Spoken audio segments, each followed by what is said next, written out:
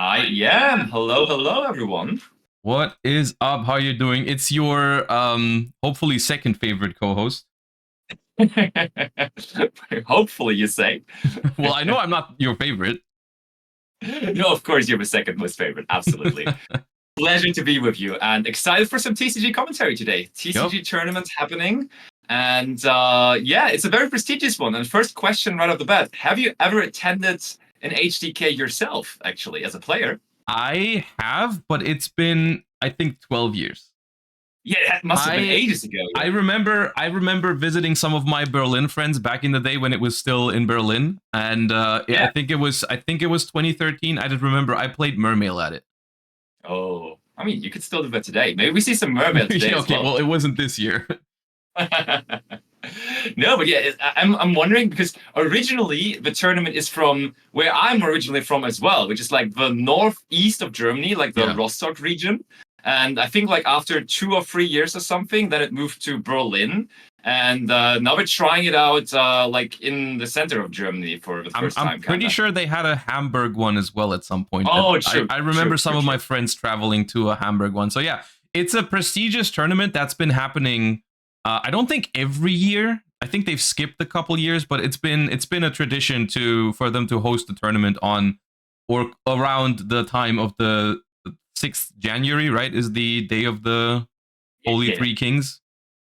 So that's kind of like the exactly. tradition of the tournament. It's been a thing for a while. And yeah, I've played in one iteration of it in I think 2013. Right. Also, I just saw we got pairings. Let So me figure out how to look at those. Hold up. We have there's like a thing we need to log into, right? exactly, yeah. And I think because last HDK, I think the person that got the most success in the last one would be someone reaching top four. So do you want like usually we try to feature the last champion of an event or something, but I don't think Jack Verma is here because Jack Verma did win the last edition of this. But we have someone from top four, so I would recommend maybe just going with that. Who Would is you be down is for here that? from top 4 last year? Is Dinka Bui there? Dinka Sadly is not there now. That Because would he be was he even was better. top 4 or second place last time, right?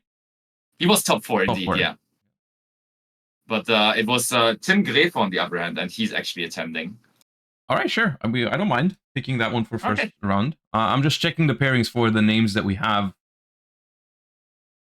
But you can already tell them that we would like to have Yeah, that cool. table. Let's go.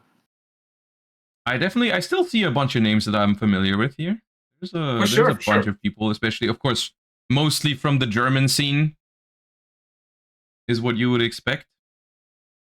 Absolutely. Yeah, but I heard a couple of people that they're doing like an entire TCG weekend, basically playing HDK today. And then I think there's a pretty big regional tomorrow Oh, in is there? yeah, in Belgium. I think Oh, there's okay, okay. like a bunch of the people are just traveling over. And I mean Belgium and of course also where the HDK is located, it's like somewhat close-ish, so you can combine the trips sort of. Mm-hmm. So that's what a lot of people are doing for this. From what I've been seeing, from what I've been told, of course, like the regional grinders and everything, they just try to play as much as possible. So Yeah. they will I just mean, this one play. unfortunately does not give you world's True. qualifying points because it's not a regional, but it still I think is a great opportunity for like testing leading up to other regionals, and obviously eventually YCS Birmingham is not Oh yeah, that far away anymore at this point. What is it, like a month? yeah, pretty much.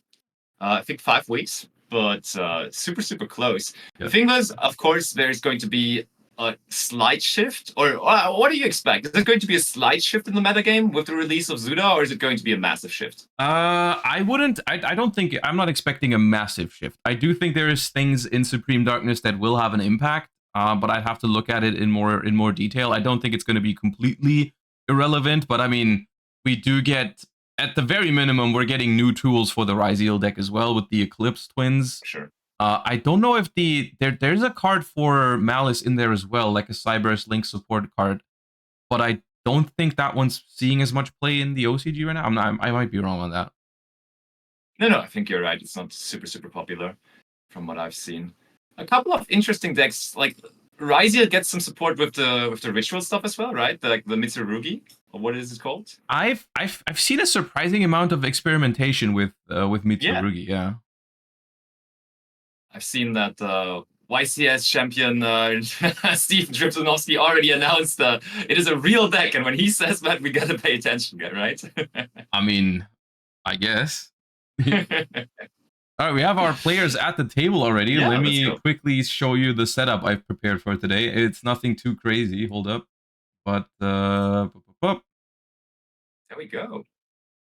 That is that. I just need to figure out who is sitting where. Who is the player in red and who's the player in blue.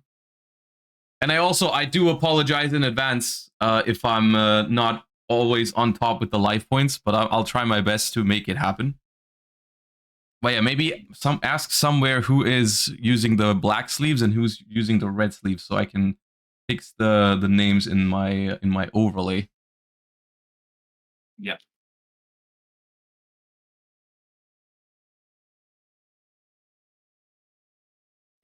So the judge told me.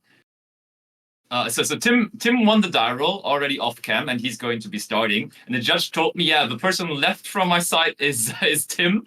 I'm like, where do you sit? Well, if the judge is in front of the laptop, that'd be the red sleeves would be Tim. I'm just gonna.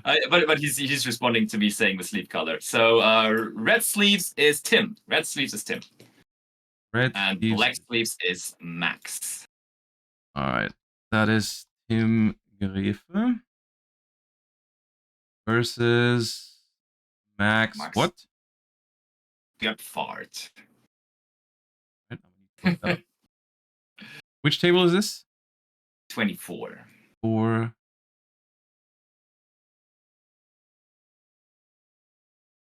All right, everyone, as per usual, for the first round, everything a little rusty. We have to get the groove going, so we will have a long day of tournament coverage, so don't be afraid that we take a couple of minutes to set up and start, but this should be a very, very good one, because I don't think, did you tell them how many rounds and how much Top Cut we're going to play? Because I did say 7 rounds, top 8. 7 rounds, yes. top 8 is the information I have currently, yeah. Indeed, and that is what we're going to do, which is going to account for a pretty nice and long day of Yu-Gi-Oh, and everyone is excited for that, hopefully. All right, so what decks beside Maliss and Ryzeal do you think we're going to see today? Like, what's been popular around where you're playing? Incredibly popular has been Maliss. I think in the beginning, a lot of people picked up Ryzeal, and now Maliss is catching up. And is Maliss on the rise? Is that how it is? Ooh. Is it? I'm wondering, because I feel like Ryzeal was definitely the more hyped deck, but I've heard more and more people say that, like, hey, the Maliss deck's actually quite good. Yeah, for sure. And then personal hopes and dreams, I hope we're seeing a Sharks deck today. That would be my expectation. Well, here's one thing overall, I knew we were going to see eventually. That is a Fiendschmidt card. For sure. There's so much Fiendschmidt. Like, it doesn't even matter whether it is Maliss or Ryzeal at this point, right? It's just always going to be those Fiendschmidt cards, because in Maliss, that has been super popular as well. I think for the Europeans, Nico Schlierkamp was the first one to do it at the big regional at the German Open. But since then, a lot of people have followed because they saw how successful it was. Yeah, I mean, the Fiendschmidt engine is phenomenal, and Ryzeal and Maliss are both decks that have not the hardest time to put like 2 bodies onto the board. So far, we have no information on what kind of deck Tim has put the Fiendschmidt cards in, because so far we've seen him draw the Fiendschmidt in Paradise, which is normally not a great sign when you're starting off a tournament and your very first opening hand has that card. But he's been fortunate enough to have the tract to discard it, and we see the Lampi Field Center. Let's go. Exactly. Yeah, very early subscriber of the channel, but I therefore also have some additional insight, because Tim has to have, like, he's really on the grind for those World's points. He's actually at the moment in a really good situation, and he has the Rebellion there, which is amazing, but he did not stop with that, putting dragons into his deck, because I can tell you he's trying out something that has become popular very recently. Oh, please tell me it's Bystial Fiendschmidt Primite. No, almost, but it's an engine you love even more, I can tell you, that he included into that deck. Wait, what is it? That is going to be... Did you... we talked about... There's no way it's Runix. No, it's Tenpai. I know you have a special connection to it, Oh. and it's Tenpai cards in there. But why would you hype me Oh. up like that? Oh, to get dude. exactly that reaction. Oh. To get exactly that reaction, yeah. Wait, why are we banishing Lubellion for Magnamute? Don't we want to bring it back? Must mean that we have regained in our hand, possibly. Or we summon. Oh, we summoned Lubellion from.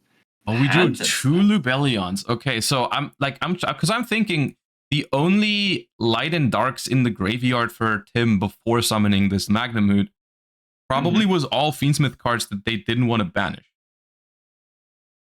True, true. So that's why they chose to banish the Lubellion. Which is fair enough. The second one in hand doesn't really offer you anything until next turn. Yeah, okay. And But here, already look, we didn't see any Tenpai cards, which makes me happy.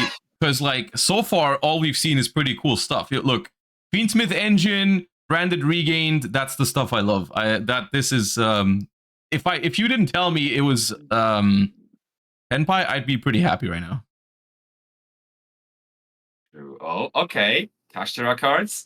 Still not necessarily telling us anything about the deck, but I feel like in recent history, pure Kashtira has not been as successful anymore. As for example, in Bologna. And Bologna was like really, really well performing. It actually made top 64 like I think 6 times or something. Was really, really good. Yep. But since the release of the Ryzeal and the Maliss cards, I've seen pure Kashtira not really performing anymore. Yeah, it's most likely, I mean, probably just a version of Fiendschmidt Kashtira, or it could also just be Maliss. I did play against a couple of Maliss Kashtira decks at YCS Anaheim, for example. So that was a very popular version of that deck as well. True, true. You were not playing German Open, but you already had your fix for the new format. You could say, oh my, is that Spyral Resort? Oh my, hello. Yeah. Bro, he's reading Spyral Resort. Nah. Nah, they don't know. They don't know. Hey, what does that mean? Viral well, I can Resort, tell you one thing it definitely means. It definitely means that the Bystial in Tim's hand is gonna go hard. Oh yeah. If you're trying to revive, if you're trying to do anything master plan related, that's gonna be a problem. Oh, it indeed is going to be a problem. Ay, quick fix. Also getting a quick read. What's the spell card there? Is that also that's the new 1-for-1. Oh, true. Yes, just the alternative artwork. You're right. Yeah. You're right. Oh, Jones going over as well. Oh my. Oh, master plan is banned in TCG. Yeah, I was yapping. Okay, yeah, no. I guess maybe the Bystial isn't as good. I mean, what's quick fix? Quick fix is a. That's an earth monster. Yeah. I mean, okay, we also already brought back the Magnamute with the regain, so that's going to be very, very important for the grind game. But is there going to be a next turn? Because I feel like this is the problem. Is like I don't know if the grind game matters that much because I feel like Max is going to try to just win the game on this turn. To see though whether that's possible. Still that one Bystial, and I mean, now with that new news, is there really any other light and dark monsters in that deck? Not really, right?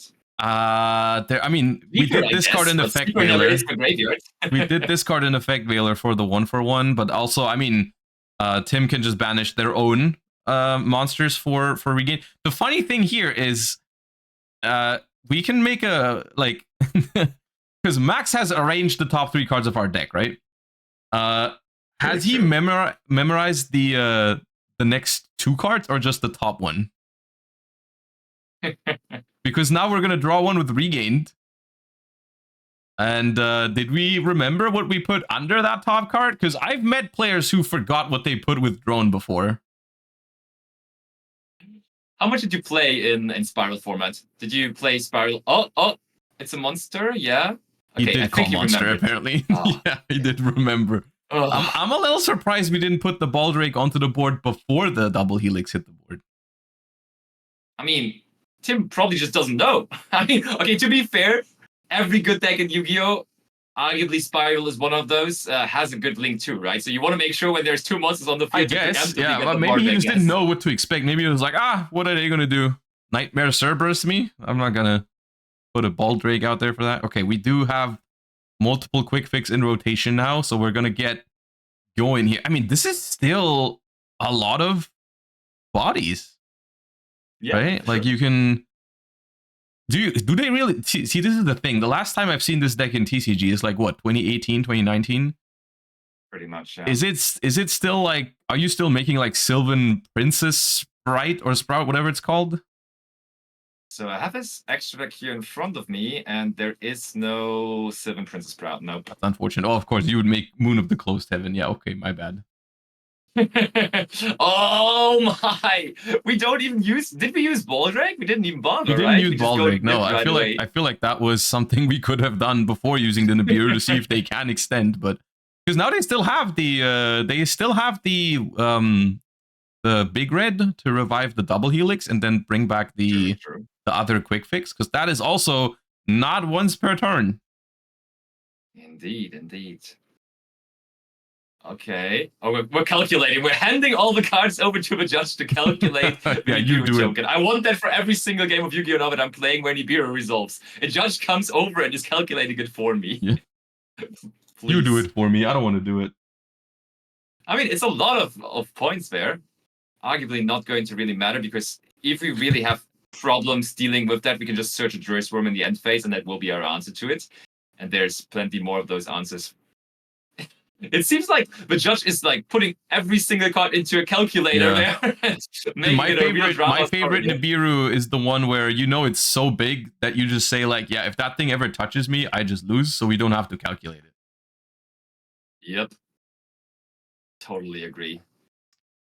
That's like very similar to Psychic End Punisher, for example, as well. Where also at some point when that card is on the field for a while, you're just like, yeah, he's big when he attacks his game, whatever. Like we don't bother with it anymore. He's very, very big.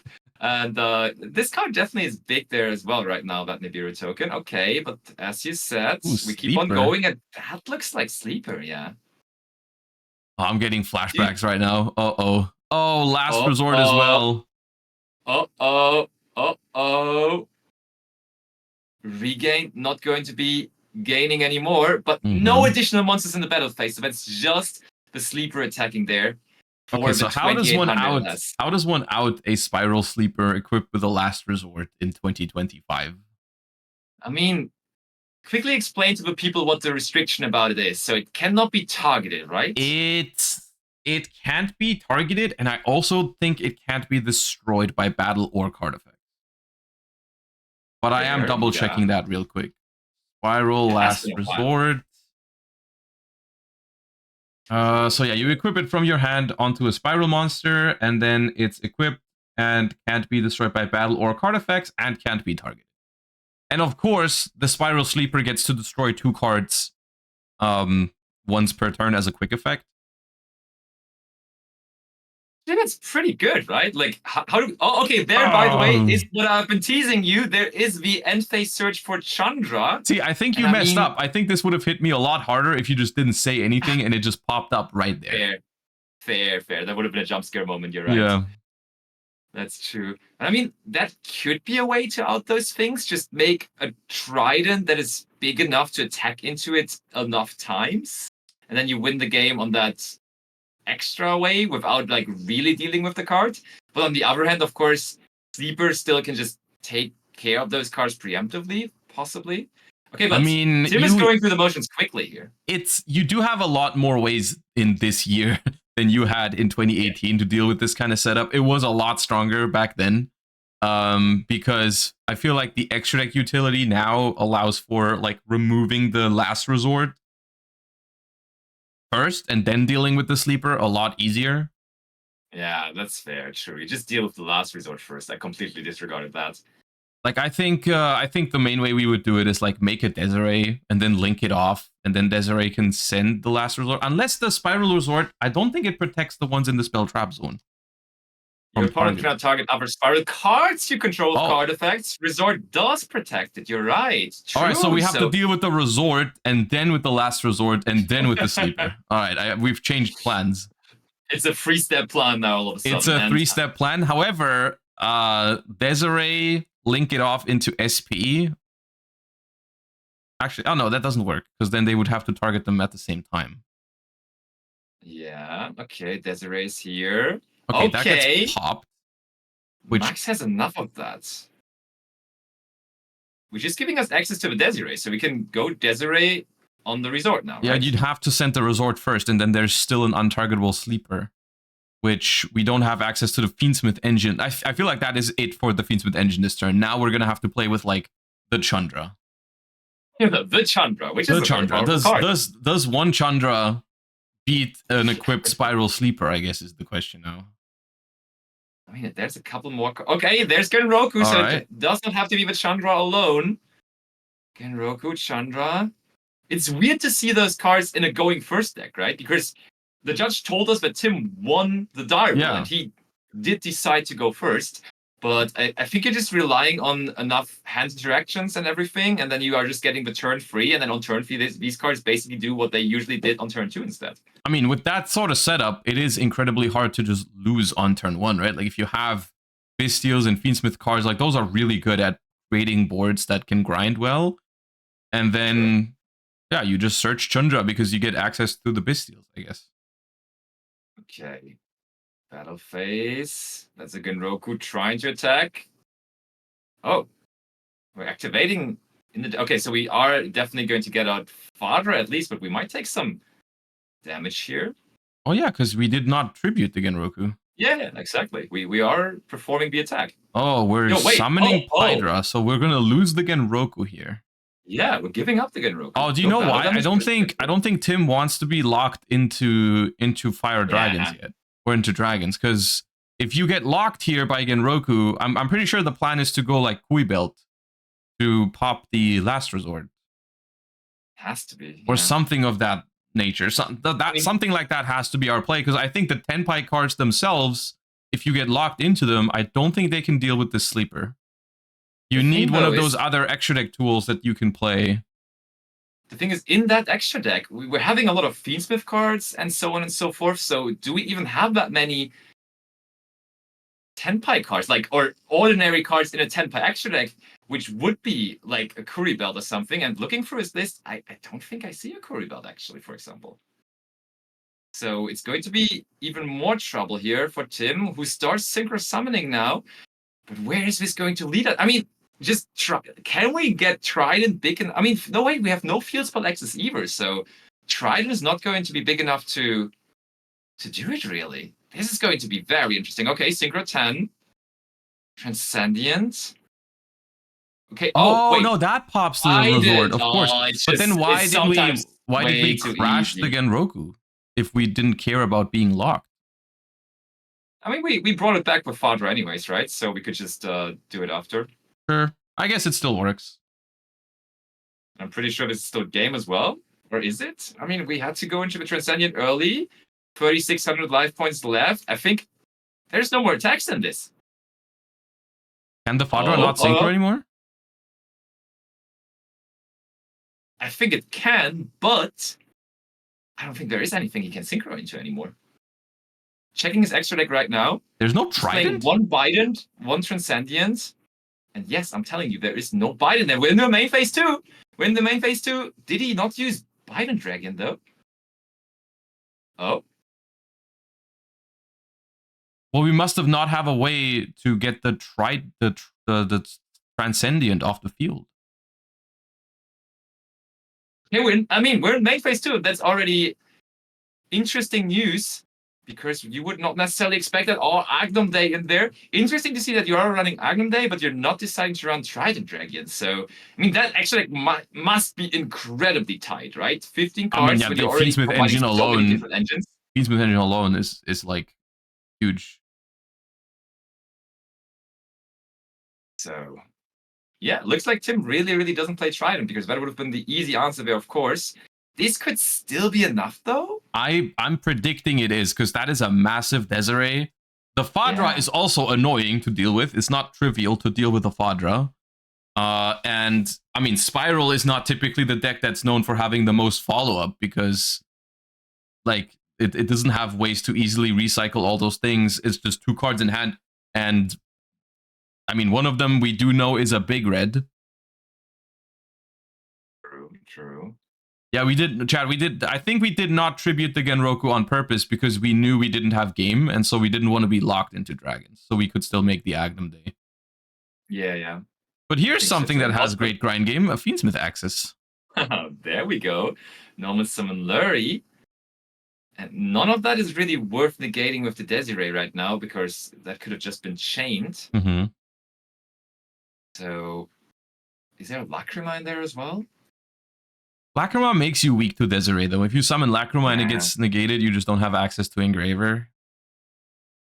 How big is that Desiree right now?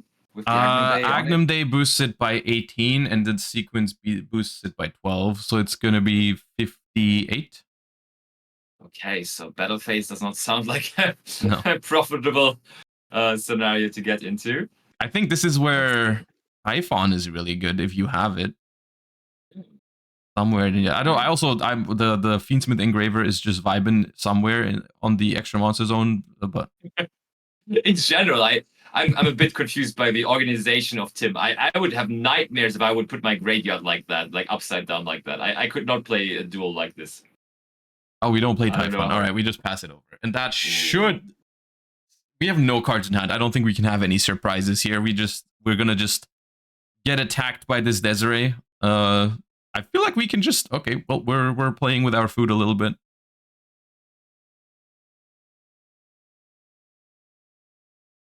Aggressive Engraver. Halfway in the extra monster zone, halfway still in the main monster zone, but it's going to leave the field. He just doesn't know yet where he wants to be in life. That's okay. I mean, that's just attacking over it right now is almost game, right? And that Engraver... Not almost. That is 4,000 damage. Yeah. Okay, they realized. Okay, we got it. 1-0 for Tim Grefe and his Tenpai Fiendschmidt Bystial deck. And to be fair, Tim had a lot of success with Tenpai Dragon as like the pure Tenpai Dragon deck before the Forbidden and Limited list. And he like played this for so many months, topped many regionals with it, and therefore is in the situation for World's Points that he's in right now.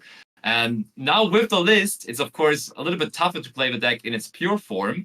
And therefore, for example, for German Open, he switched over to playing Bystial Kashtira Fiendschmidt, and he made top 8 with that as well at German Open. But now he found a new engine. He just likes toying around with all those different engines.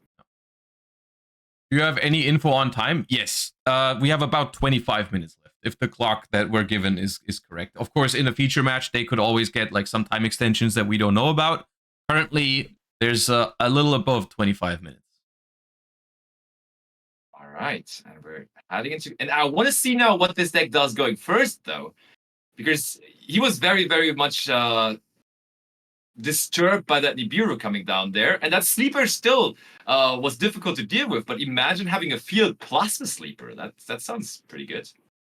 That is one of the scarier decks to go second against for sure. Anything Spyral. And of course, because it's not just the old Spyral, it's including the Fiendschmidt cards as well. Like, you know, that's going to give it a little bit more power to play through interruptions, or maybe even, you know, if we start with Fiendschmidt, we can put up a Caesar to prevent future Bystials or Nibiru. Although I don't even know if this deck is even weak to Bystials, because the Spyral's just without Master Plan, there's just not much light and dark going on. Yeah, but I guess whenever you see a single Fiendschmidt card in your opponent's deck, you're just leaving the Bystials in or even bringing them in. I feel like at the moment, it's really interesting to see the uprise of Bystials, because I've been having multiple people telling me over the last 2 weeks that Bystial Rebellion right now is just the best card of the format. And honestly, I can't really disagree with them. It has so much application that's so impactful right now. I love to hear that, because I do think that's a very good sign. If a card like Bystial Rebellion is considered one of the best cards in the format, that's the format I like to play. Is this the... Oh, wait. Oh, that's a Light Fiend. That's right. I forgot about that. That is the Spyral support card that they got recently. I don't even remember its name. It's like Spyral something, also Agent, I think. Double Agent it is. And it's a Oh, free yeah, extender, double right? Agent. If you have a Spyral card on your field or in your graveyard, you can special summon this card from your hand. Wait, are you to your opponent's side in defense? Okay, yeah, so it's a free extender to your opponent's side. But good. I think we use the normal summon technology. It's not that good. I was like, that's a really, really good card as soon as I started reading it. But then I was like, oh, to your opponent's side of the field. Okay. So I guess we're just using it as like a one-of search target for Spyral Resort when we want to have access to the Fiendschmidt combo. Sounds about right. Fair enough, yeah. IP Masquerena now. Kashtira Birth. Or is that indicator though that we just didn't really get any access to our Spyral engine? Because yeah, that looks much more like a Kashtira Fiendschmidt end board. Yeah. And what did we imperm? The Lacrima. To prevent access to the Fiendschmidt engraver.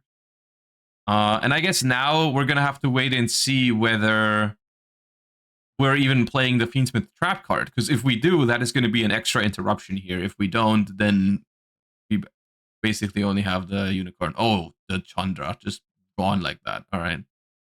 Ooh, did we imperm that on summon?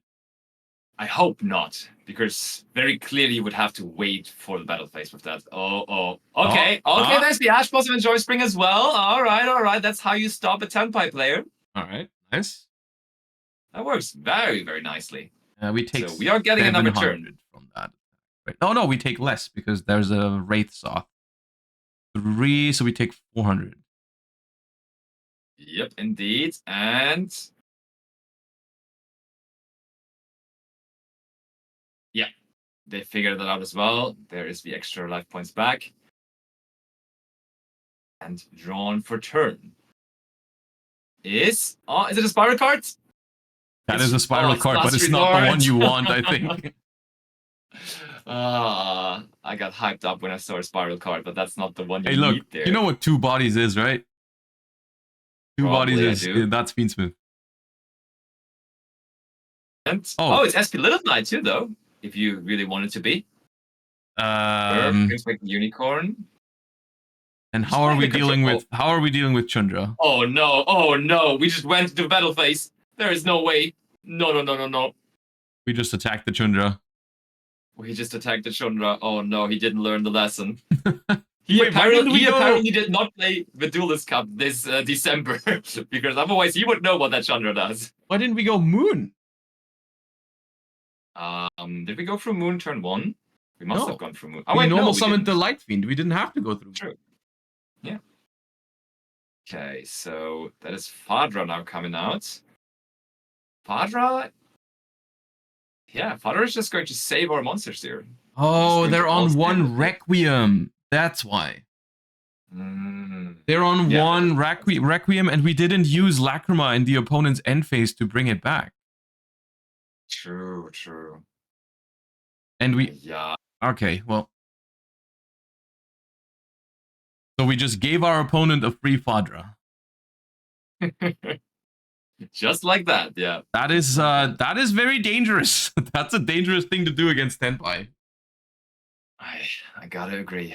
We also didn't use the Unicorn to rip, because their extra deck is so tight. They probably have a lot of one-offs. If we had resolved that Unicorn, that would have been potentially like they only play 1 level 7 synchro probably, so like that would have been gone. Yep. We saw that as a struggle for him in the first game to close out with his Tenpai cards, because there's just not that many of them in the extra deck, but he gets to keep all... Or, I mean, there is no banished cards, right? Because I very clearly saw Max, like, putting his finger onto the Unicorn. So yeah, but it's because he didn't do it on attack declaration. He did it after the Chandra effect resolved, and that you can't do that because it's damage step. And I'm pretty sure that's what they checked after, is that Kashtira Unicorn says except during the damage step. So what we would have had to do was declare it on attack. Like when we attacked with Unicorn, we had to use the... We do play the trap card, though. There is Fiendschmidt in Paradise. Okay, that's good. That's not how that works, though. Oh, okay. Yeah, that's what I thought it worked like at YC's Bologna, where it was so super new that everyone, or like, I mean, not a whole lot of people were running it. You guys discovered the Fiendschmidt in Paradise technology. And at first I thought you could just do that whenever. And I was like, okay, why did no one do that before? So powerful. That would be so broken, right? It'd be so good if you could do that whenever. That would be insane. Oh, Hydra now. Oh. Guess we had a little knight after the Chandra here, right? That card is scary. Oh, he allows it though. I don't know whether we. I think that Chandra is very, very scary there, and it's now also. This is all damage though. You can't do anything about this. This is the Hydra is being summoned on attack. Not a normal. Oh, we are in. Yeah, we're already in battle phase already. Yeah. We're already in battle phase. That's what I didn't catch. We just normaled it, but I guess not. And now oh wait, we attacked SP, but it can't. It's actually too big because of the planet. Oh, true. That's fire, dark, and wind. That's 3 different attributes. So it's actually boosted. 1900 SP. Right. You can't clear it. You have to try to synchro first. Yeah, you do have a history with unclearable SPs as well, right? At YC's Bologna, the first edition, where you just always went Chaos Angel SP and just always were looking at your opponent when they were. Did that happen often? That they went into battle phase, tried to attack over the SP? No, that was the only. The only time was actually on feature match is when Yugioh had tried to attack my thing. Okay, so what we see here is interesting. We see try to quick synchro with one of them, chain SP to it, try to quick synchro, chain quick synchro with another one. So we have to perform 2 quick synchros in one chain. That leads us to the Transcendent, and now there is the Biden destroying the Kashtira birth, and slowly but steadily, we're not doing what the Tempai deck originally was doing, but it still looks like it works, and it still looks like it might be the way to play the deck going forwards, more of an engine instead of it being like a real deck itself. And I mean, it does provide pressure, and there is Seals, which also is like a really good end field piece. I mean, I will say, I do think it is really underestimated how like grindy the Tenpai cards can be. Like, they're not bad cards if they don't OTK. It's still very much possible to go use their battle phase as a very efficient board clear, like we see here, right? Like, we get everything off the field really, really clean, and we just set up a Seals and whatever other grindy, and that sort of playstyle fits really well with the playstyle of these other engines in this deck, right? Like the Fiendschmidt and the Bystials is like that's a really synergistic package if you're trying to approach it in a more grindy way like this. And it seems like this is also what Tim is intending to do, right? If you look at his extra deck, and there isn't even those typical like OTK options, right? Like, we're only playing some of the Tenpai synchros. We're not even playing Trident Dragion. Like, we're not trying to do that, right? Exactly. Very, very much so. Now, okay, we do bring back the Requiem now, though. They have found a way to do that. No, we're using Paradise to send the Seals, right? Oh, true. By sending Desiree and recycling the Requiem. True, you're absolutely right. But we don't have Engraver, I don't think. We didn't actually resolve a Requiem, did we? Oh, we bring back Maybe we did. Transcendent now. I learned like the hard way that also works in main phase 2. I did not know that until like a couple weeks ago. That you can just bring back the Tenpais in main phase 2 and still pop a card and make like Seals with it, or Moon in this case. Here we go again. Again, we've never used any of the effects that were locking us. So I feel like we're using the Tenpai cards in a whole different new way than we used them before. It's almost cool like that, because I know in the community... I was about to say, I'm hesitant to call it cool, but like this is... I know there is some hesitance regarding that, because people...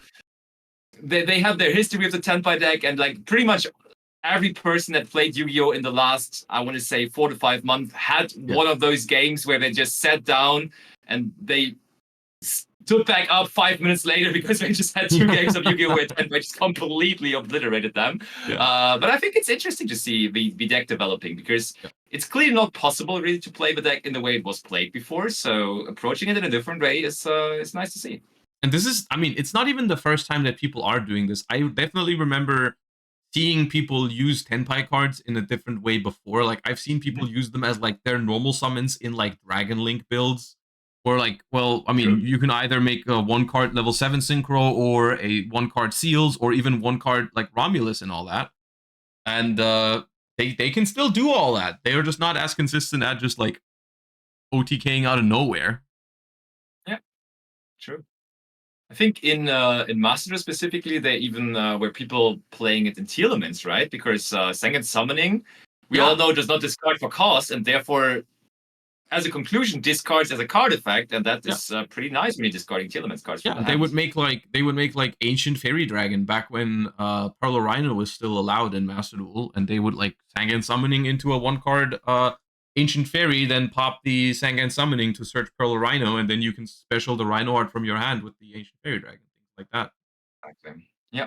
Which that line is still completely possible in the TCG because we still have Pearl Rhino. True. For example. Yeah. Oh, that's actually, speaking of Pearl Rhino, that's a good question whether Felix Pfeiffer made it, because I know Felix Pfeiffer made top 8 at the last HTK with Telements, and then did the tour with me to travel to German Open, and then won German Open the day after us traveling the entire night. Yeah, I remember. So he had like a good weekend of Telements, but it does not look like he's attending this weekend, Sag. He had a good weekend of Telements there for sure. That was a wild weekend in general.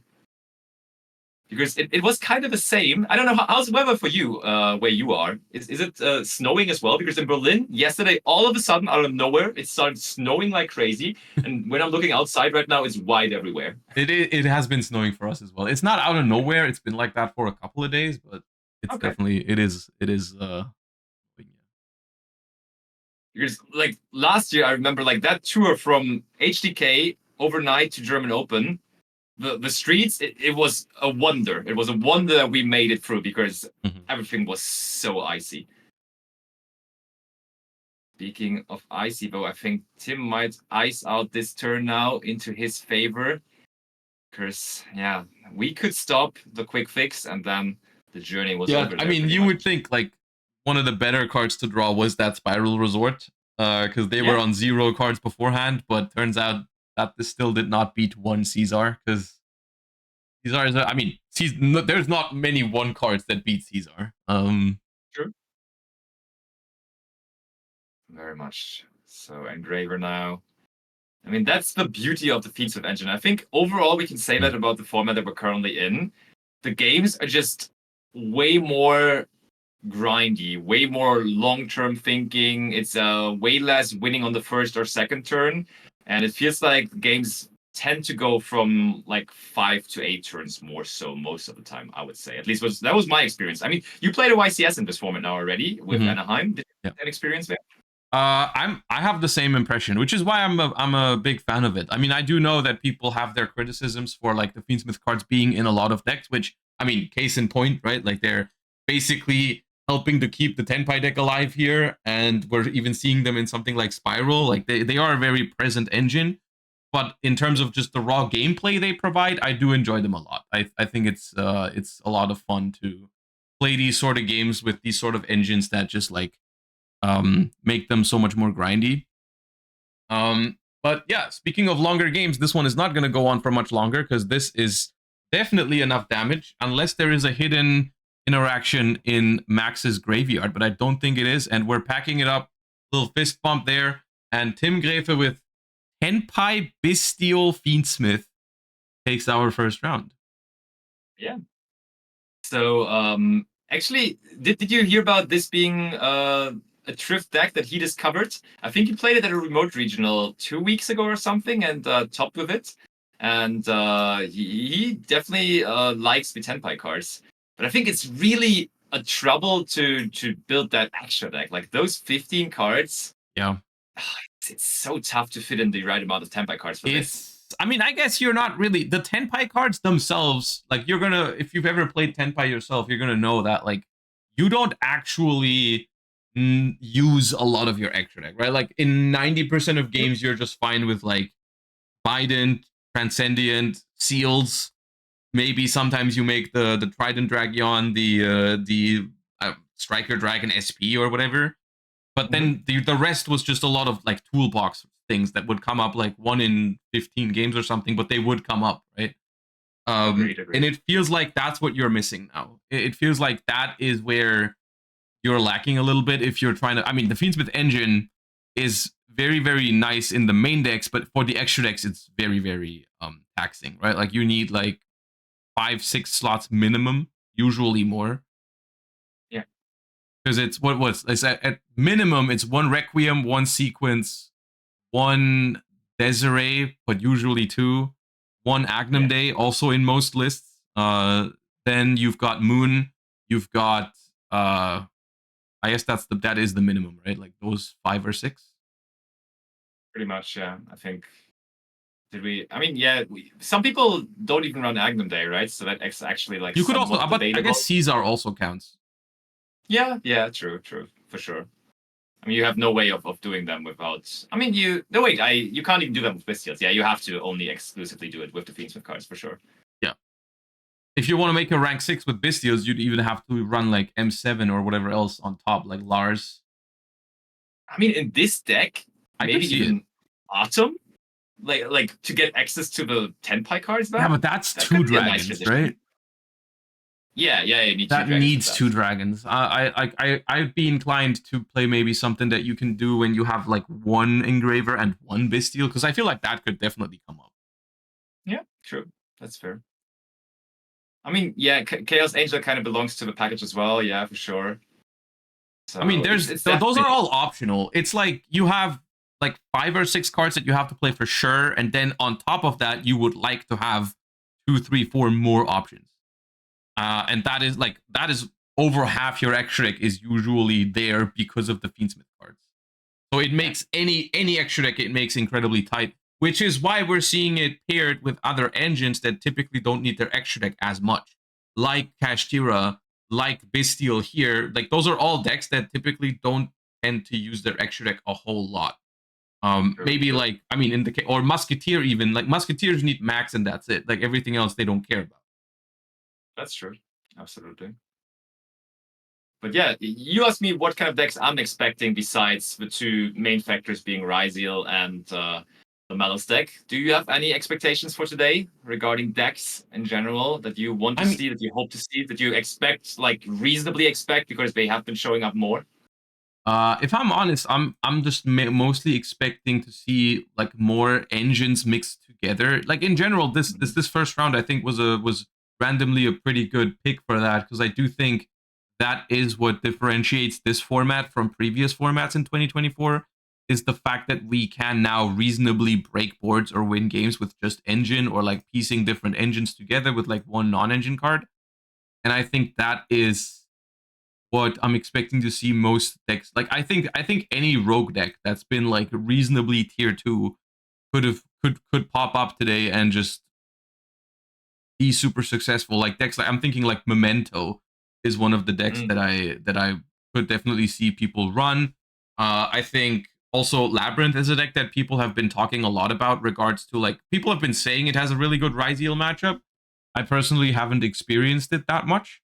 But that was especially when I was preparing for YCS Anaheim, it was more of a like deck that people were talking about. Yeah, for sure. I remember that as well. It was definitely word on the street that Labyrinth all of a sudden is viable again. But yeah, I would love some Memento. I played Memento before Ryzeal came out, and I loved it there already, like right around YCS Bologna times. Yep. But since Ryzeal came out, I have not really played it that much. Also, we had a feature at German Open, for example, where it did play against Ryzeal. Yeah. And it's just, it like, in theory, on paper, you would think that it's really good into the deck. Especially now that you can also just play like Foolish Burial Goods, because it can give you access to engine with Memento Fusion and so on. Yeah. But that can also, of course, send that Black Gold Loss, which is really, really good, into the detonator. But it just never really worked. That was the problem. Like in action, it just never really managed to outmaneuver any of those decks, because, of course, those Fiendschmidt Ryzeal decks, or just also the pure Ryzeal deck, they back that up with like multiple interactions in their hand as well. And then, of course, yeah, you took care of the detonator.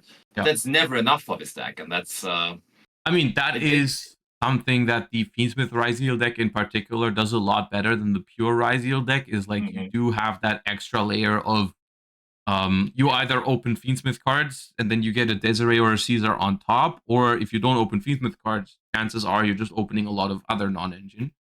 100%. Which is fair enough. I guess hand traps are something that the Memento deck is like kind of worried about.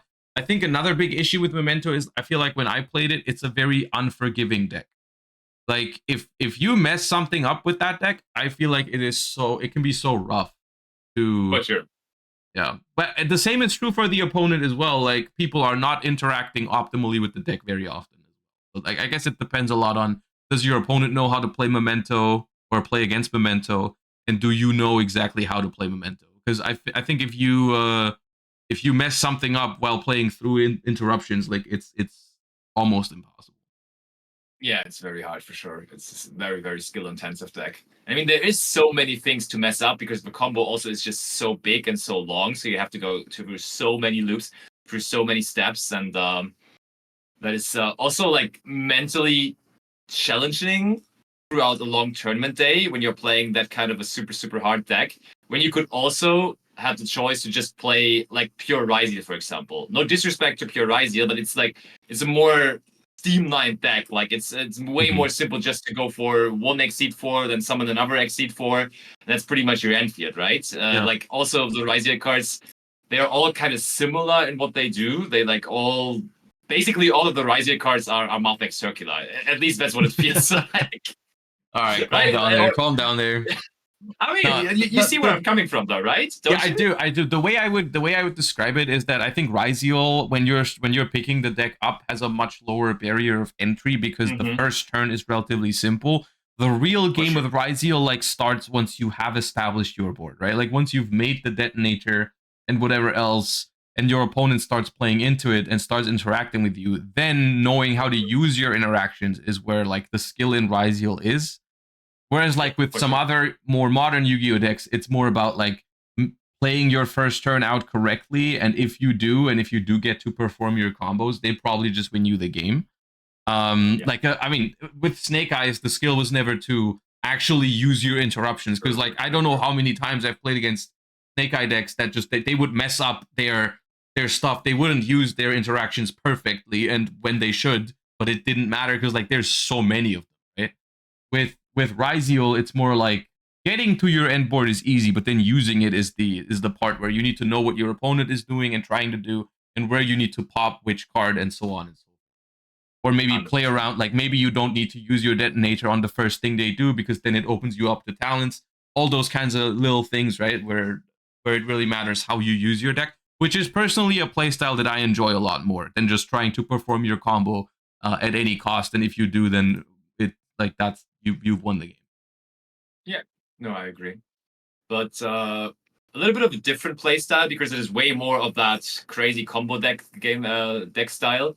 And I know you have a history with the deck because you said you played it for the last HDK that you attended, which was 2013 approximately.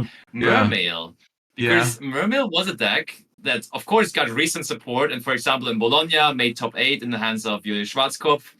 What are you thinking about that deck at the moment? Well, I mean, I think it's fair to say that it's quite different from the deck that I played back in 2013. I personally, it's a good deck, I think. I do feel like it's different in a way that I don't appreciate as much. I loved Mermail for what it was back in 2013, and it's just the reality is that the deck functions quite differently now. But it's very powerful. Like I do think Mermail and Memento are like the currently probably around the best decks if you're trying to play like combo, like actual like combo.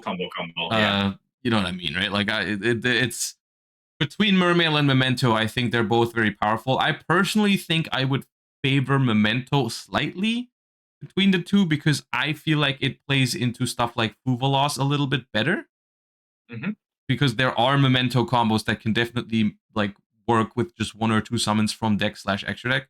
Whereas for Mermail, I'm not sure how easy it is to make things happen under Voiceless. You definitely can't make your desired end boards with like Bahamut, Shark Toad, and stuff. That's like super inefficient under Voiceless. Yeah.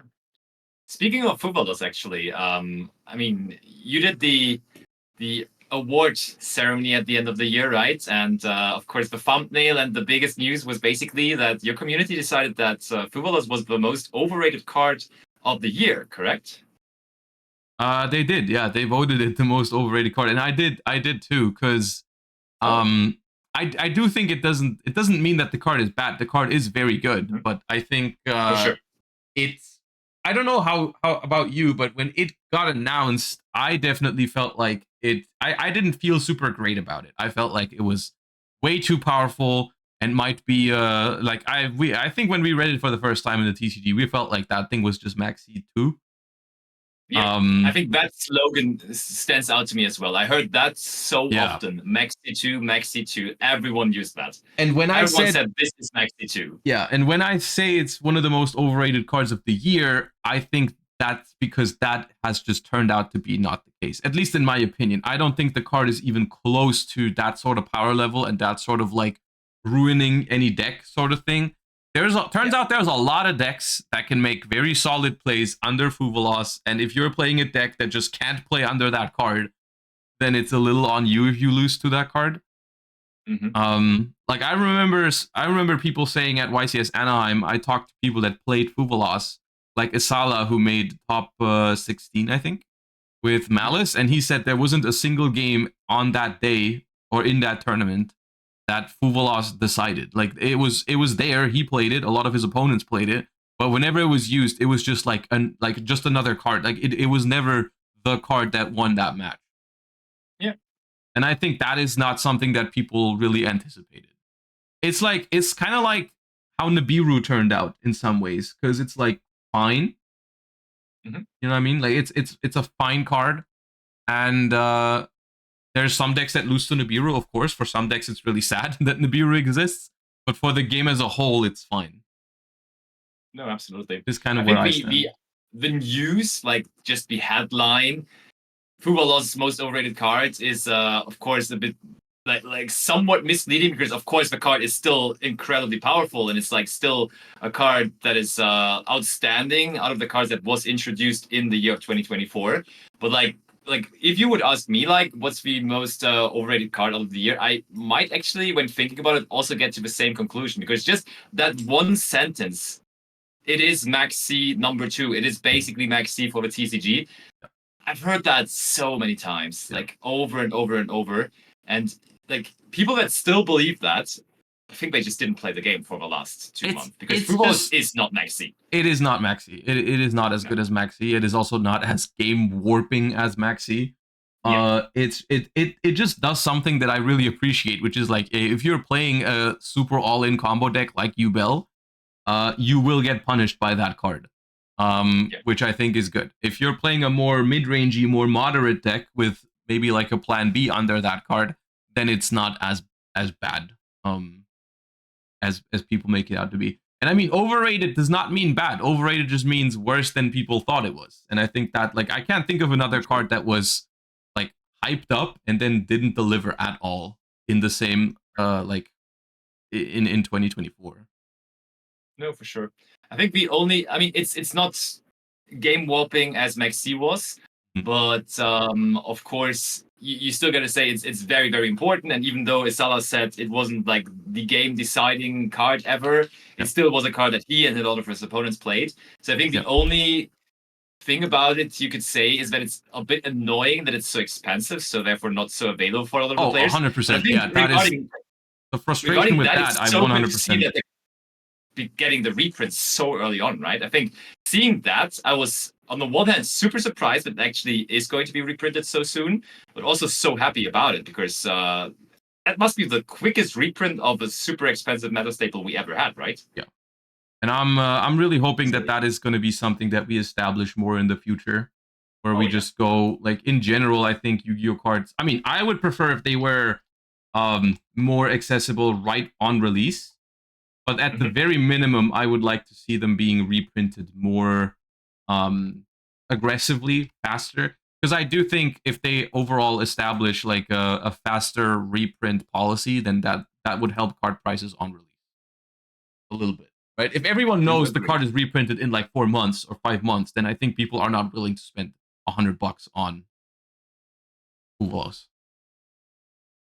Surely. Also, we just got pairings, so you may want to take a look at it as well.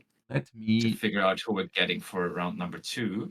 So apparently Leo won round number 1, but that doesn't necessarily mean we have to feature him again, because I think he's playing against the same deck that we just saw, so...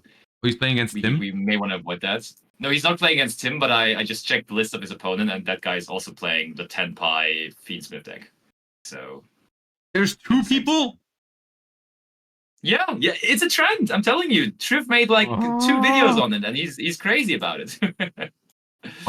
That's true for any deck he plays, though. True. Actually. Okay. I mean, some names I recognize here is Erik Töpel. I'm recognizing Nico Eichelberger. I'm recognizing Theo Mundry. Whatever you feel like, really. Patrick Hoffmann. We've got a bunch of options. For sure, yeah. I just realized I think I was using the wrong microphone the entire time. Am I like? Do I sound different now? It sounds better now. Yeah. Oh boy, you could have said something. Well, but okay. I didn't. It wasn't bad. It's just better now. Okay. Perfect. Glad we fixed that still early on.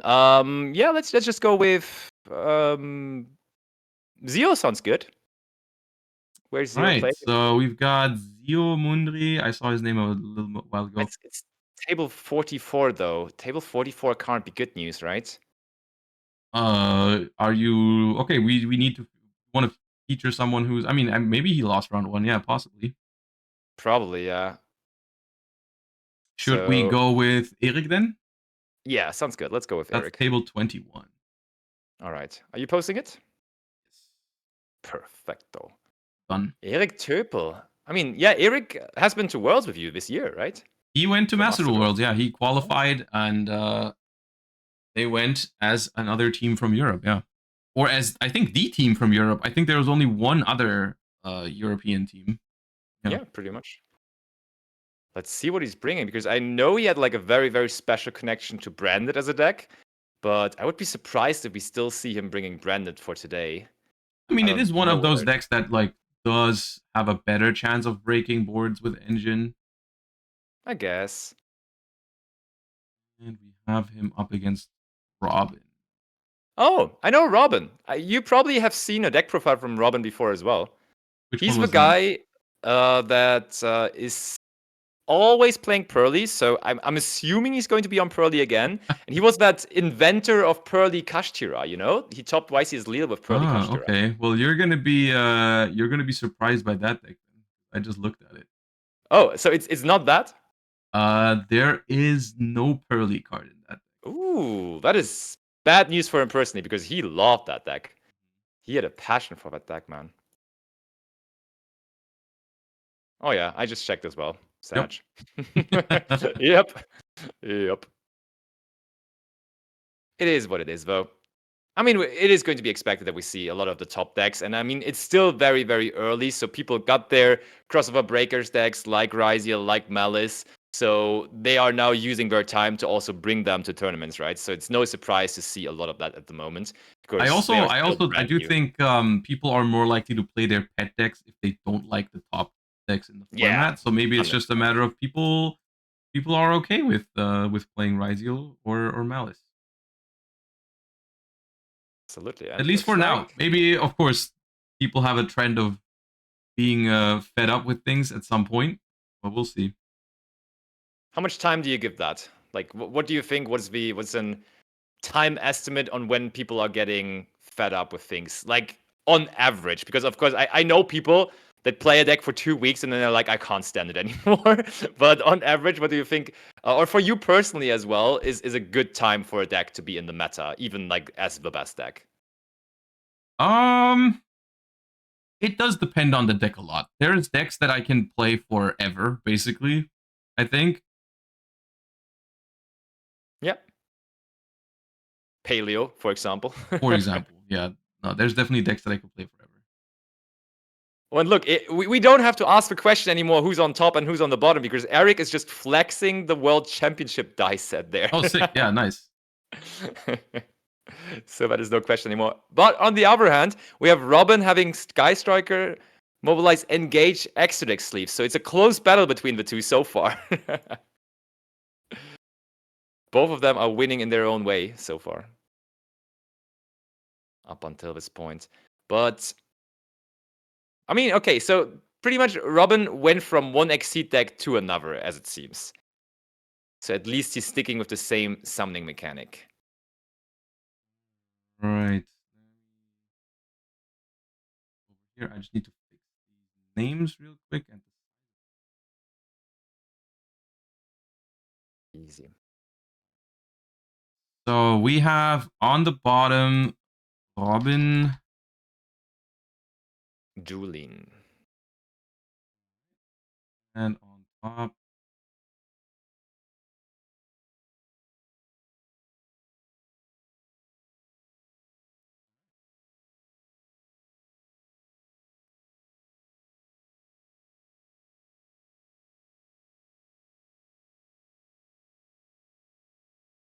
And now we're using the dice that came from the World Championship. That was a 10 for Eric and a 5 only for Robin. So Eric will be leading off this second round, in which both of them are a winner for the first round, but only one of them, or possibly a draw, of course, as well, but only one of them could be the winner. But let's see. What is the new deck for our man, Eric Topel? Okay, that's a Kashtira card. Still no exact news on the deck just yet. I feel like that's gonna happen a lot. We're gonna say like, oh, what are they playing? And then we're gonna see a Fenrir or an Engraver, and we're like, well, we're gonna have to wait one more card. Okay, Fenrir search Fenrir already is maybe a little bit of a tell that the engine is not like super big. It could just be Fenrir's, yeah. Because usually if there was Unicorn in the deck, Fenrir would search a backup Unicorn very often, yeah. That's true. And oh, we'll give it away, get to see the Maliss deck for the first time of the day. And we have the Shifter as well. Oh my. See, this is an interesting choice, though. I think it's worth pointing out that we have decided to play Shifter in Maliss, because I do think that is not the most common way to do it at the moment. Because if you're thinking about the top decks in the format, is like, do you really need Shifter against Ryzeal? Do you really need Shifter against other Maliss decks? I guess against the Fiendschmidt version of Ryzeal, it's pretty good. Yeah, I mean, we said that Fiendschmidt is just in so many different decks at the moment, right? So when you're just hitting all the Fiendschmidt engines, and you're expected to probably play it against the Fiendschmidt engine at least like 6 out of 10 games, I think it's reasonable to. It's reasonable, but you also have to take into account that like the Maliss deck is not one of those decks that just doesn't care about Shifter at all. Like something like Fluan de Rees or Ritual Beast, where you can just do your normal thing under Shifter. With Maliss, it's like your end board does get weaker. It is a weaker end board that you produce under Shifter, because you can't do like Flash Mage, Link Decoder, Firewall, Terahertz. All those things are not available to you. So you're cutting your opponent off of Fiendschmidt lines, but you're also cutting your own lines a little bit. So yeah. For sure. So here we're seeing the Fuvalos being activated, so Eric decides to just go for a Heart Scripter pass, which, to be honest, is not that far off from what we would have done under Shifter anyways. That's what I mean. Like, we would have gone through Whitebinder probably. Yeah. But, like, now it's just Heart Scripter pass with the TB, I think it was TB11 that we set. It sure enough looked like that. That is the one that adds and banishes, because we have Heart. So basically, it's 2 non-target banishes. That's it. And, I mean, Shifter's active. Ain't that bad, but that is immediately ice Ryzeal. We've given up the Pearly deck apparently for the Ryzeal strategy, which is still we're staying in the Xyz realm. Not giving up on that entirely. But yeah, the Ryzeal deck, and that is now X Ryzeal coming out, is incredibly powerful. I gotta say that it is simple in a way of just always just putting out more and more and more level 4 monsters to then transform them into Exceed monsters eventually. But still, it does that so consistently, and it feels like stopping this deck is incredibly hard. I think Duo Drive is like a really good card to go after when you're playing against pure Ryzeal, but after that, hand trapping this deck is a nightmare, honestly. It's basically it's Sprite, but all of the if it's like if Blue and Jet were also starters, right? Sure. Like they don't need another level 2 on the board to function. You can just normal summon or special summon them right away. Yes, that's true. So it seems like Eric is going for an approach here of cutting off Robin from all kinds of any Ryzeal body. Like we're using both of our banishes here to banish both of the ones on the board, which is a pretty effective way of doing it here because all of the Ryzeals that can special summon themselves from hand, you need another Ryzeal or Exceed monster in rotation on board or graveyard, and that won't be the case anymore. So this is kind of like the equivalent of removing the level 2 bodies off of a Sprite board before they can extend. Yeah, and I mean, also, I think a major factor here probably is that we just couldn't allow them to go into Exciton Knight, right? Because Exciton Knight into this field would have been massive. Exciton Knight is also just really good against Maliss in general, because they usually don't have a way to negate it. Exactly. Oh, Robin. Do we have a way to extend from here on, though? Wait, X-Ryzeal can't special summon itself anymore. No, right? under Shifter not. No. Under Shifter that can't. You can't summon Node right now. You can't summon Sword, and you can't summon X. So the Ryzeal part of his deck does not function right now. It would have to be something else. Oh, I think he passed. Oh. Yeah, I mean, what are you gonna do? You can't do like anything potentially like Fiendschmidt also doesn't work under. Yeah, so there's your answer. Including Shifter into the main deck maybe is a good call again. Because I had that from the OCG when I saw OCG lists. Like at most I saw Maliss player usually side decking Dimension Shifter, but then in the TCG when I saw deck lists from Anaheim and so on, it felt like a lot more people here in the TCG are just actually main decking Shifters. I think. Yeah, I think Maxi is the deciding factor here. Like for us, there's just not really a punish to include more like ceiling, more engine, more stuff that fair. Yeah, that's a good point. It does make it weaker to Voiceless as well, though. Like if you open a couple of Ryzeal cards and a Fiendschmidt Engraver, and then you get Voiceless, it's actually like against this. I wouldn't actually say that this Ryzeal version is that good into Voiceless. Like Voiceless is pretty good against this, especially if they start with Ice. That's true. And I mean, it was originally a lot of people were saying that Voiceless actually is not that great against Ryzeal, right? Thing is, you can still go Detonator Pass if you want to. That works. The problem is, or why it's so much better against this version, is what are you going to have in your hand afterwards? Like, if you go Detonator Pass, it's a huge difference whether you decided to run, like, 15 hand traps or something, or if you decided to put it full of engine, that's just going to sit there when your opponent starts playing into your Detonator. For sure. That is very true. And keeping up with Maliss life points is I told you. Yeah, it's good for the players that they apparently don't have to worry about it because the judge is just tracking the life points for them. Again, I want that for every match that I'm playing in the future. Yeah. I want that every single time, just having someone tracking my life points or noting down what the Nibiru token is looking like. Speaking of, that could be one of the few cards that could save Robin here. True. Because I'm otherwise... Actually, we're in battle phase. Yeah, we're going to do a neat little thing where we're going to attack with the Heart Scripter, and then we're going to banish it for the trap, and then it's going to come back and allow for another attack. There it is. Art Scriptor is also the one that just goes to 5,000 attack, right? Wait, is that? Yeah, that Art Scriptor. Yeah, for sure. I think that is the one that you banish, and it just goes to. It very much is. Love me some Cybers in the morning. Do you?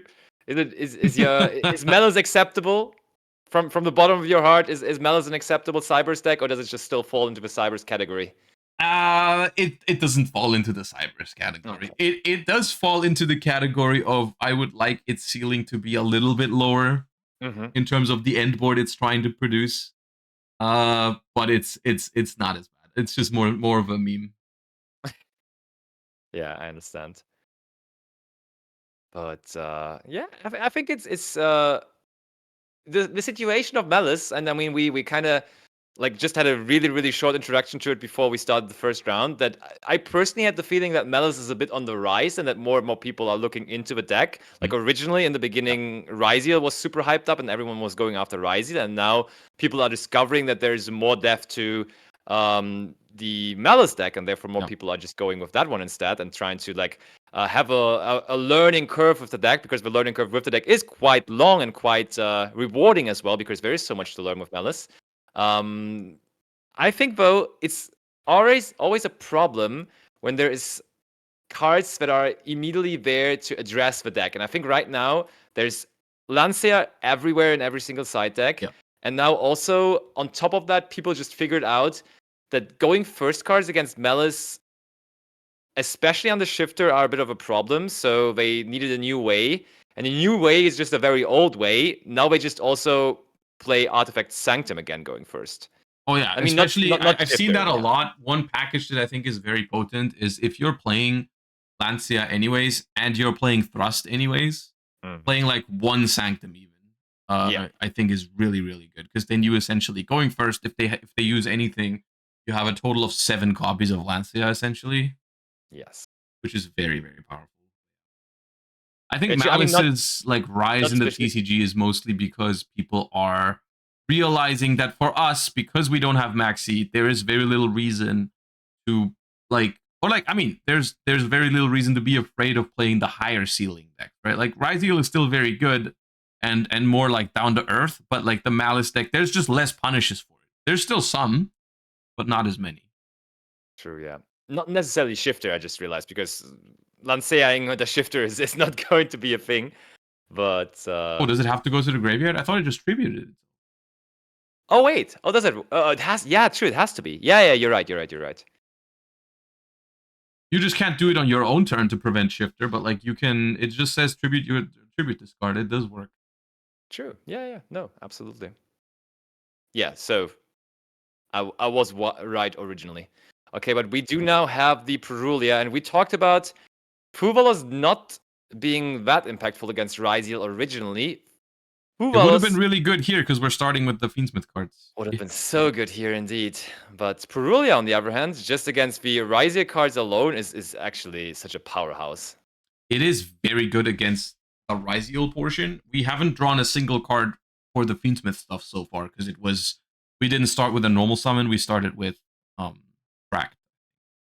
Yeah, but now the fact that Bonfire surges to your hand is already indicating that you also try to special summon from the hand, and Perulia loves that, of course. Yeah, we're gonna get at least one draw off of this Perulia. I think what we're gonna see is probably normal summon Ice, special summon Sword or X. Oh, we got the Bystials in here as well. Okay, like that Bystial Lubellion that you've mentioned earlier is already showing up for the second time in round 2. I mean, we have talked about the overall great implications of Bystial Lubellion, and always, of course, connected to the Regained, the branded Regained. But against Maliss specifically, having Regained on the field is incredible, because like whenever they activate a Maliss effect on their own turn, you just go Chain Link to Regained, put it back into the deck. That is indeed very powerful. Something about these little mini draw ones just feels so nice. Whenever you get a Regained draw or a Necro Crypt draw, where it feels like you basically didn't have to do anything for it, it just feels so good. For sure. And there is Nibiru now. Just this one should doing be it to easier to prevent calculate. Caesar. I do agree. The judge doesn't even bother this time. The players do it on their own. I mean, it's They 2 didn't know monsters. about the special service. If I'm the table judge and there's 2 monsters being tributed by a Nibiru that don't even have modified attack, just like what's printed on them, and they look at me asking me to calculate it, I'm also like, nah, you can do that. When is your judge era coming? Table judge Josh. I don't know. I don't think that's coming. Probably not. No, you're pretty good at streaming and playing yourself. I guess you don't have to go down the judging rabbit hole. I mean, but I think it's still, of course, great to just always have like a good overview of what rulings are around and everything, right? Because when you're a competitive player and when you try to be competitive and successful in a format, there's just some interactions. I think it has become less, but for example, let's talk 10 years ago. Sometimes they were just rulings that you couldn't really necessarily explain them, but they existed and you had to be aware of them. Otherwise, you would just be losing in the format. Like what? Like priority? For example, like just niche things. I mean, priority is a pretty obvious one though.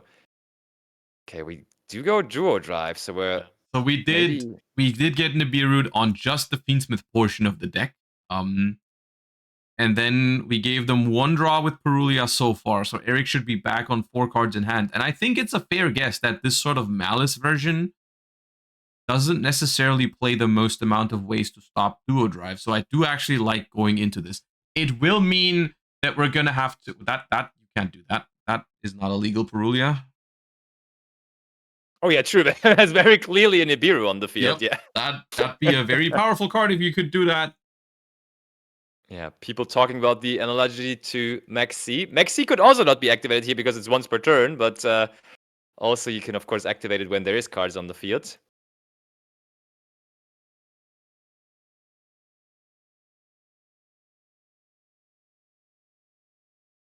Wait, did the chat to the others just disappear? I mean, I will just...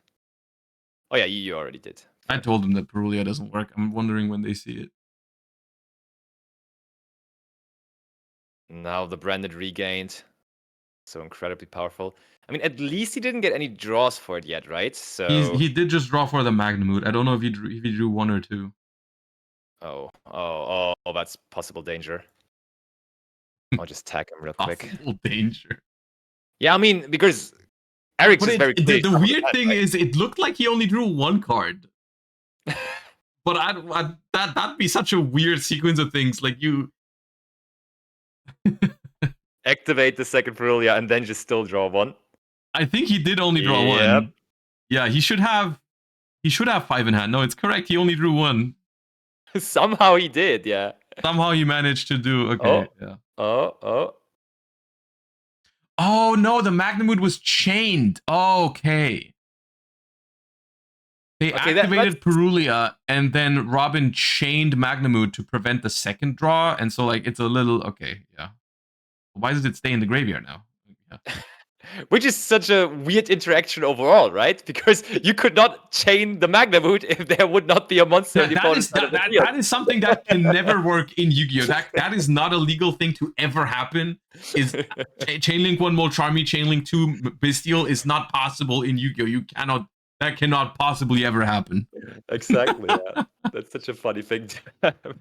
I mean, okay, but it doesn't change that much because you would have activated the Magnamute at some point. That's the question, right? That's the question. Would you have activated the Magnamute next step? Like, was that your next step, or were you going to do something else first, right?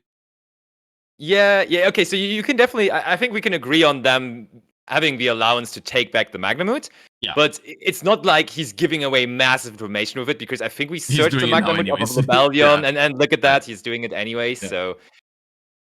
Yeah, look, we just went 2 steps forward again, and there it is. And yeah, like, I was just thinking about it from maybe a penalty perspective, but I don't think it's a massive issue here. It feels repairable. It definitely feels repairable.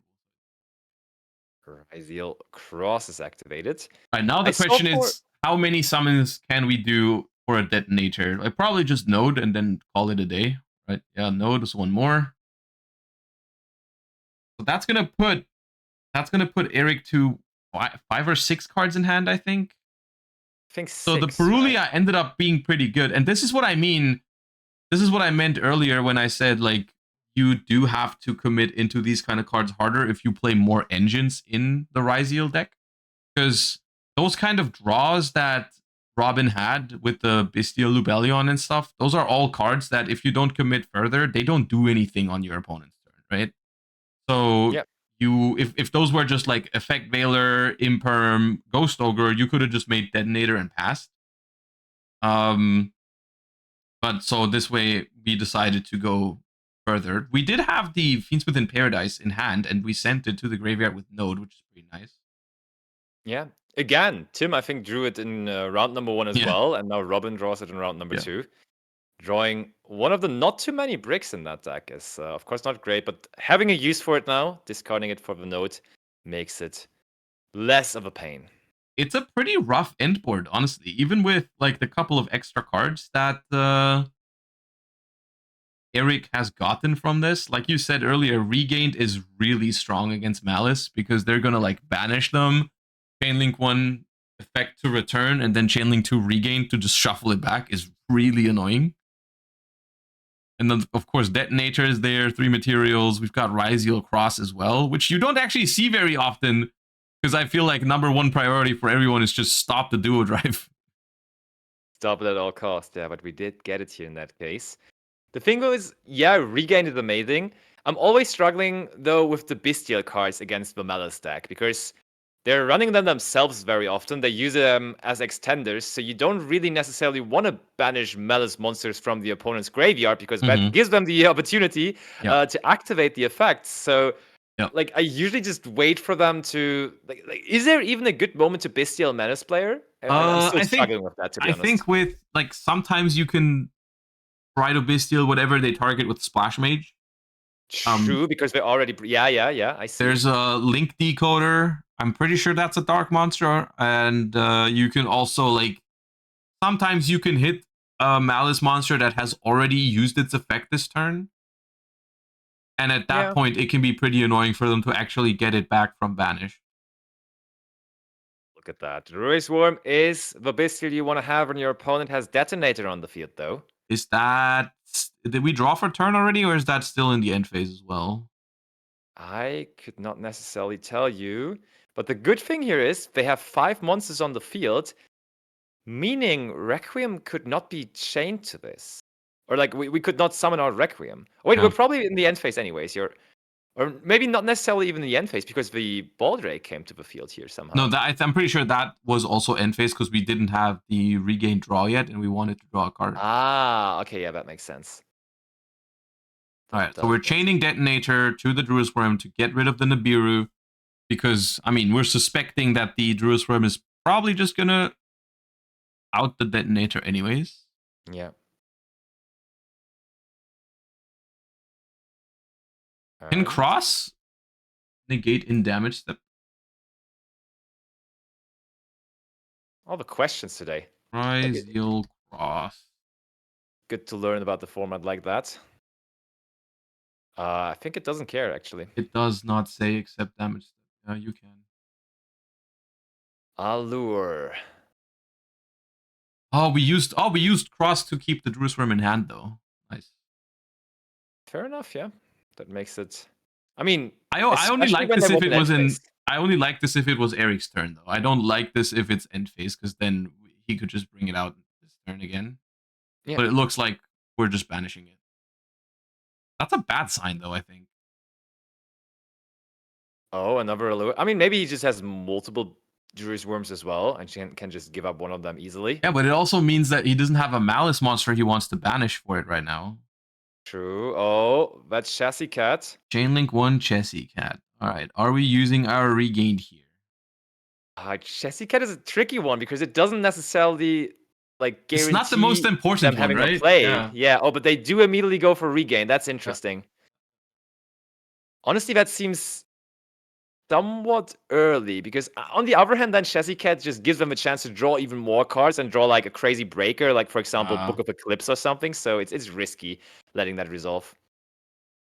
I mean, Eric is already at 7 cards in hand, so like, and we've baited the regain now, so it's looking not bad, honestly. But we still obviously have to play through the Detonator and the Baldrake as well, which can be an annoying banish eventually. Oh, Imperm deals with the Detonator as well, of course. So, yeah, there were a couple of things I was worried about when getting rid of the Nibiru, to be honest, because we saw Kashtira cards, and now also another reason of why having an empty field is good for Eric, possibly. Yeah. The Infinite Impermanence, and is there a Kashtira card as well now? That looks like a is field looking spell like a we're field trying to spell. activate. That's but it's the Maliss Maliss Underground, yeah.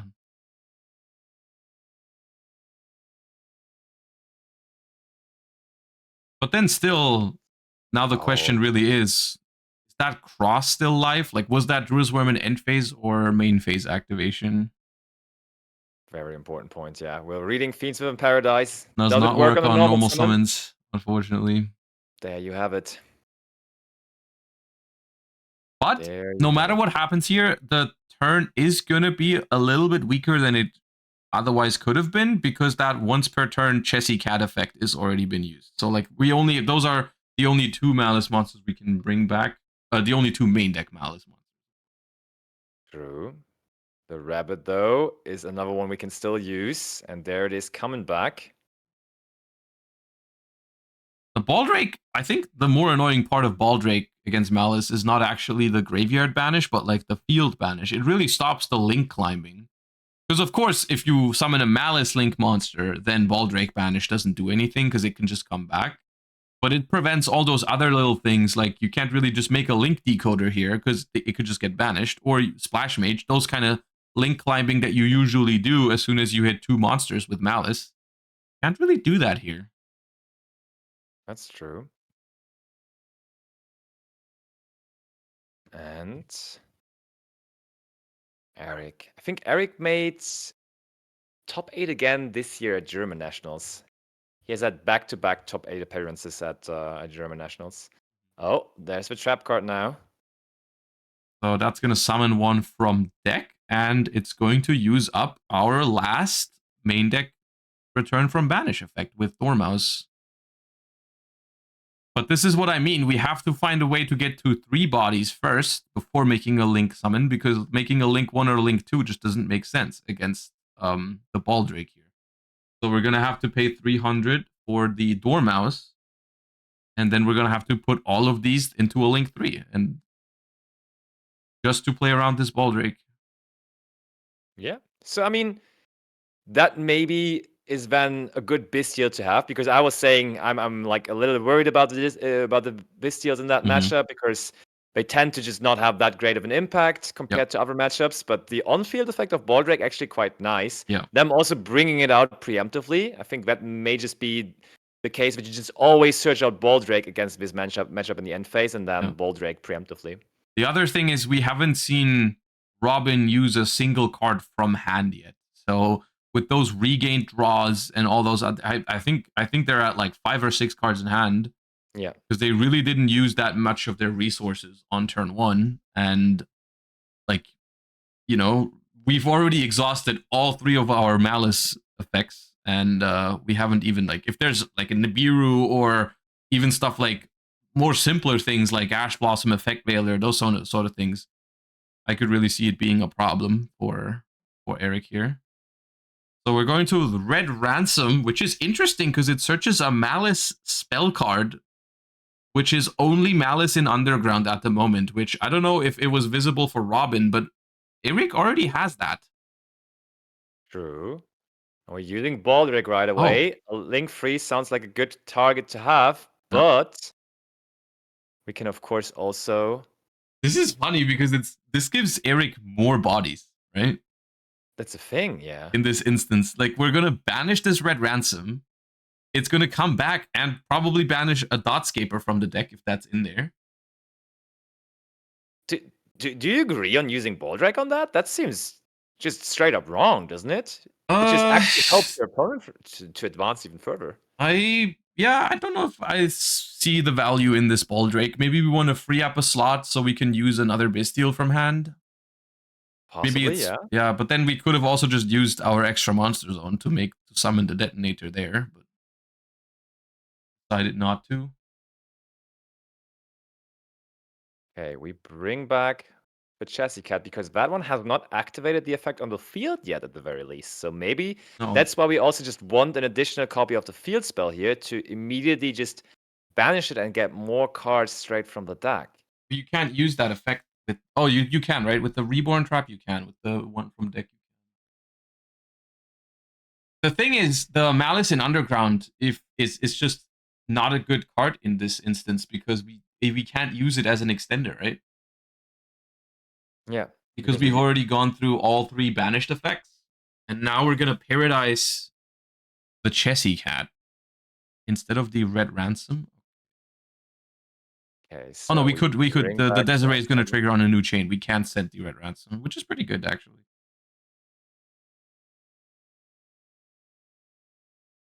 There we go. We still have to have a banish for Red Ransom from the deck. Because that happens simultaneously. I mean, that's optional. Maybe they just don't want to do that. Is it optional? Yeah. Okay. You can banish one Cyber's monster from the deck. Oh, I think I know what happened. I think what I've heard a lot of Maliss players say is that they side out Dotscaper going second. Ah, yeah. Yeah. Probably. Called by the grave now on the Desiree. That's massive. Meaning we may be able to just keep that around, but there's Ghost Spell and Haunted Mansion to answer it as well. That's massive. That's a massive bell. That has been a while since I saw that interaction in TCG. One extra bell in hand is all it took here for Robin's. Even though the Maliss deck had like what 7 or 8 cards total after Nibiru. Yeah, that was pretty nice, honestly. It really goes to show how worth it was to give them an extra card to get regained access. Yeah, for sure. I think regained. I would give my Maliss opponent 3 more cards in hand if I just have the guarantee to just have regained. Like these once per turn kind of things are a really important resource in modern Yu-Gi-Oh. Like if you can just, no matter how many extra cards you have, if everything is limited to once per turn, you can just, there's only a limited amount of things you can do with the Maliss deck in particular because there's only 3 different main deck Maliss monsters.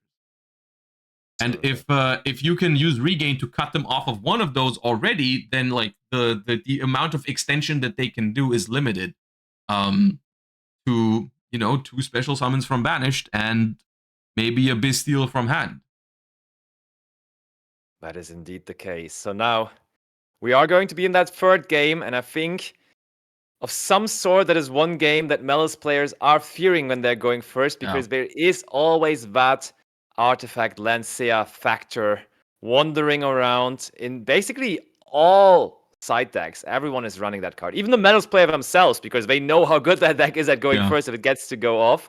So Lancea, possibly a factor here, but I mean, still, you just, if it doesn't resolve, you have probably the best combo deck right now in the entire format. So it's maybe a bit of an overstatement saying that he's afraid of going first in game 3. No, but you're definitely afraid of that card. It's like whenever you start a game with Maliss, I think you like hold your breath to hope that that's not the first thing your opponent does.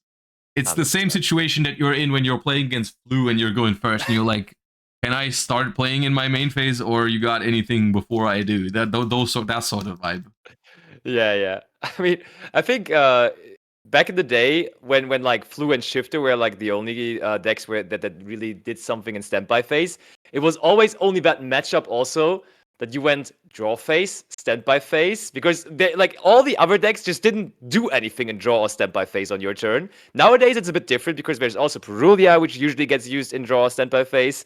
But back in the day, it was just literally only Shifter.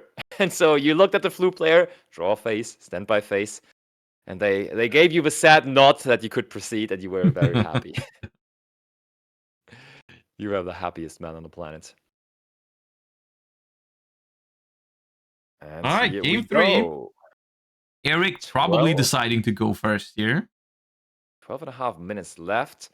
So that could be an issue because 12 Maliss, and a of half course. minutes is not the most comfortable with Maliss, yeah. And there it is. That's what I mean.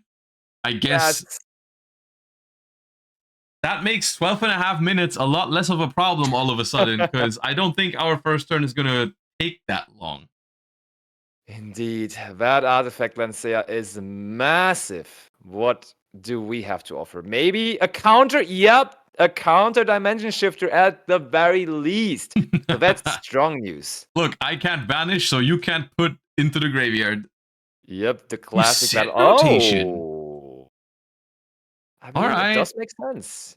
So I guess we're gonna at least have a Fenrir, is what I'm guessing. Yeah, we're gonna get that.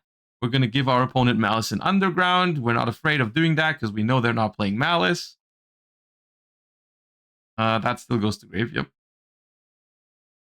Yeah, I was a bit afraid of them maybe giving their opponent a Kashtira field spell, because I wouldn't be surprised if we also have Kashtira cards in Robin's deck. That's the weird thing about including set rotation in your deck. Like, imagine you're going first game one, you don't know what your opponent's playing. Like, there's a realistic chance that they're playing Maliss or Kashtira cards, or both.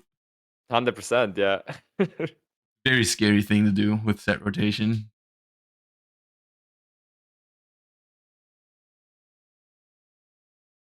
Wait, for a second, is he... He's main deck, etc. Yeah, he's main deck, set rotation. He is, in fact... Yeah, he's just not afraid. All right, Fenrir set one pass. There's just no respect for Mech Knights anymore. I just the other day had a Mech Knight experience on Master Duel, but just not against Mech Knight. But there is that pendulum monster that just said all of the cards in that column are negated. I don't know, like you play that in one of those pendulum piles at the moment, and yeah, I had 2 cards in that column, a monster, and also then additionally to that, oh, we just immediately go after the set card, because that set card probably means the turn is almost over, right? Just set 1 pass. That's not a good Ryzeal turn. Not really, no. I mean, we said there is some risk to the set rotation. There is also upside to just giving your opponent a set field spell to start their turn, though, right? Because that means they can't Imperm, they can't Lightning Storm. I think I may like set rotation more than I dislike it. I think the inclusion of this card is actually massive. I mean, I think Maliss can just use all the consistency it can get, because no matter how much like ceiling the deck has, at the end of the day, it only has 6 good normal summons, and that's about it. So like any additional consistency is very welcome. For sure. But that turn really was very uneventful for Robin. There is the Infinite Impermanence now, which we could not use last turn, but now as a set card, we can use it on the Dormouse. All right, yeah, the heal spell blocking this is like a random bonus. Yeah. But it seems like we do have plans of extending as we link off Dormouse and Kashtira Fenrir into...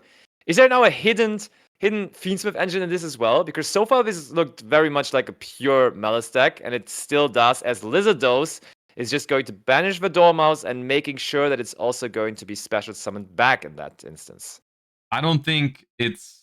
I personally wouldn't expect Fiendschmidt cards to be in there based on the decision that we decided to main deck shifter. True. Also, Allure, usually a card you don't see in those versions anymore. I agree. It would just be way too tight at that point.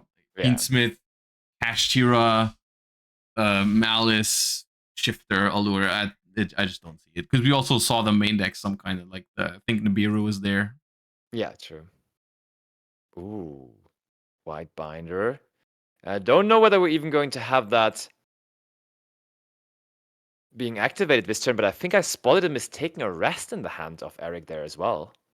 That's a pretty good card against Ryzeal when they're trying to pop off. Yeah. It's like a Drollin Lockbird that doesn't even allow them the first surge. Yeah, I'm trying to remember. It's either Nico Schlierkamp or it's Ben Kreuzkamp. One of the two just always puts that card into their side deck. Yeah, they love that card. It's a very good card though. It is very good. It's one of those cards that in certain time, there's been certain times where that card even worked going second in some matchups. I mean, like against Flu, for example, it was actually a good card to use on your own turn. Oh yeah, for sure. I mean, the format is slow-ish, I guess. So maybe you could say it is at the moment. I mean, against Ryzeal, depending on your deck, you could still put it into your deck. Yeah. It's the risk when you have to set it that they just destroy it with detonator at some point. So I don't. Yeah, Yeah, you'd have to set it last. Yeah, but it does cut them off a follow-up basically entirely. Yeah, that's true. Okay, White Binder coming back, and now the Phantasme decided to do it on the returning White Binder instead of the original White Binder. Gives us 2 draws. Could get just another Lancia here. Indeed, we're giving up a card. Is there a Lancia coming down? That's basically the card we're digging for here. On resolution question mark. Why is the Lancia banished, by the way? What happened to it? The white binder, I think, banished. Oh yeah, true. That makes sense. Absolutely. Ooh. Is it for Eric? We're just doubling the Phantasme?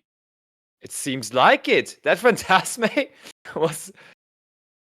How can they not play? I mean, they just don't have engine, right?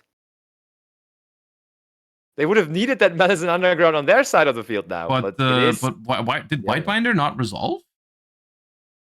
Doesn't seem like it. How many? There's only 2 cards in the graveyard, though.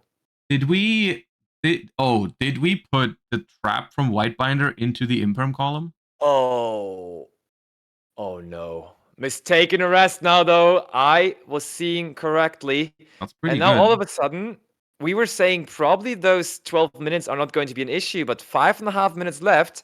And the only damage so far in this game was Maliss effects being activated. So Eric right now down in life points, and now also not a turn player anymore. But at least having Mistaken Arrest resolving, but there is of course the risk of there already being Ryzeal monsters in the hand. Normal summon Fubalos, though. Wait. Is Typhon live?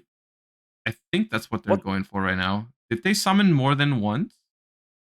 I mean, no. They just... It was just White Binder, right? But does it count that White Binder is... does it just say summon extra deck monsters? Or what does Typhon specifically say? Maybe it's a wording issue here. It could just say summon link monsters. Or something like that, yeah. It says during the turn... deck. It says from the extra deck. Let's there was Haggard Lizardos. Right. Oh, true. Good catch, chat. There was Haggard Lizardos, of course. So Typhon attacking directly, though, is pretty good. Oh, or is it attacking directly? No, yeah, they're gonna. No, it was not attacking directly. They're gonna block. They're gonna try to block with the White Binder. They're using the GWC to bring back the White Binder, and then use the White Binder's effect to banish Engraver and the Dormouse. And then the Dormouse is gonna pay 300. Oh, and Eric has to go turbo mode now because he knows he's hurting himself life points wise right now. But if it gets over to him again, and it does, he does have now the tools available to maybe get this one around into his favor once more. 3.5 minutes is all that Eric got, but he has to overcome a life points disadvantage of 2,000. Wait, is it Eric's turn already? I think Eric just drew for turn, yeah. Didn't he draw for White Binder? Oh, you Oh, wait, why did the Typhon not continue its attack? True, very true. Yeah. You're right. Oh, no, he took the Typhon, but he gained life points because he revived the Link monster with the trap card. Oh, so that's why the new life total. He did take the Typhon. He went down 2,900, and then he went up 23, and then he paid for the Dormouse as well, which ends up putting him at 5,900. That is indeed. And now it's Eric's turn, and he's got, if the timer on their Neuron app, which we can see but you guys can't, is correct, then they have 2 minutes and 45 seconds to deal 2,100 damage, which is not the most. You gotta get over that Typhon, though. Druid's Worm helps. Druid's Worm helps massively, actually, with dealing with the Typhon. That clears it super fast. Oh, Eric. Maybe there's also the Duchess talking about timeout. I don't know. Eric, you gotta be quick. Banishing the Lancea, okay. Just come on, Eric. I mean, Is that Eric. a second Lancea that was just used? Probably, yeah. Yeah. I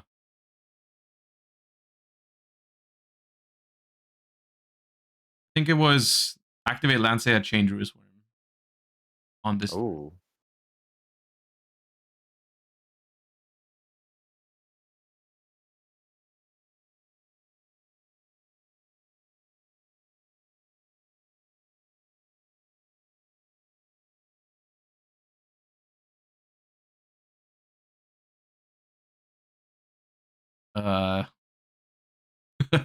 Gotta make a decision.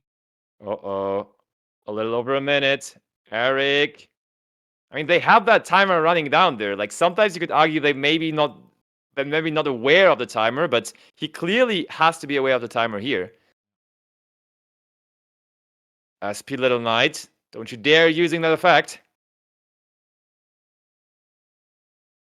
Don't you dare using that effect. You gotta Just get sending into the that battle Typhon phase. with the Druid Swarm is gonna be enough, right? You can just hack. Then you're still sort of... Wait, did the... Oh, the Lancea resolved, right? Is Yeah, Lancea for it's both just players? Lancea chain Druid Swarm. It still works. Does Lancea apply to both players, though? It does, yeah. Okay, so we're safe from a Bystial as well. That's what I'm worrying about, We you know? can't Because add we're, another. like... No, we can't get Bystial. Yeah, so that's very important, because otherwise that, like, you're going to the battle phase, you're feeling safe, and then all of a sudden the Bystial comes down and you don't have the right amount of damage anymore. But that is the right amount of damage. So Eric with a photo finish here, quite literally. Oh my. So that's going to be 2400 and 1700, I think, because the Kashtira field spell. I think they forgot that.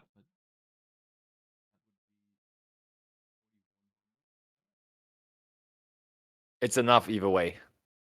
It works either way. And, okay, there was the announcement. Okay, oh, there's an... Oh, we do have a different timer, though. That's why Eric was so chill. On screen, because it's never that accurate. I think they just got like 2 minutes time extension. Yes, true. Yep. I mean, they had that little bit of a judge call there where, I mean, the judge just picked up on the Perulia in game number 1 being wrongly activated. Oh, okay. We do have to pass it over, though. And now all of a sudden, yes, we managed to do the damage, but our field now doesn't look that impressive. So if Robin now in turbo mode can actually turn this around again. Yeah, we're ahead by only 2,000 life points. We are also out of Typhon, though. Oh my. Activate Medicine Underground. Why not? Extra Ryzeal. Robin is finding the turbo, sending aggregator, trying to negate the SP. SP can, of course, now chain itself to banish the X from the field if he likes to. I mean, yeah, we are going to use it. And we're banishing not itself, but the white binder here. Yeah, to bring it back and draw a card. But that's going to be paying 900 life points as well. That makes it easier. Exactly. And as we can see, Robin really speeding up here. I mean, 37 seconds. I don't think it's enough. Can he do it? Can he do it? There is now Sword being added.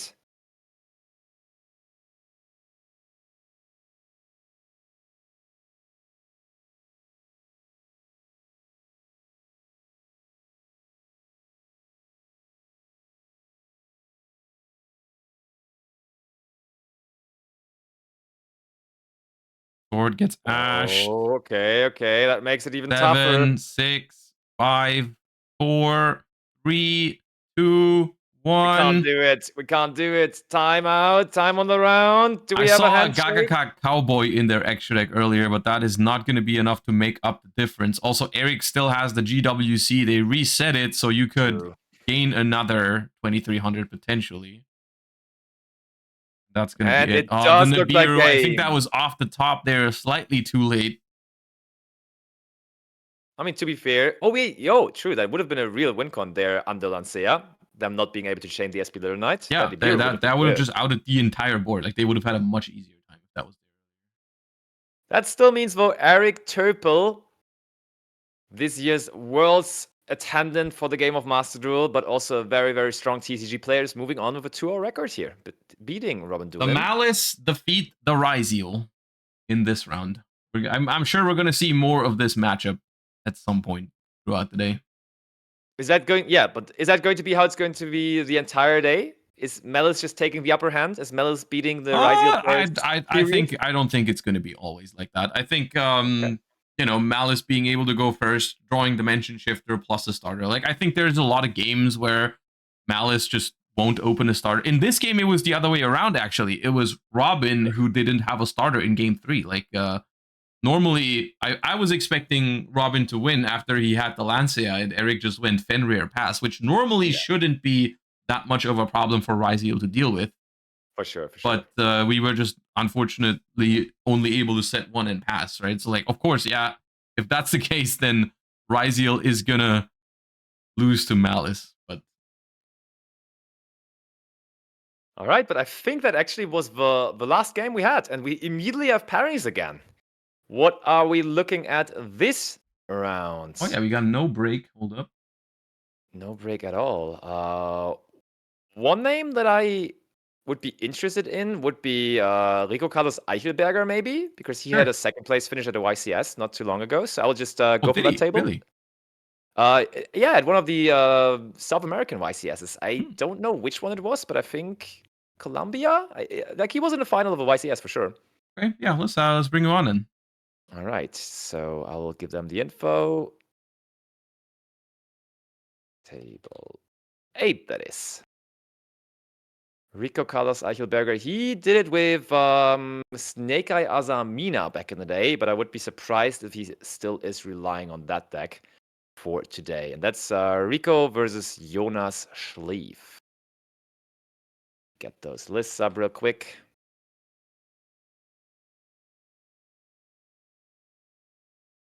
I want to see something spicy. Okay. Yo. What is there something spicy? At this point, we can't even call it spicy anymore, but Rico is also playing the Tenpai cards. Like, it seems like that's just the call. Like, everyone is running the Tenpai cards. Or, like, multiple people that I know are, like, very, very actively deck building and everything. They just think that Tenpai may just be the best engine to include into those Fiendschmidt piles. There's so many cool cards in his main deck, though. I want to feature it so bad. I mean, yeah, let's do it. I already told them. Let's still do it. Phantasme. Yes. Let's go. I'll make an exception for Chundra. I'll allow Chundra when it's together with Phantasme. I love Phantasme. Chandra basically negates the existence. Oh no, the other way around. Phantasme negates the existence of Chandra. Yeah. I will forgive that. But it's crazy how such a trend can pick up so quickly, right? Because nobody was doing that for the first 3 weeks of the format. And then all of a sudden, like, someone starts it and everyone is like, yeah, why didn't we think about that earlier? Because, I mean, the Tenpai cards were there the entire time. You could have done that before. But now someone has done it and everyone is like, okay, yeah, that's genius. Let's just also do it. Okay, so who are they up against? Jonas Schlief. Which table is that?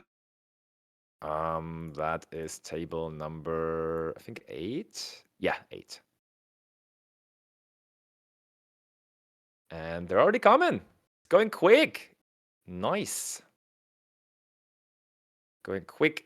Going easy. And look, I even see the deck box. On the top, we're going to have Rico. Yeah. Perfecto. So actually, I want to give accurate information. Let me quickly look up which tournament that was that Rico made second place in. People said Guayaquil. Guayaquil. Okay, yeah, perfect. Which is Ecuador then, right? I think that's Ecuador, yeah. Should be. But I mean, like, Rico overall just traveling to events like crazy. He has been, like, to all the American events. Yeah, he was also at events. YCS Anaheim, yeah. Yeah, there you go. He's just going with all of them. Can't get enough Yu-Gi-Oh at any time. Love to see that. Okay, so Jonas versus Rico. And I think they both share one thing with their deck, though, right? I think there's going to be a very common friend of today's stream in both of these decks once again. Well, not just one, but one you mentioned earlier as well. Yep. Indeed. Who is also one of my best friends. Really? Well, I'm referring to Bystial Lubellion. Okay. What did you think I was referring to? Chandra? That's not in both decks. Yeah, true. No, it's not. But yeah, I always love looking at the list from Jonas. I love when side decks are just structured in the way that you're just playing free off, free off, free off. He's not like going completely consistent on that because he has some 2-offs in there as well. Yeah. But just overall, like I love the side decks that are just 15 cards with all free offs. I do understand though that just for like that's not usually the most optimal way to do it because you just sometimes have to cover matchups and so on. But now we have a 7 for Jonas. Is that going to be enough to make him start here for round number 3? It is, in fact. Yep. So we're going to have Jonas starting. 7 versus 5 indeed. Timer running. Off we go. No break at all. Our featured match for round 2 was the last one to finish. So everybody was already eager and waiting, and we start things off by Bonfire here for Jonas. Pretty much giving it away. This is another Ryzeal deck. You're at this point already asking for Snake Eyes, huh? You want Snake Eyes back? No, I'm not. I'm not. Give us more Snake Eyes again. But like, I don't think. I mean, the hit to Snake Eye was super, super massive and drastic, of course. But I thought there's still going to be people experimenting with it, whether there still is a way to play the deck. I think people would have. I think people would have if it was Flamberge instead of original. I think we would have still seen people play like Rescue Ace and the likes. Yeah. The way they chose original, I think, makes that a lot less feasible. You know?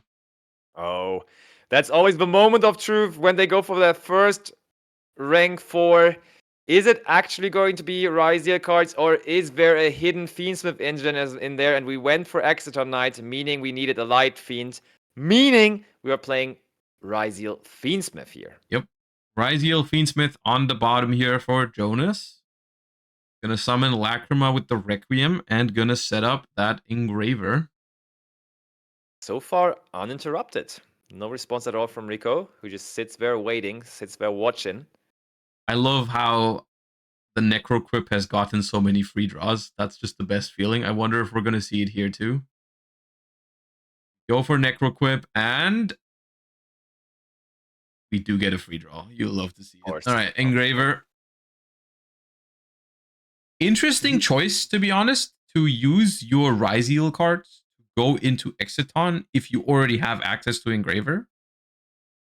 True. I mean, you just want the extra draw, I guess. You get the free draw out of it, yeah, but you do skip another rank 4 to potentially end on, right? You could have just gone Fiendschmidt package by Engraver and then use your rank 4s to stay on the board, but true.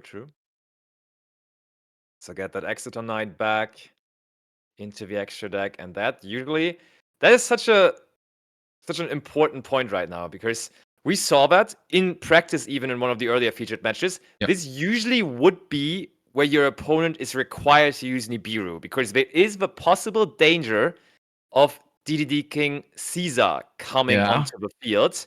Yeah. But when you check that point and they did not use Nibiru, you're not necessarily forced to go into the Caesars. You can just continue with a different route. See, this is a dangerous path you're going down, though, because if your opponent knows that you might go for a different line, then suddenly they're not forced to Nibiru you anymore, right? They could wait. True. They could be like, hey, if I don't Nibiru here, my opponent thinks I don't have it, so they might not go for the Caesar, and then I can just Nibiru them later. It's a dangerous little interaction.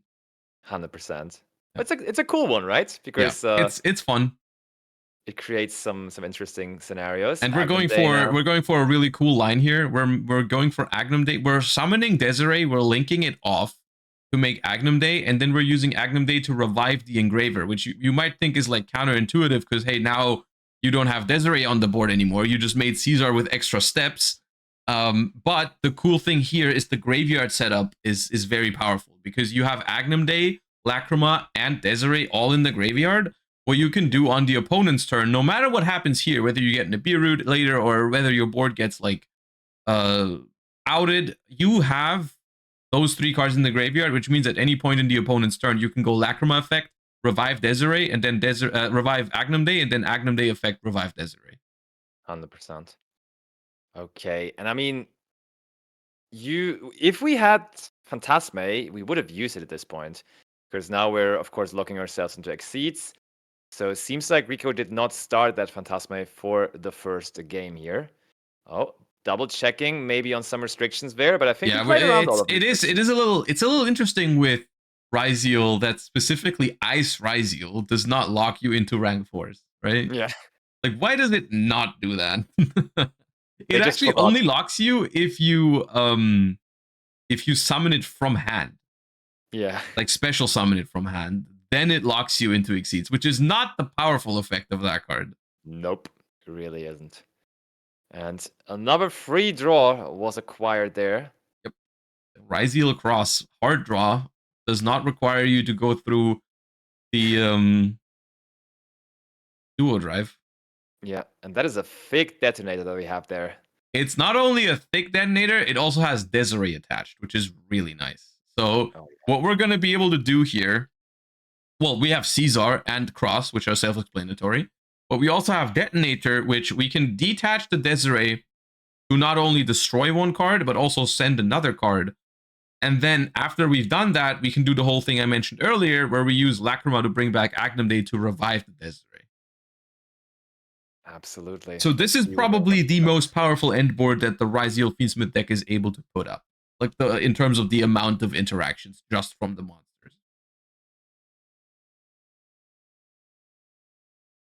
Seems about right. So let's see. Oh, there's my friend, the Bystial Lubellion, in so many decks today. Yeah, everyone playing it. Also, little update from the outer tables. Leonard König is playing against Tim Greve that round. Both on 2-0? Yep, both 2-0 for now. You happen to know what Leo decided to play? Yeah, he's playing the pure version of Ryzeal, actually. He's not running any of the additional engines. I feel like that's the less common one now. For sure, 100%. You rarely see it. You rarely spot a pure Ryzeal deck at this point. Yeah. It has some merits to it, though, right? You can play like an even bigger amount of non-engine. Yeah. And I think he's using like a very interesting technology that also Steven Santoli was using at YCS Anaheim by main decking Solemn Strikes, actually. Oh, I like that. I like that card. Yeah. Oh, there is now the Bystial Baldrake. And there, of course, is light and dark monsters in the graveyard of Jonas, so we don't have to banish our own Lubellion for this. We're negating it with Cross. Yeah, this is an interesting... I think that's an interesting mind game happening here, because the Caesar would be such an obvious answer to this, right? Like, it feels almost free to just negate that Bystial and destroy it with the Caesar. That I think from Jonas' perspective, it looks like that's what your opponent wants you to do, right? They want you to use that Caesar so that you can like activate talents to take or something like that. So they're choosing to use the Cross first to play around talents. Oh, but this one is so much better now. Now we get Druid's Worm resolving. Yep. Now you have to use Caesar. Yeah, I think. True, I don't think you can just allow this because yeah. Yeah, you got to do it. Okay, detaching, destroying. And is Rico waiting? Is there triple tactic talents or even possibly triple tactic frost waiting? That is, I think, what would make the most sense here for these plays to be the way you start your turn. And no, doesn't look like it. And then, I mean, I said it. He's running the Tenpai card, so then all of a sudden that field doesn't look so scary anymore when you also then have just a normal summon Chandra or something. I think it still looks scary. There's still a Caesar with 1 material left, and the detonator still has 2 materials with a Desiree attached. Yeah, almost nothing if you ask me. Almost nothing. I don't think they have talents though. I feel like that would have been the obvious next step. Oh, we Ghost Ogre. All right. That's nice. technically, I would say too late. Because the Druid, they've already put the Druid's in the graveyard, right? Like, that's already resolved. Yeah. Very good point. And also what Jonas is pointing out. And I do also agree. It is a competitive game that we're playing, so sometimes bro, that was you like gotta a follow minute the later. process. They're like, oh yeah, actually, let me go so good that Caesar. It would have felt like a really good Ghost Ogre though, It's right? a good Ghost Ogre. If, I mean, it's you're trading for one material on it, basically. Yeah. And also for the body though, and then you could just take Detonator after, and then that's scary. There's there talents. is the Okay. talents. Look Yeah. at it. Imagine the Caesar would now be gone. That wouldn't actually do much because it would just go Detonator, destroy itself. Oh. Okay. Oh yeah, true. Fair. Wait, can Detonator destroy cards on your own side of the field? Yep. Oh. Yeah. I didn't even know that. It's that good of a card. You can even dodge like Change of Heart and stuff like that. Otherwise, Change of Heart would be crazy against Ryzeal because you wouldn't even have to wait until they like activate something. True. You could just go first action, steal your Detonator. Now I have it. No, they can destroy itself. Fair. Okay, so it seems like we are trying to destroy itself here. And then we're gonna hand over the Caesar. And handing over Caesar. So it actually turned out greatly. No, the Desiree is just gonna send it. The Desiree just sends it. Yeah, but I mean, we saved the Ogre now with that. Yeah, it's actually better than using the Ogre. Yeah. We saved the Ogre through this, and we have Ogre as an interruption. The Ogre was actually not going to be very good there. Yeah, I guess if you... Yeah, no, it really wouldn't have done much. You know what's even crazier about this is like the Ghost Ogre is so good against Agnum Day. Yeah, for sure. And you've just given your opponent the info that you have it. Yeah. Yeah, it's true. You're right. That's a bit annoying. Because normally this is where like, okay, next thing you're gonna do is bring back the Agnum Day to get the Desiree out. They might not even go for that now because they know it's pointless. Because Agnum Day, the way Agnum Day works, I'm pretty sure it has to stay on the board. I'm pretty sure the Ghost Ogre, like, I mean, at the very least, the thing is not gonna have an equip card. Yeah, it says, target a light non-link fiend in your grave, special summon it, and if you do, equip this card you control to it. So I'm pretty sure you can still revive, but you won't get an equip. So, like, you won't have a negate. But guess what? They didn't Ghost Ogre. Okay, sick. Good talk. In theory, that would have been a sick Ghost Ogre, but I mean, look at this. Like, I mean, maybe we're going to try to Ghost Ogre it in 2 minutes.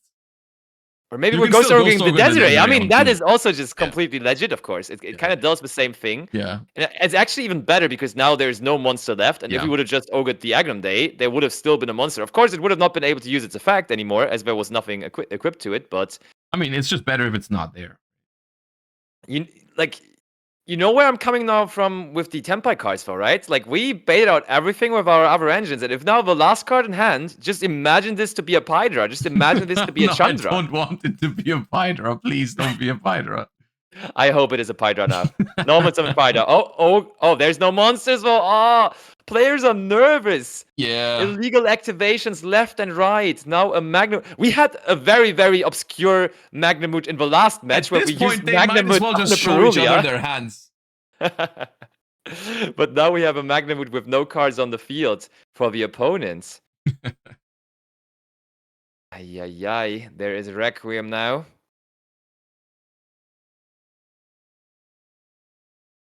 I mean, okay, that makes the Tenpai cards, the possible Tenpai cards that they can have, a little less scary when they know there's a Bystial still, which can just take care of them. How does a Bystial take care of Chandra? There's a monster they have to attack over first. Oh yeah, okay. And I mean, then when they're playing such a small extra deck package, that can actually be a reason. Like, against normal, regular, pure Tenpai, that would never stop them. But I think against the version that we're looking at the moment, it could just at least save a turn. Feel like that's... have they done it? Have they created balanced Tenpai? Balanced Tenpai. There you go. There it is. Is this just Tenpai but fine? Tenpai, but completely okay. No, I really think so. I mean, it's a strong engine, right? It has always been a strong engine, but it really shows now where you just don't have access to like the unfair cards that often anymore, and not consistently enough anymore. So you can actually use the grind potential of the deck too. Because let's face it, like we have also always seen that Tenpai was capable of grinding for at least a turn or two, with all those Fadras on the field, preventing them from being destroyed by battle and everything. But now, with other engines combined, I can really see the deck shine.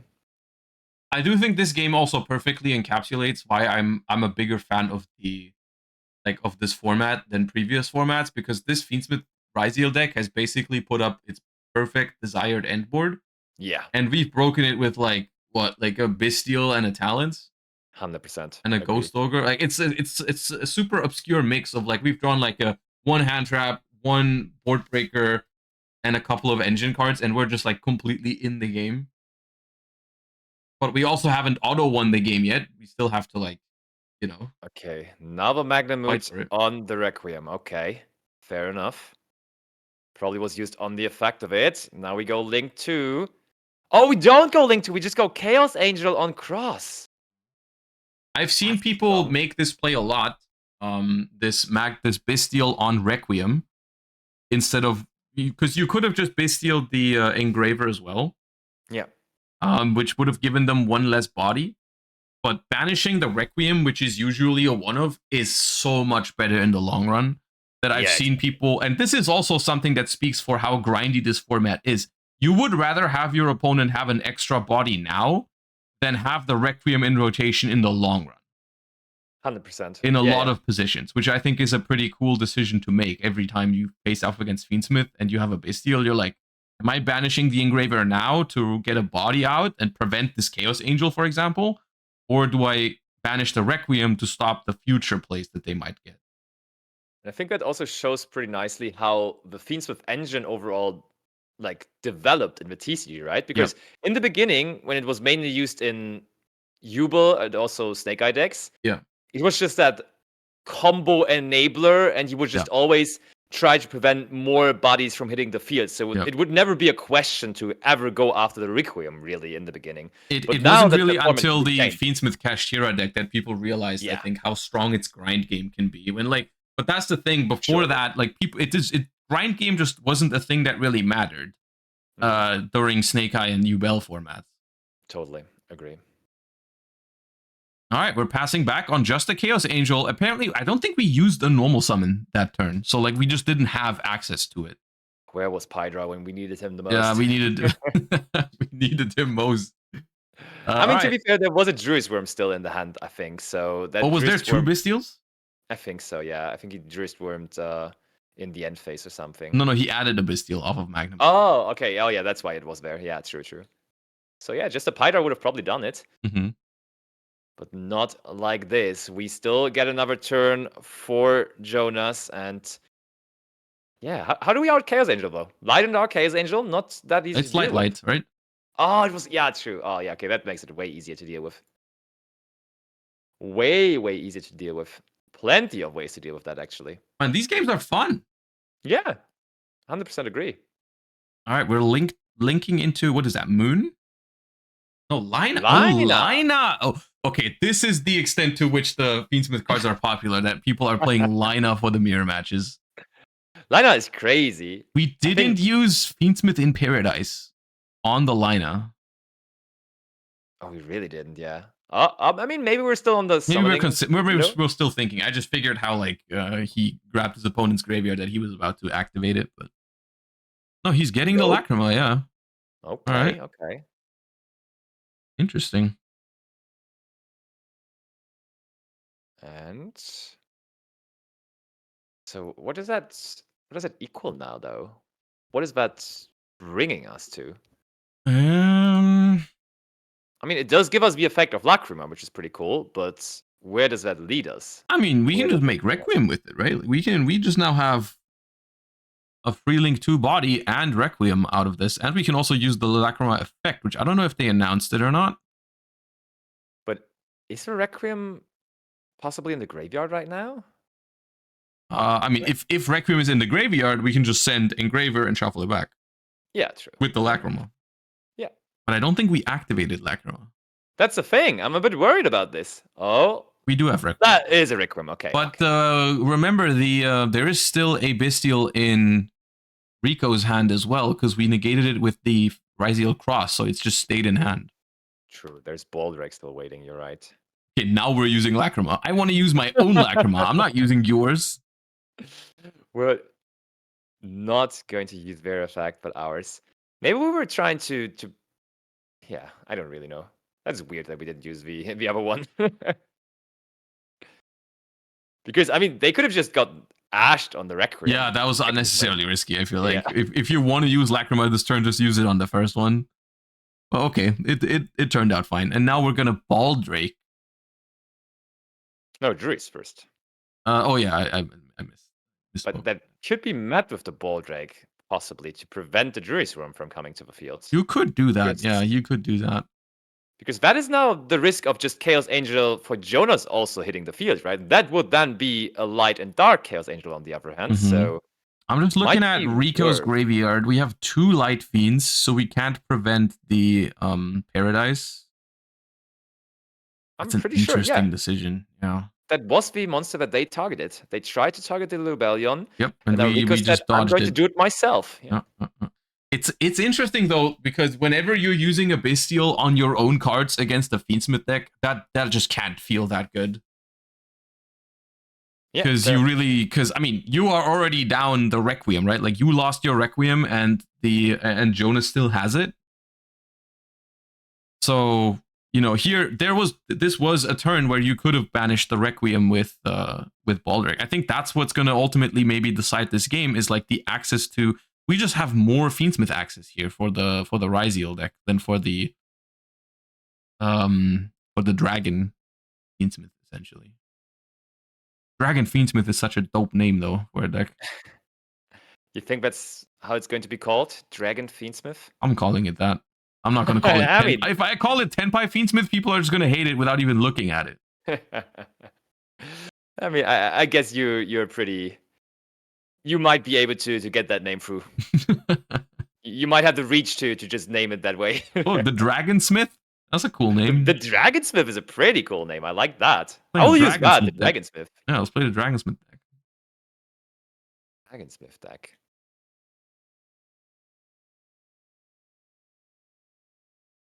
Let's keep on going. So, was there? Yeah, there's now Engraver. Engraver back to the field. We're shuffling the deck of Rico here. Why is that? The Desiree was sent with Paradise and shuffled back the Lacrima or Fiendsmith into the deck to send the Engraver. Because that Engraver was going to try to out the Baldrake. Yeah, true. Don't want that. We do not want that indeed. All right, so what does Jonas have left? We just pack it up. Well, okay. We pack it up indeed. Wait, did we just concede to that Chaos Angel pretty much? But it was a light only Chaos Angel. There's no way you weren't able to out it. Like I feel like you could have just kept grinding. I mean, let's ask the judge, because there's also a very small chance that just Rico said, "Hey, this is taking too long. Let's go to game 2." We'll just double check. Because I felt like they were in a good position. Not this turn. They weren't going to be able to win this turn or do anything crazy this turn. But they were so ahead in terms of the Fiendsmith like grind game because they banished the opponent's Requiem. Yeah. And like, yeah, the Baldrake prevented the Druid's Worm from coming out this turn, but they still had it for future turns. 100%. And their grave was full of Fiendsmith cards. They even had they had their own Paradise still that they sent this turn. It's actually interesting, yeah. I think it's very reasonable to ask the judge there who actually won, because it's not guaranteed. I think conceding there is odd to me as well, for sure. That felt winnable. Honestly, I would find it more realistic that Rico just said, "Yeah, let's move right? on." Because he saw where it was going, so he just wanted to save time, and they already have used up like I think more than half of the time of the round. So yeah, to really guarantee, hopefully having 3 full games here, you just have to call it a day at some point. But yeah, we're waiting on response from the judges there. And we're going to, of course, as quickly as possible, tell you who won the first game. Who the first game winner was, indeed. I guess we're gonna see depending on who's going first. That's a good point. Oh yeah, true. We're going to know in just a moment.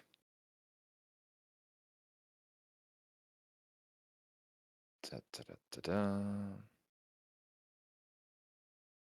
And fist bump. Who's playing the first card? Might be misleading because we might see a Perulia or a Fuvalos coming down before anything else, but I think Jonas is going first.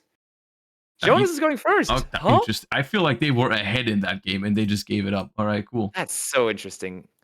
I mean, maybe also Rico just made a bold call and went second. I don't know. It's still not entirely sure. You know what? Actually, you're saying they're playing Tenpai. Maybe they want to go second. There you go. And they didn't have to show any Tenpai cards in game 1, so the opponent doesn't know that they are running those cards. I've put a 1 for Rico now, but I'm not 100% confident that's how it goes. Let's see. Requiem. Nobody knows who won that first game, but eventually we're going to find out. If this is over after this game, the very least we will know. Because Charmy's dead if you pick second. This is the thing. There is, I think, good arguments to pick second in a format like this one. I have done it in Anaheim. I went second against my Ryzeal opponents because I didn't want to get Fuva lost when I'm trying to do my Fiendschmidt things. Oh, look at that. We started sang and summoning and they concede. They went second with Tenpai. Rico got it. That means that Rico was up 1 game. That means he was indeed up game 1. Yeah.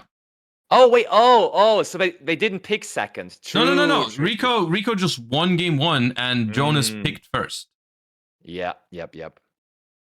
That is such an interesting development of the game because I totally agree with you. Why did they scoop there? Like, I think that game was winning for them. Maybe they had more info than me right now. Maybe they had something in their extra deck, like maybe they were missing a key resource. But from my perspective, they had a better setup than the opponent. Yes, they couldn't out that Chaos Angel probably on that turn. But in the long run, I think they were ahead because they had like the Fiendschmidt engine in full force, the Paradise in graveyard still. Life points were also looking good still. They didn't take much damage at all. I think it was just the Chaos Angel hit directly, I think. No, it attacked over Magnamut even. It was only like 1,000 damage then. Yeah. I think they were looking very fine. But and the opponent didn't even have a normal summon the previous turn. So like their follow-up, unless they top deck like Chundra, their follow-up is not that scary when the Requiem is banished. Yeah. So and also that they just scooped there is also confusing, right? Because I think they showed that they have Called By and the Druid's Worm. I mean, of course, like ultimately we can question it all we want. I think it's a sign of a good format. I think the more I'm watching these games, I think it's super enjoyable. I would have loved to be in that position and try to win that game from that position still. That's great for sure. But yeah. I'm super hooked on the format right now. Actually, I love it. Finally, I get to play another decently sized regional again. I bought a ticket for next week's regional in Montabaur. And I was thinking of going to that one, but apparently they're out of tickets and I didn't have one. I must have gotten like one of the last 10 tickets or something. Yeah. Because like really, I bought my ticket and like a couple moments after, a friend of mine tried to buy one, and there were no tickets anymore. Apparently, they have the option to like you can give tickets to other people if someone just doesn't want to go anymore. So I've been thinking about looking into that if there's anyone out there who doesn't want their ticket anymore. But at the moment, I don't have one. I got my friend a ticket yesterday, so there definitely still is that option. I'm thinking about it. If I can find a ticket, I might go, or I would go if I can find a ticket. It's not so far for you, right? So you can just it's like okay, yeah, like an hour or something. It's closer for you than for me. Let's settle on that point. Yeah. I think that's pretty safe to say. All right, that round was relatively quick, so I think I'm gonna go on a very, very short break and feed my cat and that kind of good stuff. Sounds good. And then we'll be back with you guys for round number 4. This was round 3 already. We're zooming through this. Going quick. Hmm? It's going quick, yeah, for sure. Yeah, it is going quick. All right, so we'll be right back with the coverage. I hope you're enjoying our commentary so far, everybody. And we'll be back with round number 4 shortly.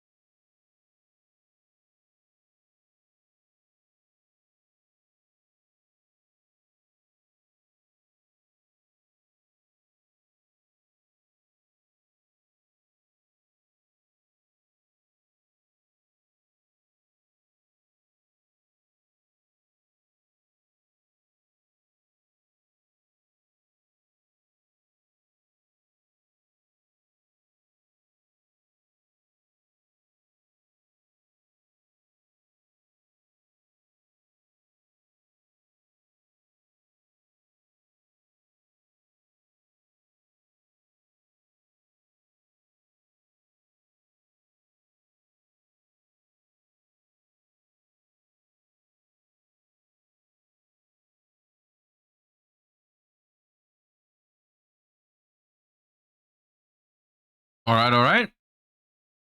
Back we are. Well, I'm back. I don't know. Lampi's going to be here soon as well. Just wanted to start a little bit earlier so we can chat a little bit.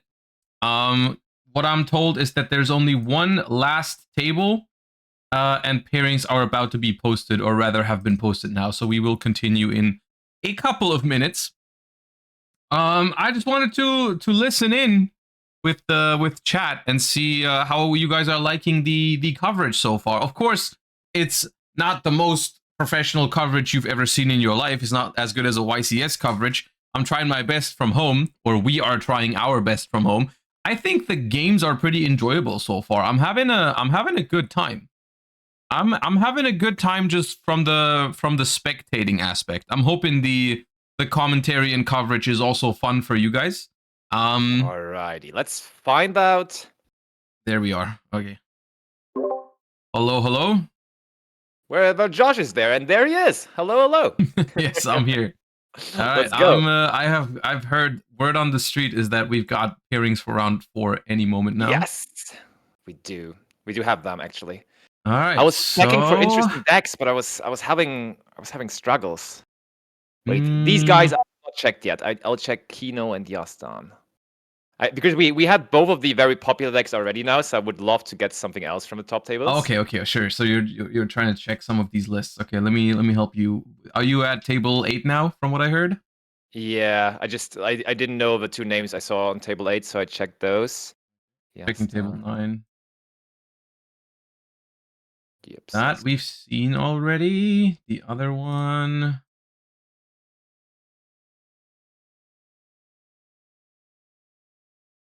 That. Oh, that is... yeah. I think. Shall I save a deck? Yeah, why not? Right. I mean, if you want to feature it, then we're gonna see it anyway. So yeah. Yeah. Voiceless. How about Voiceless? Voiceless against what? I think it was Ryzeal. What I just saw. Yeah, should be against Ryzeal. Sure. Okay. The one I checked before was just Ryzeal against Maliss, so that's better. All right. Tell him the table. Table. Okay. Yeah. Table 8. Table 8. We do then. I mean, as you would expect, it's of course also not just pure voice. I'm wondering whether we will find any just pure decks today, because they all are just throwing in some additional engines to it. That's just the vibe at the moment, right? Like everyone is doing that. I think consider it fun, not though. to be cool. I think it's fun that people are throwing more engines into decks, because we're coming out of a format where it's always been like you play an engine and then like non-engine was so dominant. Mm-hmm. Like so many what's it called? So many hand traps or whatever, right? And like now people are actually just going like, yeah, I can just put a secondary engine into this deck. Oh, you're right. I totally get your point.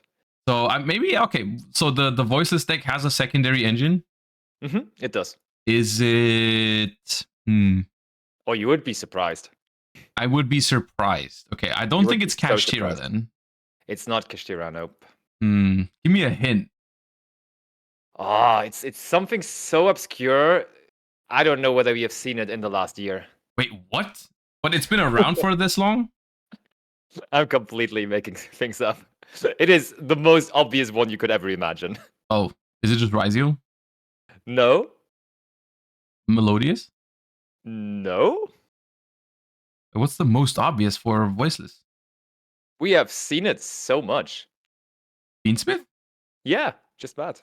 That is not the most obvious pairing for Voiceless. I mean, that's the most common engine, but it's Voiceless Fiendschmidt? I think the Voices list that topped Lille, for example, also was Voiceless Fiendschmidt, actually. Oh, really? Okay, I don't remember seeing that one at all. Yeah. We had him on feature. He was doing pretty well. I mean, the ceiling gets up quite a bit. And I guess it's good. That's not the toughest task with Voiceless Voice. For sure, like, absolutely. Hey, you can now summon more than 2 monsters. Oh, but look, my chat is also saying most of the topping Voiceless Voice lists lately have been with Fiendschmidt. Okay. I've just been out of the loop on the Voiceless Voice goo then. Maybe for the better. But players are coming to the table, so let's hop on back over, and we're going to see Voiceless voice against, I think it was against Ryzeal, but we're going to find out. As I said, and we discussed it previous, there is going to be so much Ryzeal and Maliss, as people are still excited. Finding a pairing where neither of the players is playing Ryzeal or Maliss is going to be tough later on in the tournament. Almost impossible. They are very good. I mean, Ryzeal itself can even be used as a sub engine. You know, we're seeing it in a lot of mixed like strategies. Like even the Suship cosplay guy at YCS Anaheim was playing Ryzeal cards in the Suship deck. Yeah, I'm also still waiting for the breakthrough of the Bahamut Shark Turbo Shark Ryzeal deck. Mm-hmm. I would love to see that. You can definitely, waiting for that breakthrough seems like a... seems like a fitting way to say it, right? Yeah. It's going to happen, though. It's going to happen. We all know it. Okay. We just have to wait long enough. When you say that, does that mean, like... Because I've seen people play Surfacing Big Jaws in Ryzeal, and that's it. Or are you referencing like an actual Shark Ryzeal deck? I want an actual Shark deck. Oh, okay. So you want that? Ryzeal. Okay, interesting. Yeah. It's more of a wish than anything else. Yeah. No, me and the Shark community are not on the greatest terms. Yeah, you have that tendency, right? That you just all I said was that the support they got was not that great. All right. It's amazing, though. I don't know what you're talking about. No, I love Sharks' deck. I wouldn't say I have a special connection to the community of Shark players, but I'm not on bad terms with them either. Bro, so if you love I the guess Shark deck, you are the Shark community. Pretty much. I'm one of the 3 people, that would consider. Exactly. That's what I mean. The thought crossed my mind that I'm going to play Sharks next weekend for the regional. But I mean, I'm playing a regional every I don't know, not very often because I'm casting so much. So then bringing a total fun deck might be might not be the most clever thing to do, to be honest. But we'll see. We'll be fine, I'm sure. We'll be fine. And I mean, also, I'm waiting for the breakthrough of the deck, so I could take that into my own hands, right? Just just break it. Yeah, just break the cards. Just break the cards. Okay, but it looks like players are ready. And you heard who's on top and who's on the bottom? Yes. I just need their last names real quick. Yeah, just the first letter is fine. Yeah, I will give you those. That is Yastan V. On the bottom, right?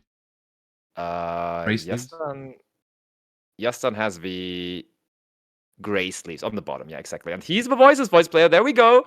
Nice. Pre-preparation of rights. So he won the die roll. That's pretty nice. And then, I'm going to give you the other last name as well. That is M. Kino M. Kino M. All right. Good. We're set. Pre-preparation of rights. A card that I've seen way too much in the last Duelist Cup. It's crazy how popular Voiceless Voice is in Master Duel, right? I also see that deck it's much. Pretty good though. Like it's actually a viable, or it's also a viable deck in a TCG. It's a good deck in Master Duel. Yeah, right if you would have to rate it in tiers or something, it would probably be way higher in Master Duel compared to the TCG, but they're obviously... I always do that against this deck. I'm always ashing pre-pro versions of Rights because I'm thinking, hey, that's 2 cards for 1, and it never works, but here I'm seeing it and it immediately works. How is that possible? No, I think ashing pre-prep is fine. I feel betrayed. That never works for me. They always just have everything still, but here it works very nicely for them. I mean, I feel that. I feel you for sure. That also happens to me a lot. But... All right. Well, we're playing a dangerous game here of using our interruptions on the little Ryzeal. So early, yeah. Sometimes it's not always wrong to do that. I think if your situation is particularly bad, like this one where you just had to pass, maybe your only hope is to, your opponent only has 1 Ryzeal starter. Unfortunately for Yazdan here, is not going to work out. We do have the X Ryzeal, and here this is where it becomes so hard to stop, because even if you have, let's say, another Veiler or another Impermanence, you use that on the X Ryzeal here, well, that doesn't matter anymore because they already have 2 level 4 bodies. They can still make Duo Drive or Detonator depending on what they want to go for. But at this point, it just becomes, we're using Imperm on it, but it's just the level 4 is already there. Yeah, I mean that must mean we also have a way to stop Duo Drive, right? Is that a I typical guess, double yeah. Veiler Imperm angle? Yeah. Oh, Ryzeal that hard draw. cross. Wow. That's not that crazy. It doesn't protect the duo drive is the interesting thing. Oh, true. Yeah, at least that. Because duo drive has to detach two materials. So let's say you get ashed on duo drive. If you use cross to negate the ash, then your duo drive still can't resolve properly. Yeah, very much. Also, I got the question a lot now how many rounds it is today. It's 7 rounds of Swiss followed by top 8. So we're going to be here for a lot longer still. So yeah, we've got after this one, we've got 3 more rounds of Swiss and then 3 rounds of Top Cut. nice. Okay. So we're not even halfway through the day. Look at that. We don't even bother with the duo drive. We just go detonator immediately. And I like this because what you said earlier, if they're using the Imperm on the X, there's a good chance that they have another way to deal with duo drive. So just make the detonator. Your opponent's hand wasn't that great last turn. Chances are that you can just win the game off of this this detonator. We do draw an engraver. I mean, that is most definitely the card we just found off the top of the deck because we would have used it turn 1. Agreed. Oh. I mean, if they have an answer, they're thinking about just we going. Can just use the field spell to negate it. Yeah. Oh, imagine that's like a Talon's bluff now. That would be so annoying. It's a trap. It's a voice trap. Wait, what is? Oh, I think we have a misunderstanding. Of what exactly? I think Yazdan thinks that we use detonator in response to the engraver. Oh, but they use cross. Yes, they did use cross. No, wait, they're they did both. Okay, they did both. Okay, both. Okay, fair enough. They chained detonator and used cross on the. So nothing happens ultimately, and we pass it back over. Things are looking very, very good, and that's not for our voice player, but for our Ryzeal player. The only thing that we didn't do with the Ryzeal turn 1 is we didn't have guaranteed follow-up except for the cross draw here. Like they might not have another Ryzeal starter. True. We'll have to see. Like sometimes there are scenarios like these where you just actually attack with the detonator and then pass. Like that happens.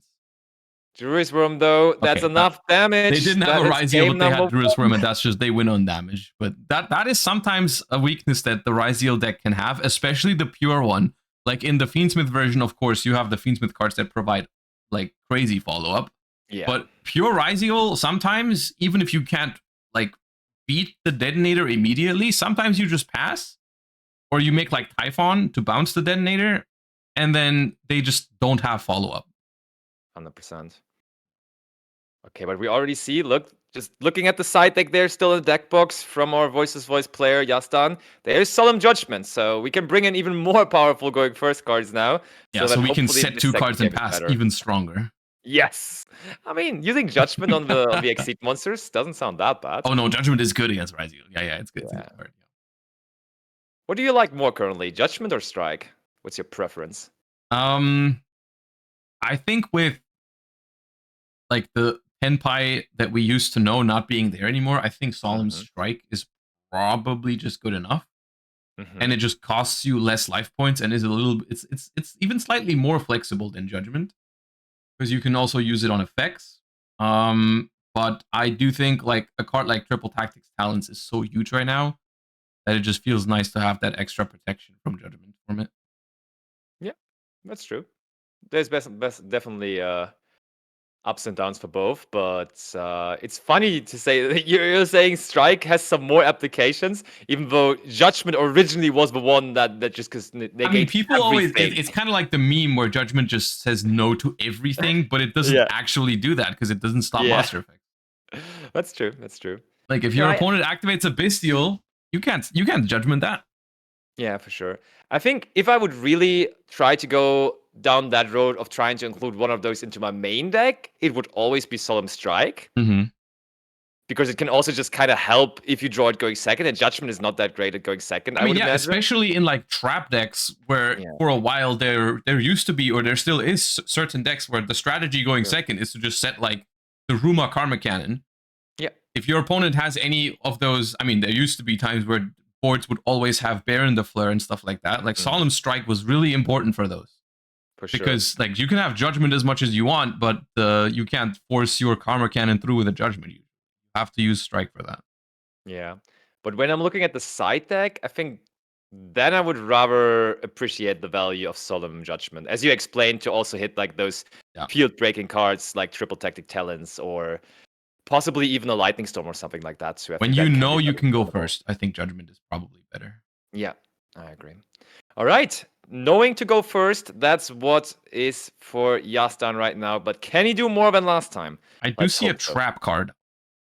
Not I don't a know good if sign. that's the Judgment you were talking about, but I also see a Fable Larry. Okay, and we have Barry of the Voices voice. That's a strong start. Yeah, and it does not get Ghost Ogre, which is Ghost Ogre has been decently popular. We've seen a couple, I think. For sure. Agreed. I mean, that's also because that card is so flexible, right? Because you don't only have to understand it as a pure hand interaction, but also it's a pseudo field breaking card too. We it can saw, help for a lot, example, you know, like you can destroy the Desiree when it tries to negate. With how popular the Fiendschmidt cards are, that is very like relevant. For sure. And in a very grindy matchup, even hitting cards like Branded Regained or something is really good in the long run. That is indeed true. And now we have Diviner as well. So it seems like the start this time looks a lot more like a Voices voice deck. Yeah. And I think we can be pretty happy about that. Yeah. And because we're opening with multiple engine cards, we even have the luxury of searching, like we're using the barrier to search Saphira, and then Saphira grabs us Soravis, which protects our Diviner from Imperm or Veiler. Massive. And I think we had additional protection because I'm seeing it they now also too. have Called by the Grave in there as well. Holy. Yeah, That Kino opening had apparently been not a Master Duel player because we have to read all the Voiceless voice cards. True. Yeah, it's one of those decks where you just usually play locals. You might just like never face it, right? Because there is not that many Voices voice players overall in TCG, I feel like. I think there was, though. Like, it depends. Really? If you played through, I mean, all the way through 2024, I played against a lot of Voices voice. Like, when that deck came out, people played it a lot. Okay. Then maybe I just not more than Snake Eye or Yubel, but it was definitely out there, I feel like. Fair enough. It was kind of like for a while it was more popular than Centurion, I think, until Centurion got more support. Okay. But this also this so far looks very classy, but on the other hand, or very classic rather, because we're not doing any of the Fiendschmidt things yet, but none of those things actually do lock us, right? So we can just basically establish the Skull Guardian, and then if we have monsters to just still go into, for example, the Moon of the Closed Heaven, we can just do the Fiendschmidt stuff after, kinda. Now, theoretically, the Voices voice cards are very splashable because they really don't lock you into much. Ooh, but we're using our Magnamute here on the Saphira, I think. Must be preemptive as well. You have to do that preemptively because it would banish itself for cost. And honestly, that hurts because that is the main way how this deck performs a ritual summon.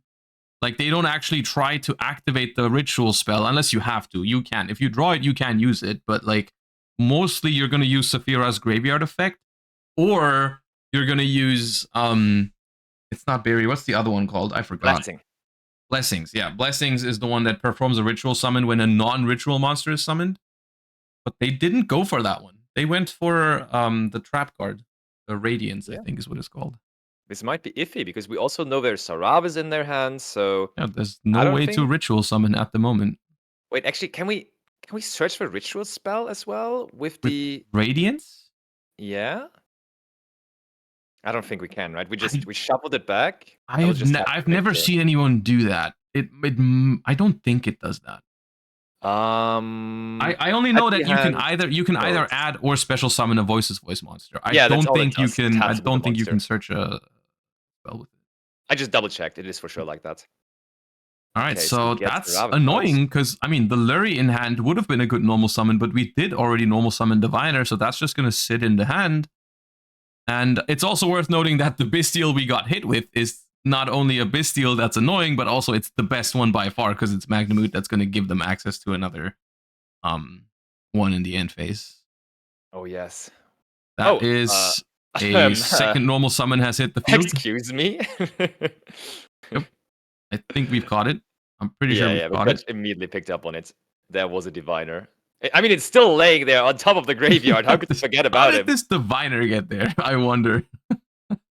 I'm wondering too. But I mean, at least now with the Saravis also being available, we can just... Or do we just not go into the Fiendschmidt cards? There's no way that they don't play Moon, right? Let me check. There is Moon in the extra deck. Of course, yeah. I feel like you can just make Moon with the low and the Trias, right? I mean, what are they offering on the field? Not a whole Not lot, much, right? no. Unless you wanted it to stay around for the full tribute for a ritual summon, but they clearly can't perform a ritual summon right now. Doesn't seem like that. Okay, So we're linking. Okay, we're getting there. We're synchro summoning. Chaos Angel. Okay, that is a full light Chaos Angel once more. That's a choice. Do they play? I need to check if they play 2 Saravis, because I think that's really important here. Nope. Oh, you're talking about the ritual one, yeah? I'm talking about the ritual because they did add one from the deck to the hand, and the Saravis on the field can only summon it from the deck. They only play one. Let me tell you Which means that this is also not a disruption. The one on the board. It's not going to turn into a Saravis because that's already in their hand. Ay. Unless you can shuffle it back with Radiance. Yeah, you can do that.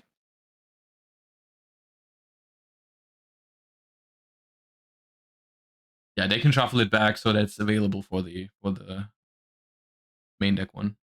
Actually, Saravis can summon from the hand though. I just double checked. Oh, it can? So, there's something in that deck that can only summon from the deck. Is it the ritual spell that banishes itself from the graveyard? I don't. Yeah.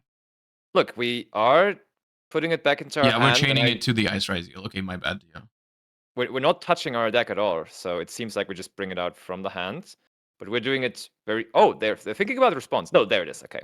And this sort of disruption, this sort of like negate the summon, I think is pretty good against Ryzeal. It's not gonna win on its own, but it's pretty good. Like being able to stop a rank 4. Oh, Drury's Worm again now for this time the low. Yeah, the low is trying to summon itself out. That way they could have gone and get the other continuous spell, but that's why Magnamut was so big, right? Because it hit 2 Bystials in one. Yep, and that's what makes me wonder how good Voiceless Voice really is at the moment. Because when everyone is playing Lubellion, people are saying Lubellion is the best card, and obviously you're going to play so many Bystials with There's been so many Bystials today. It's like in every deck. And I feel like there has not been a ritual deck yet that doesn't lose to Bystials. Dryshawn gets obliterated by Bystials. Necros doesn't care. Okay. I see. Fair enough, you got that point. Necros indeed does not get obliterated by Bystials, but Voice's Voice quite clearly does. Yes. So that's an issue for them here. To be fair, there's certain hands where you can play around it really well. Mm-hmm. But this was not one of them, and it's not super likely. Like sometimes you can play around it better, sometimes you can play around it worse. Like there's scenarios where if you start with low, you tribute low to summon Skull Guardian, and then if they try to Bystial the low, well, you can just search another one with Skull Guardian, and it's fine. If you don't have to use your normal summon for the low. Like the best openers for Voiceless Voice are the ones where you use the Saphira without normal summoning, so that your opponent can't Bystial that one. Yeah. Because you don't have a monster yet, and then you just tribute low from hand to summon Skull Guardian. And then if they banish the low with the Bystial, you can just search another one. And that's the best way to play around it, I think. Alright, so we do decide to immediately negate the summon of the Axiton Knight, which is very understandable because we do not like giving up our entire field. You are very much forced to do that because the Fiendschmidt engine is going to force the Saravis. Oh, but there is talents. And I mean, even taking here seems appealing because that's a lot of damage already. And it's also just, you don't have to worry about the Chaos Angel anymore if you just take it here. But it could be safer to either draw or look at hand. I mean, it's a light Chaos Angel, right? So it is only light, yeah. What is that? Only battle protection? I always forget which one is which. Wait, light is? I think light is battle protection, yeah. I think light is just... No, light is actually unaffected by effects. So maybe I just double checked. I reread the card. Look, we actually were both messing up, but that means we may want to take it then, actually, because that makes it tougher to deal. Okay, we're chaining the trap card by the looks of it. Shuffling back the Sauravis, which ended up in our hand now. That makes me think they were trying to look at hand. Yeah. So we're shuffling the Sauravis away. It'd be cool if that was the only card in hand, actually. So that the tactics now doesn't get to take anything. Yeah, but he has more cards there. He has more cards to offer. So we bring out Low from the deck. I mean, that Sauravis was actually huge, though, right? Because it was intended to protect the Chaos Angel from quite a lot of things. For example, it was protected by the Druid's Womb anyways, but still, it was talents to take, and they chained the trap to summon Low? Yes. Don't say yes like that makes sense. No, but that is factually what happened. Why would you give your opponent more options to take? I mean, they're not going to take the Low, right? Why not? It can't activate then. I think. Yeah. Yeah, that's true. That's actually true. Okay, Blessing. But they gave up on the card that they could summon out with Blessing from their hand. Unless they have another one. Unless they They can't could still have Skull Guardian. The problem is because they've already used Low's graveyard effect. Even if you tribute Low for Skull Guardian now, you can't bring back the Low. Yeah, true. Very, very, very true. To force them to choose between Low and Chaos Angel, that is not how that works. Giving your opponent a choice is not a good thing if before they had no choice. Like, they go talents to take, the only card you have is Chaos Angel. Why would you offer them an additional choice? I tend to agree on that.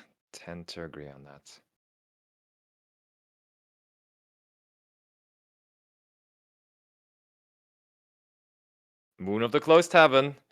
That's yeah. Now they can use the Druid's Worm to send the Low, which if you could have just summoned it out later. Okay. Oh, they're not even doing that though. Okay. So we see that Kino is doing what his opponent was trying to avoid at all costs, because he was really not trying to go into his Fiendschmidt engine no matter what. But on the other hand, of course, Kino knows how good that is. Lacrima. A single Requiem resolving is offering so much. Crazy to me. It's also crazy to me that this was just like somewhat undiscovered, and then you guys for Wyse's Bologna just came up with it. Like, the fact that this was not played before is mind-boggling to me. Seeing now how well it actually is. I mean, people very played well the engine, right?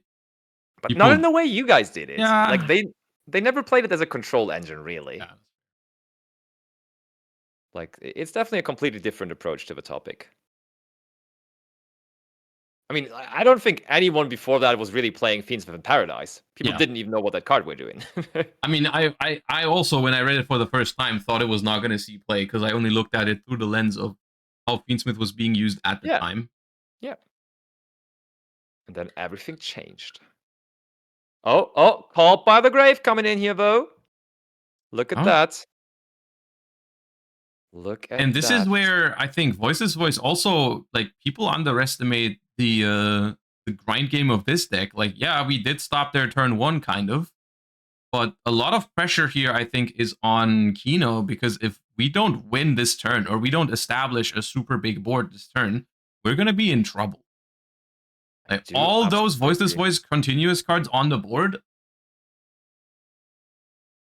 Like, if they do get to set up Detonator, though, Detonator would just be able to trade with them so well. Let's see. Oh, no rank 4 yet. Oh, Dimensional Barrier. That might definitely make us get through this turn. It would be even better if this would be pure Ryzeal, because now still we technically have the option to go for like sequence. But they also banished. Yeah, they banished the Engravers, so maybe that can't even resolve anymore. It literally cannot, right? Yeah, and this is where like the Voiceless Voice follow-up is just going to be too massive, I think. Voiceless Voice coming back. Love to see that. Love to hear that. Did you know that one of Leo's most favorite decks is Voiceless Voice, actually? He's in love with the deck. It's crazy. Interesting choice. Agree. Yeah, Voiceless Voice is one of the best decks to use those like turn skip kind of cards, like Dimensional Barrier, like Lancia, because once again, it has a lower ceiling in the short term, but once you you give them one extra turn with all those continuous cards up, the advantage is crazy. Absolutely. Like they basically, if they get another turn, they just get 3 extra cards from all those cards being face up already. Yeah.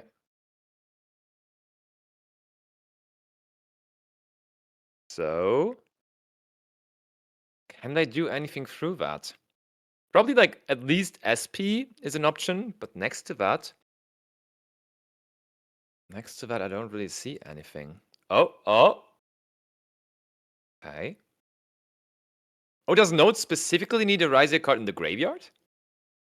Node needs. Does it? Because he was summoning it out there, and then he had to take it back. There are Ryzeal cards in the graveyard. Oh no, Node is the one that needs Exceeds monsters. Oh, that's the restriction, exactly. We'll have fun getting that one in there with Barrier active. Oh, and I mean, that was also so massive because initially they put the Exciton Knight into the graveyard, and very, very quickly Yastan immediately banished it because, of course, Sarav is banished. that's what it does, and that was so key here for this. Yeah, it's good that they caught that. Yeah. All right, okay. We can just add back Saphira now. You were talking about the follow-up, and that comes in here now because Blessing does not create only interruptions out of nowhere by ritual summoning on your opponent's turn, but also every turn you can just add back a banished or graveyard. Yeah, we get to add one from banished, one from deck with barrier, and then we get to also resolve Radiance to either pop or add or special. It's massive. You are still, Kino is not completely out of it. We still have some Fiendschmidt access here, and we have 4 cards left in hand, so understandably not like scooping it up. Yeah, still worth grinding it out. There is now finally the Skull Guardian, and no Bystial to meet it. Low, back to the field, and now low. There's barely cards to activate with this anymore now. I think we're doubling now. I think you don't even play anything other than just putting up a duplicate copy of Barrier. Okay, we're searching the Saravis with the Skull Guardian, and another barrier. Oh, or not. Might just not activate it to save your space open, because otherwise you only have one space. You rather want to set an Imperm or whatever you have there. Maybe another D barrier to just really lock this one up. Okay, checking the graveyard. How many engravers do you usually play in Fiendschmidt Ryzeal? I think it's more than one with how popular the Fiendschmidt, the Bystials are. I think most of them play 3 copies because you just really want to draw it. But I think I've seen people with 2. Okay. Yeah, but there should still be some in the deck, I see. I don't think they're out of them. But it's pre-preparation of rights now too. He all of a sudden has all of the resources. He might even have too many. He might not be able to use all the cards that he has now. You can definitely summon a second Skull Guardian, which is just another 4100 beater. Oh, that's yours. I think you signed that card, Josh. Did you ever sign the Skull Guardian? I think you just searched the Skull Guardian that was signed, and it very much looked like your signature. You will see. You will summon it in a second. I swear. Oh, about to come. Don't say it like that. Yeah. Oh yeah, that's mine. But that is your signature. Biggest Voiceless Voice enthusiast on the planet, Joshua Schmidt. Signing Skull Guardians to your service. Oh, we're getting rid of these 2 now. Oh yeah, we used the trap effect, and that's game just with 2 Skull Guardians there. Oh. He made sure to attack with the one that doesn't have your signature on it first, to then attack with yours for game. I think that was Josh for game. Joshua Schmidt for game there. It's also but they can still use Lacrima, true. Yeah, but they have the they just negated. That is Joshua Schmidt for game indeed. Let's go. He has to check the signature now as well. The judge is interfering, asking, was that really Josh? No, don't DQ them. I gotta say, it's a very clean signature, right? Because sometimes I'm struggling to see anything when someone signed the card, but this one, I don't know whether it's their sleeves or just the way you sign cards, but like you immediately could tell.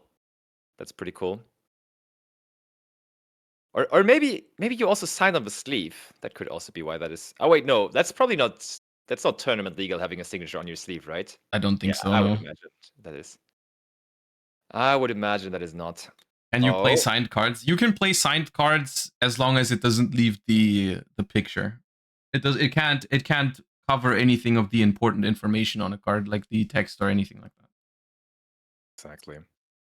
At this point, what's the card you signed the most? Fountain. Not even close. Still Fountain. Okay. But like, there's a lot of circulars and Lokis. Exactly. Yeah. Because there is that campaign of you Yeah. signing. No, people do that a cards lot you as don't well. But there's more like Fountain enjoyers than circular or That's lovely. comedians, basically. Pretty much, yeah. Pretty much. All right. So game number 3. With Kino going first for the first time here as well. So far, it was all Voiceless voice. Yep. I mean, in game 1, not that much Voiceless voice at the end of the day, but they still had the privilege to go first. And now, what I have always been struggling with Voiceless voice, like that deck just doesn't break fields very reliably with their engine, does it? Not really. No, there's been 2 approaches. The main one that's being used in the TCG, I feel like, was just hand trap your opponent and stop them from making a board, so there's nothing to break. But in Master Duel, for example, they've been using just like a ton of board breakers, like Nadir Servant and stuff like that. I'm not sure exactly what approach we're gonna see here from Yazdan, because we haven't really seen much non-engine, I want to say, from them. That's the thing. Like there was barely anything. Called by the Grave was there, but there was Called by. Really we saw that they are on the Fiendschmidt engine, but in terms of like game one we saw Imprim and Veiler though. Yeah, we saw those in game 1.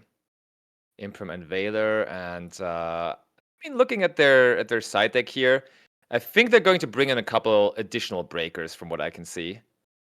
The question is just how good of a breaker. That's a card that goes out and in out of formats. How good of a card right now is Evenly Matched? Because he decided to run Evenly Matched in his side deck. Do you like it at the moment? I think Evenly Matched is fine against Ryzeal, like in a vacuum, because against the standard Ryzeal board, if you just don't hand trap them at all, they will obviously create a lot of free cards. Like they will have like the Ryzeal Cross, and they will have the Ryzeal plugin, and then whatever else they will have in their hand, they will also set like any sort of imperms, called bys, whatever. So if you can just evenly all of that extra card advantage away, I think it's pretty good. The problem, of course, being that the card they're going to keep is almost always going to be the Detonator. Yeah. So, like, Evenly will get... It's kind of like how Evenly was against Kashtira, right? You remember? Like, you would get so many resources away from them. Like, you would take away their Kashtira Birth, the planet, any other things they had next to the Ryzeal, but then your deck still needed to be able to deal with the Ryzeal. Yeah. Right. But if your deck can do that, if your deck is good at dealing with Detonator, then I think evenlying away all the other things is pretty good. Of course, the problem here is that a lot of them are also having, like, they would have Desiree next to the Detonator sometimes. The thing is, yeah, they rarely do that though, right? Usually they more likely, I think, is that they have like Caesar next to it, because they would do Caesar first and then Detonator. And against those kind of setups, Evenly is pretty good as long as you can deal with the Detonator after. But Voiceless voice particularly is not very good at dealing with Detonator. Alrighty though, we have a lot of ifs and whens, but what is really going to happen here? I am seeing a trap card in Yazdan's hand. It might just be that Evenly. I think we're gonna see how it's gonna turn out. Could you see in practice how that really looks? Nice. Okay, Bonfire, decent enough of a start for Keenan here. Or Kino, rather. Ice Ryzeal. You're so right. It's so weird that this effect of Ice Ryzeal does not lock you. Yeah, right? It's like by far the better one. But it's just the gimmick or the thing with Ryzeals is that all of the effects to summon from hand are the ones that lock you on every single one. If you're trying to remember how it works, like it's always the one to summon from hand. Like if you normal summon Ice Ryzeal, if you normal summon X Ryzeal, I'm pretty sure you're also not locked. Okay, Requiem effect. And it also doesn't necessarily look like we're trying to interrupt, or we have the ability to interact with our opponent, but But I do like that. Like I think you would like. I don't like the combination of evenly plus hand traps. Yeah. Because what are you trying to evenly if you're just stopping them from playing? Yeah, that's fair. Okay, Lacrima. We're going to bring back the Engraver. Did we put anything back for that?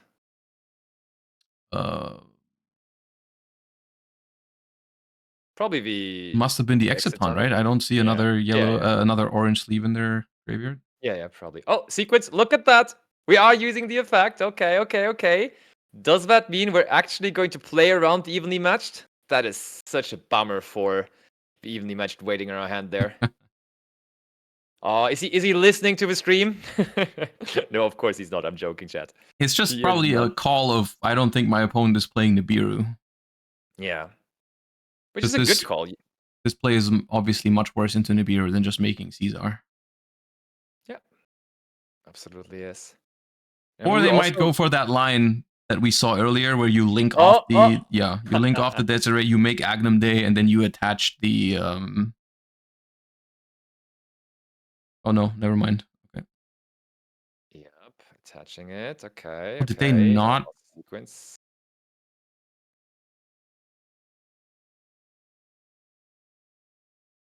This is a very risky line into like Nibiru. Yeah, I guess, but I think it's very, very unlikely for Voiceless to play Nibiru. That's fair. Sword Ryzeal. Now we're locked into Exceeds, but we're already done with our Fiendschmidt engine anyways, so that is nothing to be worried about. And from here on, we can just continue with the Ryzeal cards. I mean, if you do get Nibiru'd here, you would probably end on just Agnum Day setup for the opponent's turn, which is still not bad. Yeah.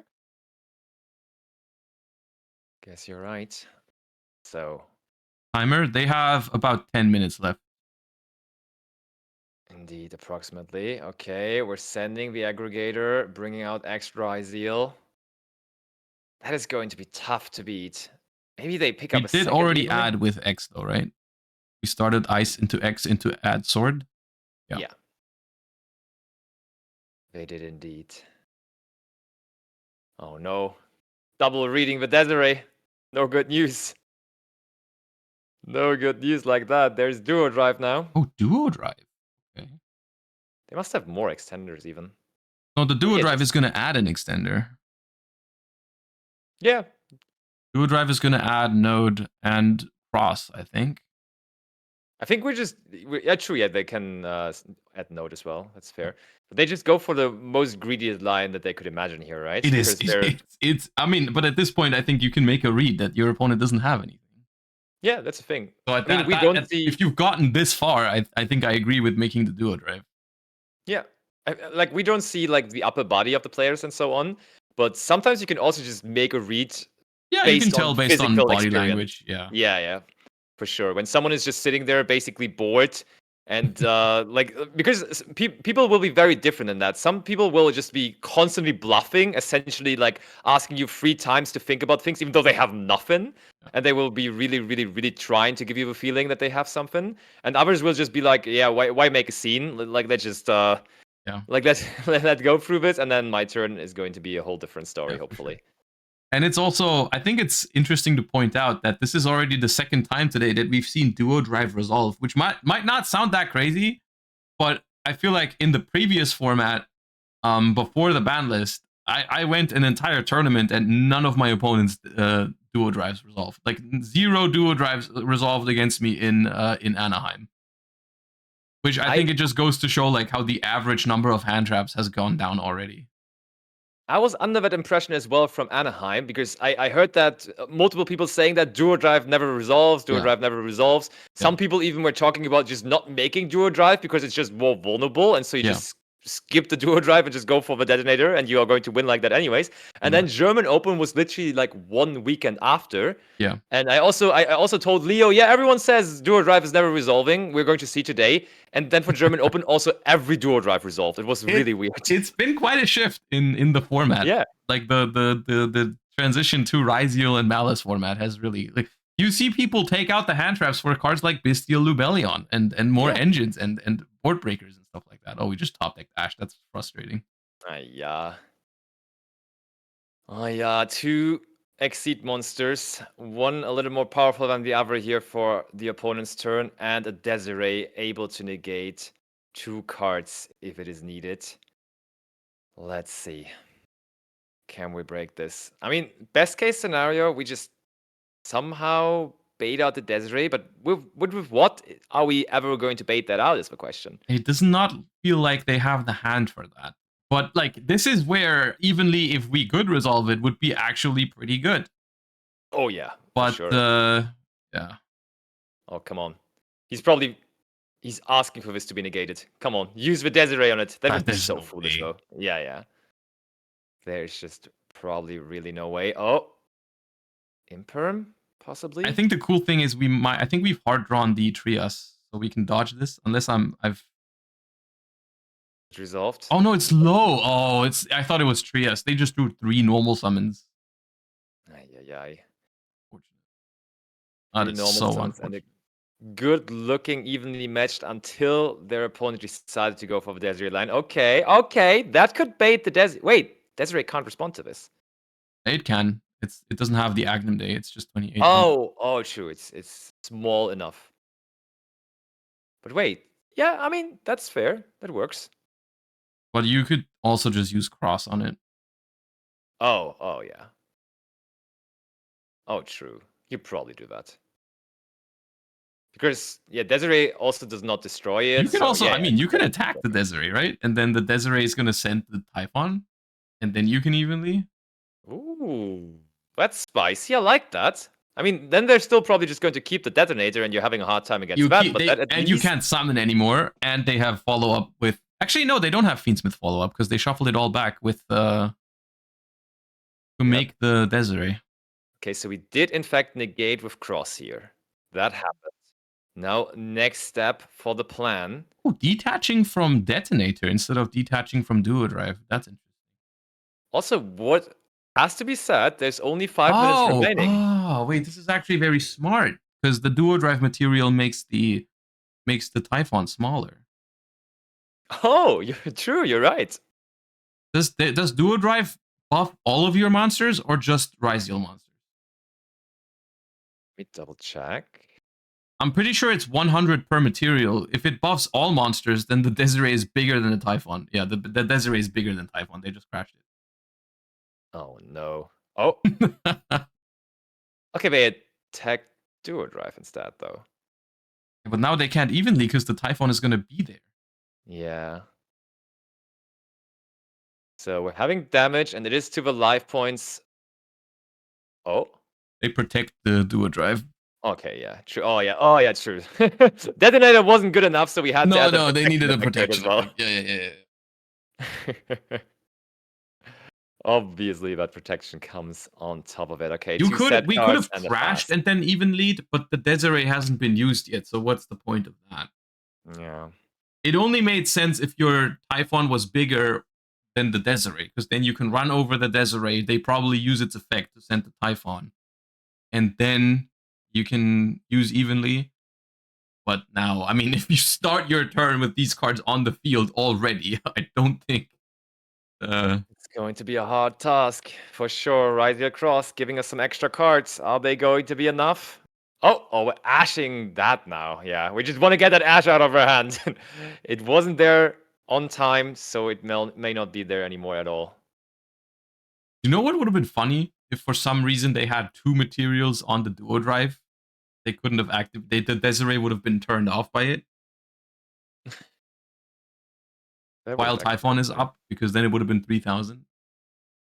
You know what I also find funny? That duo drive is just like Gigantic Sprite in the way that you can detach materials from anywhere on the field to resolve its effect. It does have to be 2 from the same one. Oh, really? Oh, that's a does, weird yeah. restriction. Yeah.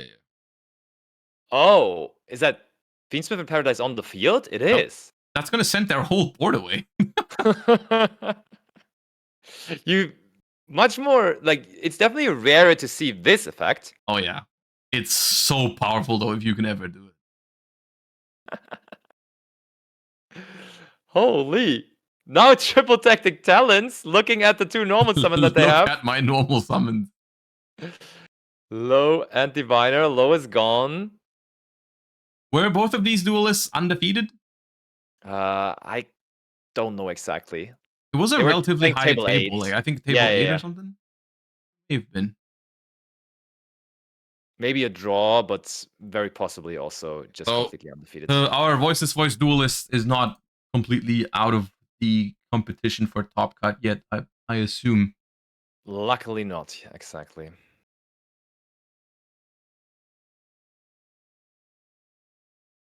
Oh, who's that? Oh, I have a good candidate for a next feature if they win this round. That could be cool. Who's that? I have someone on Memento, and we haven't seen Memento at all yet. Their name? Florian Meister.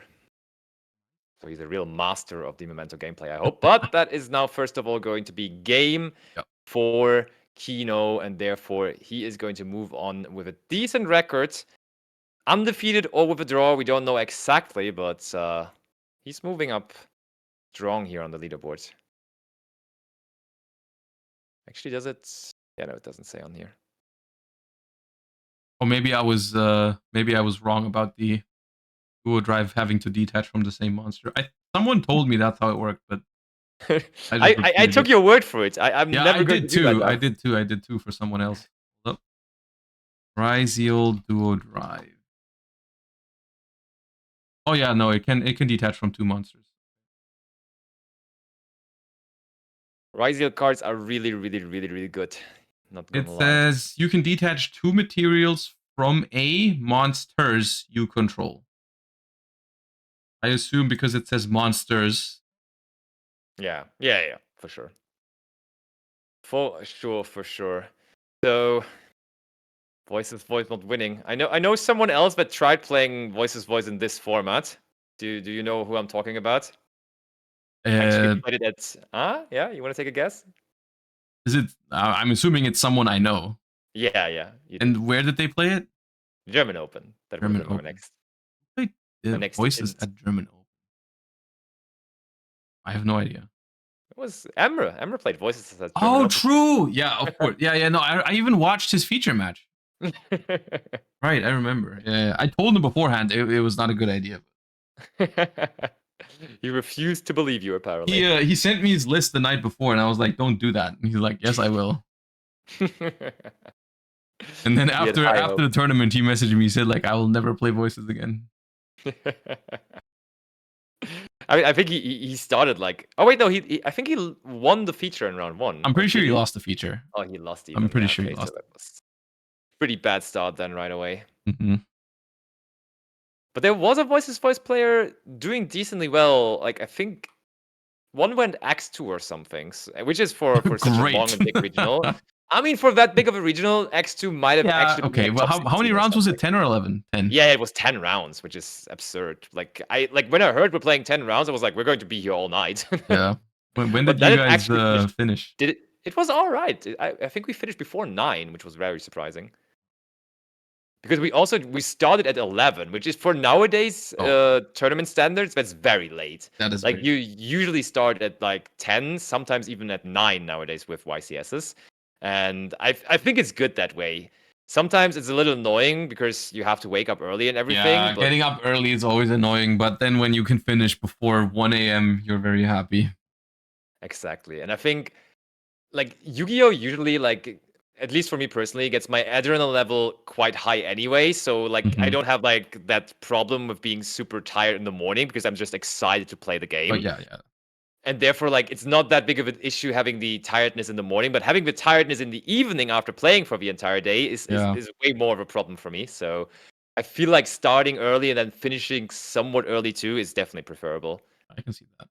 Yeah. Also, I want to point out how the Josh Skull Guardian has a 100% win rate when being summoned.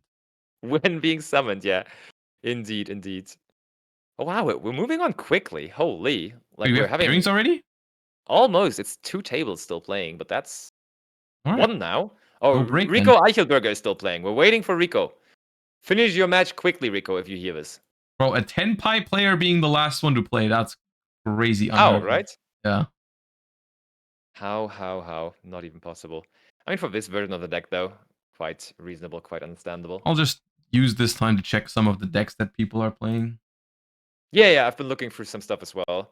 So did Florian drew at table 7. So Memento drew at table 7. We can still feature that. That's probably okay, they're right? probably 301. Yeah, sounds about right. That's good enough. baby. Who else do we I'm have? excited. We can also like follow through on some of the people that we had on feature. Eric Turpel, for example, Is won undefeated. at table 1, therefore is absolutely undefeated. Tim Grefe won at table 4, also still undefeated, therefore. And as I just told you, Rico Carlos Eichelberger, who we had last round winning, is still playing at the moment, but also until this point undefeated. So we're having good picks with our features so far because they are apparently going to be very relevant for this tournament overall. Oh, I spotted an old school name. I spotted Marvin Weber. Oh yeah, I saw him earlier too. Yeah. I'm not spotting him at a very good table number though, so I don't think we're going to get him on feature. It's literally the last table available. It's table 50, and they did not win. But I know that Marvin is like super big into Time Wizard 2010. I'm and pretty sure he's probably really there for the. I know they have an Edison event as well. Maybe that just hasn't started yet. I think it's starting at like 2:30, so that's Yeah. probably exactly why he's still playing the main event there. That's probably the reasoning. Okay, Icentrix is asking, can we still feature Leo? Let me check for Leo. I saw that Leo lost to Tim Grefe, so he should have been 2-1 going into Yeah, this he round. lost this round as well. He's 2-2 now. He is 2-2, yeah. I think we're not going to prioritize that. Maybe for the last round, if he's still X2, that could be kind of a bubble match, but even then, it's kind of unlikely to get top 8 because like tiebreakers when you lost so early is kind of rough. We'll see, but definitely not on our priority list. Not very high on that. What did he lose to? I'm just randomly looking at deck lists, and it's so hard to find anything that isn't Ryzeal or Maliss right now. Right? I was looking through it when we were on break. I found a Mermail duelist. Okay. What's his name? I can check for his table number.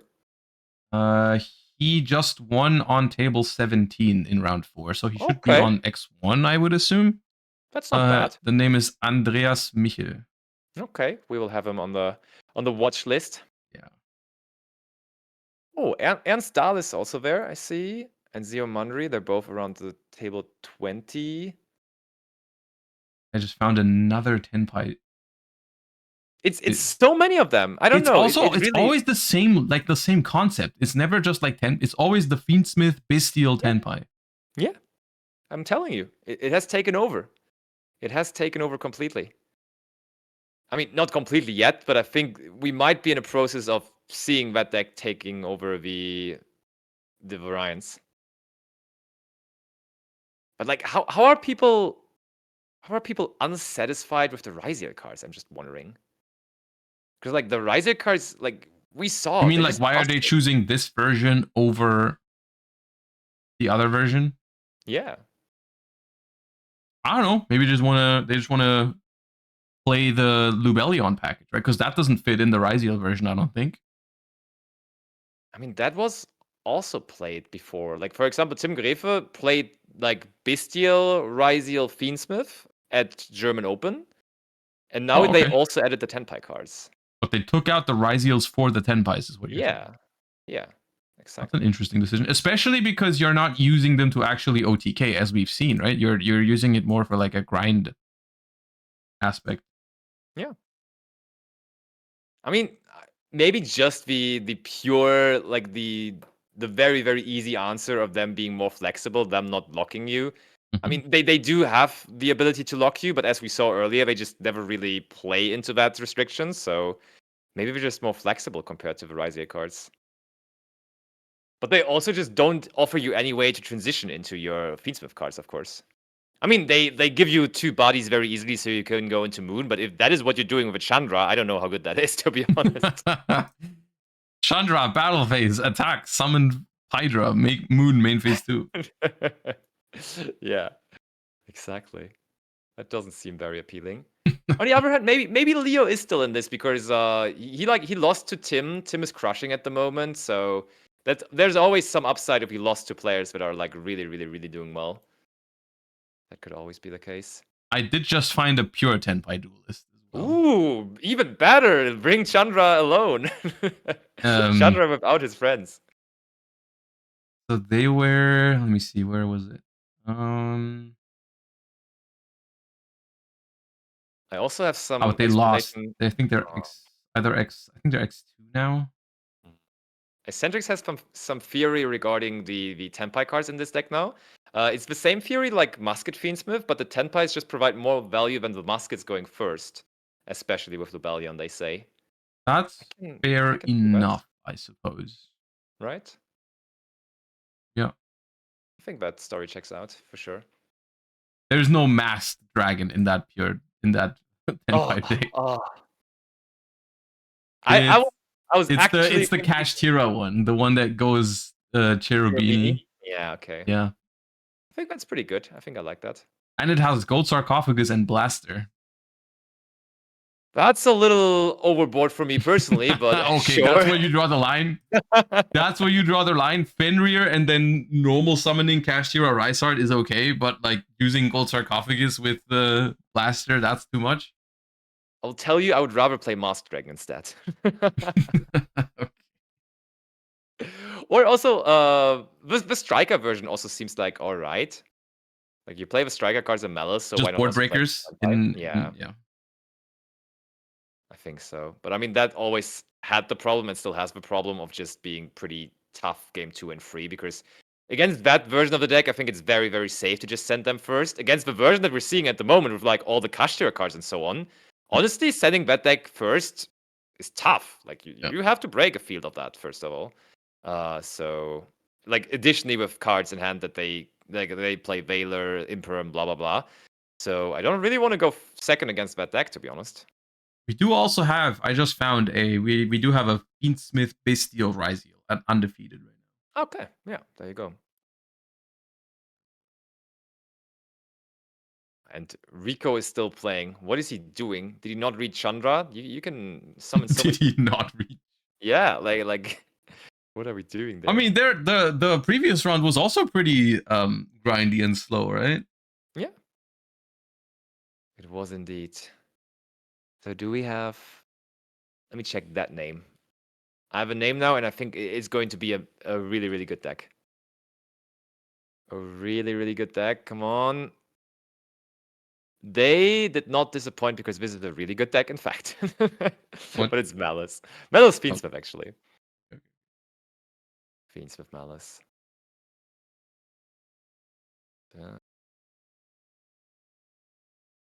And they're still playing.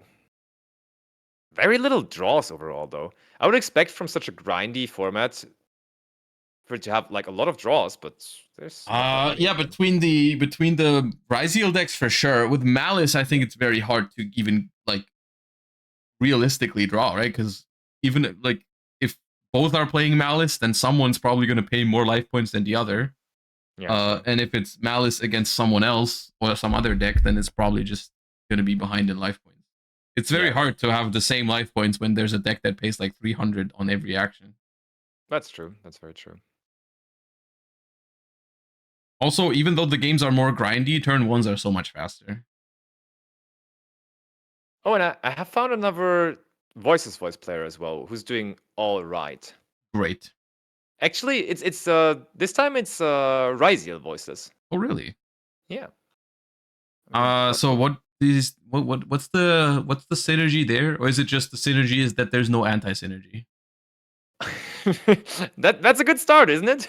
I mean, no, that could legitimately be the thing. Like, hey, we need more engines in Voiceless, so we're just playing something else that doesn't conflict. But I feel like That's a little weird because both of them are so normal summon reliant. Right? Is Ryzeal really that normal summon reliant though? I mean, you definitely have less starters if you can't use ice as a starter. Yeah, that's true. But I think you like. Oh, okay. Good answer in chat. Barrier actually protects detonator. They can't Barrier target detonator protects anymore. that. Okay, so if you go full combo, then your detonator is also untargetable. Yeah. Sure. You I don't only know play how- Bonfire and X? Okay, so it's like a very small Ryzeal package. Okay, fair enough. yeah. True. But I mean, if you draw, well, what do you play? You play 3 Bonfire, 3 X, and then just what, 1 sword, and that's it? Or what? They play only 1 bonfire, 3 axed, 1 sword. Okay. That's the package. So you go X into sword, summon sword, search X for follow up. Yeah. And then, but on the next turn, the X that's for follow up doesn't even have a search target. Also, the deck usually doesn't care about follow up because it had like the one engine that you have a Voiceless Sure. just like that gives you so much. Yeah, that's follow-up, fair so- enough. You probably don't need the follow up from the Ryzeals. You get the follow up from the Voiceless cards, and you just use it as an extra push. And all. I mean, it's pretty good going second as well. Yeah, I mean, honestly, there's probably a lot of decks, if they don't care about being locked into Xyz, that could make use of that package. It's a pretty efficient package. Okay, we do have pairings for round number 5. All right, so who's Florian Meister up against?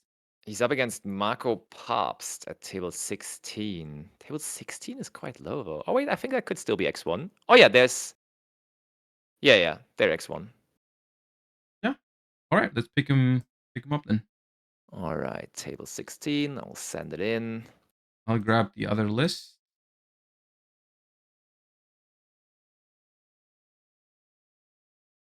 Oh boy.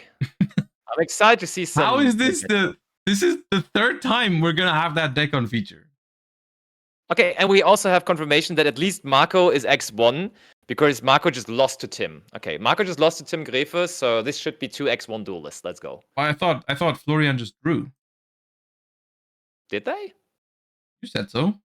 Okay, that's even better then though. Okay, so that means when they're down to table 16, that probably means that they're X11 then, Yeah, right? we've got an X1 versus an X11, but that's fine. They Yeah, can still make still top cut both of them. Yeah, I think. both of them. For sure, yeah, absolutely. That's totally okay. That's totally alright.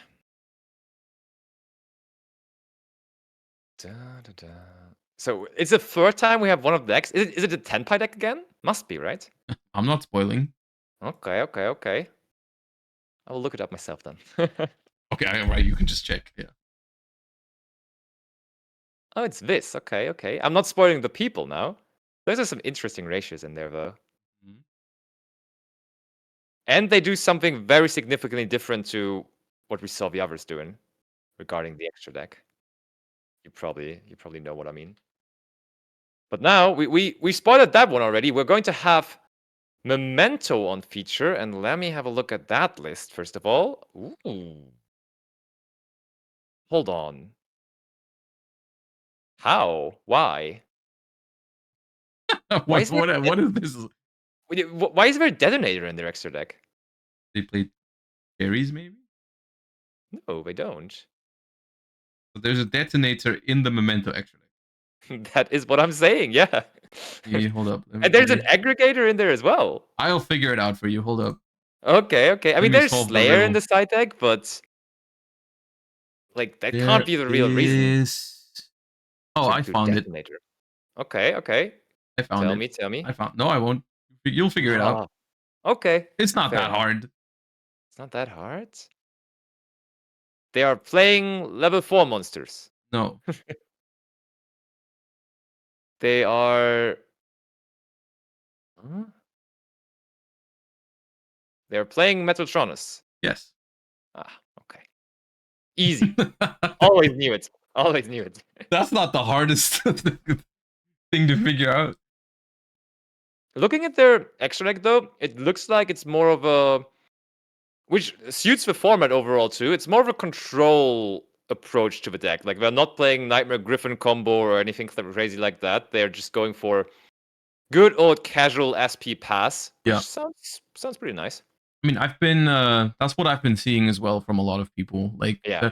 some people are on the like super fancy combos, and other people value the flexibility. The one thing that I'm surprised that we're not seeing in this one is there's no Fiendschmidt cards. That is true, yeah. Wait, there's a oh wait, no, that's the I love that the opponent Marco has called his deck Haufen und so. Yeah. But yeah, true, there's no Fiendschmidt cards in there at all. That's cool. That's a really nice budget option for the format, if you think about it. Memento without Fiendschmidt. Yeah. That's pretty cheap. Yeah, they are playing Fuvalos, but I guess you could reasonably play the deck without it. Yeah, for sure. And I don't know if is any of the Memento stuff. Like when I picked up the deck, which was like 2 months ago, Anguishes and Bone Parties are like 15 each for like the single copies. But also the deck was a little more hyped back then, I would say. So Bone Party is still around that, like 15 to 20 for Bone Party, and Anguish is also around that. Yeah. So, but I mean, considering those are like the only pricey things in the deck, I guess the Memento core probably comes out to about 100. Yeah, right around that. I mean, okay, it of course depends on where you draw the line for budget, right? But like compare it to a full Fiendschmidt engine and Ryzeal core and stuff like that, it's definitely one of the cheaper options. Yeah, I would say so as well. Okay, so did we get information yet on who's who here? We have, yeah. White Sleeves is Marco. Okay, I think but while they're shuffling, I find it very hard to tell who's. Oh, okay. So I think so we have Marco on the bottom, who's not the Memento player, and then we have Florian on the top. Come on, Florian. That's a 9. That's pretty high for a Memento player. And that beats Memento player. 8. Memento players usually don't roll that high. Exactly. I don't know what kind of why do you have to do me like that? But sure. Memento best deck, and you're going to see. Okay, we start off with Tatsu no Chigo. Still trying to figure out the correct way to pronounce that card, but I will go with that for the moment. Was Tatsu no Toshigo, right? Yeah, okay. I missed the middle part. I always just said Tatsu no Chigo or something. Tatsu no Chi. Yeah, we get it. Okay, and it does resolve. That's a really, really good start. Making sure that you have monsters being destroyed by card effects already, like, enables so much more, because, for example, the fusion in your hand, if you have it possibly, lets you fusion summon with monsters from the graveyard, so it's just definitely a good start getting that off. All right, and the standard is Gatic plus Sleepy, right? And so Gatic is going to summon itself out and attempt to add back the Sleepy from the graveyard to the hand, which you can then summon out because something was destroyed this turn, right? Indeed. That's what you can. And then Sleepy is on summon, performs a fusion? Yes, and it does not even necessarily have to use itself. Yeah. And you usually try to, like, when you only have a 1-card combo, you have to use it, but usually you try to avoid using itself because you rather want to destroy it than with the Horned Dragon. But there is now Fuvalos, so we're getting a guaranteed draw, and they apparently also have to use the Sleepy. So it's not there on the field anymore to be destroying with the Horned Dragon. This is not a bad Fuvalos. At the same time, I do think that is fine for Memento generally. Yeah. I think it's a Veiler now too, though, for the Horned Dragon. But do we have a way to dodge it? We do. Memento, and this is one of the best parts about Memento, is like in a format where people play Veiler and Imperm, even though your deck is theoretically weak to hand traps, you do have a lot of ways to dodge them. Yeah, you know what's funny though now? Now we have to destroy the monster that we summon out, because Horned Dragon has to destroy a monster on the field, and we're going to use it now to dodge the Veiler, so whatever we summon out next is just immediately going to be destroyed. But is that really a problem? Not really, no. It's a funny coincidence. Because you summon the big fusion, and that wants to be in the graveyard anyways, right? Oh wait, can we just summon itself again? No, that surely doesn't work. I mean, if we would play multiple copies, maybe would we just? Yeah, okay. They do play multiple copies. But you probably... Wait, let me double check on the Memento wording there. They could have just done that, right? Just summon itself again. Another Twin Dragon? Yeah. Maybe, but maybe they just prefer having the combined whatever king. Fair enough, I guess. I mean, yeah, having it in the graveyard and also it being correctly fusion summoned is pretty nice because that means you can bring it back with the Tekutlika on the opponent's turn, and that's pretty massive, actually. The annoying part with using all those extenders through Valor and Imperm is all of those give them an extra draw, right? Under Fuvolos. Yeah. Like now we changed the fusion, which was cool to dodge the Valor, but we gave them another draw.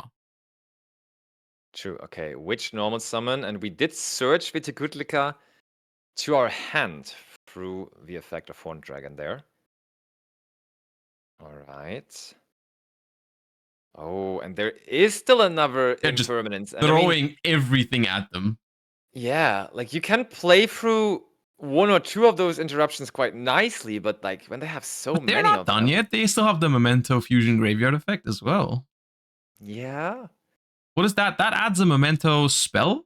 Yeah, we maybe should have done that preemptively because we had the horse already on the field with Tatsuno Chogo, so we could have destroyed Just that. destroy it to search a Bone Party? Exactly, to play Mhm. around the possible imperm. I would have liked that.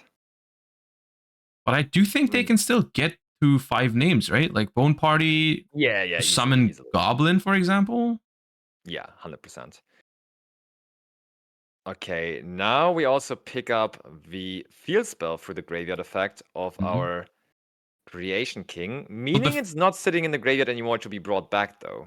The field spell is if a memento is destroyed, you can reborn one with a lower level, right? Yeah, exactly. And then So if also we at the end destroy phase- this whole horse for Bone Party, we can bring back the Anguish. Exactly, that's how it works out. And also, even more interesting, it does not have to be a memento monster that is destroyed. It comes up rarely, but like any in monster? the opponent's battle phase. Yeah, it just has to be a Mm. monster Okay. that you control. But then you can, of course, only special summon memento monsters Yeah. afterwards. Okay, so now here the Bone Party. Thing voice, yeah, we can just also destroy. Yeah, it's probably more value to just not destroy a monster on our field and rather just go ahead and destroy the Tekutlika from our hand instead. Does this allow the field spell to trigger, or does it have to be from the field? I'm pretty sure it has to be on the field, but let me double check. Yeah, you control. Has to be you control. So now I mean, we're that's using going to be fulfilled Goblin. now with the Goblin. Does But that Goblin also target? No, it does not. So if you get, because I saw a Ghost Ogre, I think. If you get Ghost Ogre, you could destroy the horse instead. Yeah, Okay. you could. But the problem with Goblin is it's like level 1, so It doesn't trigger the field spell. yeah. Because there is nothing lower than level 1. And it has to be the lower level for the Memento Articulan field spell. So But this sends 2 from deck to grave, right? So they do have, now they have the required number to summon back to creation if they want to. they do. But But they don't have anything else to revive with it. Oh, okay. Oh, We Ari. do send the Akihiron. Wonder. I mean, we could use Bone Party's graveyard effect to destroy another monster. Oh, Magnamoot now too, though. Okay. What are we trying to get rid of here? Bro, Just on the Goblin. Okay, I guess. what That's is not this the worst. hand? Yeah, it's actually insane. Ugh, man. You called this a pile deck for a reason. Oh no, we don't have enough anymore. I mean, yeah, we don't after Fuvolas, Valor, Imper, Magnamoot. Hear me out. I think we had. We have Bone Party in the graveyard. We can just use Bone Party on the horse. That's going to trigger the field spell, and it's going to trigger Akihiron, and we at least have an SP. What's Bone Party's graveyard effect? You can make one of your monsters have piercing battle damage for the rest of the turn. By destroying something? Target a memento monster you control. If it attacks a defense position monster this turn. Oh, is it? Oh, you can maybe not activate this on the first turn because it But says also, if it attacks, how does that help if you use that effect? you destroy the. Oh wait, you lose the horse on the. Yeah, no. You destroy the horse, So that triggers the field spells. You can bring back one monster, and it also triggers Akihiron to But come the back from the graveyard graveyard. effect of Bone Party doesn't destroy anything, does it? Oh, does it not? Oh, It's you're just very the right. first one, I'm pretty sure. The graveyard one, you don't have I to was pop anything. yapping. I was yapping. I was yapping. Oh, Even comment. Magnamood is so powerful in Tenpai. I hate when it searches Genroku in end phase. It's so good. Tenpai is so back on the map, and this so far actually looks like pure Tenpai, but we saw the list. This is another one of those Tenpai, There's and Lurry. now we also see This it. card, Lurry for Sangan summoning is forbidden technology. Nah. That's crazy indeed. That's so good. So yeah, Tenpai Fiendschmidt is what is apparently super popular and maybe the deck of the hour right now. This is the third time we featured it, and we didn't even try to feature it. We've been looking just for cool decks by the opponents. Yeah. And they've always... This deck is popular. It is indeed. Oh, what's that? That's an infinite impermanence on the Lacrima there. Okay. I don't see a combination of cards that Florian could have that would like beat all of those pushes that we have. Yeah. We have a Sangan summoning on the field. We have a Bystial Lubellion. Oh my! Can I draw One like more this time. like once in my life?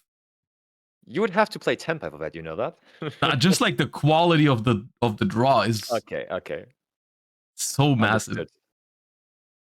Well, yeah, as you said. I mean, we have to still sort of play around the field spell effect, being able to bring something back. But Sure. I'm not seeing where this is going to be a huge issue for us. Oh, Jerusalem again. Okay, sure. Let's take out that one as well. We didn't even search for Jerusalem, right? We searched for Lubellion there was searched it. another Bystial. Oh, okay, yeah, fair. Yeah. But now we That takes care outplayed of it nicely. the monster on the board, right? We sent it instead of attacking over it. So Indeed. Regained now too, because why not? Did we even on purpose activated this into the Imperm column, didn't we?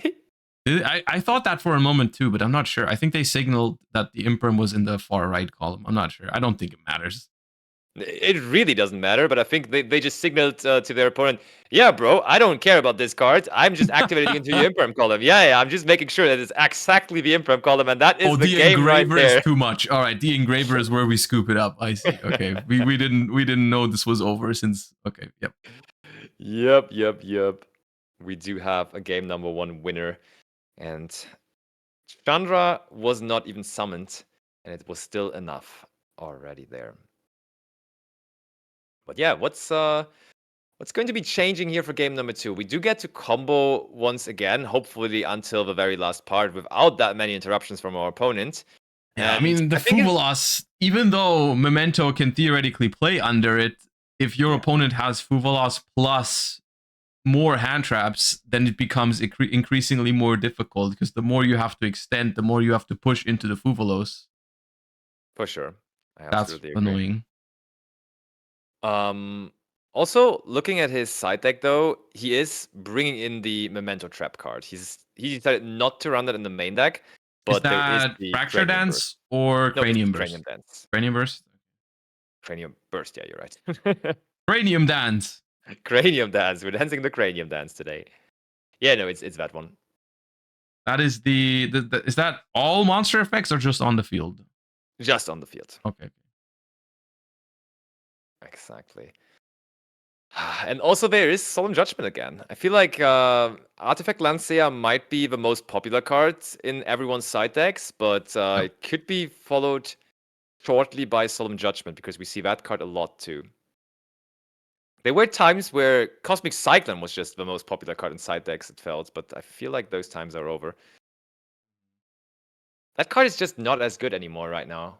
Like the situation it is in, right? It's interesting because for the main deck, we could list a bunch of cards that are in almost everyone's main deck, like a lot of engines that are very popular right now. For the side deck, I feel like besides Lancea and D-Barrier, it's a little all over the place.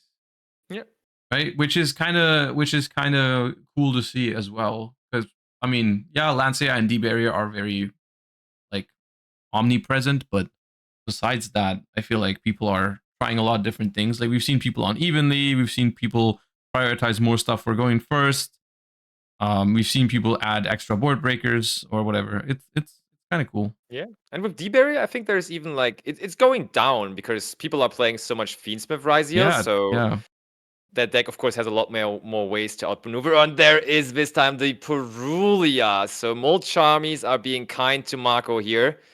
And we do activate the Bone Party.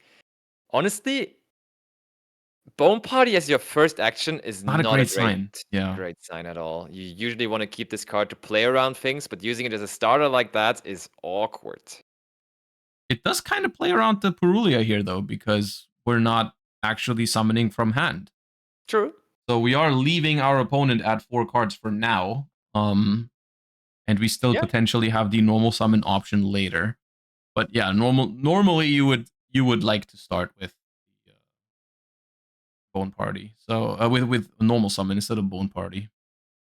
Yeah, that's true. So we can All right, we're using the horse, which is still fine, right? Like having Sleepy in the graveyard already is actually not a problem, right? You just send Gatic and use it anyways. Yeah. Never mind. Oh, and this is where you would have really liked to have the Bone Party to dodge this Veiler, but I don't think we have another one. Well, Bone Party is once per turn, but we could still have like Goblin Biker Grand Breakout. Yeah. But that's yeah, that Goblin Biker Grand Breakout is funny to respond to that because the horse destroys itself most of the time because that would give you the opportunity to send up to level 5. Oh, then yeah. Specialist summoning out of level 1 lets you destroy a level 1. Dodging Veiler is very difficult. Yeah, that's true. So, yeah, that's tough. Okay, we're just searching out another copy of the Fusion. And yeah, rightfully so, Marco is reading there. Can you really do that? But yeah, Memento Fusion can search itself out. This is going to be a Twin Dragon, right? With the 2 from the graveyard. Yeah, that's not bad. And once again, we're still on 0 draws given to the Purulia. I like it. This so at the moment, Marco is down to 3 cards. 1 dragon. So that's going to pop itself. It's not ideal though, right? Because we can't revive anything with it. That's the thing. That's the thing I was about to say. You can't bring back anything, so you do get yourself a normal summon here, which we clearly have not committed into yet.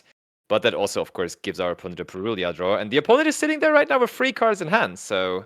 We're probably going to have to search a normal summon. Yeah, I agree. But the good news is we don't have to summon more from hand after that, right? Memento usually summons from hand twice, I want to say. Twice, maybe thrice sometimes, but usually... No, wait, actually even more often. You go Sleepy, you go normal summon, and you also go for the Tri-Horned. But I'm sure you can find ways to play it slightly differently. Like you reliant, you're mostly just on summoning the horse and your normal summon. Absolutely. They can summon more often. Okay, we're searching Akihiron. That's usually what you want to search, but usually you want to search it when you already, like when you still have access to Bone Party in your hand, because Bone Party is such an easy way to destroy it. When it's destroyed, it adds one from Grave or Banish, right? Yeah, exactly. That's how you most of the time recycle the banished Memento Fusion, but that's not going to be possible now anymore, of course. Okay, and we search the normal summon we were mentioning. In that case, the Dark Blade. That's going to give the Purulia card. Yeah. Draw has been applied. So we're going to try to... Okay. Yeah. Now the Fuvalos too. He doesn't This feels like a last format match. It does, yeah. Oh. What's that? I think that's the Goblin Bike. Yeah, that is the Goblin Biker Grand Breakout.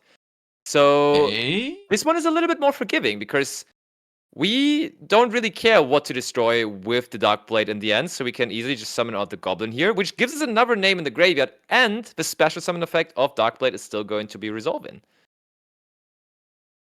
So we just chained it here because we didn't want to give them a draw with it later? Wait. Yeah, I think so. Wait, no, we activated the Fuvalos on the effect of the Dark Blade, so we chained it. So we're still resolving the Dark Blade now. Yeah, but we're not giving them a draw with the breakout. Because we chained it to the Fuvalos. Yeah, I guess. Alright, so Anguish on summon will search. Yeah, true. Yeah, Memento monster. The breakout, like, acted as a pseudo foolish burial there, I would say, right? Yeah, and we chained it there because we don't want to use it later. Yeah, exactly. Yeah, Okay, dude, I mean, if both Charmies are active, all right, yeah, every time you move, your opponent draws. Yeah. That's true. Oh, that looks like a Link summon to me. Oh no, fusion summoning with the effect of Sleepy, of course, first of all. Yeah, then they use the Akihiron in hand as well. And we're sending another copy of the Creation King and 6 cards in hand for Marco. Man, the Memento play has not even really produced anything, but it's 6 cards we have produced, we will get Combined Creation set up. Yeah. Oh, and the trap card. Nice. True, we saw it in the Cranium Burst. That's massive, actually. So we get the field spell, the reset Cranium Burst. We get the 5k body. We get the revive of Anguish into Mace, right? Yeah. It's a bunch of things. Yeah, I can see it. Maybe this is enough. Sadly, I mean, depending on what we do. I mean, we're also just getting Magnamooted right now again. Oh my! I'm just pointing that out in case it was hidden under Marco's. Good lord! I mean, I think the good news is that we can't get Imperm now anymore. That's not good news. Ay. Oh, and we're using Droplet, discarding our last card in hand to prevent the Magnamoot search. That is, I don't know about that. They have 6 cards in hand. Do you really care about that search? No, they have 5 now. Yeah, but they're going to have 6. Ay. Now we search the field spell. That is a brutal turn to go through for Florian, but also for us watching it, because there's so many things that Marco has to throw into his way. We gave up on the Nibiru in our hands. Holy. Oh, now we bring back the Tekutlika finally. Oh no. You know what the problem is? We have exactly 5 now. Yeah, because of the Magnamoot banish, we just now don't have anything to revive. That is not where those go. Yep. Okay. That is so tough. So this is just Cranium Burst pass. Oh my god. And they Never mind. for the Cranium Burst too, so it can't be reset. On the field spell, bye. So this is literally just Creation King pass, which is a better way of saying we just did Icarus attack pass, honestly. This is not too powerful. But maybe it's enough. Sometimes hands are super awkward and they just drew like more copies of Fuvalos and Perulia, and then this is all of a sudden miraculously enough. You never know. But as soon as they... Oh! Set rotation. Okay, another one with that technology. Marco is going to... If that's Sangan summoning, you are already like... Can the fusion even pop spell traps? Yeah, right? Yeah, it can. You have to do that, right? It feels like it. It surely feels like that. And it is, in fact, Sangan summoning. Ay.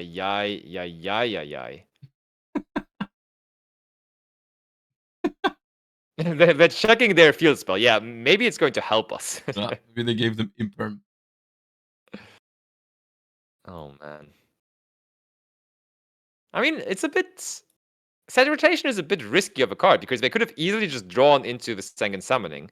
I mean, that still means they have Sangan summoning access, but that would mean that's more why. Like, if you draw a Sangan summoning with rotation, you can discard it for it. Yeah, true. Yeah, could be worse. That's true. But you could have drawn set rotation plus the Kashtira field spell, which would have been pretty only bad a one-off on the field. I don't actually know. Let me check the list. Like you would play two of it just to prevent. It is a one-off in his list, at least.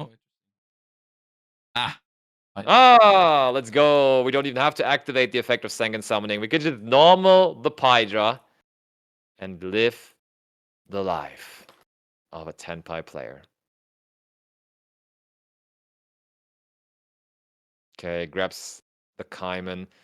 I guess at this point you just hold it for the battle phase. Oh, I don't know. There's nothing to hold anymore. Yeah, you can't even really hold it for the battle phase because they can now, with the Magnumwood on the field, search Chandra. Chandra summons out. Yeah, then go into Transcendent, and they have Transcendent on the field for the battle phase already. There's not much to be done anymore. I mean, one thing though, they are playing a small Tenpai package. So, like, speaking of a pure Tenpai deck, you would know when it's over, but with them only playing like one Bident and so on and so forth, it may not be that bad. Let's see. Okay. I mean, because there's not that many synchro summons to go into, but they're doing something majorly different to, for example, Tim and Rico, because they are actually running the Trident Dragon in their extra deck, which makes it a lot easier, of course. Makes it way more viable. So the fusion monster can pop in the battle phase, right? It's not a main phase only. Yeah, it can. But it does target. I think it does. It definitely targets your own monsters. Well, I mean now. Yeah, it targets. We have Kaiman in hand. We just go battle phase, activate Kaiman. That's what I was talking about. But then the question is, like, how much are we going to do with that Kaiman? We bring He's out playing Fadra, Trident Fadra, Dragon. It's infinite. Okay. Yeah, that's fair. it's Kaiman into Fadra, into revive Chandra, into attack, summon one with Chandra, into make Trident pop the Sangan summoning.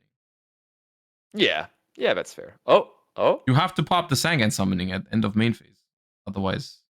But it still doubles the Transcendent now. It's still big enough now to attack over. Oh no. Oh no. It's so cursed. Sadly, the Tekutlika Creation King is hard once per turn, because otherwise you could bring it back now and then pop with it again, but that sadly doesn't work as it's hard once per turn.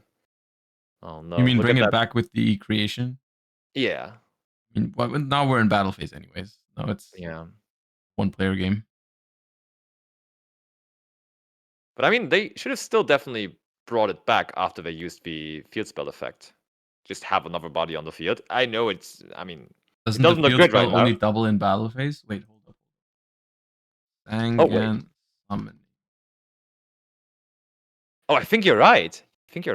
If this card is destroyed during the battle phase, yeah. Oh!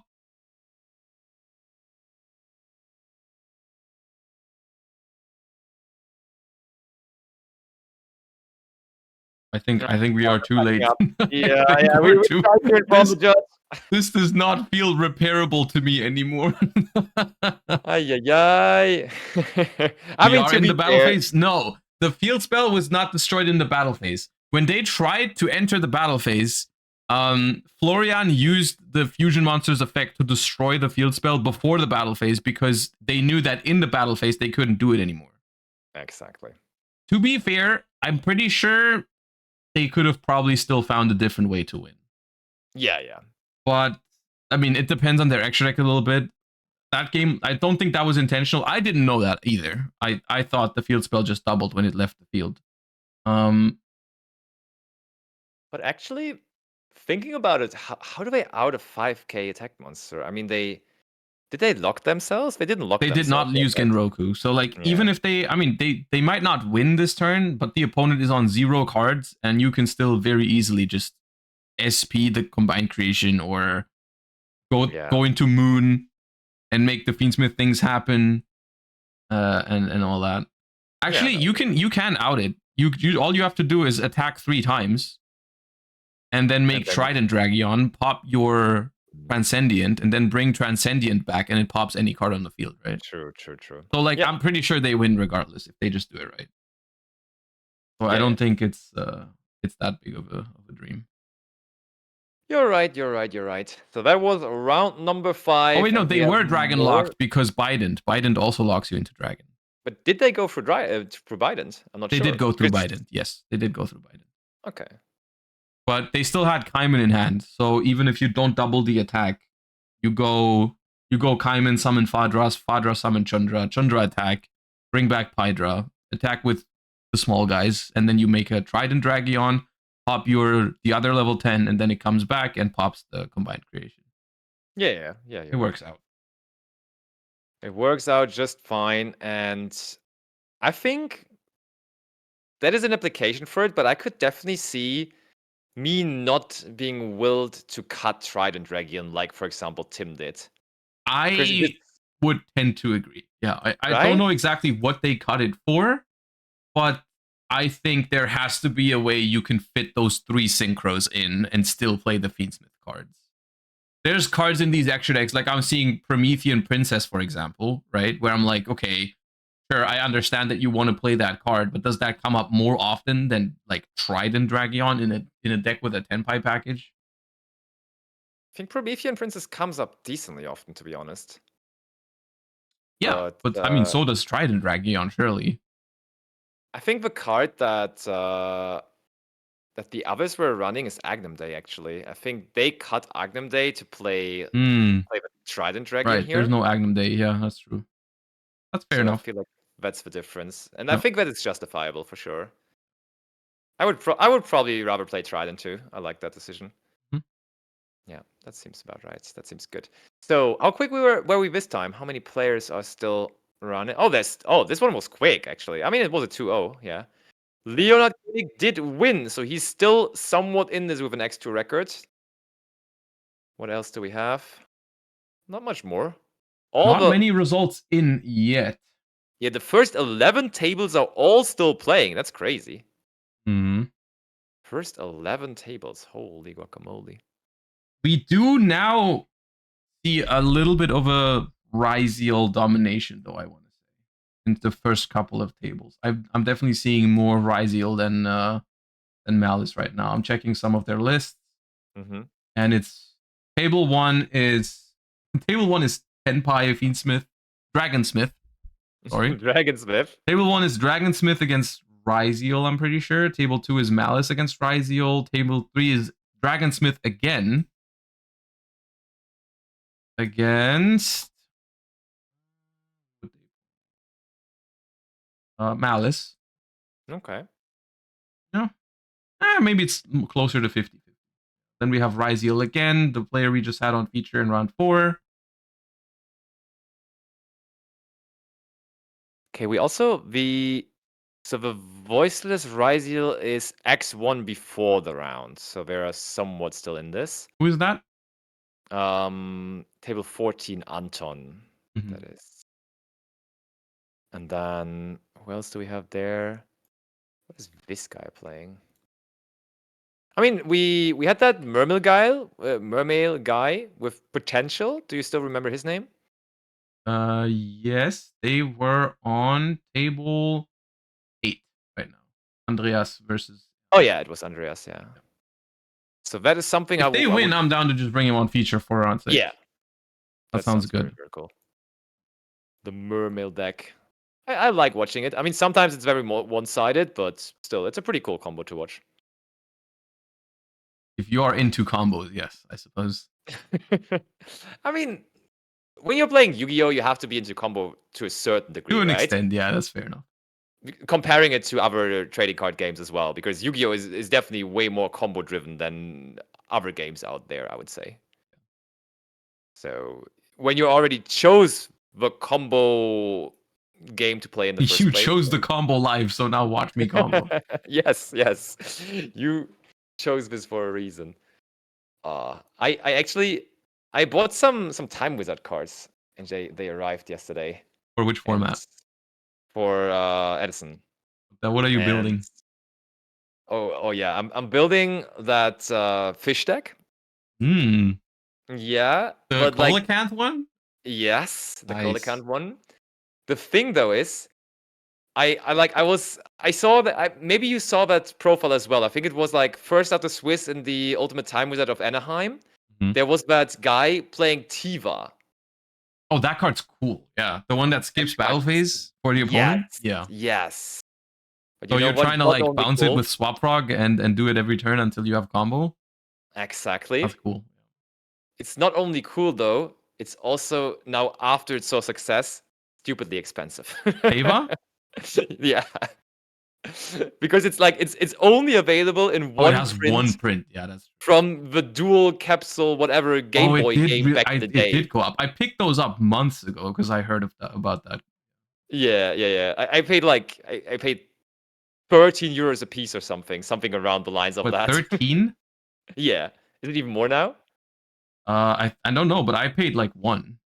Yeah, okay, then you did a good deal, but it's like it's definitely north of 10 euros at the moment. It's crazy. It spiked up. I mean, before that, no one even really thought about playing the card. I guess. saw it. I saw a deck profile with it from like an Edison side event like a while ago. That's why I picked it up because I thought the idea was cool. Yeah, but I didn't like invest into it. I just picked up 3 for myself. I didn't go like crazy on it. Fair enough. Yeah, the card is called Teva. Teva. It's just like a very old 1 tribute with like 2400 attack or something. And if it's tribute summoned, it basically threatening roars your opponent. Oh, it only has 2000 attack, my bad, not 24. So you just like summon it and bounce it with Swap Frog every turn.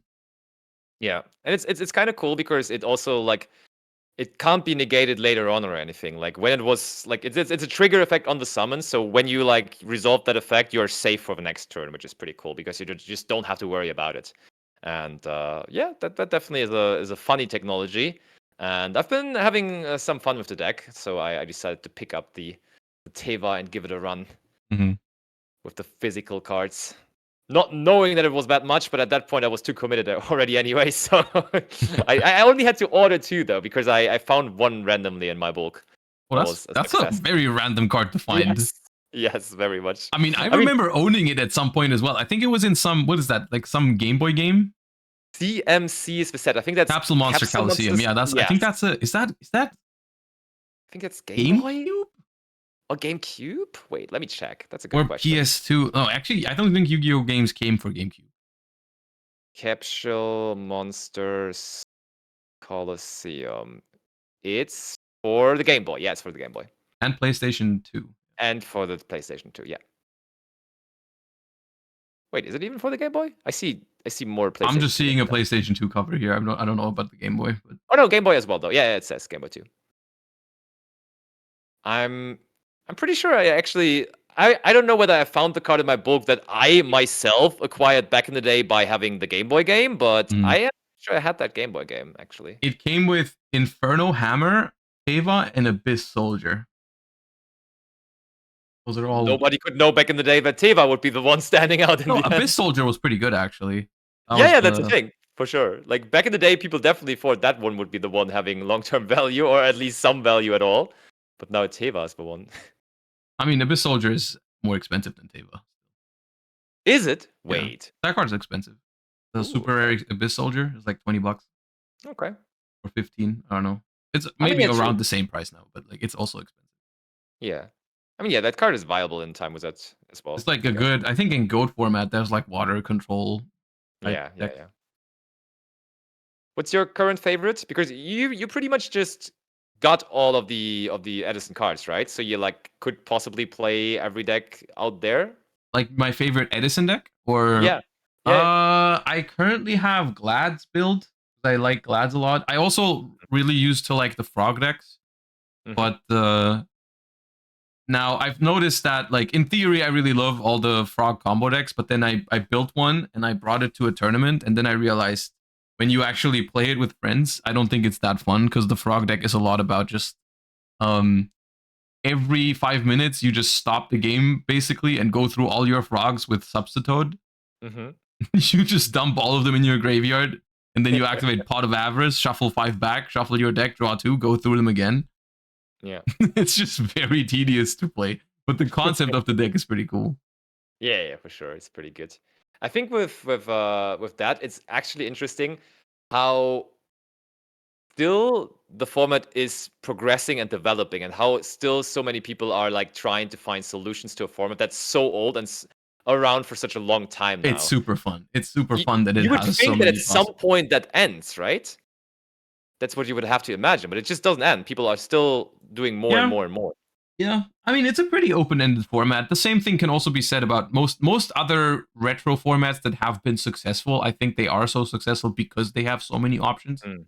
Like, I think even though like some of my other favorite retro formats like Dragon Rulers or Necros or something like that, I think they are cool to revisit like for a day, like for a session. Yeah. But when they I don't think they will make for super successful like retro formats at tournament level, because I don't think there's enough like development and diversity possible. Like I think you just get tired of it. I see, yeah. You play it for a couple of matches and it's fun, but then eventually it's just too repetitive. That's also why I think hat format is another like candidate for, even though at the time it wasn't my favorite format or anything, I didn't actually love hat format back then. But as a Time Wizard format, I could see it being like it's fun because there's a lot of different things you can do. Yeah, I can definitely get behind the logic of that. But you mentioned Dragon Ruler. Do you think we're going to have the return of Dragon Rulers into actual competitive meta environment with those cards coming? They read crazy. They read pretty good. They do read pretty good. I'm definitely gonna try it. My guess is it's probably gonna end up being good, but not quite good enough to be top tier. But like you could probably play a Dragon Ruler deck realistically. It's also just they're dragon cards. There has to be some way to use those cards. There's just so much dragon support. It might not end up being like a pure Dragon Ruler deck, but then instead it's like you play some of those cards in Dragon Link now or something like that to get like a specific search off of one of the Dragon Rulers. Like you find a certain combo where you search like Debris Dragon with Tempest by banishing it or something like that. I'm sure there's going to be something you can do with the Dragon Ruler. Yeah, and that's what I'm a bit scared of, that there's just the pool of cards to pair that up with is just so big and so powerful that like I'm a bit afraid that that this ends up being something completely broken. I think that part is fine because it's only fire, water, wind, and earth that they can search, right? I think that would have been crazy if they made because they finally made dark and light Dragon Rulers, but they didn't make them like the main deck ones with the same search.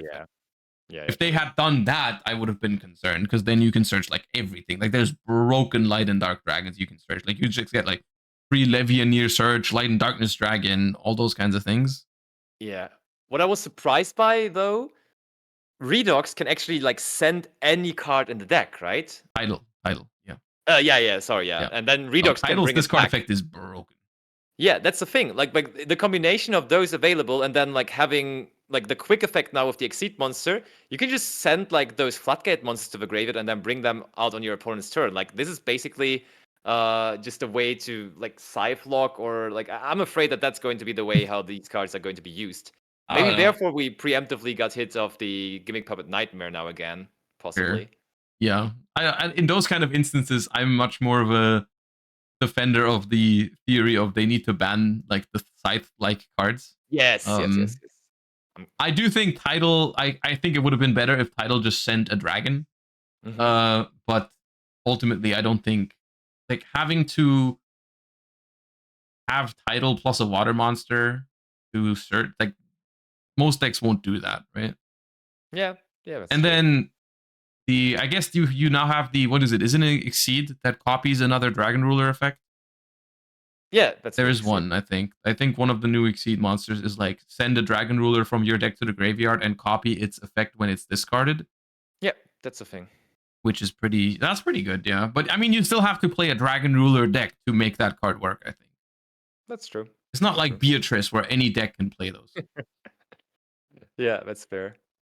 Yo, by the way, our featured match winners are crushing. Like literally table 1 to 4. Table 1, Rico wins. Table 2, Eric wins. Table 3, Tim wins. Table 4, Kino wins. Like literally our featured matches after they went to the feature, they just hold up. We were in round 5 right now, right? And so our featured all undefeated winners, our feature match players from round 1, 2, 3, and 4 were at table 1, 2, 3, and 4, and they all won. They all won. Yes. No, we picked broken feature matches. Anyone else want to have a feature match? Because apparently we just buff everybody who's on feature. They just win.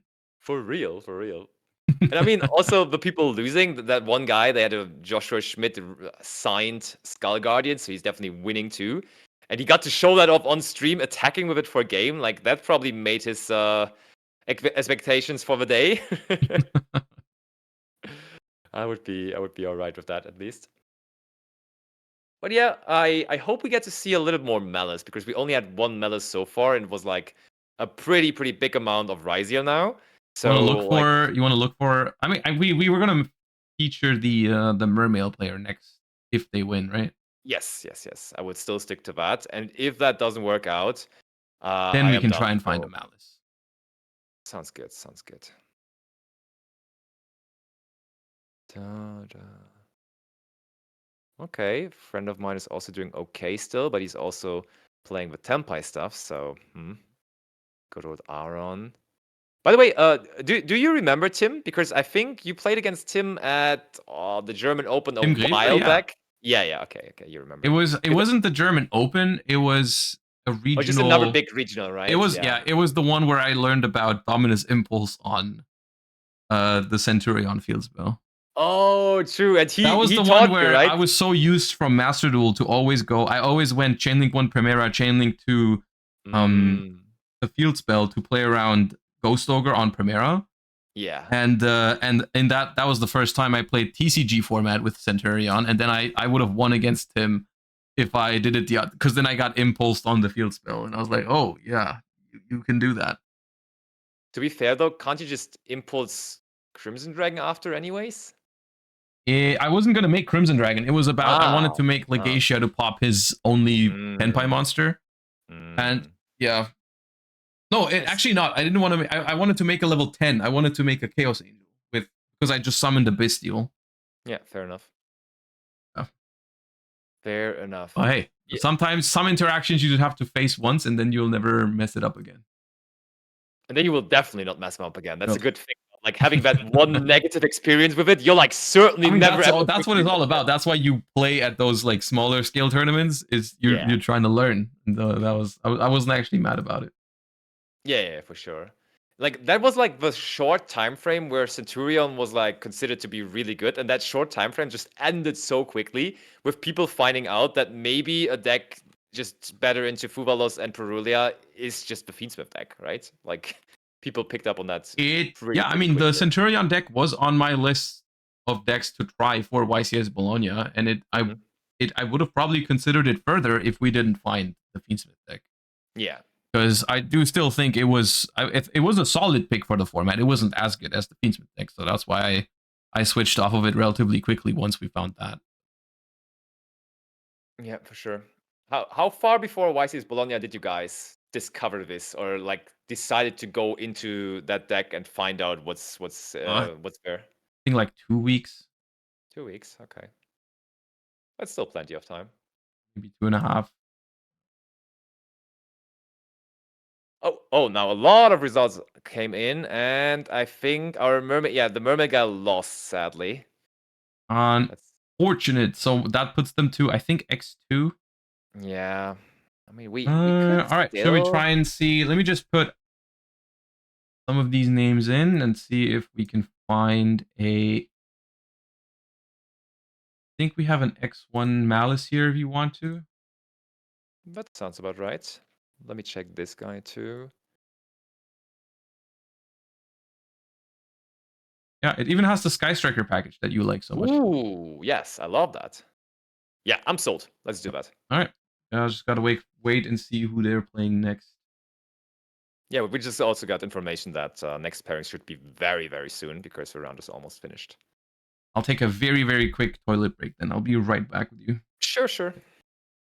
I will keep chat entertained. I'll send you the name of the player so you can check. You can tell them if they are ready. I will.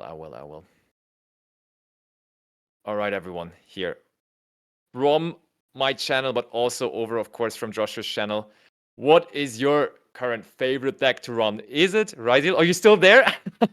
That's awkward. No, is it Ryzeal or is it Maliss? What do you like more? What is your favorite pick? Oh, please don't tell me he muted me.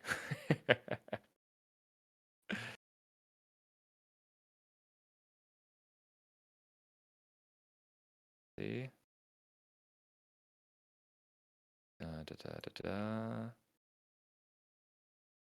Oh, we can hear you. Okay, Ryzeal.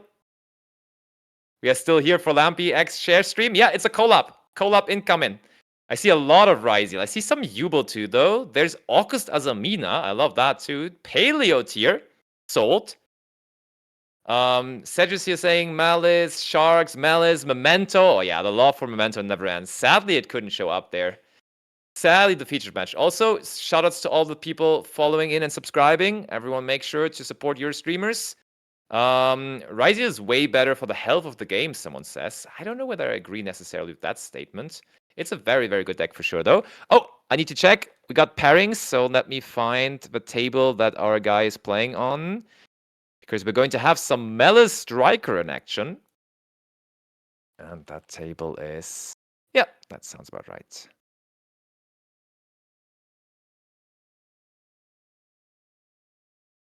We can do that. Boom. Fiendschmidt Musket Ryzeal. That's the thing with... I feel like everyone is just pairing everything they have together with Fiendschmidt cards at the moment. Every single deck, just start off with a Fiendschmidt core and you will be fine. You will be fine. Just starting the deck building process with the Fiendschmidt engine. Easy. Askel, thanks for the follow. Appreciate that. Welcome to the stream.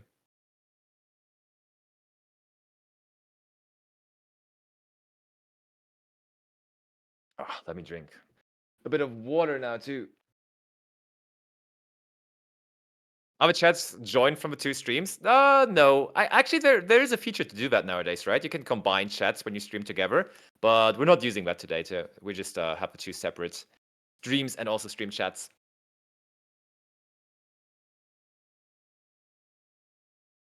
But I have both streams open, so I see the chat of Josh as well. Why does Josh sound extra German? Does he sound more German than me? Because very clearly I'm also German. But I think, like, to me personally, when I'm listening to Josh, because obviously I'm watching his stream a lot too, I don't necessarily think he has a very strong German accent anymore. Maybe a little more in the beginning, but at this point, nah. Oh, Lucy's in the Blue Eyes waiting room. Oh, he meant you. Okay, yeah, that's fair. Lampi sounds more German. You sound way more German, Lampi. I think you missed the joke. I do now understand the joke, everyone. I do now understand. Perry Pills fan, thanks for the follow. Appreciate that. Welcome to the stream. Neither of you sound German, in my opinion. Nice. When Josh talks German, he sounds like another person. I had that experience too. That's true. Germans don't understand jokes. That's a little generic, don't you think? That is a little generic, if you ask me. Talk in German, Lampi? Ja, wir sind hier heute zur Berichterstattung des Turnier der Heiligen Drei Könige. And look, it was so weird. I casted a tournament with Leo, German Open. No, wait, it was not German Open. At German Open, it didn't happen. But I casted a tournament together with Leo. I think it was Dutch Open or something, where we casted in German. And then, like, all of a sudden, completely randomly, I just started talking in English. Like, we had a full conversation while casting in German, and my brain just midway through switched to German. Switched to English. It was so funny. It was hilarious. They were discussing about my accent because they were wondering why you sound so much more German all of a sudden, because apparently they just joined that second. And then some people said I do have a strong German accent, and some said I don't. So they asked me to say something in German, and I think they're now discussing that. I don't know how you find out someone's accent by having them talk in German. I was wondering about that too, but I didn't want to be rude, so I just accepted it. I just accepted it. And I also actually organized already that we're having our featured match that we desired, but I did not check yet for what the opponent is playing, actually. We have... Okay, let me see. Daniel is their opponent. Boom. And then...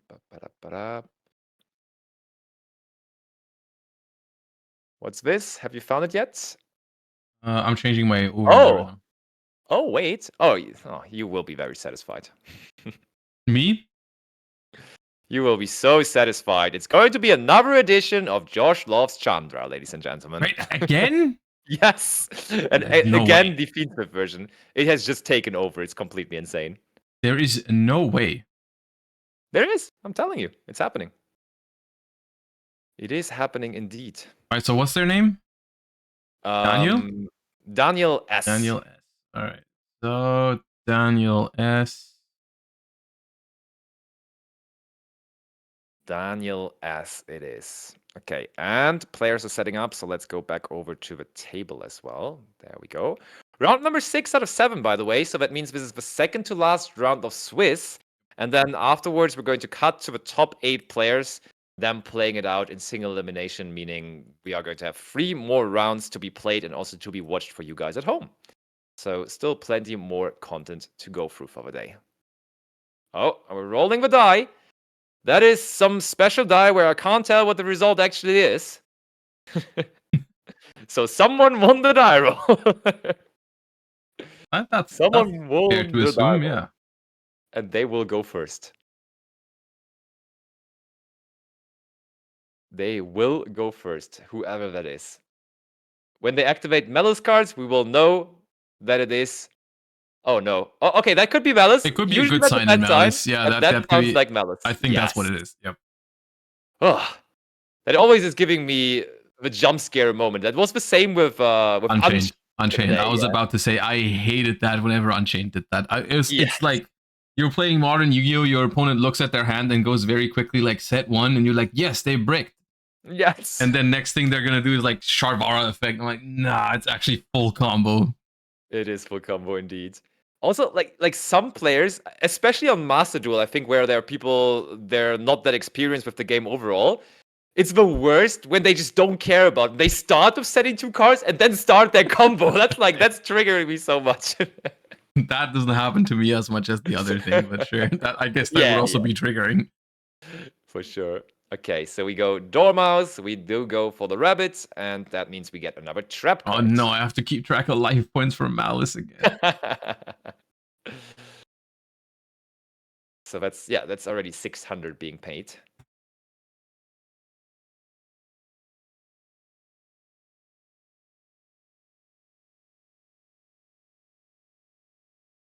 Is there DD? I'm just checking the deck lists. We drew Dotscaper. That sucks. Oh. But I guess we can't afford to normal summon it here because we started with the field spell, so it's gonna turn out fine. Yeah, fair enough.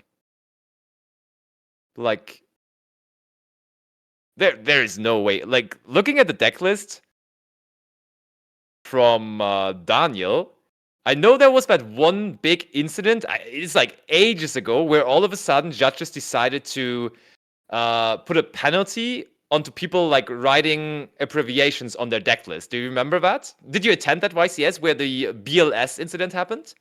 I don't. I remember it being a thing. I don't remember it being like one specific event. There was like one YCS, or maybe it was even a Pharaoh tour at this point. Like it was the major event at the time. Yeah. And like everybody was just writing BLS on their deck list, and then all of a sudden they were like, "Yeah, BLS is a whole different card, bro. Go get that monster that nobody has." Yeah. And then the regular. Because you're saying all this. I'm just now looking at their deck list. They have abbreviated a lot. Yeah. Everything. Like for example, in their extra deck, they have Hieratic Seal. Okay, that's crazy. That's crazy, isn't it? They have Hieratic Seal in their extra deck. Like that is a bit much for me. Like I do understand when you're doing like Kumongo's Kaiju. Like don't write it out completely. I'm okay with that. They also just did Nibiru. Yeah. Yeah. Okay, I mean, I think the rules state though. I'm not 100% sure, but I think the rules state that as long as you can clearly identify the card, it's fine. You can use. I'm not sure though. For just for safety's sake, I would always use the full name. Yeah, for sure. But, Just I mean, they're nowadays. I mean, very rarely nowadays you even have to do a deck list because for YCSs and I mean, even for a lot of Neuron, premium it ones, doesn't matter. Yeah. Neuron, exactly. Oh. So for this one, we didn't do Neuron, so they had to actually hand in deck lists. But still, like, there's so many easy tools to just make the deck list online. You don't have to type. Also, I'm pretty sure they did DDD. They said they wrote DDD Caesar, and I'm pretty sure that there's no way that clearly identifies the card. I'm pretty sure there's no way there's only one DDD Caesar. That's fair. Okay, we're making sure that the zones are a little more organized, and I do like that because they were a bit all over the place. And that's an Ash Blossom and Joyous Spring on the trap card, right? I think that was on the trap cards. That was on TB11, I think. Yeah. Does feel like that. It does feel like that. Okay, but that's, I mean, it's alright, but there's already so many monster and link bodies available on the field that I don't think it massively. That's the problem. Late hand traps against the Maliss deck, they feel like so inconsequential. Absolutely. I think, honestly, oh yeah, wait, you can't even Ash Dormouse. You probably just, yeah, that was like the first spot they could even Ash, right? Feel like. Yeah, Maliss is not that weak to Ash. You can Ash Red Ransom to search, but if they have already used the field spell, it doesn't matter. There is in fact 3 DDD Caesars, by the way, that you can play in your extra deck. There's a rank 6, a rank 4, and a fusion monster that are all DDD Caesars. Don't tell anyone. Oh, no Narcs, if they get a deck check, I think they might have a problem. I'm not sure. Yeah. Maybe they got deck checked and got a game loss for it earlier and clarified it. I don't know. Possibly our deck list that we got here is also not 100% updated, right? So like they might have just like a fixed version of it somewhere, but we just have the old version. I mean, for us, for our sake of casting here right now, it's fine because we will understand what's happening here, I guess. Yeah. So we don't have to worry about it too much.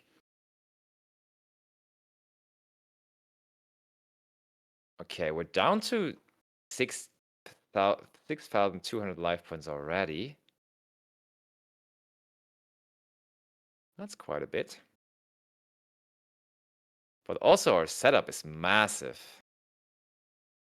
I mean, but nothing a good old Engage can't deal with, right?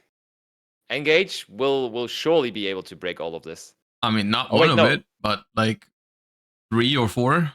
Yeah, but I just realized Engage is also in the deck of the player that already has it. Yeah, that's the next thing. That is in the wrong deck right now. Man. Engage is such a beautiful card. It's my favorite card of all time.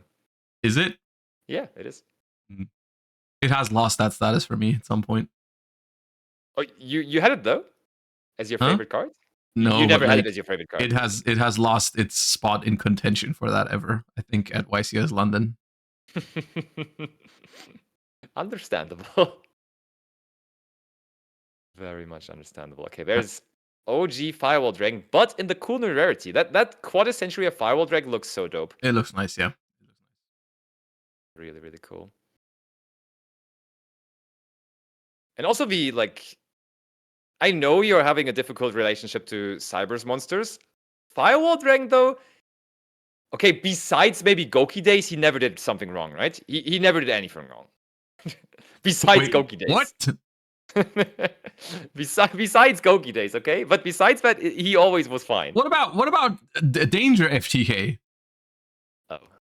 Yeah, besides those two, he always was fine, right? Okay. Besides the times where he's been in FTKs and in auto and sure, okay. Besides the decks he was actually good in, he didn't. Okay, yeah. I mean, yeah, you found 2 fitting examples there, but yeah.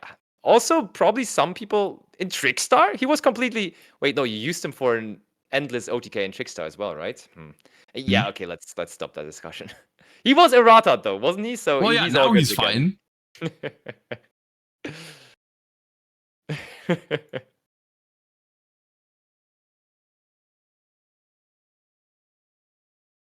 I remember back then when cards were called 1-card firewall, like Scapegoat. True, yeah, that was a thing. 1-card firewall. No, nowadays 1-card firewall. No, people called Scapegoat a 1-card borrow load because that's what it did more often in Trickstar. True. Why did no one call this deck Scapegoat Trickstar, by the way? Because the deck only was good because of Scapegoat. the deck also just wasn't good. I would argue against that. I like the deck. Like the Trickstar Striker version, I think was kind of cool. I liked Pure Striker more. Yeah, that's fair. That's fair. Okay, so we have, is that Cryptor? Yeah, that's Cryptor. Cryptor, Firewall, 3 sets. Through 1 Ash Blossom. Pretty impressive. Indeed. And now we start off with Fiendschmidt Tract.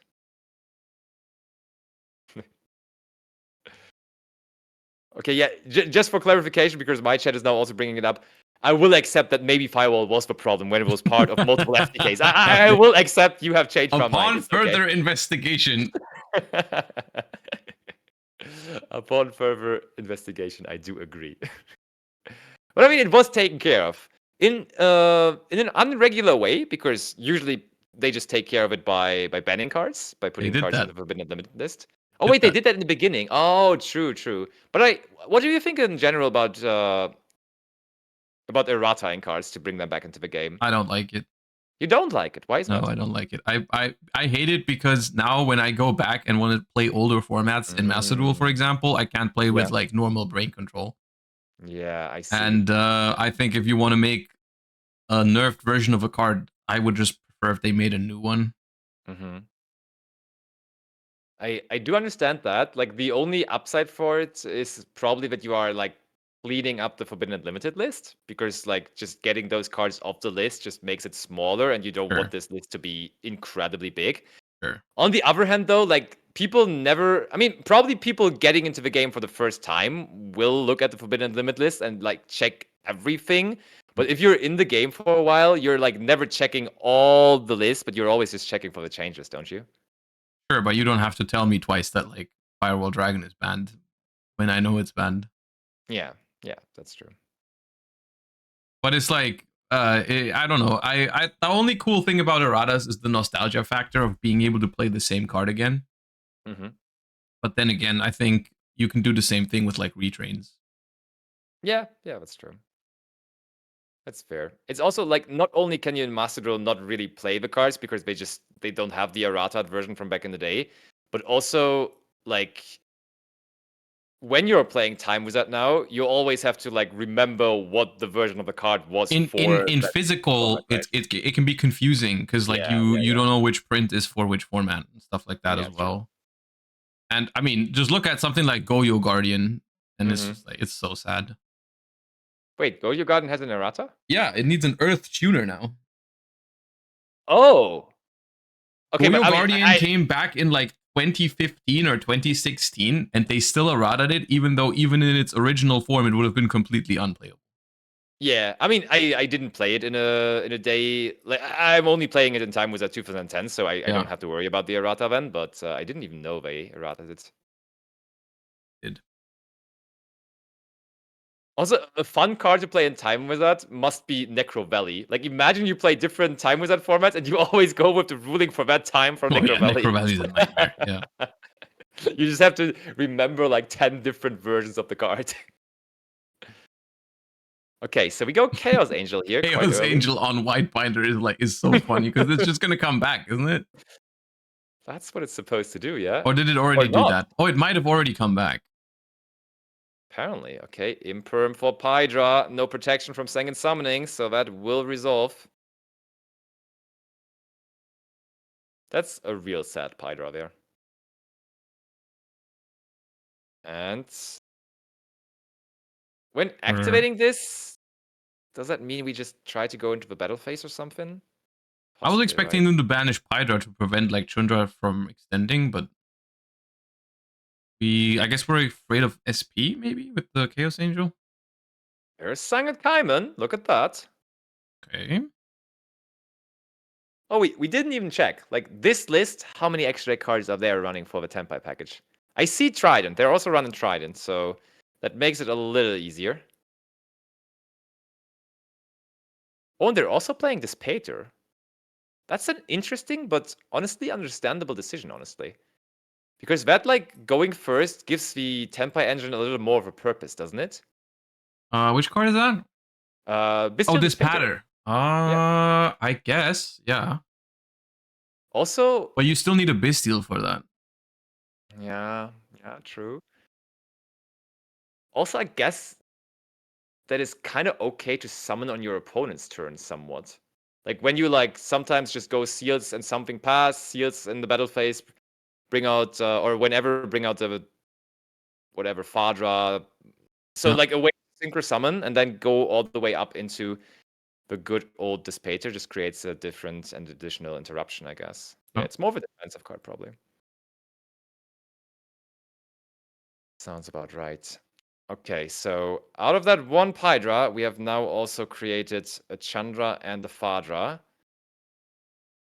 Honestly, if all cards would be available, I would say there would be a possibility where this could be enough, but Have we used our Cryptor banish yet?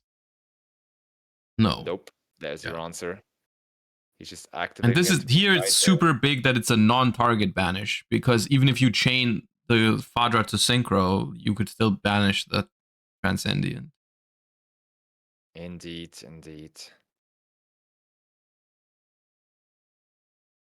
Ay, ay, ay. That's looking tough. Can he recover? I don't think there's a way to recover. Think we're going to see him possibly pick up his cards. Did he use the effect of Biden Dragon to bring back? Must have, right? I think what's happening right now is Chainlink 1 Biden to revive, Chainlink 2 Cryptor to banish. Because that also means that he's locking himself out of possible main to link shenanigans and so on and so forth. Banished. Oh, Biden targeted Hydra. Okay, well now you can't synchro. That's awkward. Looks like a main phase 2 angle after attacking. Oh no, wait, we can still revive with Fadra. I thought we did that We already. haven't revived Father yet. I was sure we did, but no. But there's no way this is game without the field spell up as well. Like you're not pushing enough damage here. The Biden is banished, so that won't come back. Not sure how that's gonna work out. And we are locked into dragons now. Yeah, that's the thing. That is indeed the thing. Otherwise, it could sometimes be randomly coming up that you can go Chaos Angel in the battle phase. I mean, also we just went through the Chaos Angel already, to be You fair, can't though. do that with just 10 pies, right? Oh, true. Wait, can't you? No, something needs to be light or dark for sure. Like it's the non-tuner always has to be light or dark. It's just that or you can treat a light or dark as a tuner for it. Sure.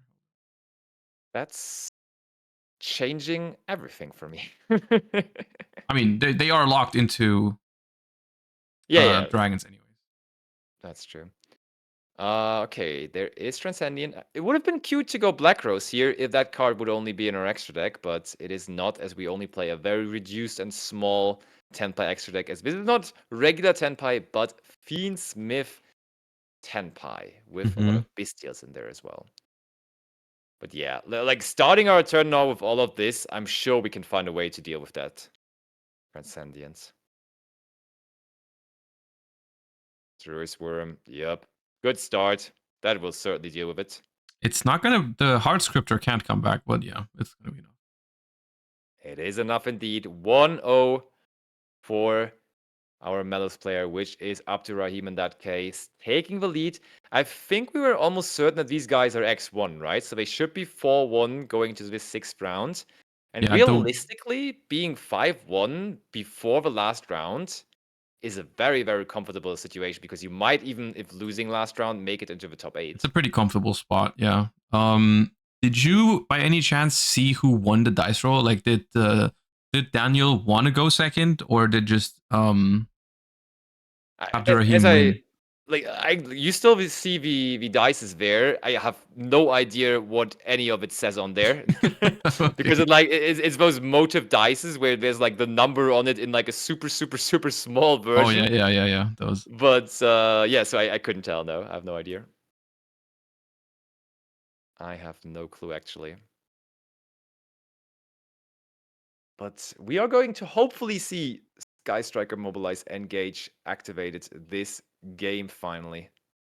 I'm waiting for it. I'm waiting for it way too long already.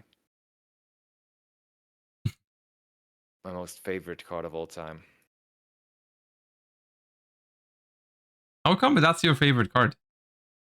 I really, really, really enjoyed playing Striker Mirrors when the Yeah. deck was introduced. That was like a super, super, super fun mirror Pretty match. good I time. enjoyed it. Yeah.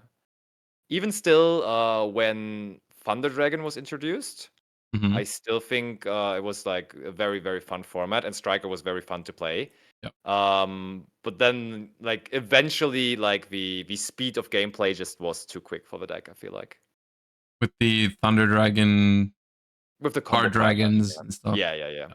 Exactly. Because initially the Thunder Dragon deck just was like a control deck, right? You could just play a couple of turns with them. Yeah. No, the peak striker is in my opinion is 2018 striker. 2018 Striker, which format was that? Yeah, German Nationals. Oh yeah, German Nationals. It's Yeah, it's technically Goki format, but before people figured out Goki was by far the best deck, basically. yeah, true. Because But I that was remember, the I think one- at German Nationals, I played against one Goki, and that's it. That was the one that Typhoon won? Yeah. Oh no, Yeah. Typhoon. Yeah. Okay, it was. Yeah, good. So Trickstar in the end, right? That is before Hayate. Okay. Also, someone in my chat is saying that Abdurrahim goes by the name Hatem, if that makes it any easier for us, if you want to go for that too. Should I replace it in the overlay? You think they prefer that? Don't know. I mean, can't go wrong with his real name, right? So just Okay. leave it up there. All right, though. Game number 2. What are we going to see? Is there a special Tenpai combo with the Tenpai cards going first? I feel like when you draw the Tenpai cards, you probably just prefer to keep them in your hand if you can afford. Oh! This does not Hold look on, like they're though. going first. This does absolutely not look like they're going first. And so your question was very valid. Maybe they did that for game 1 as well. And when they did it in game 1, that would be an indicator for Abdurrahim to just be able to deal with it. Ay. Okay, we're exchanging pleasures here. We're exchanging. They thought they were going second, Kashtira so they had the Perulia in there. All right, for well. Perulia. Terraforming.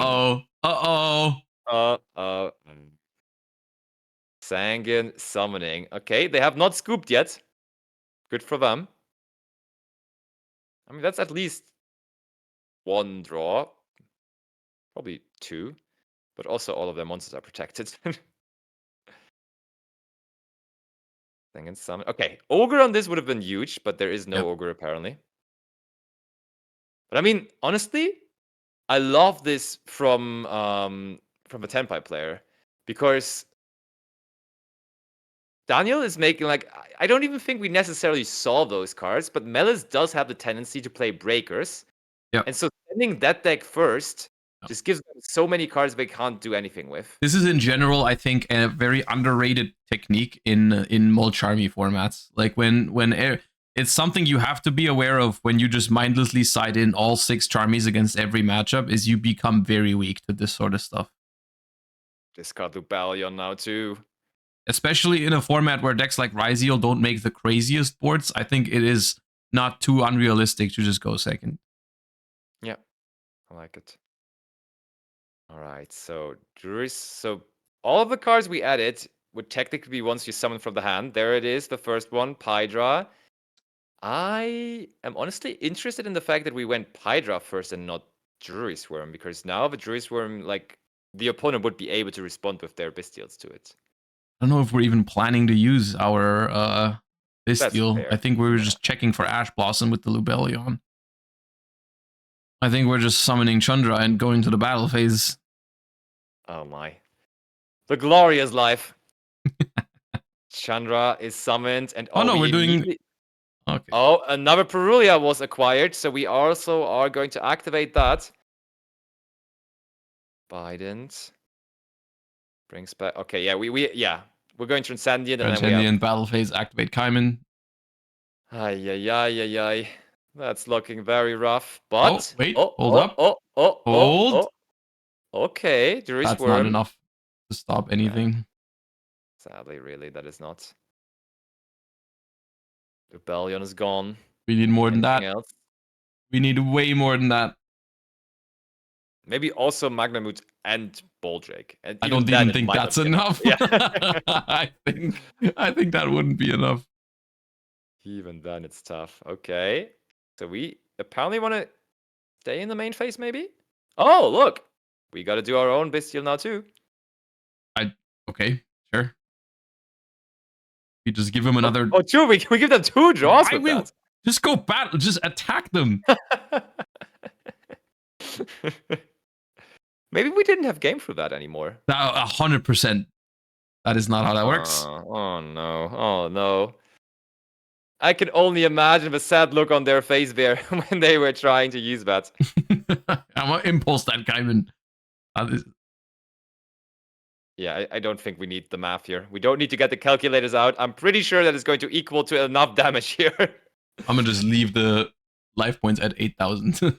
Yeah. 1-1 though. He caught him off guard there by picking second, and it worked out like a charm. And I think for the first time today, we actually saw the Tenpai deck just doing Tenpai things and just do what it was doing for the last 6 months. Yeah. And I'm okay with that happening occasionally, to be honest. It was like, of course, tough when it was happening every single game. Yeah. But when it's happening like 1 out of 10 games, the chances for this to happen are not that high because the Sangan summoning is at 1 with the terraforming at 1, and they just happen to like they sent them first, they bricked, and then I mean, of course, this is not even exclusive to Tenpai. That like if you pass on a completely bricked hand and then your opponent resolves their 1-card combo, you probably lose against most decks in the game. That's fair. That's true. I gotta agree.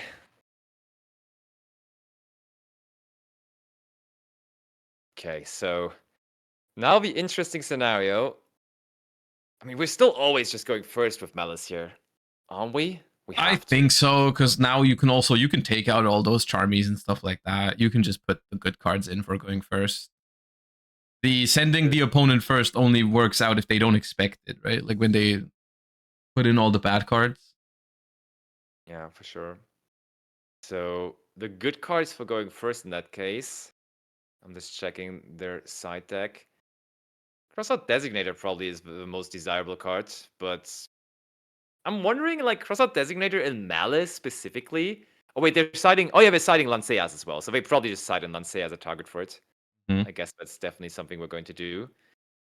And then, but like, it's so unvulnerable to hand traps. Like, in fact, he's not even playing hand traps himself, so the usual purpose of Crossout Designator is a little bit defeated, and you're like, you know you're down bad when you're playing Crossout just for Lancea. Right? I think so too.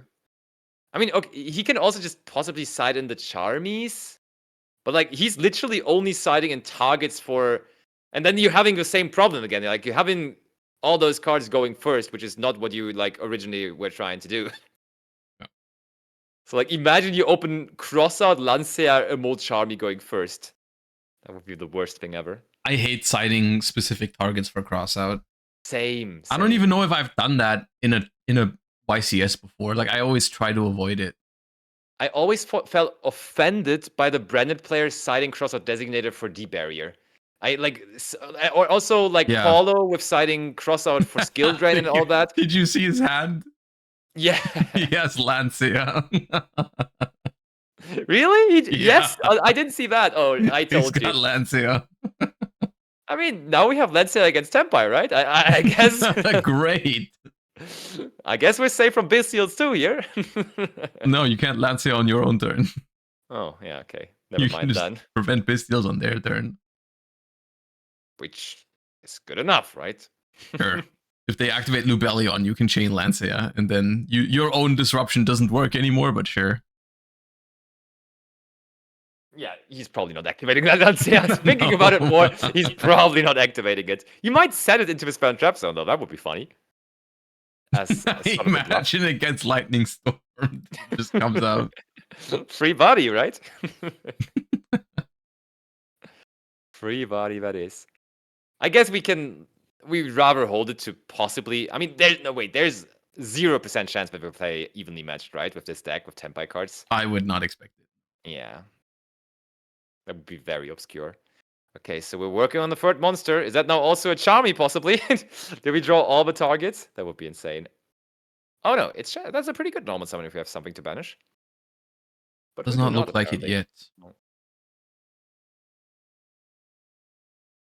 I mean, to be fair, we can bring it back later on in the turn. Oh. But committing your normal summon, this does not feel like the best way to play around Nibiru. But... and I think he said we're thinking here. That's a moment where they stop the player to play while nothing currently is happening. So I think that's always like such a huge tell that there is Nibiru involved. Like, what other card would they be thinking for here? There is literally nothing else. And there is Nibiru, the primal being. Oh my. Because we could have made the Lizardos before normal summoning, right? Yeah, true. You're right. You are indeed very right. Ay. And I'm pretty sure Abdurrahim does not like that. So is that maybe another card? We've activated the field spell already. We've banished. Was that Dormouse for the field spell? Yeah, I think so. So that means we've used all 3 effects already from the banish pile, right? Yeah. So that means that chaining here will not do anything. Shouldn't. Joking, just joking. We chained. Was just a. Oh no! Now we are forced to do it, which I agree on. Like, they already flipped it. There is no way back from that. I'm confused, by the way. How they just not ended up siding a single copy of Nip. Like, there is no Nip in their deck anywhere, even though they cross out. Yeah, there's no Nip anywhere. That is a good point. Yeah, maybe they just predicted it to not be that popular. So this TB11 chain is also, that's why they probably wanted to take it back. It doesn't do anything. Whatever you summon now still gets tributed. Indeed, it does. And now there's very little things you can even have to extend here, right? Because if I'm not missing anything, every single Maliss banished effect has been used. Yep. So even a Bystial won't be the greatest extender if we have one. That's true. Unless we still play Link Spider, which some people do. And we know one of the cards at hand apparently is the Lancia. Yeah. And they do play Link Spider, actually. Yeah, they do. They do play Link Spider, so if they have a Bystial, they can go Link Spider plus Bystial into Splash Mage.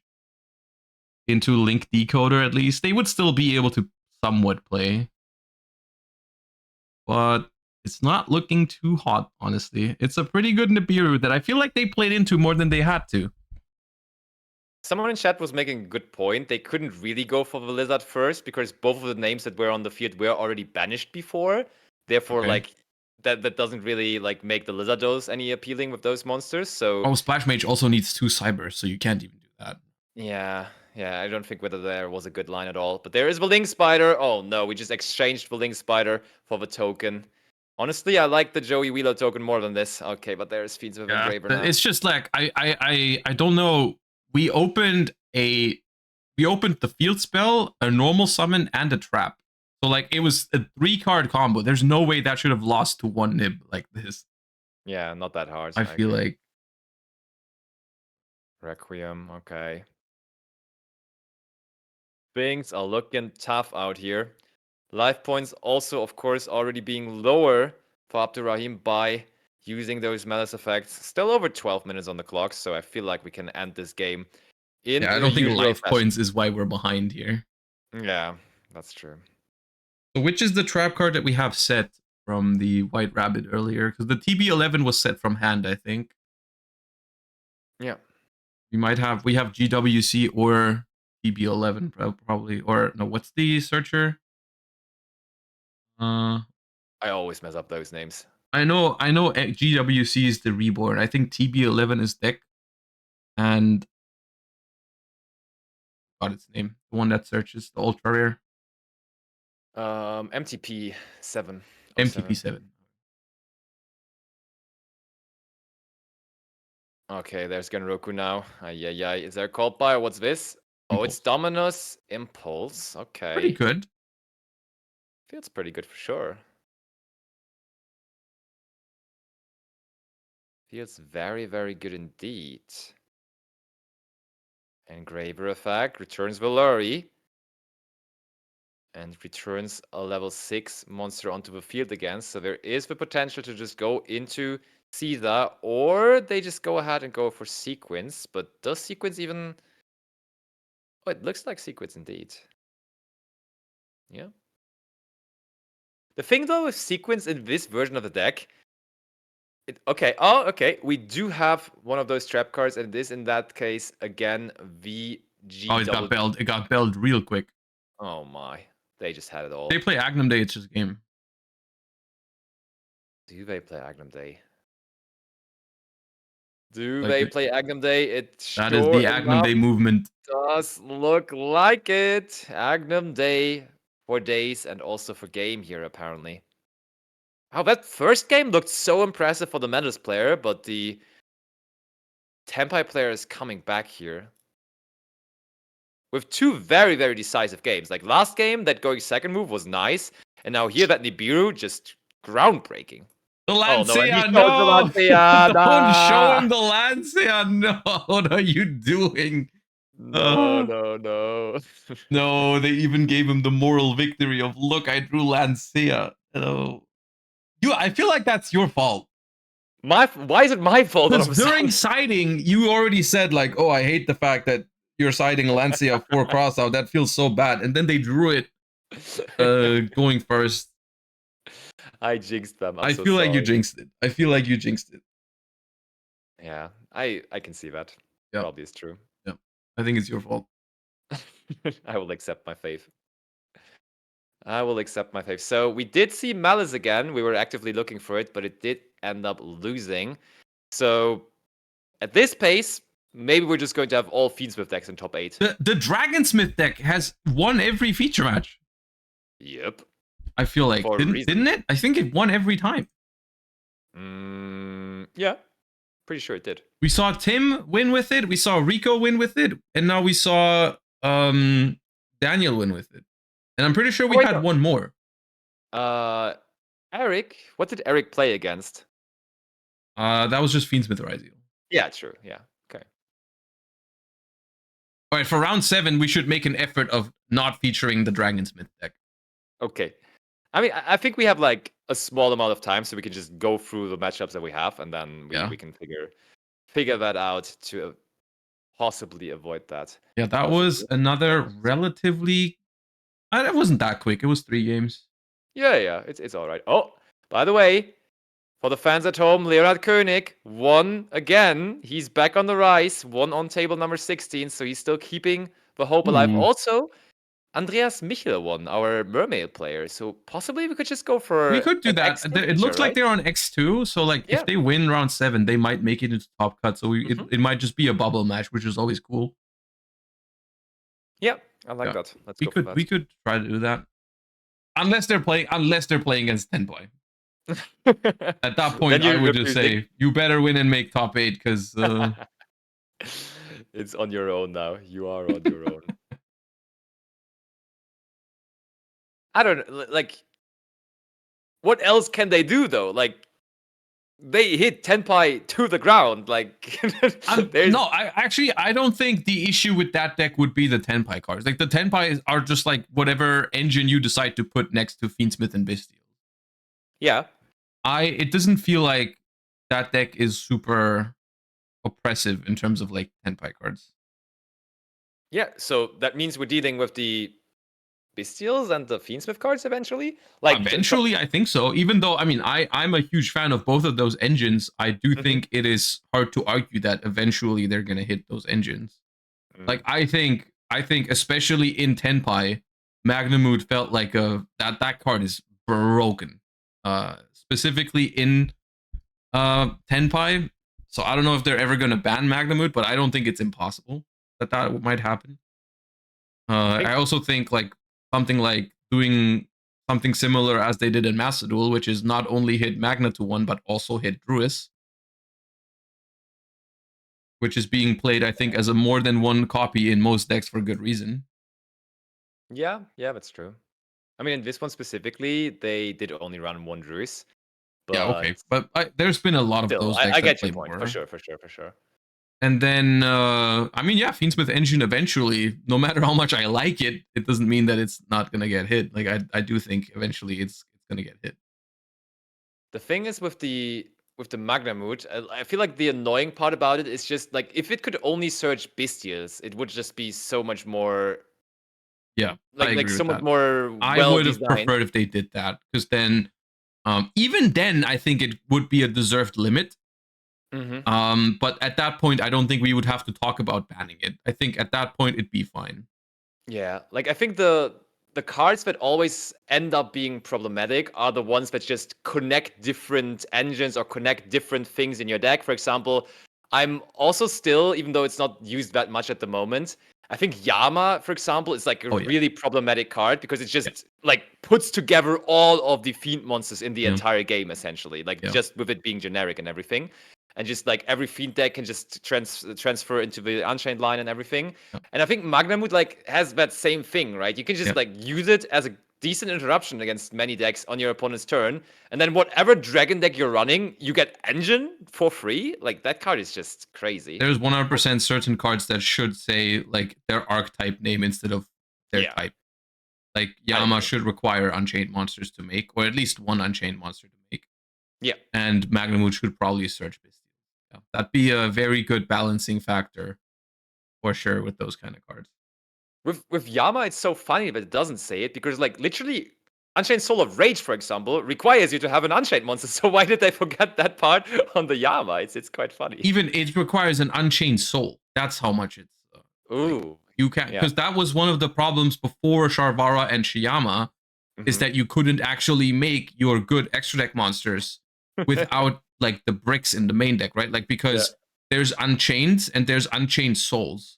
And the Link 2 and the Link 3, they need souls. So like the small Unchained monsters can't make them.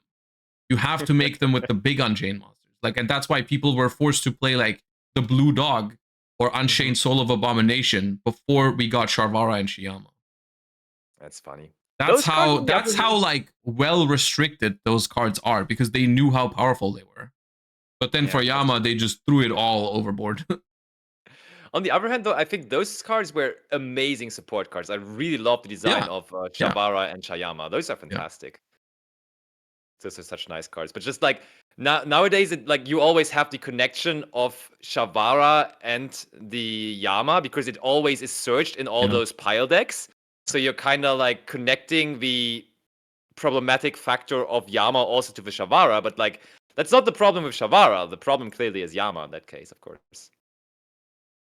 But I mean, it's just like Yama itself in a vacuum, I think, is a fine card. It's just it feels like a little bit much came out all at once. Yeah. With like the Fiendschmidt engine also being all fiends, right? Like if they made the Fiendschmidt cards but for a different type, like Yama existing for fiends, and then cards that work like the Fiendschmidt, they would be called different, of course. But like the fact that both of those engines existed at the same time, or came out within almost the same time frame. For sure. Plus then Yubel being like a meta archetype that was also fiends. I think that's what put it a little bit over the top, right? Yeah. Like no one would have no one would complain about Yama if the Fiendschmidt package was reptiles or something like that. Like just arbitrary things. Like if it was the Insect Smith or something like that. You know what I mean? Like the fact that it's also just like all of those cards came out for Fiend in the same year is what made those cards too powerful together. Fair. What's the thing Yu-Gi-Oh related that you're looking forward to the most in 2025? Is there a specific thing? Is there one thing you already have on the radar? I have pretty high hopes for those anime series. Ooh, yeah. That they're making. I think that could be pretty cool. They put a date to it already, right? For the first two, they put a date to them now, right? Isn't it like March or something that they're coming? It's not that far. Yeah, it's like the first half of the year for sure. I don't know exactly when. The thing I'm looking forward to the most is the early format. Like this format right now, I think is very hype. I like it a lot. I'm a little anxious of not Supreme Darkness, but the one after that, Alliance Insight. I feel like the cards I've seen from that set so far They scare me a little bit, but we'll see. Yeah. I think that deck, that set could be a little bit too much of a power spike, but like for Supreme Darkness, it's probably fine. And of course, today it's very much a TCG stream, but still, let's quickly ask, how is your feelings regarding Worlds for Master Duel for the year now that we started the new year? I Because mean, you had that frustrating experience. I mean, I think it's fair to say it was quite frustrating for you with the last Duelist Cup. it was. Yeah. So that surely didn't really boost your. I mean, to be expectations, right? fair, I never walked into that Duelist Cup with the expectation of qualifying. It's like Fair. first in the world, I do realize how hard that is, even in a format that I would be like, that I would like, you know, like. And then like for this one, I didn't even like the format, so I didn't practice as much, and I wasn't as good as other people in that format. But I think if there is a, let's say we get the Fiendschmidt cards and we end up having like a format where I could play the pure Fiendschmidt deck for a Duelist Cup or something like that, I think in that format I could see myself qualifying. It very much depends on which format it is, how much I enjoy it, how much time I put into it. I think it's possible, but it's never, those things are never guaranteed. Yeah. So No. I'll just wait and see what the formats are and try my best. But I do have higher hopes. It could not really be a worse format for me than the one we just had. So like it can only get better from here. Yeah. And I mean, I think I probably know the answer to it, but maybe still an interesting question. Just assuming the case comes that you and none of your teammates from the last 2 years is qualifying, would you ever be able or ever be will to split up from your team and go with someone else that is willing to pick you? Would that ever be a We've already possibility? said that if any one of us qualifies, that we would go together. Yeah, but if someone else that is not on your team just qualifies and says, I would be able or I would be ready to team up with Josh. Josh, do you want to be on my team? After you not qualifying, you know? I mean, if someone wants to invite me, I'm not gonna say no. Like if I didn't manage to qualify, and so would you ever say no to that? Like, of course I'd say yes. Maybe it's like being pride with your team Snipe Hunters. No, I only want to do it again with Snipe Hunters. But I mean, I would always prefer to go back with the same team, and we're gonna try our best to do that. But if we don't manage to qualify, and someone is like, "Hey, I qualified. Do you want to go with me?" I'm like, "Sure." I would do that, of course, but I don't want to rely on that. I want to try myself to go back, but. No, but I would have 100% expected that answer as well, but I think it was still worth asking. And let's just hope that it works out the way you would prefer. And I think... I mean, eventually, I also have to face the reality that it is not a guarantee to be at Worlds every year. Eventually, there's going to be a year where I won't be at Worlds. So, like, that's also something to realize that could happen. It's okay. Yeah. It would just be so sad for the storyline if it would be this year. Because like we had those back-to-back finals with the same teams and everything. So like if that would have a script, obviously we would have like at least both teams back into the competition. But every story has to end somewhere, you know? Like that story is already pretty good. It surely is. It definitely was a crazy story. Not gonna lie. Also, of course, a very interesting deck coming is the Blue Eyes support. Or it's not a new deck coming, but new cards coming to the Blue Eyes deck. Are you excited for that? Do you think that has potential? The Blue Eyes deck? Yeah, for the TCG. I think I think so. Yeah, I do really like the Primite cards as well. So I'm like, those have spiked like crazy too. Oh yeah, like I have Lordly Loads. I picked them up when the set came out. Yeah. Just because I thought like, hey, this engine looks kind of cool. It's like $40 now.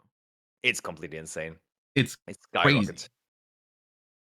I'm a little sad though, just for me as a caster, that they actually have like rescheduled the release date for the structure deck because it was intended to be 2 days before YC's Birmingham. Oh, and then they pushed it back a week. Yeah, they pushed it back a week. So it releases after Birmingham, sadly. I didn't know that.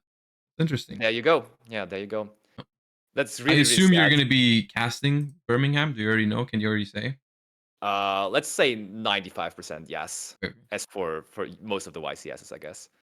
I never want to go 100% because. Okay, so you just happening. No reason to think it's not happening, but you don't have an official like Yes, exactly. Pretty much that. All right, we've got pairings apparently. Ooh, let's go. And we have... Where's our boy? He's playing against Leo. That's funny how this works out. That's yeah, good, right? let's pick him. I'm down. Let's pick table 15. Because it also is no Tenpai, and Leo is playing an interesting version of the deck, right? Because we haven't seen pure Ryzeal at all, so like we'll take Mermail versus pure Ryzeal. That's fine. I didn't expect that to say like I'm surprised to see pure Ryzeal when the set was released. I definitely thought that would be the standard, but then yeah, circumstances have changed, and now all of a sudden pure Ryzeal is rogue compared to all the other Ryzeal variants that there are out there. It really, if you just look at pure Ryzeal and its number and representation, it's probably genuinely a tier 2 or lower. Like it's not very common. Yeah, no one is running it for real, which is actually interesting to me because the Fiendschmidt cards, they are somewhat pricey. So like everyone, like when they get the Ryzeal cards to also then get the Fiendschmidt cards is somewhat interesting to me. I mean, to be fair, the Ryzeal cards are also pricey. So it's like anyone who's playing the Ryzeal deck is already not on a budget. I guess, yeah. But of course, there's people who can afford, like, only because you can afford one of them doesn't mean you can afford all of it. But it's like, yeah. They're both not budget friendly, I would say.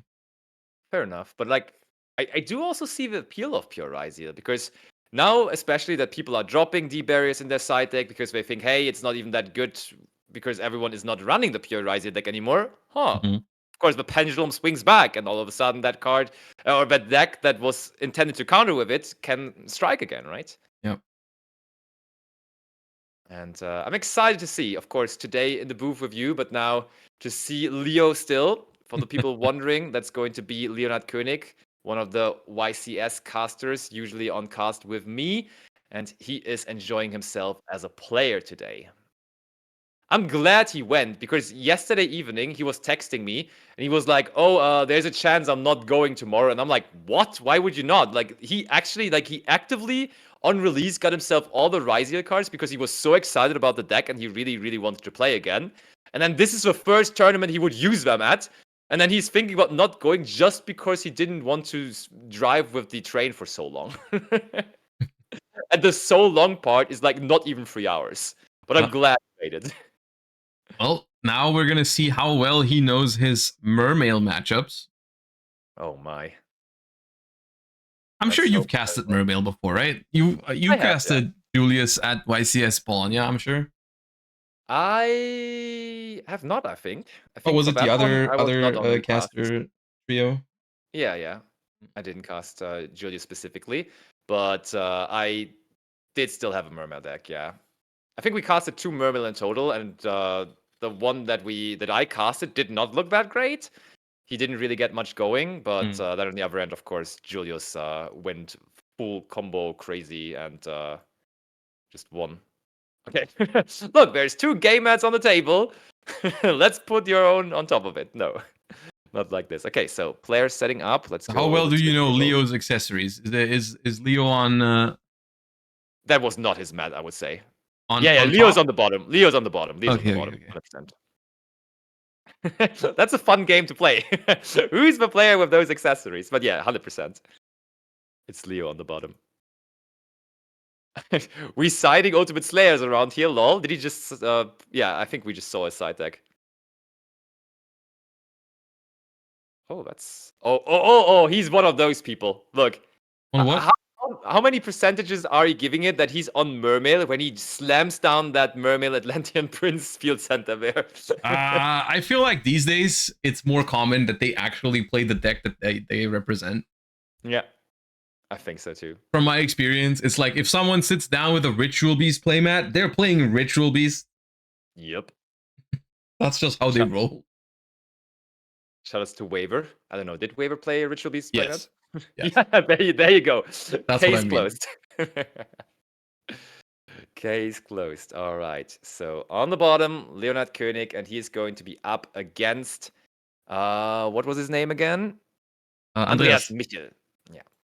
Andreas and his Mermail deck. So one of the not too many rogue decks still in contention for top cut here at this point.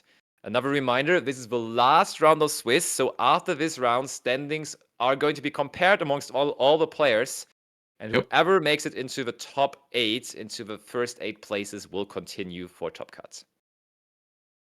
So, let's see. Both of them have they have a chance to make it. It's not guaranteed, but we still wanted to go with this match to show you the Mermail deck. And Leo rolled a 3, which is not what he was trying to do, I'm sure, and that loses to the 7 of Andreas. And that is a scary deck to go second against, but I'm guessing the pure Ryzeal deck has a decent amount of cards to combat anything going second, but we'll have to wait and see. So yeah, even if they win here, whoever wins here is not guaranteed into top 8, but I do think some X2s are going to make it. For sure, yeah. So it still is a high pressure situation where you do want to win if possible. And we are going to see, presumably, Andreas going first, but we're being hit by a Moltrami Perulia. Typically a card that's being played by Mermail as well. Normal summon, Pike, immediately netting a draw for Leo there. See, that's not the best normal summon. But discarding Shadow Squad is pretty good. Actually, I just realized the knowledge for Leo on Mermail should be very, very high, because he actually, for YCS Bologna, I just realized, did a combo tutorial, and it was like half an hour combo tutorial for the coverage with Mermail. And the partner. He didn't do it himself, but he had to sit through it and learn about it there. Half an hour? He showed like all the combos. It went crazy. All right, so Shadow Squad, when discarded, is summoning one from deck, which is the Prince. Yes. And that's the real deal. When I saw the Pike, I was like, maybe their hand isn't as great, but Pike discard Shadow Squad is pretty good. It is indeed. Dragoons discarded, Dragoons searched. Prince is such a good card. Yeah. Like, if Mermail was more popular, that would surely be a card that would need to be considered to be hit on the list. Like, eventually. if they ever want to, like, stop Mermail from going too crazy, that's the card to limit or ban or whatever. Yeah, for sure. I think we searched Gandhi. That looked like Gandhi, right? Oh, no, wait. Minstrel. They That's searched Minstrel, the one that looks at hand. Yeah, let's have a close look. What are we expecting? Plugin is not. Oh my! They drew the trap card. Oh, and a Veiler. Oh, it's 6 cards already. Oh, true. Yeah, no, 5 cards. Yeah. Fair. Leo is celebrating his 2 bricks in his starting hand. And Yugioh is out of here. It's pretty good, honestly. I mean, you don't have a starter yet, but Perulia is still active, and the Veiler and the Imperm are still nice to have around. I mean, to be fair, like, don't you just combo without summoning again? Like. Well, the Mooling Glacier at minimum that they just added would be another draw from it. True. Yeah, probably just don't summon that, or right, like. It's not going to create any card advantage, because they're going to draw one and then they'll just Veiler it. So they get 1 card and lose 1 card. And they actually get to pick up a card that's... Exactly. It allows them to like filter, right? It's like it turns their effect Veiler into an Upstart Goblin, essentially. And their hand has 0 usable engine for the moment. So, like, probably just keep them on the amount of cards that they have for the moment. Honestly, just make Toad here. Oh, yeah, just make Toad and pass. What are you afraid of? Well, you're not going to be able to make Toad. Oh, yeah. Because the Bahamut Shark is just going to get Veilered. Okay, so we imperm the Mulling Glacier. Now Bahamut Shark, as you said, probably getting Veilered. You gotta do it, right? Yeah, you gotta Veiler it. But then Dragoon still adds. Oh my, what a wild ride. 1 card picked up for Leo. Even just 1 card of engine is not going to be very likely to break through this. I mean, so far we don't have anything. Right? You have the infantry, which you can... I think you can discard that somehow. Yep, okay. On the opponent's turn. I forgot what it was. There's like one of them that you can like... Oh, Bell was in the graveyard. Ooh.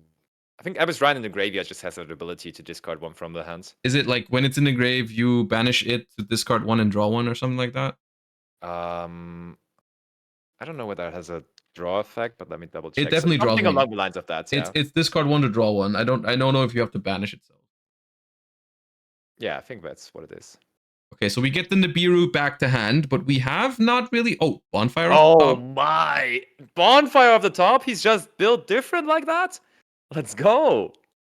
Leo is showing the people how it's done. If that is just if the only interaction is one pop with infantry, I think you can break that. Yeah. And yeah, I just double checked. You banish Varine to draw a card, indeed. Yeah.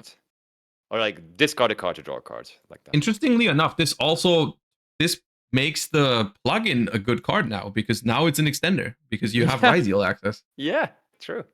And if you break this board now, if you remove the Mooling Glacier, they won't have a battle phase next turn. Plus, you still have that Nibiru in hand, because that Deep Sea Minstrel card, it only banishes until the end phase, so it's back in hand now.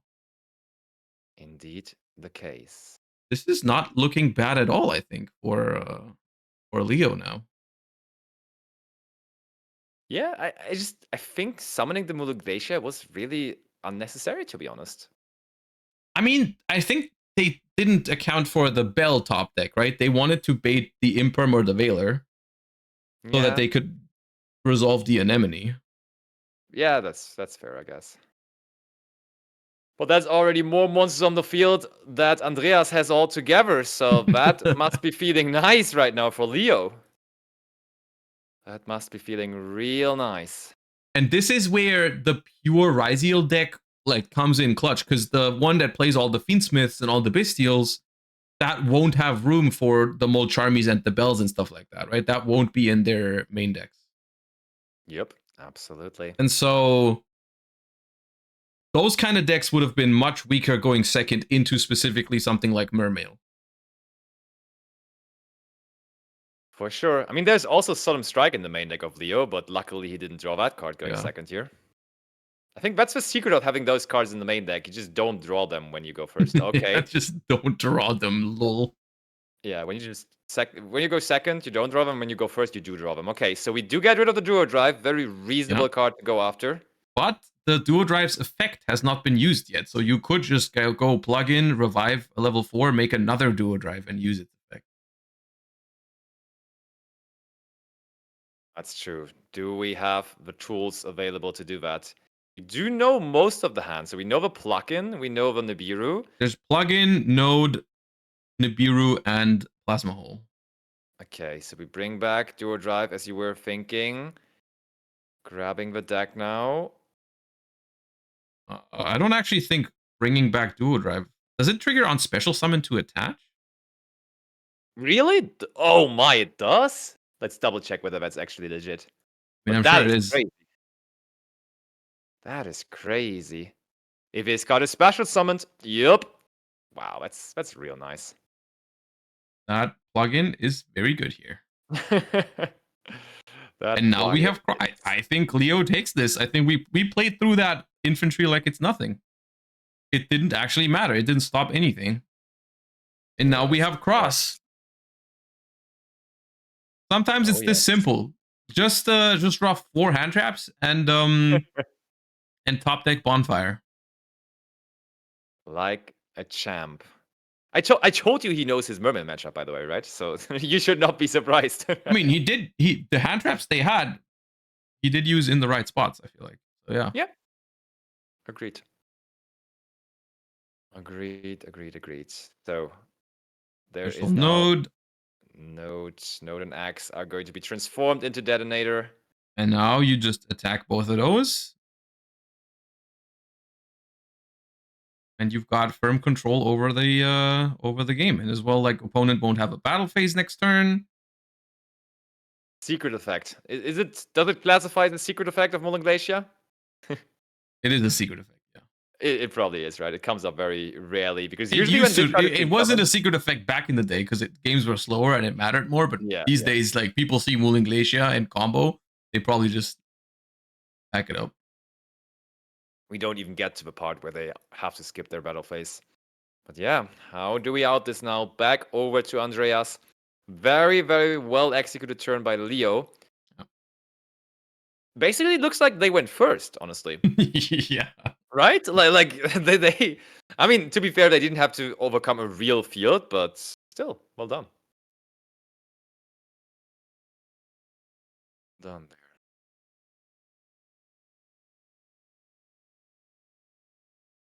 And I mean, after, like, when we saw his hand, none of that seemed possible. But then, oh, they played Ice the Jade Ice Jade. Argerine.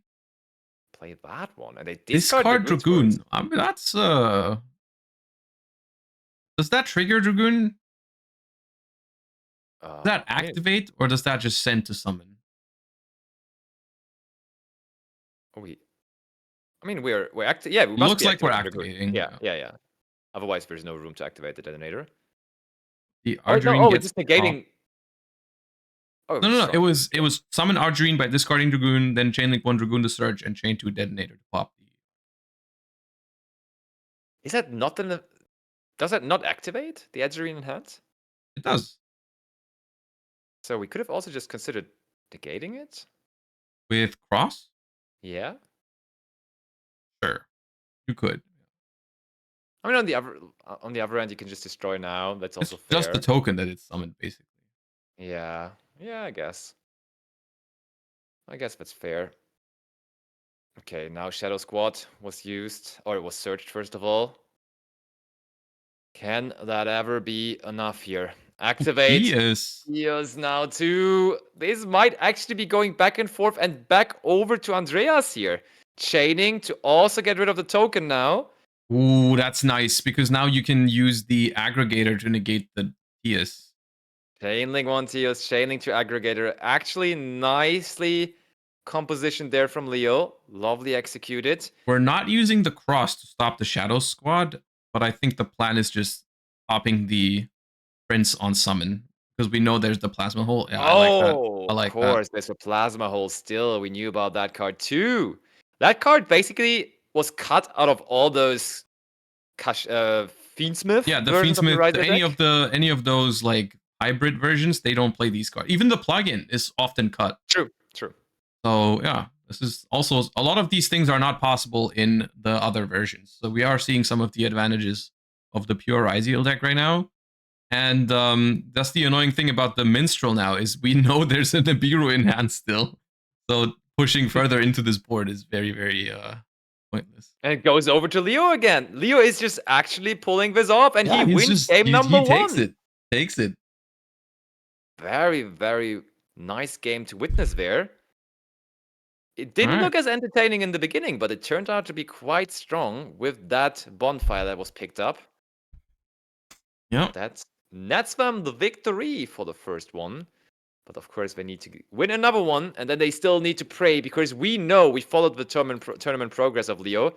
They were 2-2 after round number 4, which is... They're gonna have to pray on tiebreakers. It's gonna be close. Yes, it's going to be very, very close, and their tiebreaker possibly is not going to be amazing. Let's see, how is Tim actually doing? Because Tim was one of his losses, and Tim was doing very, very well for the longest time. So Tim Greve is playing at table number 1, so that might be his saving grace.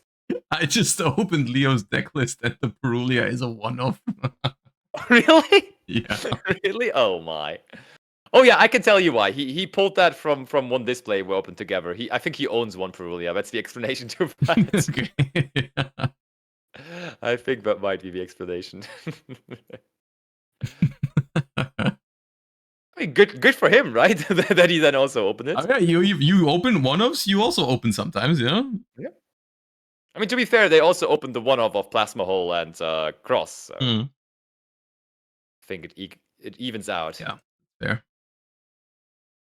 But I mean, looking at the overall players, we literally still have Eric Töpel and Tim Greve at table 1, 2 guys that we featured previously. And then we have Rico Callas Eichelberger at table 2. So like most of the players just still kept on winning after the last round. So good for them. Oh, we also, like, even though they lost on our feature, Robin Doolin, who we had, I think, in round number 2 already. Yeah, he's Robin at table still 3 beat Doolin.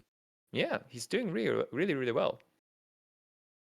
Maybe those Exceed monsters are even better than the Pearly Exceed monsters that he was using for so long. All right, game 2, fist bump, and another attempt for the Mermail duelist to make something happen going first.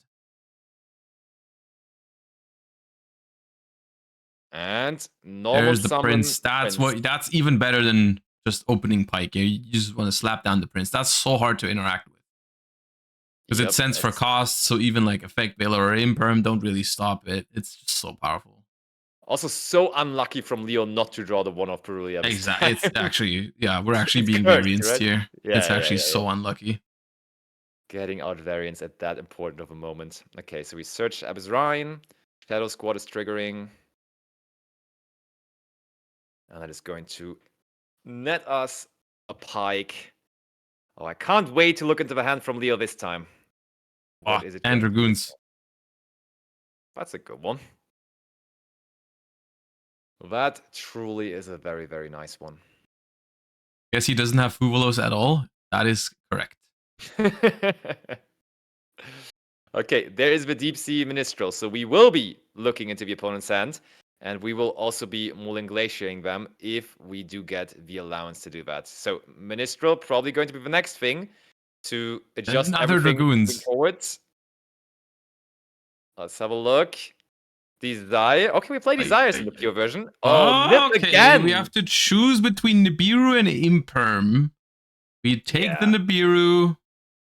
I think that's good. Like, this is so Imperm annoying is that they just can just take Nibiru away, man, every time. Yeah, They always take it away before 5 summons. that's true. The purist. Why can't it do that? It's just so good. So do we... I mean, they have Imperm, so we want to maybe try to bait out the Imperm of something so that we have a safe Mulling Glacier to take two more The cards problem away. is if you keep playing, you just get you have too many water monsters. You Yeah. have to use the Mulling Glacier here. Yeah, and To we be fair, Imperm though- that, and now it's free free real Yeah, we're estate. safe from here on, true. Yeah. Yeah, that's a good thing about it. That's the good thing about it. Oh, attention, Joshua Schmidt. One of your favorite cards of all time has now entered the conversation. Isn't that totally awesome? Yep. There's a lot of my favorite cards in that deck. I also really love all the old Lampi and Mermail cards. It's just a shame that they don't play Sphere and Lind anymore. Those are my favorite ones. Oh yeah, Sphere is very, very cool. I used to have ulti copies of it. I probably still have now thinking about it, but they are just somewhere where I can't recall it anymore. I have a Mermail deck for retro formats. I still have it. Nice. All right, so Anemone brings back the Shadow Squad, which I think is making itself level 7, and the Mulling Glacier as well. And that means we do have also access now to Mermail Abyss Gaios. It was there for a quarter of a second and then immediately got used as Exceed material That's again. so disrespectful to my boy. That card used to be so powerful, and now you just link it off in the split second. Yep. He's gone again, and that is going to give us so many more monsters to work with. There is the equip spell now acquired as well. Things are looking beautiful. That is sure enough looking like... we played La Virtue Dragon. Okay. Virtue Dragon, which is going to get us the La Virtue Stream as well. Ay, ay, ay. This is also like a mini Icarus attack, right? Yep, it is. Honestly, I think it's as big as Icarus Attack, from my personal understanding. Okay, not mini. Okay, my bad. Okay, there's the equip spell. Fissurous Attack, yeah, let's call it Fissurous Attack. I mean, are the mermaid monsters really fishes, though? Not necessarily, right? The mermails are Abyss Pike's a fish. That's why you can summon it with Colacan. True. But Okay, they're not there's all another fishes. totally awesome... Theus is an aqua, Megalos a sea serpent. Yeah, I guess then Fissurous Attack works. Okay, Search a Prince, and yeah, Leo, we know their hand. One of those cards joining again will be the Nibiru. But I think they had Nibiru is a little Ice late to the and party, I Swords. feel like, in the end phase. For sure. I think they had Ice and Sword, right? Oh. they set the card and then they handed it back over. They handed it Leo, over so swiftly. Yeah. But also, like, he could be like, yeah, can you just look it up on Neuron? I don't want to give away whether this is the card, but they don't care. Right, They're if like, you're only I'm setting setting this one card no matter card, what. you might as well. Like, yeah, of course it's that. Yeah, fair. Okay. Doesn't even Back want to over. add back the Nibiru because it's so pointless. Yeah. How gently he gave him the DB route, though. Yeah, you can you have can this. still have it. Yeah, You it's can yours. have It's it. yours. Don't worry about it. Okay. Leo, can we get through double totally awesome and the virtual stream? It's not going to be easy, but we can try at the very least.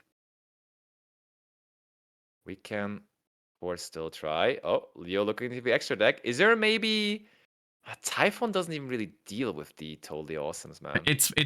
Having X Ryzeal would definitely be a good start, because then you can already stop one of them. Oh, true. There was Desires. There was Desires, which I'm not sure if you would want to allow this from Andreas' perspective. Yeah, you don't want to give him 2 cards. So that's good. You're getting to... Yeah, okay. Oh. I think that was the banish, right? Like, yeah, he banished all of both field spells, the trap card, and the plugin. And just called it a day. Called it a day. Into game 3 we're heading. Impressive turn by Andreas. Way more impressive than the first one. I mean, maybe equally as impressive, but way less stopped this time by Leo. This was not about Andreas. It was about Leo's hand. The difference between game 1 and game 2 is that there was more stuff in Leo's hand to actually do things. For sure, yeah. Absolutely true. Alrighty. And now the side taking process. Is Leo bringing in additional going first cards? Or does he say, hey, I do have my Solemn Strikes, those will be enough? I mean, I'm sure the Solemn Strikes went out after game 1, so we're bringing those back in. I'm checking the rest. There is things we're gonna side for going first, I think. He does not actually play 3 copies of Dimensional Barrier. He actually does what I said earlier, where he's doing the Thrust package. And just one of some of those trap cards. So like 1 D-Barrier, 1 Sanctum for Maliss. But there is also 1 different Dimension Ground. So that is definitely going to go in versus Mermail. That card is massive. Yeah, so if I was about to ask, D-Barrier probably doesn't even find its way into this. No, I don't. I mean, I guess calling XYZ wouldn't even be that bad. I do think you limit quite a few options. Let me check. Like, you can still, I'm sure you can still lose under D-Barrier, but like over half of their extra deck is Exceed monsters. So. But also your entire extra deck is Exceed monsters, so like... Well, but you're not D-Barriering on your own turn, are you? Yeah, but like your interruptions with Detonator and everything. I mean, you use that first, right? I guess, yeah. But yeah, no, I get what you mean. I don't know if D-Barrier is the one of choice. It's only a one of, so he might just still put it in, but... Let's see. Seems like decisions were made for Leo, and Andreas is still hovering over it a little bit. I do hope that Leo puts in the thrust for him, because like you never know with Mermail how many hand traps they actually play, but I'm seeing for Andreas, he's actually playing all 6 Molcharmies.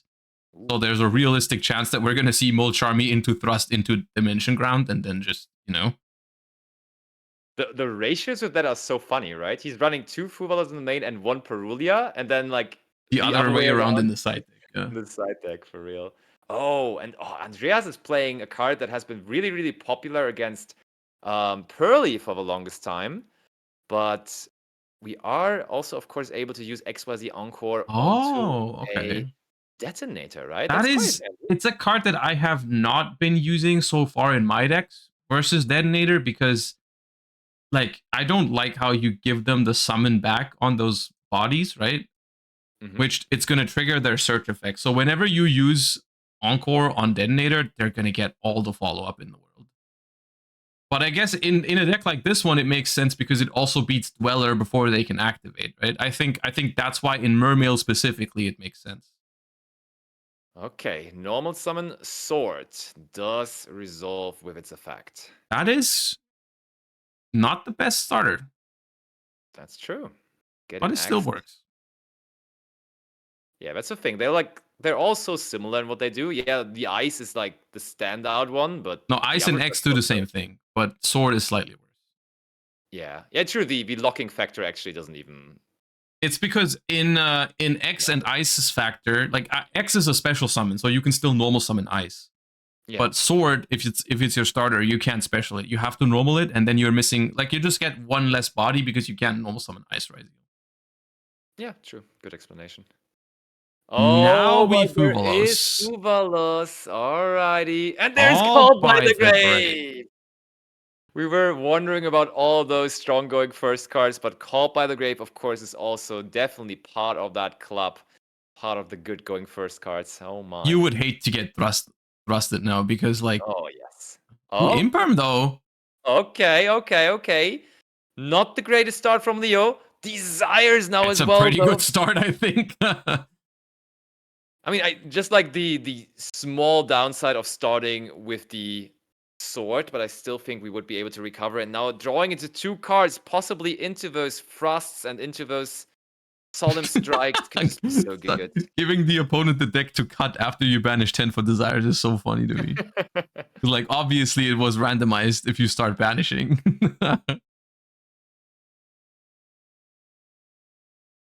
Do we have a way to extend into more monsters on the field, or will our back row have to do from here on? Seems like there is a monster incoming.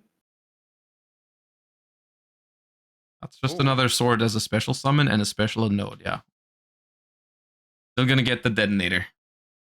But is that gonna be it? Possibly that is going to be it indeed. Do we have access to different dimension ground? Do we have thrust? Anything like that? I guess we are contemplating going Dweller instead right now.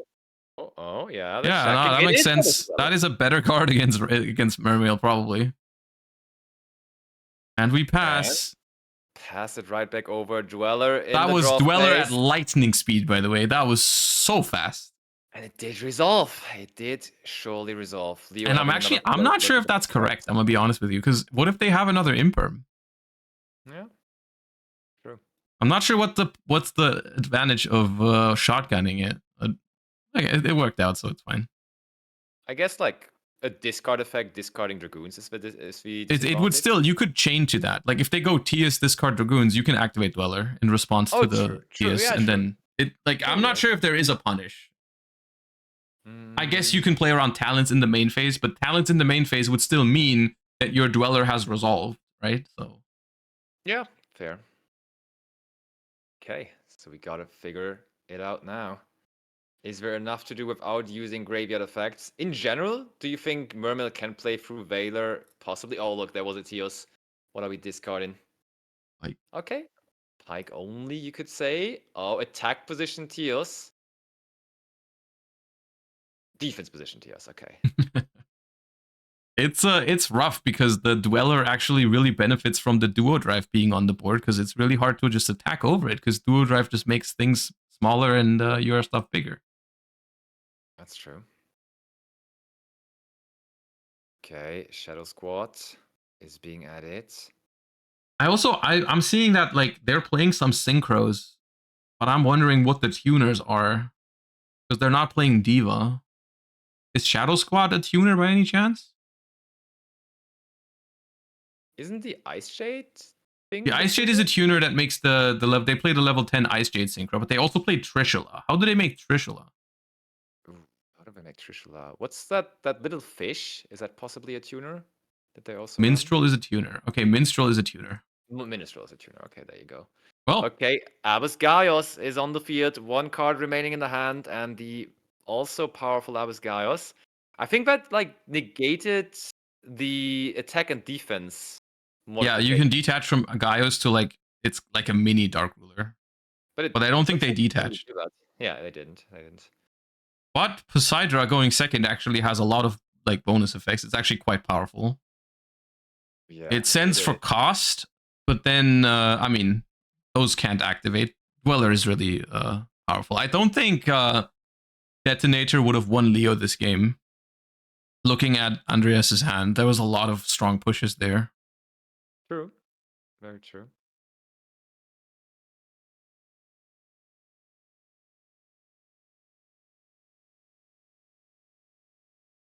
So, what we're sending is probably like somewhat irrelevant, right? Because it's not going to activate anyways. Yep.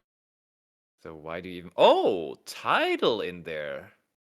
That could come in handy on future turns. That's a cool card to send, and of course now clearing both of the monsters. And it's not guaranteed that Leo has massive follow-up here. Exactly, yeah, because we've activated Desires, we've gone through a fair share of our Ryzeal monsters already, and we didn't search guaranteed follow-up, because the Duo Drive did not resolve.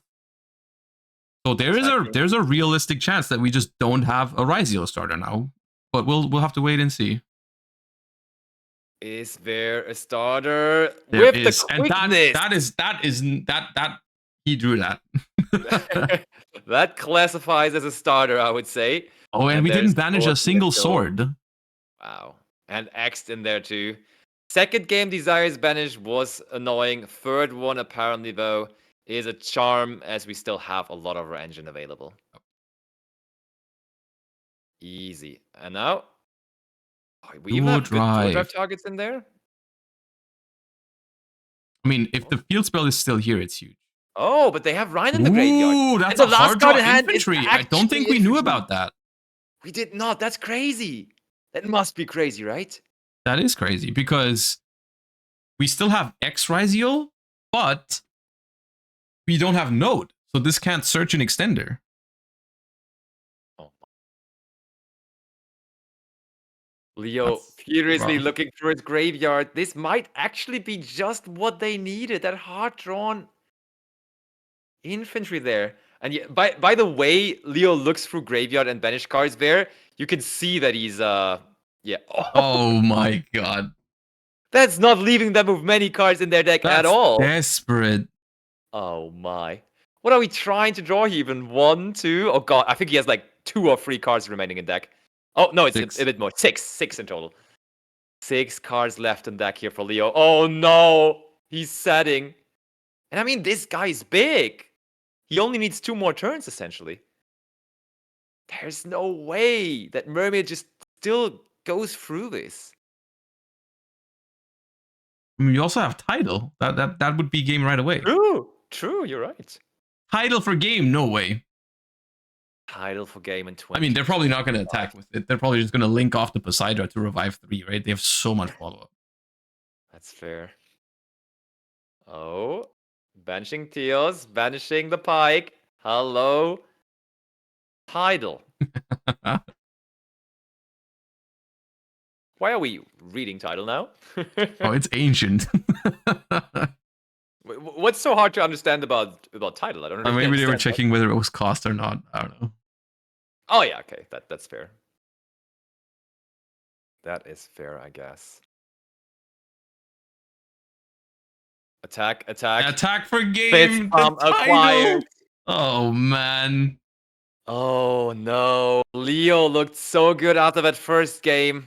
What was left in his deck? Another Desires. Nothing, basically. Yeah. Oh, but they had both crosses left in the deck. That could have helped. If they draw cross there, they actually win. Oh, they can recycle stuff. They recycle the node, and then the X can search the node. And then it's all fine. True. But they were not clever enough to do that, we have to say. Leo losing, Leo being defeated, but on a positive note, that means Andreas Michel and his Mermail deck is a potential candidate for our top cut, and I would love to have some Mermail in there. Yep. That would be neat. Overall, let's see. What are the top tables doing? Maybe we can already have some locked up people. Look, we featured Tim Greve in round 1 because he was in top 4 of the last HDK. Guess what? He's first out the Swiss in this one because he just defeated Eric on table number 1. He's on a run. So we've got him undefeated with the Dragonsmith. With the Dragonsmith, indeed. We have Eric probably also in top 8, right? We saw that was Bystial Maliss, I think. And then the other people we're gonna have to wait and see, find out, like for tiebreakers and stuff. But I think there's a relatively good chance that we're gonna see multiple of that 10-pie Fiendschmidt deck in top 8 here, which is not something I had on my radar before this event. You said it was apparently something that's been posted before by Triff. I hadn't seen that one. So I didn't realize how many people were on that deck now.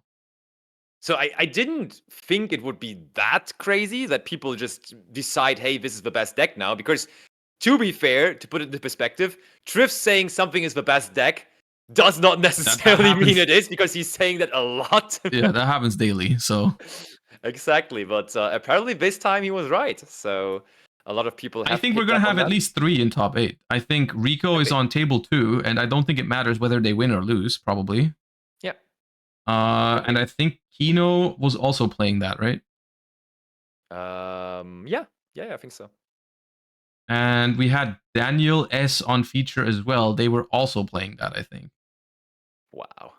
And they won on table 5. So I think we're looking at potentially 3 or 4 of those decks making Maybe it into even more. top 8. The sky is the limit. I think Anton with the Voiceless Voice Ryzeal deck also finished X2, so a small chance of that working out for him. Mm-hmm. I wonder how many. So how many people did we have? 120? I think 116 was the number that they gave us. But like with late Yes. registrations, maybe like just make it 120. Yeah, That would be 7 calculated. rounds, 8 of Swiss. You're only looking at 1 or 2 people with X2. Yeah, you gotta get lucky. Yeah. Gotta get real lucky. God, X1 is guaranteed. X2 is very, very. You need to get very fortunate with tiebreakers. Maybe they are though. Maybe they will be that desperate. No, not that desperate. Desperate. That's lucky. Top 8 next. Alrighty.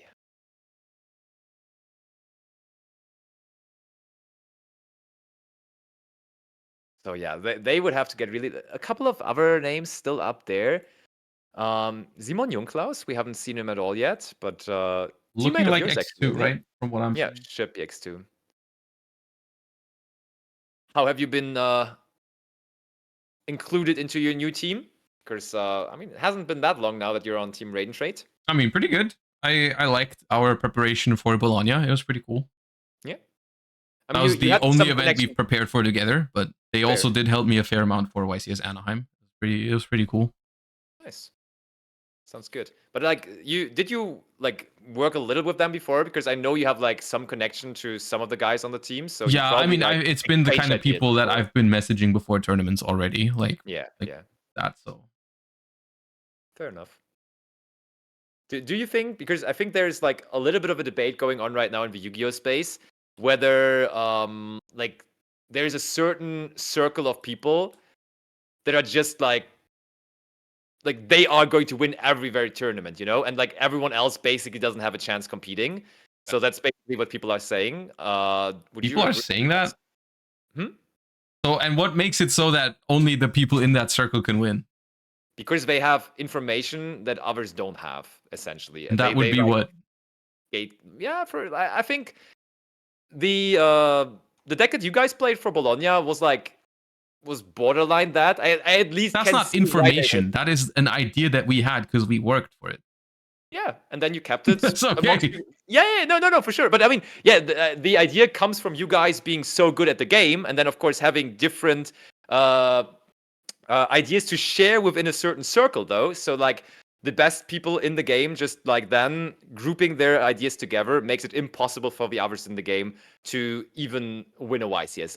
To be fair, I'm just bringing up the argument, not saying that is my opinion. I get it. Like, I know it is. I mean, I think it's a very weird argument to make because all it means is like, oh, the people that work the hardest have the highest chances of winning. Like, yeah, of course. What a surprise, right? Like, yeah, okay, we get together with some other people who we know put in a lot of work, and so we bounce ideas and we prepare well, so we end up doing well. It's like, but nothing is stopping you from doing the same thing. Like, you can find people that are motivated and like, you know, get together and improve. It's a very yeah, I don't know. I think just thinking about it that way is too easy, right? Like, those people are there for a reason. They are putting an insane amount of work to be in that position. So I mean, what I can definitely see is that it can be hard to find people to prepare with if you're like alone at the moment and you're just entering and you're like, I want to get better, but I don't know who to like test with and stuff like that. It's just like you're gonna have to like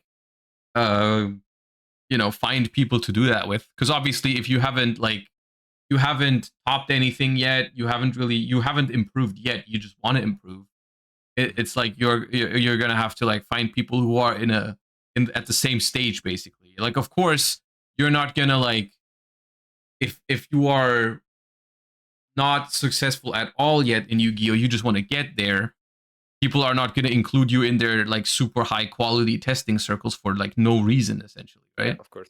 So like, I think you have to start with people who are in a similar spot, not expect to be included with like I don't know, in like PAX testing circle or whatever, right? If you know.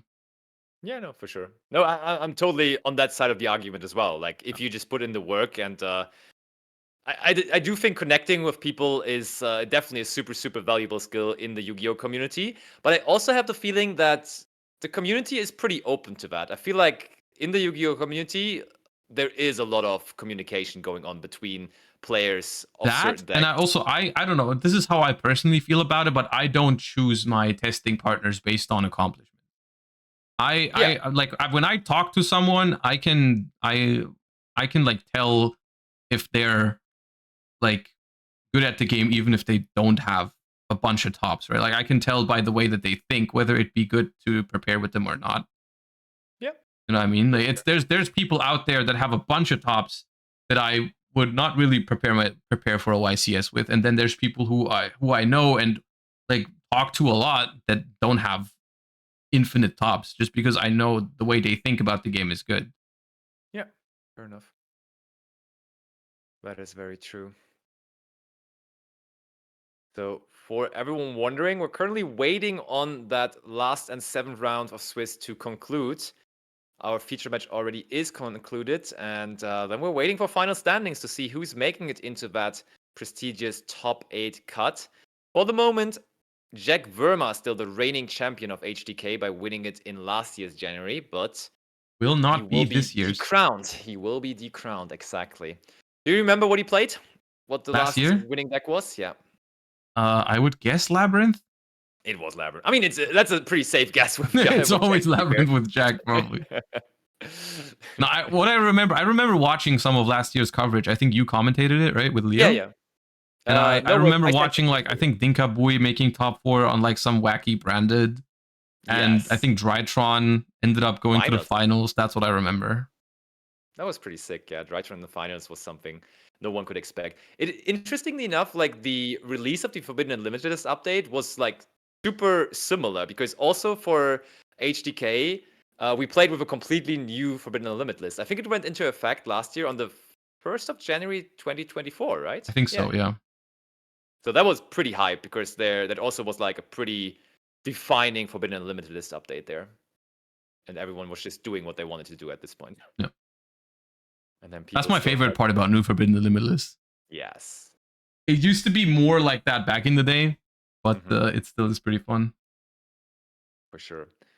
We get more and more results. So we have Aaron winning at table 2 against Rico. So I would assume Aaron is going to be joining us then for top 8 as well. That should be guaranteed. For Rico, I'm not sure if they were also undefeated or maybe with a draw. I think Rico played against Tim last round. So, So they just went from 5-0 to 5-2. Or Tim and Rico drew. I guess there's a chance for that as well. So like they would still end up on table 1 and 2. Not I impossible. think Tim won though. I'm almost certain Tim won. So that should would be mean that Rico went 5-0 to 5-2, which would mean that like if anyone's gonna make it on X2, probably it would be him. Yeah. Agreed. But we'll have to wait and see.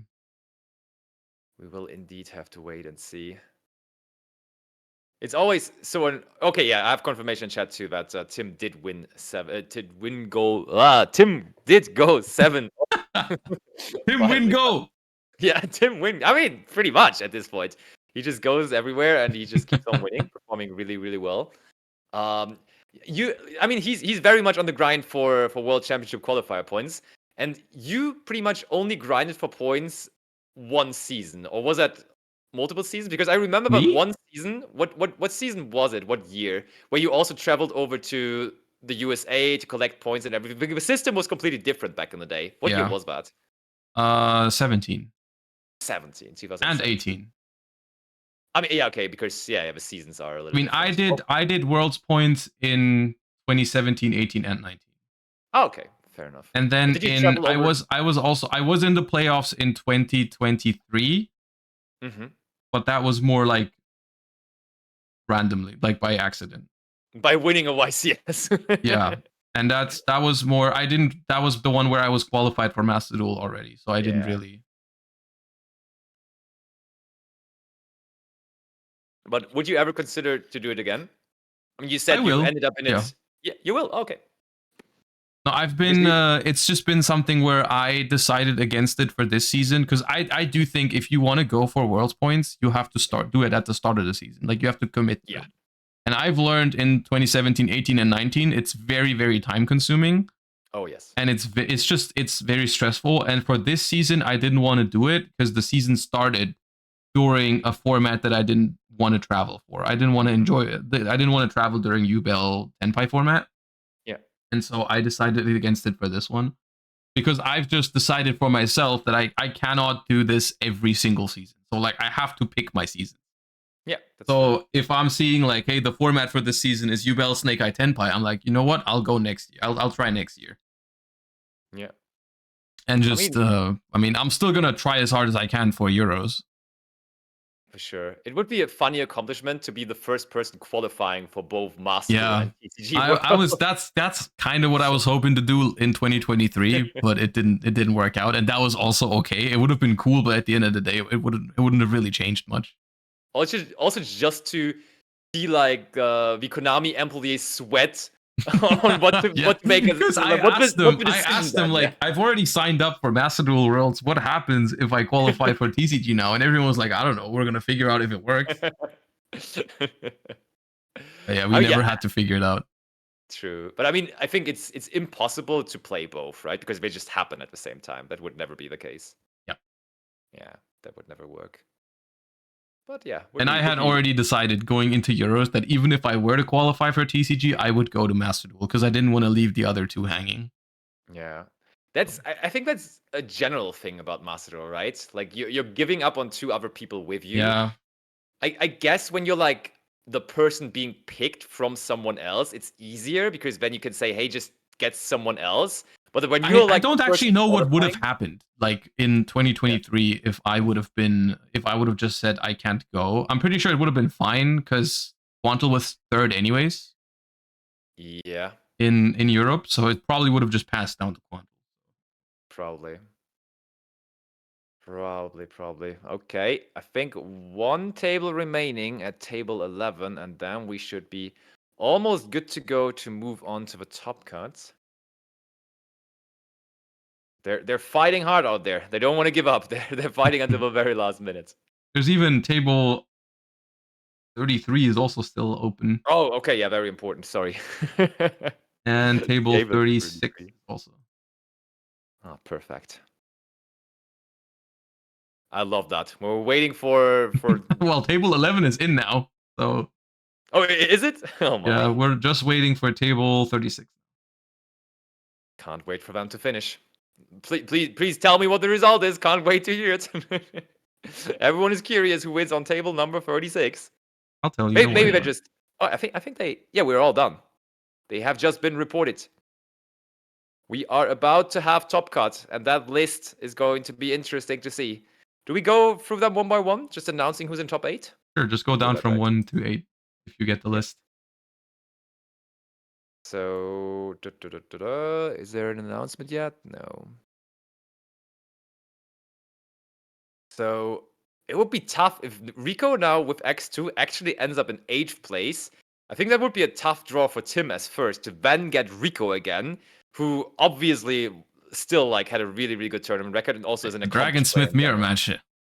That too, yeah, the Dragonsmith mirror. You can't be that experienced in it yet because that deck just doesn't exist for that long already. No, you really cannot. To be fair though, it doesn't play that differently. That's fair, yeah. That is fair.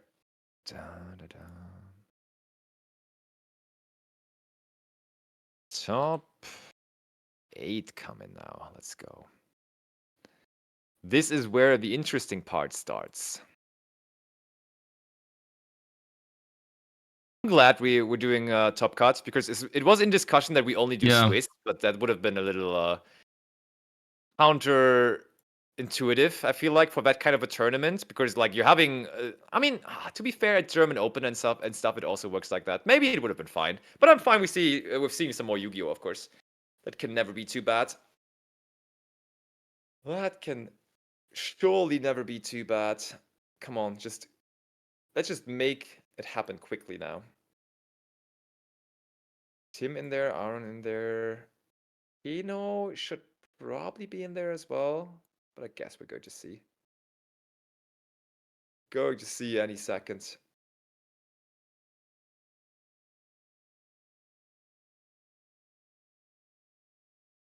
I see Quantal in your chat is hyped for Birmingham. That's cool to see. I'm hyped for Birmingham. Are you already in the process of testing and preparing? Mentally more so than actually practicing. So thinking about the game. By the way, we got stats. I'll just open them up on the site. I did manage to organize a ticket for the regional next week, so I might be. Nice. Let's go. Standings after round number 7. I can go through them one by one. Oh, I can first of all tell you, Rico did not even make it. Yep, there's 0 X2s. 0 X2s. Holy. So first place, Tim Grefe, we had him on feature, is the Tenpai Fiendschmidt Bystial deck. Second place, Erik Töpel with Maliss. Third place, Marco, I think was also on the Tenpai deck, right? He was definitely on feature. Yeah. It was Ryzeal or Dragonsmith. I'm not sure. Okay, then we have Aaron. Aaron apparently just on regular Fiendschmidt Ryzeal. Mhm. Then Daniel we had on feature as well, right? We did have on feature, and he was playing the Dragon Fiendsmith deck as well. He was that. And then we have Ulf, and I don't think we had Ulf on feature at all. Nope, but we did have Kino. Under the radar. We did have Kino with... Was that another one of the Dragon decks? May have been. Just check, right? Yeah. I'm trying to enter the page. It makes me enter the password again, and I don't remember what the password was. Can you send it to me? I think it's just a little further up. We have different passwords. It's just far up in the chat. I have yours here. Wait, I can send it to you. I did enter the ID, but then it asked me for a password. That's a password that you had to do yourself. I had to put in the password as well.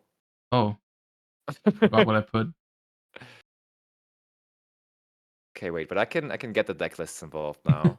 Can't matter. You're responsible for the deck list. I can still see the pairings on another, because I had 2 tabs open, but on one tab it kicked me. Yeah, never lucky. So Ulf is on. Oh, that's another Maliss duelist. Let's go. I was wishing for more Maliss in Top Cuts, so Ulf of the Maliss deck also made it. I think the most represented deck is the Tenpai deck. It has to be. It definitely has to be, for sure. How? Of course, it's a good deck. Oh, that yeah. easy. It's that easy. Okay, so Ulf is on the Maliss deck. Where did my standings go now? I just closed them again. Oh no, wait, there they are. And then Dominic and yeah, Dominic is the only one we also don't know. So let me check for Dominic.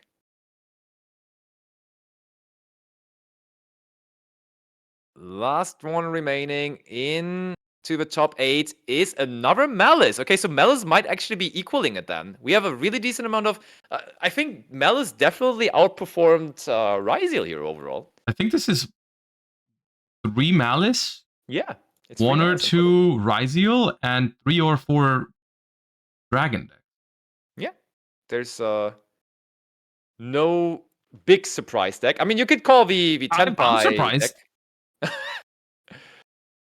I guess that one is nice, yeah. Yeah, Aaron, yeah, I mean... So we have to decide on what to feature, of course. So it's going to be... Okay, so who's Maliss? Eric? Ulf? Eric and Dominic and Ulf.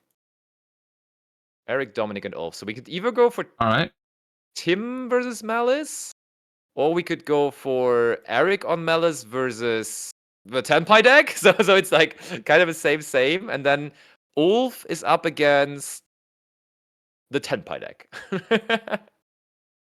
So it's basically all Tenpai versus Maliss here. It's the Tenpai deck is here 4 times, I think. I think it should be 4 times, yeah. And none of them are playing each other. So no matter what match we pick, it has to have a Tenpai in it. Yep. Indeed. Great. I think when we go for Dominic, though, at least I have the chance to see Engage still, because they're also running the striker. Sure, I don't mind. Give us Tim versus Dominic then. That's okay. Sounds good. Sounds good. So people are saying that online we talks about the Bystial Fiendschmidt deck were like huge, like everyone basically already hyping it up, and people I've been a little like zoned out over the holidays. I haven't been in that much like in context. So that's why I'm surprised by it. Maybe it's been like the new thing on the block for a while now. But this was my first time hearing about it on today's stream, so I find it interesting. Yeah, I mean it's definitely an exciting deck. It's exciting to see the Tempai cards back into the action. It is very much not a classic Tenpai deck, though, I would say. Yeah. For all the people like overreacting, like, oh, Tenpai is still not dead. It does not play like a typical Tenpai deck. We even saw most of them choose first on the feature matches. Yes, for sure. So like that should already tell you how differently it tries to function. Absolutely does. Okay, so I think people are setting up right now for top 8, but there should not be much time wasted until we move on and over into that glorious top cut, where winning means we're moving on and losing means you're immediately out of the entire thing. So from here on, no more losing. I think Tim right now, though, is on a pretty good mindset already, as he has not lost a single time so far. Yeah. He keeps on winning and is the only undefeated duelist in there. And then it was because of the draws, right? That no X2 made it in. Yeah, There were 2 people on a draw. Yeah, that's not that many either, though. So yeah, like the calculator that I used said maximum 1 or 2 players are going to make it. So like 1 or 2 draws can already offset that. Completely. Yeah, that's fair. That's fair. That's fair. Where did our Mermail player end up in? Oh, our Mermail player was Not far even off. They were close, unfortunately. 19. Holy. Not even close. Still, they got the accomplishment of winning against Leonard Koenig on stream. I guess what we'll do for the day. I'm just feeling for Rico 5-0 into 5-2 and then not making it. That's crazy. Yeah, that's actually crazy. He was not even the best X2 in standing, right? Second best. Yeah. That's ridiculous. Yeah, considering he lost to Tim and someone else who's also in top 8. Someone in my chat is asking, does Triv really dictate the format so hard so that everything he builds, plays, gets copied? I don't think it's necessarily about the person, but I just think his ideas are pretty good. I mean, it's not every single deck Triv plays, but if you have a good idea and people try it, they realize, hey, that's a good idea. And so like they will, people are pretty open to try new ideas, I think. Especially when you're like trying to be in the loop and stay up to date and make meta calls and stuff like that. Yep. You see a known player play a deck, you try it out, and you see if it's any good. For sure. And I have been saying that before, but I still believe in that. Triv's like way of presenting and like his incredibly like you wouldn't think that he's a smart guy because he's just so loud and he like screams pendulum, best deck and everything. But I think he is actually super smart in deck building. I think he's a really good deck builder. He's made a couple of pretty good decks, yeah. Right? I think so as well. And that always gets overshadowed by him just screaming every sentence he says. But I think he's pretty good at the game. No, I agree with that, yeah. I mean, now finally also, of course, he got the success, but also like validates it a little bit. Like, because before that, he was essentially just yapping without even having any proof to be a yapper. But now he has that YCI title as well, I guess. Now he is a YCS champion at the end of the day, at the end of the year. All right, let's go. Give us some more gameplay. What are they doing right now? It's top 8. I think maybe they're doing the standard, like we wait 5 minutes until the standings are final kind of thing. Maybe they do. I was thinking maybe they like reorganize the area and everything, but it's only it's top 8. 3 tables plus the future match table. Exactly. Or top 8. Yeah, it's not that hard. It's not that difficult. I think they can figure it out. Also just send Tim over here. Let the feature match start early. Why not? But then we have to wait after. Nah, we can manage. We can get like you can get a mobile cam going. I'm sure our stream operator will just take the camera and walk over to the other tables, and we can. That would be fun, actually. Sick, but I'm pretty sure it's a static camera. Yeah, no, never lucky. Have they said, okay, they posted us the bracket, but yeah, that still works out like that. So the bracket could work out for Eric versus Tim in the finals. So that would be Good. first Yeah. against second. Those of the are our Swiss. I first mean, and yeah, second in that's Swiss. Yeah. true. True. Which deck is more appealing to you at the moment, Maliss or Ryzeal? To me, Yeah, to you I personally. love the Ryzeal deck. Okay. Because it's so similar to Sprite, and you it resparked your love to Exceed decks. It's more so about I love what it does to the game because I think most of the positive impacts from Crossover Breaker are because of Ryzeal. Like the reason why you can play like less hand traps and why games take longer and are more grindy, I think that's because of Ryzeal. I don't think Maliss offers the same things. Sure. And I just love that playstyle a lot more. It's not like I like think Ryzeal is infinitely better or anything like that, but I really like the way it plays the game. You compared it earlier to Kashtira. I think when we talked about evenly matched, you did that. But I think the parallels between the decks are quite obvious, right? I mean, I think Detonator and Detonator and Kashtira or Ryzeal are actually somewhat similar. I think It's like that, but without the floodgate aspect. yes, exactly. So it's like a cooler version of Kashtira. Yeah. Cooler version of Kashtira indeed.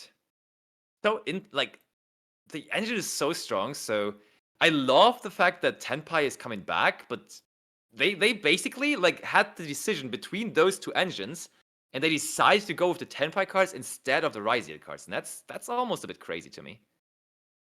I mean, they are validated by the results because I'm sure that the Ryzeal deck was more represented at this tournament, and still way more of the dragon version of the deck made it into Top Cut.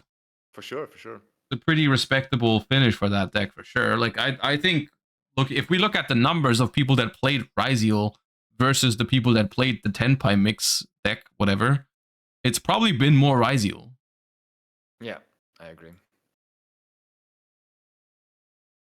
I can actually, one thing that might be interesting for the people, we can ask for how the meta game over on because there's also this is the main event, but there's also a Time Wizard 2010 event happening, so maybe they can give us some info on that. Like what made Top Cut in Edison? Yeah, that'd be cool to know.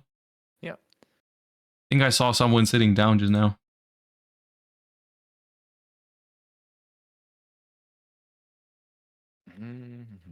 Just asking for it. Yeah, people are joining the table. Let's go. And it's Tim on the bottom, I can already tell you.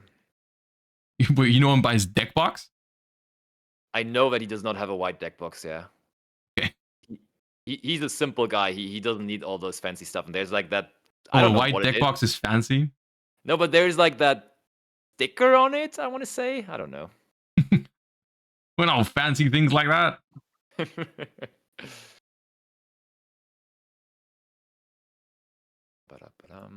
Okay, let's go over to the table then. What was the opponent's name? Dominic. Dominic S, right? Yes, with a K at the end. Perfect. Alrighty, let's get it.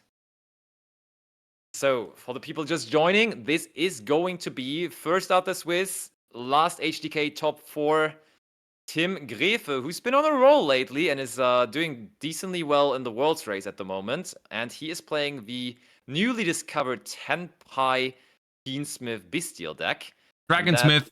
Dragonsmith, as Josh has called it now. And then on the top, he will be playing against Dominic, who has brought the Sky Striker version of Maliss, which I'm very excited to see as well. And just before anyone complains, we had no choice but to feature the Tenpai deck again, because there's 4 of them in top 8, and 1 of each in every match.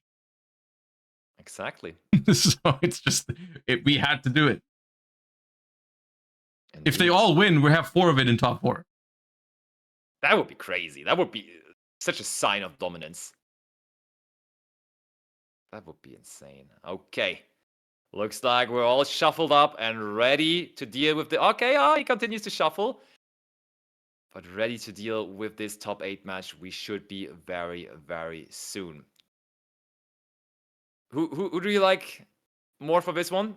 Who do you got your money on in that? I actually am quite impressed by that Tenpai Fiendschmidt deck. So I think that's the one I favor, but Maliss, if it goes first, is very hard to stop. So we'll have to see. Very much. Okay. Quick cut. And a little bit more of a riffle shuffle to finally get us underway. Also, I got a fun fact. The last time Tim won in a top cut match at HDK, his opponent just pulled quarter SP after the match from the pricing that he received. So maybe sometimes it's not all about winning, but sometimes you want to lose instead. Alrighty, though. I don't think they have rolled the die just yet. Yeah, there it is. So Tim starting with a 7. Pretty average. Just your average guy. All right. Oh, and he cannot beat that with the double free. So yeah, now I will also join you on saying Tim is going to win this. Okay. Just waiting until the dice roll. And we will just leave the dice on the table for this. Okay, got them out of the way, and here it goes. We start with Fiendschmidt tracked. And here's the first thing. Once again, we saw this in round 1 already. Even though this is a Tenpai deck, it does go first. Does indeed. Searches Lurry, discards Lurry, Requiem. You can see that this man has played a lot of Yu-Gi-Oh! During the last weeks because he just goes through the motions so quickly. He doesn't even waste time putting Fiendschmidt Requiem into the extra monster zone. Like, he basically put it from the extra deck straight into the graveyard there. He goes like a machine. There is Fiendschmidt Lacrima now, sending Fiendschmidt in Paradise. Okay, We didn't even that go tells Friend you Trader we yet, right? have Engraver in hand. Yep, that's amazing. That means my favorite thing is about to happen, which is free Necroquip draw. Oh, yes. And there is the Engraver. That was no surprise. We need that in rotation, and when we do not send it with the... What's her name again? I forgot about the... What's the name? Lacrima. When we don't send it with Lacrima, that means it must be in the hand. Yeah, I was wondering what you were looking for. Yeah, I was just completely blanking out there. Also, I have the request to only call Tim Pie from now. Tim Pie? Yeah, I mean, he has a rich history with the Tenpai deck in general. Yeah. And now he also plays with Tenpai Fiendschmidt deck. He just can't let it go, I feel like. He just cannot let it go. Ooh, and we do go after the Engraver here with the Bystial Druisworm. And we talked about this earlier. We said that it may be a little bit more popular nowadays. Ooh, Sangen Kaiman. We need this to play on our turn now. Instead of going for the big push with it, apparently. You were probably referring to banishing the Requiem, right? Yeah. That's what I was about to say. In this case, I think it was also that would have been really good. But decided not to do that. Yeah, indeed. We decided to just banish the Engraver instead, which means, for the moment, that means one less body to worry about on the field. But for the long run, that means they still have access to the Requiem. I mean, the extra body here matters a lot, so I kind of understand it. Like, in the short term, they could have gone... That is the difference between getting the Desiree and not getting to Desiree, so... Yeah. Fair enough. I'm interested to see what they actually do with the Tenpai cards going first, because we haven't seen that yet, I think. True. Sangen Summoning was activated, searched by the Pydra. What is next? And I think Tim is wondering himself. Could there even be an angle where we go for SP now on our first turn already to get rid of the Druisworm? That card is kind of scary, to be honest. Druisworm, it's really hard to make a board into a Druisworm because you know it's going to send one of your things. Exactly. So maybe we do just end up going for that, honestly. This is where, in the other list that we saw earlier, we could have made this pattern now. True. With the Necroquip and brought back the Engraver to still make sequence. But I don't think Tim was using this pattern. No, Tim was not even including Trident Dragon into his deck. So it's actually we draw these decks. Look, these decks have been drawing Magnamut like it's their job today. They do indeed. What a card to draw on your opening hand. They have regular access to it through the free Lubellions that they're also running, but just opening it in the beginning is just, that's crazy. Oh, I think I spotted an Engage in the hand of Dominic, by the way, but that is not going to be able to be activated as long as that Druid's Worm is still sitting I'm sure there. you can clear the Druid's Worm somehow. Well, there Okay, or Tim does it for you. That now, honestly, looks like a pretty classy going first end field of a Tempai deck, right? This looks... So, we're ending on Seals plus SP through a Bystial. Not the worst. And we have the trap in the graveyard. So that's honestly a pretty good setup for a grind game. I would tend to agree, and we do also still have the Magnamut Search netting us a Baldric in the end phase too. So yeah, I think we saw that earlier. The going first plan against Maliss is just to simply set up the Baldric. One thing very noteworthy though, we have no access to regained, because you could normally say when you get regained going first against this deck, it's so crazy because regain just interacts so well with the Maliss effects. But now without it, it becomes a little harder. But there is my favorite card. I'm glad we still get to showcase it on the stream. Sky Striker. But there's 0 spells in the graveyard. Doesn't matter. It's for the feeling. It's for the vibes. I mean, I think it matters. A little maybe. The Hornet Drones. You think this card's going to go to 3 soon, like it did in Master Duel? Yes. Yeah?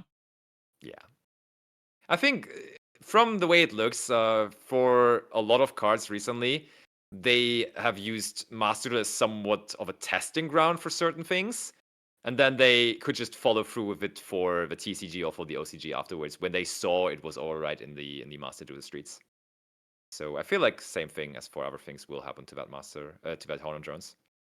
Bad, we did not use Genroku. We in fact did not, yeah. We just summoned it from hand. We didn't tribute it. Calm down. Calm down, everyone. Everything is completely legal. Ooh. We're just going to immediately get rid of the token here. Yeah, we are afraid of that Engage going back to their hand. I can understand. Yep. I can certainly understand. Requiem back into the extra deck. Gone is the token, but I think I also saw triple tactic talents in the hand. Yep. Which... How many? He has 4 cards in hand, right? Engage and Drones were card number 5. Yeah, so he still has 4 cards in hand. Yeah, he has 4 cards left. Talents to take is also pretty massive here. They do go talents. That Chaining Seals to it. So that means the SP is going to... Oh, they're going to bounce their own SP, but like it still outs both of those interactions. That's why I meant it was huge. Yeah, for sure. Definitely good. Now, we probably... Yeah, we still have the Baldric in the hand, which could turn out to be good. Baldric will create an interaction with the monster that we summon out now. But then on the other hand, we could possibly just go battle phase first, clear the monster, which now obviously is going to have 0/0, and then try to play in main phase 2 when the Baldric on its own is not that good anymore. So we're going to have Druis plus Baldric now, Yeah, but I mean, honestly, just a normal summon of a monster with more than 0 attack could be promising here for the Metal Spring. Yeah, normal summon Dormouse especially is like what we would be looking for here. This is not looking too bad. Maliss might be in this. Oh. Book of Eclipse. Alright, we are that afraid of the Baldric. Set 1. And okay, then normal summon. Yeah. Oh, let's go. That is a very good opener. Yeah. Oh, the Baylor's there, and they do have it. There is no way. There is no that's rough. way. Holy guacamole. That is rough. Oh my. Summon Dormouse, set another trap. That hand is so good. That is massive, man. All right, so Tim is Tim on 1 card in hand? Is that just the Baldric? I think no, it's 2 or 3. It's more than 1, but all right, so we are paying 300 here for White Rabbit. Back. Wow, I feel like from maybe it's just personal, probably a biased history of me watching games, but it felt like usually they were bluffing more often than actually having a trap card to respond. But this time, that was certainly not a bluff. No, that is statistically true. Like, they only play 3. They don't have them that often. But when they do, it hits so hard. Oh, yeah. Like, that's why it is usually correct to use your Veiler anyways. Like, it's, you know... Yeah. Because it's also, if that trap card is there, when are you really going to Veiler? Because that, if it really is one of those trap cards, they can keep that for the entire turn and it's protecting everything. Oh my. Is he really doing this through Seals, SP, and the Veiler? And the Baldrake? That is just massive. If they can pull through here. I mean, they have all the tools available, right? They can probably just go Lizardos here if they like. But the thing is, I'm like 90% sure Baldrake still works. Oh! Yeah, so that's what I'm confused about. That's why the Book of Eclipse kind of threw me off. Like, you can still use Baldrake. I didn't realize that either. I mean, I honestly just thought, yeah, he cannot use that anymore. Otherwise, he would have not activated it, but... No, it tributes for cost. It's just like rough. Icarus attack on a set monster or something like that. That is rough, and I'm sure Dominic did not know. Otherwise, he would have not we would not use the Book of Eclipse if we knew that. Oh my, oh my, oh my. So the Baldrake still standing strong, and it is the turn pass, and Tim still absolutely back into control because now the second not summoning... Not just back in, I feel like we just pack it up now. Yeah. We are packing it up 1-0. Tim is not losing today. He's 7-0 in Swiss, first after Swiss, and he wants to keep on running. Last time he only made top 4. This time he wants the title. I think the play that you said was actually super good. Just normal summon and attack. One. just attack the Druisworm. Right? Because it cannot send you a normal summon. Exactly, yeah. That's what I was thinking. And they did have a monster that is big enough to... I mean, like, literally all of their monsters are big enough. It wouldn't have worked out in this particular instance because we would have normal summoned, they would have Veilered, we would have had to chain something that special summons. I mean, we could have just, like... What if we held the Book of Eclipse to interact with the Veiler, by the way? Does that work ever? I mean, I don't think... If you set your White Rabbit, I think it's going to be pretty bad for you. Yeah, true. Yeah, that doesn't really work. I don't think the Maliss trap cards work the same way as Bystial, like Baldrake. I don't think you can banish a face down Maliss for them. No, I don't think so either. You're right. You should be right on that. Very interesting game 1. I mean, it's a bit sad that we get to see one deck pretty much in every featured match, but honestly, the matches that have been delivered by the deck have been very exciting to watch. It looks good, yeah, and it feels fun, yeah. It's not what you would expect from a Tenpai deck. Like, it goes first, and it basically just makes seal with the Tenpai cards most of the time. Yeah. Pretty much. Looking cool, looking nice, looking like this could be one of the decks that is also going to be very relevant for the upcoming YCS. Essentially, this is just good stuff, right? I like it because it's just like good engines. Totally you just play like Bystials, Fiendschmidt, and then just like any normal summon engine, like, and they've chosen like the Tenpai cards. But it could honestly, I could see this going any direction. Like, you could replace the Tenpai cards for other normal summons, like whatever you think is the best. Masked Dragon, for example, the best Tenpai card for the upcoming format. Yeah, replace the Tenpai cards for a Masked Dragon. Okay, yeah, I see the problem with that. I'm gonna summon Ash Blossom. Or Masked Dragon again, right? Mm-hmm.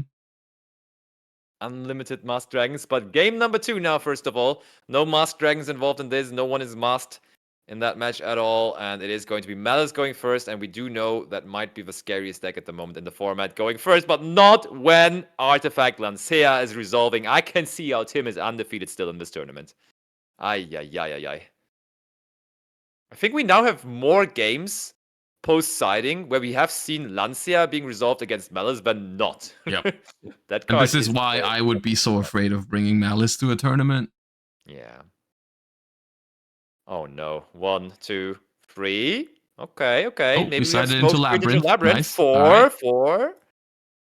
Draw face, big welcome. Engraver. You just got a call by that right away if you have it. There's right. no way they're called by it. They just got Lancea. Okay. I forgot. I'm called by your Engraver. I mean, you rather want to have it as an interruption. I mean, there is a small chance if they just didn't have engine. Because, Yeah, I mean, fair they enough. said Maybe 4 they just cards, bricked right? and they were like, hey, that Lancia is a free -1. Yeah. They just said 4 cards, actually. Okay, so tracked, Lurry, coming back. There we go. Requiem. Also there. Oh. Dominus Impulse. Not bad. Dominus Impulse, indeed. Stopping access to the Lacrima. Of course, the Engraver is already here. It's also back to the field.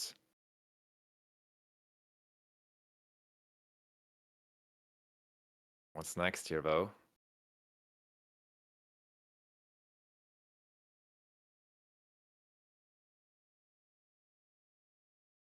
What is next there? I mean, if we have a Bystial Lubellion in hand, we're gonna just make Necroquip, I think. Yep, looks like it. Requiem wandering into the Spell and Trap zone.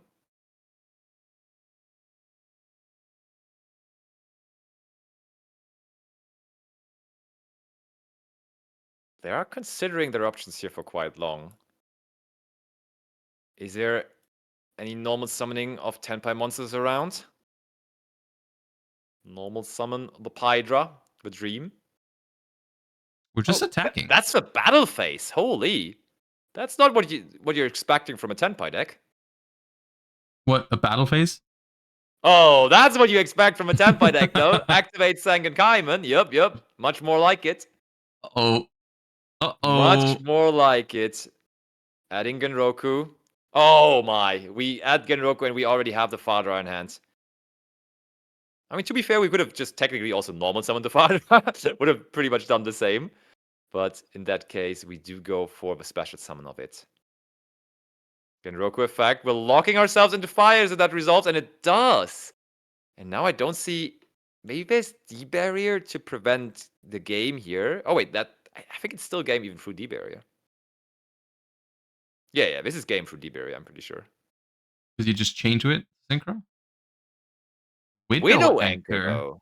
Ooh. Yeah, you have to chain it. You now have to chain it, and when you now chain No, you don't it... chain it. You just let it negate. You just let it get negated, attack, and then yeah. synchro with the with the Fadra, right? Yeah, true. Very, very much true. Let's see.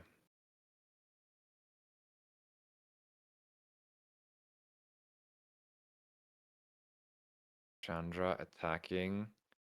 Still in that attacking position. And yeah, it did resolve. As you were saying, we're just continuing with the attack. Dealing another 1500 damage. Down to 25 already. We have Fadra not even revives dropped, like, Genroku. anything. Effect to synchro. Imperm. That's gonna be enough. That is going to be enough, yeah. Yeah. Because the Chandra is negated. That can't quick synchro anymore. Imperm on the Fadra. Yeah, that's gonna be it. We're gonna have to go main phase 2 now. And the good thing is they are locked into dragons this time around because we used the effect of Genroku, meaning it is not that much potential anymore into going into any other link monsters, so it's probably just Seal's Pass, and that's Why is the Imperm being taken back?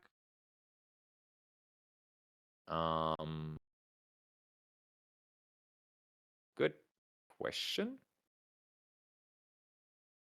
Oh, they just clarified the game state. I think we're fine. I think we're fine. They just clarified that the Chandra has attacked, and we've taken the 1500 damage. Yeah, okay. Yeah, perfect. And there's the main phase 2. Hello, Biden in defense position. Yeah, we can still make that to have like a bit better of a setup then, but not going to be massively important here. It's just gonna be Seal's Pass overall, right? Should be. Should very much be. But it is really, like, the Tenpai cards are still pretty crazy in grind games, because, like, they also make it so awkward to just go into the battle phase. Absolutely. So, synchro summoning. We can also bring back the Biden in main phase 2 to get rid of the set card. Oh, that works with Biden too. I thought that's only Transcendent that can. No, come it's back both. in It's both. Oh my. Going Transcendent here. Biden, yup, wants to get rid of the back row. There it is. Gone for good. Is another Infinite Impermanence. I mean, I'm getting more and more of a feeling that Lancea really didn't matter at all. I mean, unless the last card in hand is the Maliss normal summon. Yeah, you're right. So it's just going to be Seals, Quadra, set 1, pass.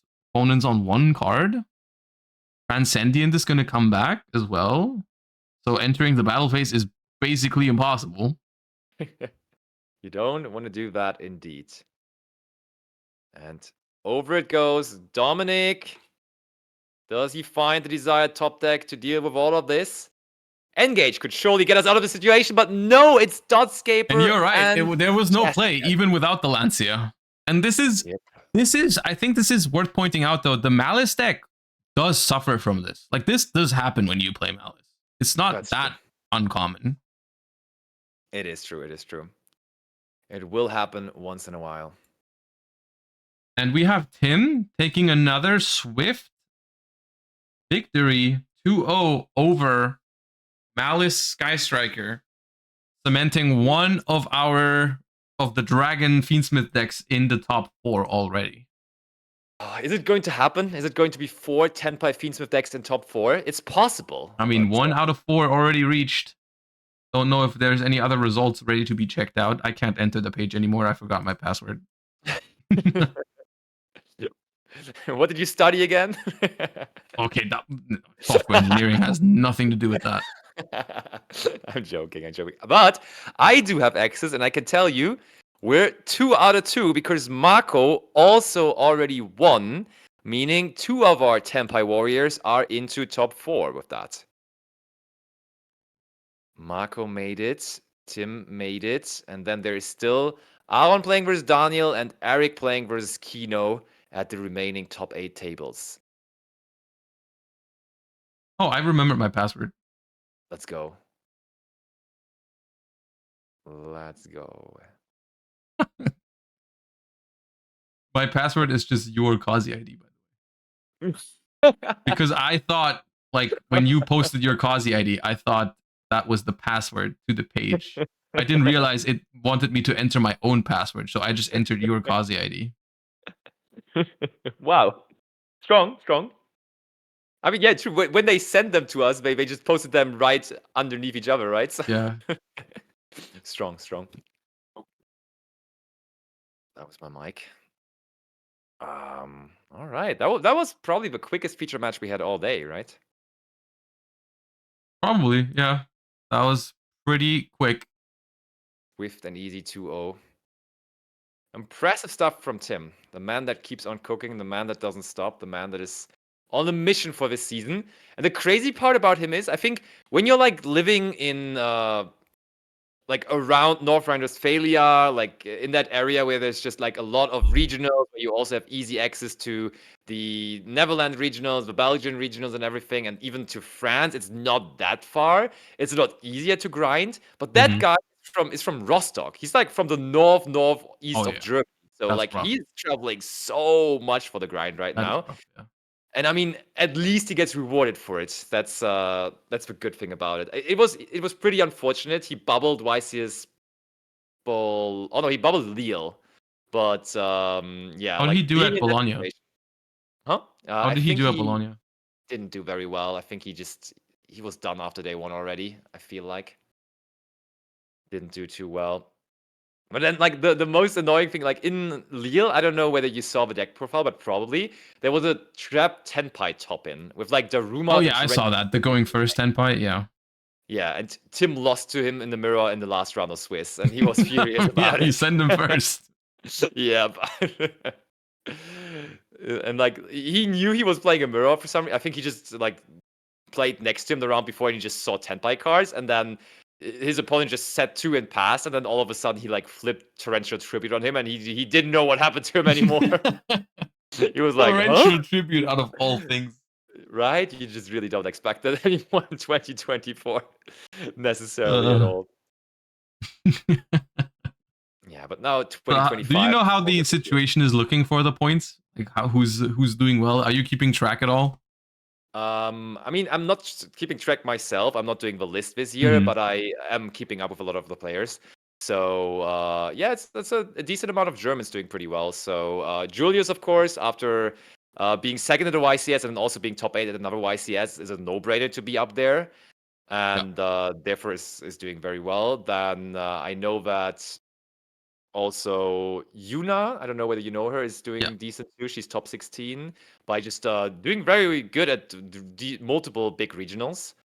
And then Sven actually is not doing too bad either. Like Sven Rebmann, he topped Bologna and also like topped another big regional and so on. I mean, we're like still in the somewhat early stages before nationals and everything, so there's still a decent amount of people being in contention. And then obviously, as per usual, also a decently big amount of French people up there as well. Yeah, they No just got surprise to that. crazy amount of regionals, I feel like, these days. Yeah, it is. It's crazy indeed. I think Simon, I'm pretty sure, is also doing really good. Simon He. I mean, he's always traveling everywhere as well. Yeah. Yeah, exactly. And I've been told for German Open, because he was at German Open too, there's apparently like a common story that he like always forgets his deck or like leaves his deck not where the tournament is. So he like basically every tournament just looks for a deck in the morning. That happened this time as well. For German Open, yeah. He came to German Open without having a deck, essentially. So he had to like ask everybody. Oh yeah, true. Honorable mention, also just saying hello in chat, is Kevin Cutter. He did really well as well at multiple regionals. So he announced that he's also doing the grind, and he's like around 20th place or something too at the moment. What's So the he's cutoff definitely for up there top too. 16 at the moment? How many points is it? I think like 100, roughly 100. Yeah. Like, I can actually open the current list. Talk about it a little bit more. Up, classement. Oh, you do have a list. Yeah, I mean, Susie is once again taking care of it. So there's Noel Hamel also up there, the winner of YCS Lille. He's doing decent at regionals too. And then, funnily enough, Mario D'Amico just has 155 points. Because okay, well, he's not. He only played YCSs, you know? Yeah. That's pretty insane. And then Mathieu and Lorenzo are doing good too. There's a bunch of guys still. Puck is also up there, of course. Wait, just from Bologna? How did he do at Lille? Yeah, sure. It must just He be wasn't from at Lille. Bologna, right? He was not there. He was not even there, yeah. He has 92 points. Could that be from just... Yeah, that could actually be from just Bologna. That would be Yeah, that works out. at Bologna. Yeah, that works. He was the best standing player out of the ones going out on top 8. So yeah, that absolutely works out. It's just like topping Bologna is so valuable, and topping Bologna is even so much more valuable than Lille, because Lille was only top 32, so it was like... Oh yeah, Lille only gets way 64 points, right? less points, yeah, exactly. That's such a huge difference for the world's points. Yeah, actually, Sven is actually even in 131st. He has 131 points. That's massive already. Pretty good. Yeah.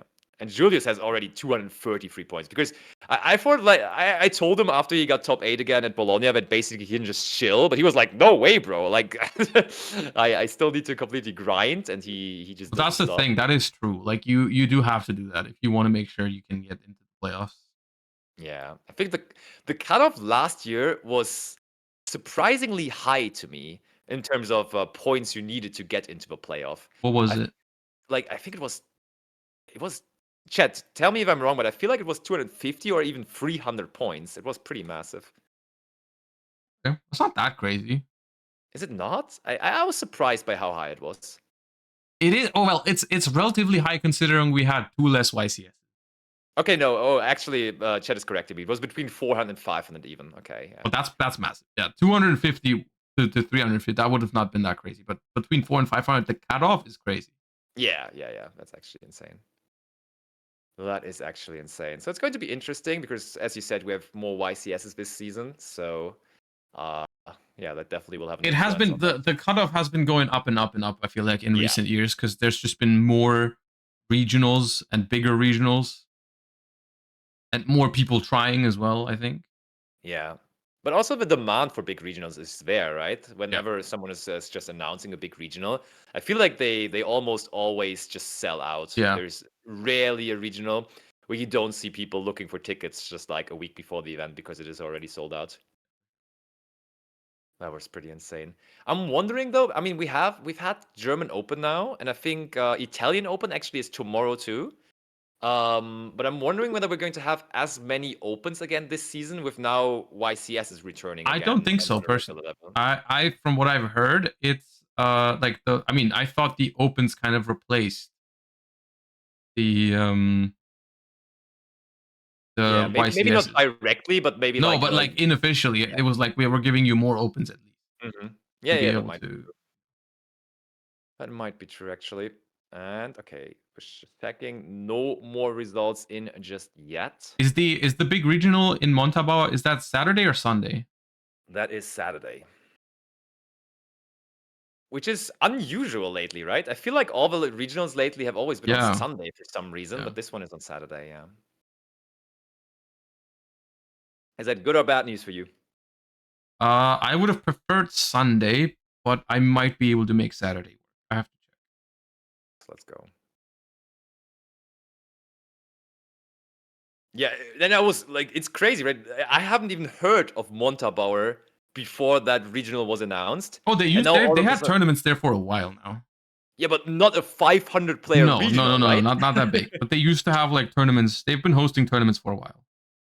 That's actually crazy. That like you can even do on a somewhat random. I mean, I guess they are connected to silver cards and everything, so like an easy way of advertising for it. I don't think the location matters as much. I think it's mostly about like how you advertise it.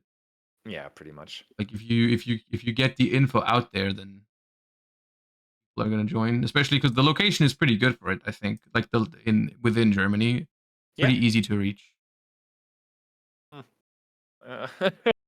I already planned my travel, and not then for it's going Berlin. to be, it's going to be a massive one. But I mean, you have your own for it. regionals in Berlin as well, though, but they don't get as big, do they? No, not at all. And also, I feel wonder like we why. have- Like, why is it not as big? Berlin is like full of locals, isn't it? Yeah, it is. But like, I don't really have an answer to it. But like compared, it's way smaller. I think like the last, and also we just don't have that many because I mean, of course, they're like. I think we have per season maybe 2 to 3 regionals in Berlin, and even though we have so many different stores, that's kind of bummer. I guess people don't really travel as much to Berlin because it's not very central, right? If you have a regional in like Cologne, yeah, fair. That is like center of Germany. That is theoretically reachable for everyone within like 2 or 3 hours, mostly. Yeah. 4 or 5 hours max. That's true. That's true. I randomly looked again at the feature badge table, and I just realized Tim forgot my field center. I think you put it there on purpose. It looked like you put it there on okay, purpose. okay. He's going to be back. Okay, all right, fair enough then. He is excused in that case. But yeah, it's definitely crazy how much traffic there is for those big regionals. I didn't see that development, honestly. I thought people are going to be, of course, like YCSs are always super exciting, so I always expected those numbers to go up, but also demand for those regionals to go up that drastically, that we have like those huge regionals. I didn't necessarily see that. It's fun. It's fun to play a regional, and it's also just like Yu-Gi-Oh is an expensive hobby. So if you do spend the money for those cards, like you do want to make use of them, right? You want to travel to as many tournaments as you can. I feel. Yeah, and I mean at this point, it kind of feels like a mini YCS with those big opens and big regionals, right? Yeah, it'll never feel the same to me because it doesn't have a top cut. I need that feeling for it, but it's still pretty massive. For sure. And I mean, I think you can definitely also make an argument for it being cool that it's only a one-day event because that makes traveling and everything and scheduling so much easier than just committing your entire weekend to a YCS, of course. That's pretty nice. That is pretty nice. Oh, I think we see people sitting down there already. But we haven't even picked the feature match. I think they're just vibing there. Wait. We get some information right now about the Time Wizard tournament, but does that mean we're going to see them here? Or is that just telling us who's in the finals? Because apparently in the finals of... I'm assuming that is the finals. It is going to be Lightsworn versus Blackwing for the Edison tournament that is happening today. Ooh, as well. Lightsworn. I haven't heard that in a while for Edison doing well. That's true. But I'm waiting on confirmation on whether that is the finals or just something. I mean, it would be a good break filler if they just. If top 8 is still running, then Yeah. I wouldn't mind it. But at the same time, I also don't want to miss top 4 for it. Yeah, that's true. That is true. That is true. That is true.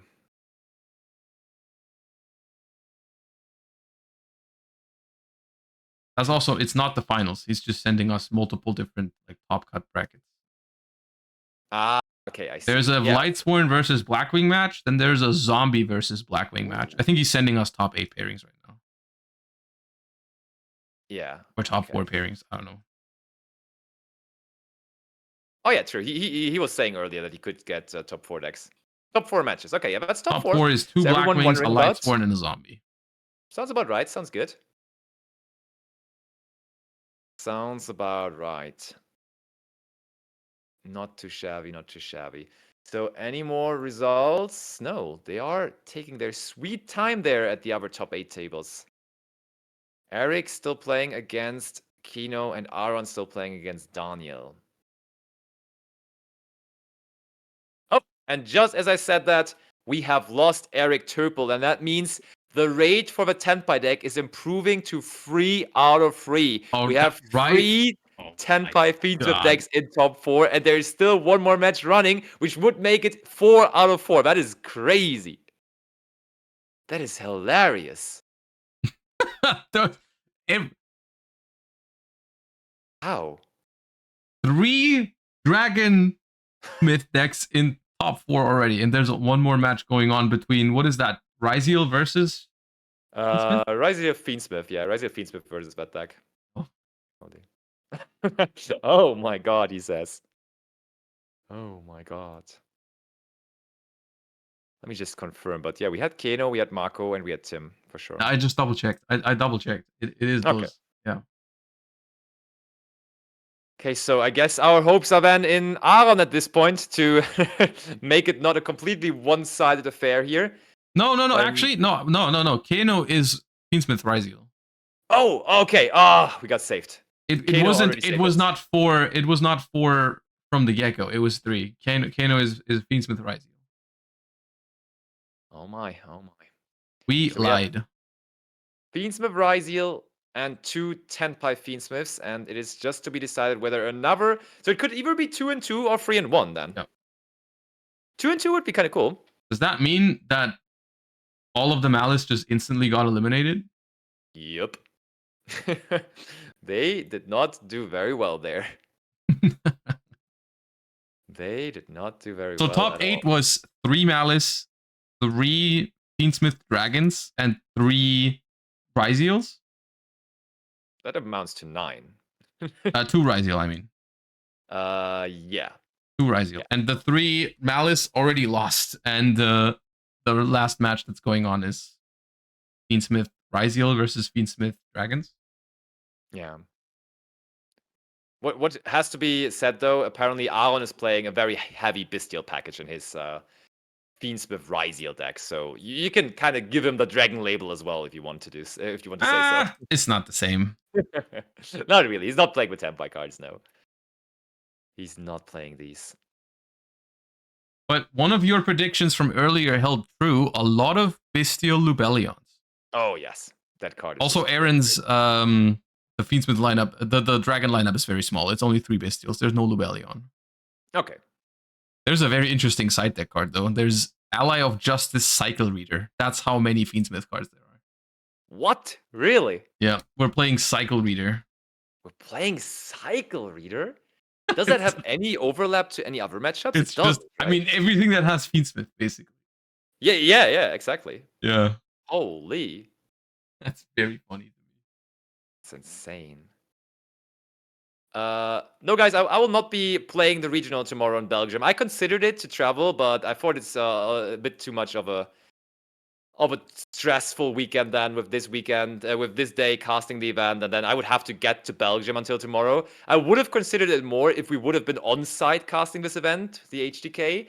But then when I learned that we are doing it from home when we're doing it remotely, I said, no way, I'm traveling from Berlin to Belgium overnight here again. That's not going to happen. But there is going to be a live stream for that one as well. I think they're covering both the Belgian regional tomorrow and also Italian Open. So there's plenty of TCG content to come tomorrow. Oh, Cat's saying hello? Yeah. Cat's scared.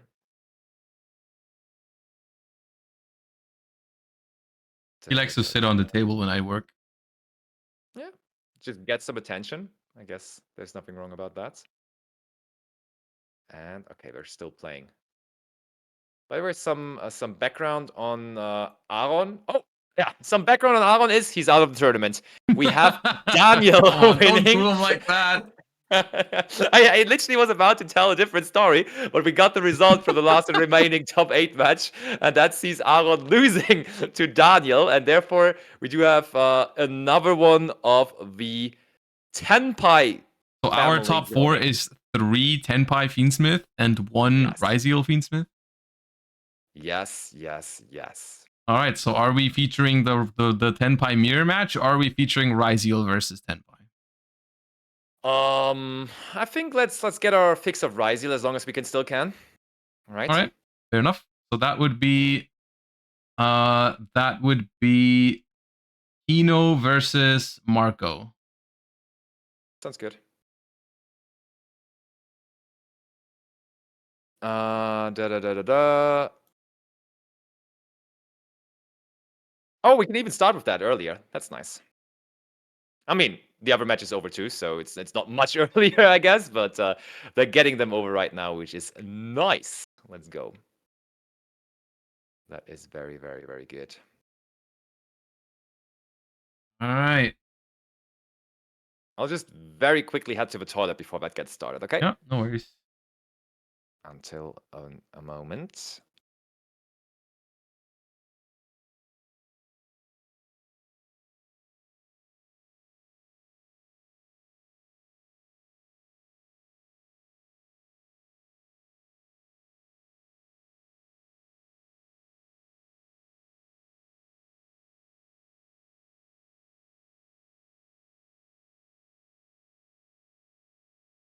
Tenpai as a go first strategy is cool. I mean, I also, from looking at the deck today, I do think it looked a lot more fun than what I would have expected from Tenpai Fiendschmidt. Because they do just use the Tenpai cards as a normal summon in a Fiendschmidt deck, which is, I think, much more reasonable than what the Tenpai cards used. Sometimes a ban list just changes how an archetype works.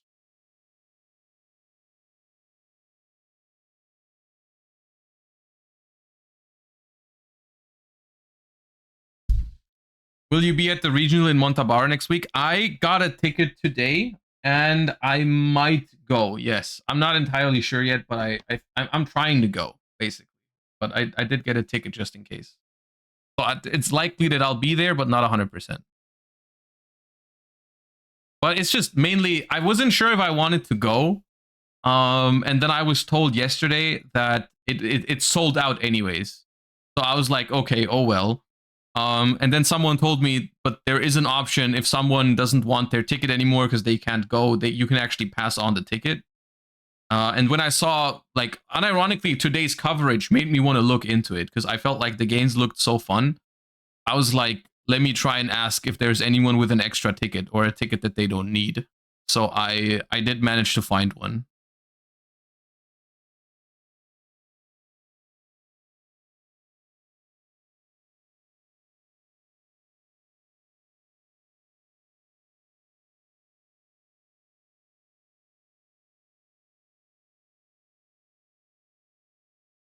I am back. Up. I think one of the reasons Tenpai is such a good normal summon engine is also because Bystials are everywhere. They have synergy with it, but are also not dark or light themselves. Yeah, that's a fair point. Sounds very fair indeed. It's just one push that your deck has, or two pushes, depending on what you draw, but like one or two pushes that don't really care about getting Bystialed. I feel like I didn't really check every single deck list for it, but I feel like they were less Ash Blossoms. Like I'm sure a lot of people still played it, but I feel like we saw it less today. I mean, you got to make room for all those Bystials somehow, right? And It's just not the greatest card versus some decks. Yeah. Like against Maliss, for example, Ash is not that good. It's actually horrible, isn't it? Like, what do you mean? You can just really Ash the Red Ransom. Yeah, I guess add the field spell, which is an okay thing to Ash, but it's not great. Yeah, pretty much. I would say. I do agree. So they gave us the info that we can immediately start with the one top 4 match, and now they're just not coming to the table, though. Yeah. What's wrong with them? What was the top 8 at this tournament? The top 8 was 3 Maliss, 3 Fiendschmidt Tenpai, and 3 Fiendschmidt Ryzeal. 2 Fiendschmidt Ryzeal. Never mind. I keep saying 9 decks, but it's... Yeah, that's true. Also, we had around 120 people attending. I saw that question a lot as well. Yeah. Around 100. And you Ash Whitebinder. You can Ash Whitebinder when it tries to come back from Banish. The problem with that is that it's super late into the combo. Yeah. But it does technically work, yeah. Not bad, right? But it's definitely not the best. And I think I see people lining up at our table, ready to rumble top 4, about to be coming. So let's go over there. Let's see the people shuffling. There we have them. So, do I remember from just the deck box? Oh, I like the blue deck box, but I don't remember which player that was anymore. So I'm sure the judges are going to. The judges are going to tell us. And Tim successfully left the field center on the table, even though he's not even playing on the feature we've anymore. Infiltrated. It's been infiltrated. Approved. That field center is approved there. Let's go. And let's see. Okay. Both on the classic white sleeves. What's your current take on sleeves? What are you running? You've always been a single color guy, right? Just a plain one. No, since they allowed double sleeving, I do really like the official sleeve. Oh, true. Yeah, true. I saw you with those. I've been using all kinds. I've been using I like the world sleeves that I have, but I've also been using like the gigantic sprite ones from the Japanese YCS. I really like those as well. Sure. And for YCS Anaheim, I use the YCS sleeves because I really like those as well. Yeah. And we have Marco on the bottom, by the way. It's Marco on the bottom, Kino on the top. Marco. As I've just been informed by our judges. So Marco had that crazy featured match against Maliss, right? That was a very, very exciting game that we got to witness. Just, I think, in round number 6 that must have been. And let's see whether they can do it again. Because I think Marco threw out Maliss then in top 8 too. So he is going crazy. That's a 7. And I didn't see the other result. Who's going first? I didn't catch it. I was busy changing the names. But off we go. And certainly not the person activating Fuvalos is going first. Oh, wait, is that That's Perulia, right? That is Perulia, yeah. That is Perulia. And now the question is it Perulia versus the Dragon deck, or is it Perulia versus the Ryzeal deck? And you do not get an answer. I do not get an answer. In fact, I'm pretty sure Kino is on Ryzeal. Okay, Kino is Ryzeal. Yeah, Kino is on Ryzeal. I think on average, I would say against Ryzeal, that card is way more impactful than against the Tenpai deck. Especially when they start with normal summon Lacrima. Because that means they have to summon another Ryzeal from the hand now at the very least. It's going to be a lot of draws if they do end up committing into those. which they probably can't allow them, right? We may just go Fiendschmidt. Oh my, Voiceless as well.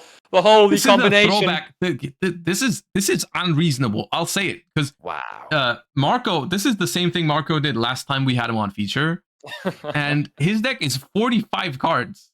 Oh my. And he just keeps double mole charming everybody. Wasn't he the one who beat Memento? Yeah, he was. Yeah. He indeed And was. he's not even main decking 3 of each. He's playing like 2. It's just two of one each. of the other one, right? Oh, 2 of each. Okay. I think it's 2 of each.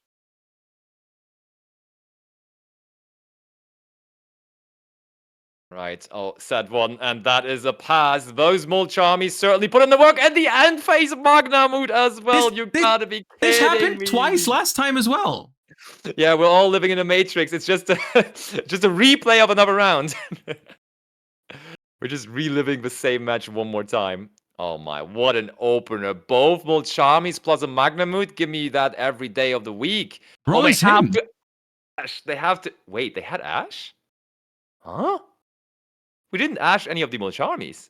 I don't know. I don't even know anymore. That's quite because I mean you start with a normal summon, so ashing Perulia would have seemed very, very reasonable, doesn't it? Yeah, I agree. No, we just ash the Magnamut instead. And there's Engraver, and we probably wish we had another ash for this now. Nope, does go through. And I mean, we can't see the upper body of Kino, but but just seeing his elbows, I can imagine how he's sitting there right now, right? Bro is He's down like, bad. He's down so bad at the moment. Oh no. Oh man. He does not like the development of that, and I can certainly understand why, because that's a lightning quick rocket start here for his opponent, which is Marco. Oh, Druid Swarm.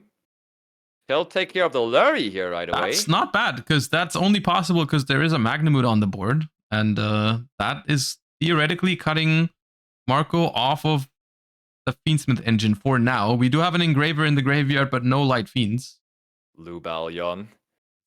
So we denied the Magnamut search, but they still have the possibility to just search whatever Bystial they want anyways. And we get a Druids with it. Ay. I think Marco is just our protagonist today. He might be. These are certainly these are main character hands. I think he got the Triff energy by playing the Triff deck, honestly. Well, I mean, multiple people are doing that, but they don't draw like that. Yeah, that's true.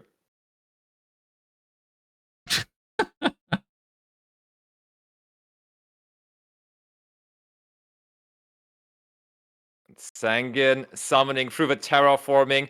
We literally out there opening terraforming Magnamut, Lubalion, and then a couple of Mole Charmies. I mean, we drew Perulia, Voiceless, Engraver, Magnamut, terraforming, Lubalion. That's what some people would probably consider as a custom hand. That's but now's where the real fun starts, because we are actually in our 10-pie engine, normal summoning Pydra until the end of days. We are.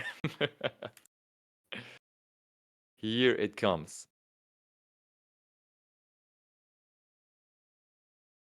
And we're going to continue with the Sung and Kaiman. So I'm wondering whether that has to be enough, right? Just for the Look, we're still talking 10-pie, all right? Like, one Kaiman is yes, it's still enough. Unless he also doesn't play the Trident Dragon. Oh, that's a good question, though. That's actually a good question. Let me double check. Bro, I'm seeing this tournament, and I'm thinking about, like, my deck for next week. Yeah. And I'm like, on the one hand, I love the Fiendschmidt cards, so I want to play them.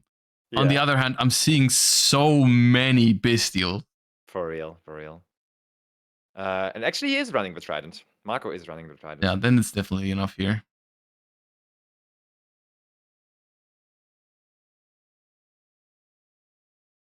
And Druis is being sent, and it's trading with the Lubalion.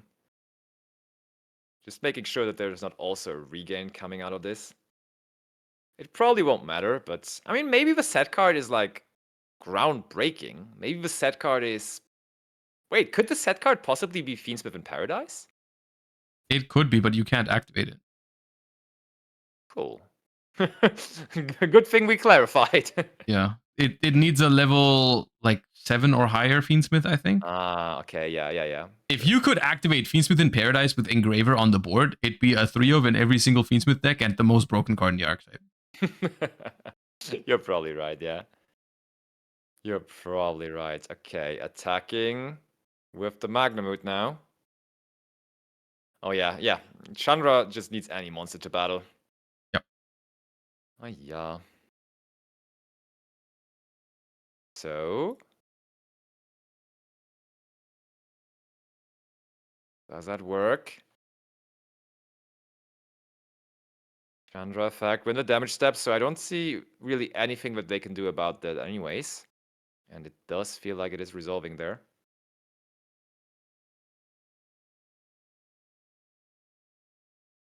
Wait, I need to check Kino's list as well. What could that be that they have set there? Kino. Oh, Kino is making a fairly interesting call in the main deck by maining triple Metatronus. I have not seen that in a while. Maining Metatronus? He's maining triple Metatronus. Yeah. Oh, really? That's pretty Who crazy. was the... I remember seeing one of the Tenpai lists that was main decking Phantasme. Is that still in? I think that was Rico, wasn't it? Could be, yeah. I'm pretty sure that was Rico. I love Phantasme. And you have every right to do so. That's just game number 1. We see this deck a lot. It's in a different kind of color now as a control variant, but still capable of doing the good old tricks of just attacking for games so But somehow quickly. only for Marco. I want to point that out. The only player we've seen OTK with Tenpai today has been Marco, but he's done it like 3 times. Yeah. It's Because that easy. everyone else just hasn't been able to do that thing. Absolutely. But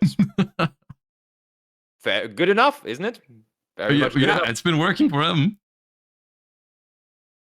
So, how is this going to continue? Any chance? I think something interesting is happening here. I'm seeing he's considering putting strikes in, even though he just won. Ooh. So maybe they think they're gonna go first.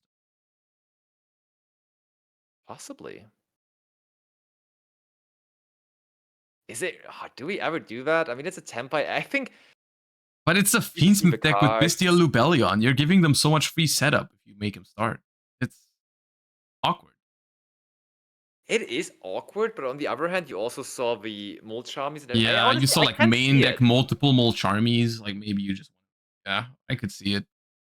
I can see it for sure as well. What do you think about the decision of just running 2 of both Mold Charmies? Because, like, don't you, like, between the 2 cards just want to have one of them more than the other? Like, when you're deciding to play Mold Charmies, don't you just go with, hey, this one is better right now than this one? Like, I could Probably. understand 2 and 2 when you, like, when there would only be once per turn, but Yep. they're not, so... Yeah, I probably agree with you. You probably play 3 and 1 before 2 and 2. Yeah, I agree. Sounds more reasonable. But not for Mako, and maybe... I mean, in some ways, though, like, the thing that just happened, it's not that likely to have one of each. But when you're hit, I feel like when you're hit with one of each, it hurts more than when you're hit with 2 of the same one. True, yeah, I agree. Because then, like, it feels like if you're hit with Perulia and Fuvolos, it feels like you just can't do anything. Because everything you do, they draw. Yeah, for sure. And if it's like, well, they double Fuvolos me, well, okay, I'll just, like, summon everything from hand that I can, but not from the extra deck, just, like, once. Yeah. Yeah, if both are active, you're basically under max C, yeah. I mean, wait, is the third Mold Charmy is releasing in Supreme Darkness, right? Yeah, and it's just an ultra rare. Ooh, that's nice. I think I saw a picture of it. Correct me if I'm wrong, but I think I saw it as an ultra rare. That's on the one hand very, very cool, but also so... No? Oh, it's not? Oh, it was the QCR. Oh, okay. It was the QCR thing. I just saw a very small picture of the Konami announcement thingy, and I saw gold lettering, I thought, okay, my bad. Okay, yeah, it might be a secret then. Look at how stressed Mako is looking at his hand. Is he really? No, okay. It's Kino going first. Now Mako has laid down his hand. For a second, I thought he really sent him first, but it does look like Kino will be starting with the Ryzeal Fiendschmidt deck, and we're starting, in fact, with Fiendschmidt Tract, which is a beautiful start to have. And we did not get hit with any Molcharmies yet. Okay, yeah. So there is no Fuva loss, pretty surely. We can roll that one out now. And I think Perulia in 99.9% No, of the Perulia time is definitely not there, because phase. Perulia is the one you always do in draw phase. Yeah, I agree. I think I saw it once that someone did it in main phase, but I was also very confused by That is it. a very weird move, though, because like normally they start with their normal summons, so. Yeah, for sure. Well, that's very true. So, sending Fiends within Paradise it is here. Did we go through Engraver yet? We did not, right? So that is another case of just Another hardcoring the indicator Engraver. of them having it in hand, yeah. Bonfire 2. Or thought about they that don't opener. care about going for Engraver, they just want to have the trap set up right away. That's a little odd. Possibly the case too. Okay, normal Ice Nice Ryzeal. That's a good hand that we have there. But it may also be very important what kind of additional going first cards we have in there to back up the field that we're creating. Because we talked about it, Detonator and Cross and everything, that's really, really good and cool. No. It is still breakable, though. It's not one of those fields where you're saying, okay, yeah, there basically is no way through this, like a Rika Enfield, for example. And we've seen these sort of decks, like these sort of boards being broken today. Definitely. All day, yeah, for sure. I agree. Okay, interesting. We make Duo Drive with the two Ryzeal monsters. Because technically Duo Drive is generic, right? You could make it with the Lacrima, but yeah, we're choosing to keep the Light Fiend around to still have the option to go like Desiree. just in case this possibly would get Veilered or Ogred or whatsoever here. It's interesting we're not making Necroquip first, because you would have drawn off of a Veiler. Alright, Imperm on the Duo Drive. And now we still get to make a Link 2. Which is, there's no Engraver. Did we forget about Engraver? Is there even free? No, there's the Engraver, of course. But why not make Necroquip? Oh, I guess you don't have a Light Fiend then, but you have Engraver. Oh.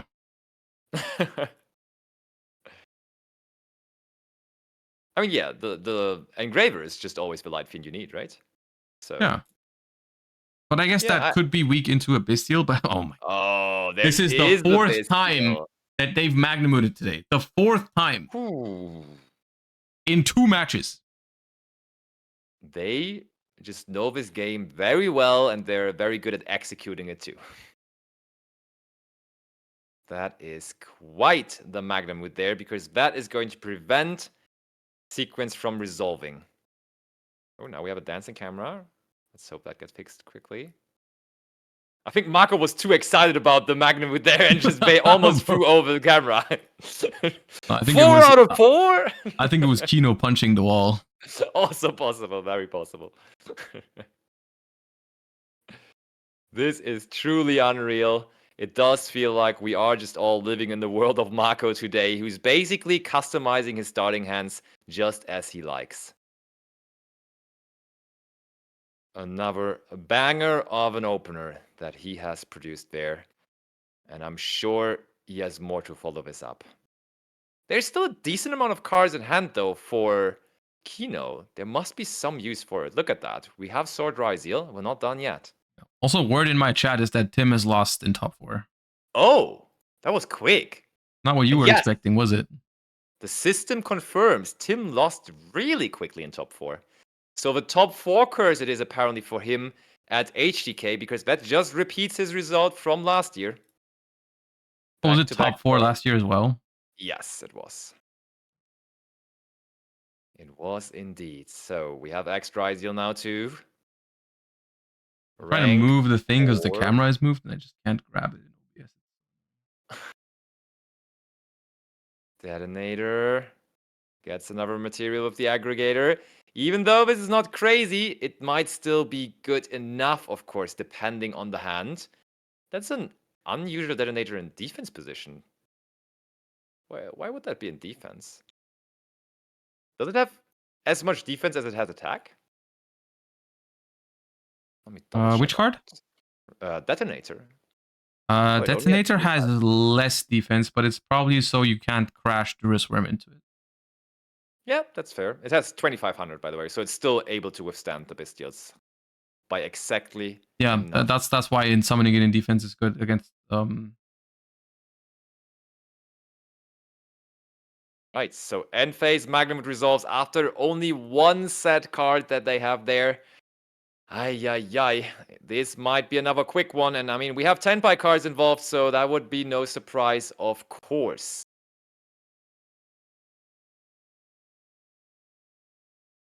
Druid Worm is being added. Okay, and it seems like we want to get it going in end phase now as well, because why not? I mean, we'd probably chain the detonator, yeah. There it is. That's once again the Requiem being banished. It's such a huge deal when you're playing against Fiendschmidt. Oh yes, it is. So what do we have? Is there enough engine to support this amazing opener going second, or do we just have a lot of non-engine here? They didn't go for the Magnamut Searchgen Roku, which is normally such a powerful play. Yeah. Maybe indicating that they already have like Sengen Summoning, which secures our 10 plays anyway. Or they just have a huge problem with this detonator. Yeah, that could also be true. Like, searching the Druid Swarm gives you a way to out it.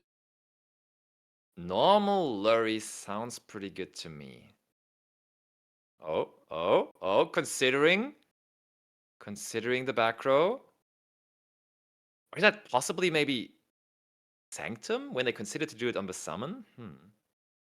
I mean, what would they Sanctum for in this matchup? Oh, shoot, they're not playing Scythe. Yeah. Unlucky. Okay, SP Little Knight. That's still a pretty expensive out to the detonator, because we're using our normal summon for it, and we're still gonna lose that SP, right? Yeah, we do.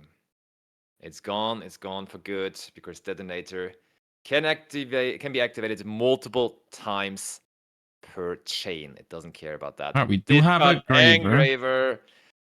But we already went through the Lurry, right? So this is not as strong. That tract is not that good, but we can put the Lurry back with the Engraver, and then it's still there for the tract. Oh, true. And that's exactly what we're doing. So that tract looks a lot better right away again.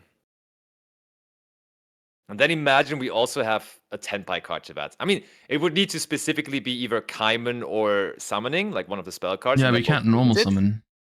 But just imagine.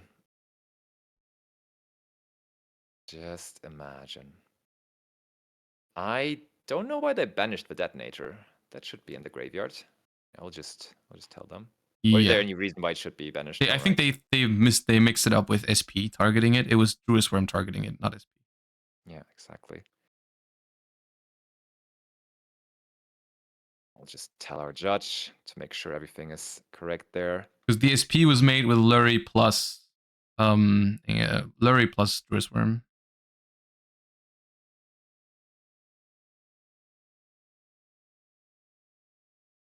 Okay, so Fiendschmidt tracked. Looks like Lurry is able to return, but it is going to return to the graveyard very quickly too, by it being linked off into the Requiem, which we didn't even need to go into when we normal summoned it earlier. Requiem effect is also good here, so we do get the Lacrima access here. And Lacrima access means at the very least Chaos Angel. Look, he's immediately looking at the Chaos Angel there in his extra deck, because that seems like a decently appealing card to go into here, to be honest. Yeah, we're just trying to, at this point, we're just taking apart, like we've entered the realm of just, it's gonna be grindy.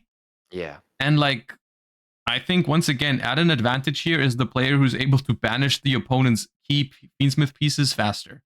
Yeah. And like, we've already banished the Requiem with the Magnamut, and now we have the chance to banish the sequence as well with the Chaos Angel. Yeah, that's true. That is indeed very, very, very true even.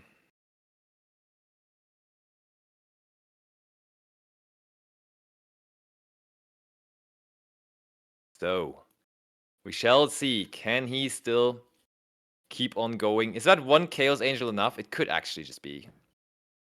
I mean, not this turn. We're not winning this turn, I don't think, but in the long run, it looks pretty good. The only thing is, like, this is where the Ryzeal part comes in. Like, you don't have only the Fiendschmidt cards to play. Like, you play other things as well. Actually, what attribute is Detonator? Is Detonator a light? A light. Yeah, it's a light monster. So it's actually quite important that it is in the graveyard there. That it is supposed to be in the graveyard, because we have seen them all running Lina. And I think Detonator can also just on summon detach or like attach a monster, doesn't it? Or it has to be a... Wait. I'll double read Detonator. Detonator might be on Exceed Summon, but you might also be correct. Let me read that real quick. Detonator says... If this card is special summoned, you can attach one monster from your graveyard to this card as a material. So honestly, that is a decent thing. That's a pretty good lineup target, yeah. Right? I like it as well. Yeah. So hopefully the judge reads the message soon, because that seems really good, honestly. Just having a Detonator as an extra pop on such a simplified game state here. Oh. Okay, we do decide to go for Requiem first here.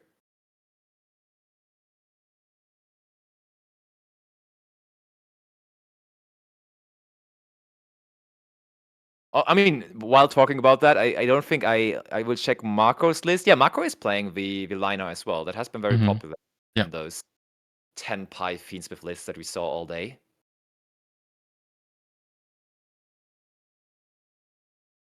So, where is the decision leading us?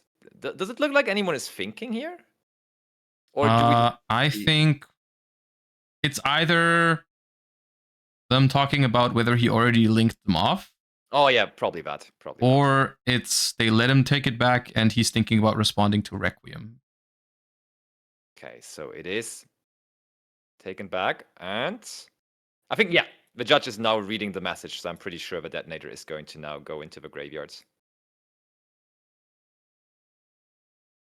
Yep. There it is. There we go. All right. Cool. Seriously. I mean, even like we can do other things before and then maybe just like later on go into a Detonator. Like imagine Detonator equipped with Desiree, you know? Yeah, no, but what you can do is you can go sequence, make Desiree, and then with sequence plus Desiree, instead of making Agnum Day, you could make Lina. Sounds pretty amazing. And then summon Detonator and equip the Desiree to it. That's also, I mean, not equip, like but rather attach. Yeah, exactly true. That's the correct term. But that sounds really, really good if you ask me. Okay, we now use Fiendschmidt in Paradise, and honestly, that would kind of. Why did we make Caesar into that? Yeah, that's what I'm wondering too. Goodbye, Caesar. I just like watching these Fiendschmidt grind games. There's so much to think about. So many little decisions. Sure, I do agree. But still, at the end of the day, I think the big deal for Kino is that we're down the Requiem. The Requiem being banished is a massive problem. That is true. And we're passing. At least they are going to get their turn back. They're probably now looking for that Requiem, but nope, it is banished. But end phase Lacrima still brings you up back a sequence. Yeah, true. Starting your turn with a Link 2 monster can't be that bad either. We'll take it. Also a Light Fiend, of course, still at the end of the day. So, looks like Kino still is back into this. Also, ooh, you know what is pretty interesting? He's actually on double Fiendsmith Requiem, and that's an amazing decision considering that a lot of people are right now going for that banish Requiem play to get it out of the loop. Just play 2 instead to get ahead of your opponents. Like, they are doing the meta play right now, and the meta play right now is just to usually banish this to have a better position in the grind game. outmaneuver them by just playing 2. That's actually a pretty good thing to do. I like that a lot. And there is another The Fiendschmidt sad card was track. just a bluff track. The effect will allow it. And there we will see it. I killed the surprise factor of this, but Fiendschmidt Requiem number 2. And Marco probably is pretty unhappy about that. Yeah. Seeing that. Now the question is it 1 or 2 Desirees? Let me confirm. Hino is on. I think I only saw 1. Yeah, it's only 1 Desiree. Then you have to shuffle it back with Engraver first. You can. Which works, yeah. Well, that does work. That's not too bad. Okay, checking the graveyard now. Do we also have the trap in the graveyard here by any chance? Not yet, but I'm pretty sure we have setup for it. We should have Requiem plus Lacrima, unless I missed something. Yeah, okay. I mean, do you personally side that card out going seconds? In this sort of matchup, I wouldn't, because it's a very grindy. Probably, yeah. Yeah, I agree. Okay. All right, we're making Chaos Angel with light, which makes our stuff, which is unaffected by Nibiru, I think. Yeah, but just our synchro monsters, Just right? synchros, yeah. But at least you get to keep the Chaos Angel, I guess. Yeah, for sure. I mean, it's also like unaffected by a potential Desiree send then. So yeah, that's nice. I mean, in that case, when there also is the Desiree on that side of the field, why would you even bother with it? But okay, that must be Agnum Day. Marco reading the Agnum Day because he's probably not playing it himself. He's not playing Agnum Day. Well, sure, he's gonna learn about it real quick.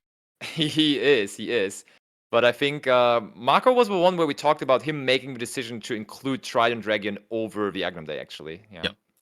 And the thing is here, we're taking 18. But I'm pretty sure that Ghost Ogre though for the Agnum Day there. But it good. still returns, but that's not game anymore, right? Oh, look, Marco didn't know that it would still return, but it is game. It is game. Is it exactly 27? No, 28. Oh, it's 28 even. Yeah, true. Oh, no. Yep, no, he's right. It is returning. I'm pretty sure. It does still summon. Yes, it does still summon.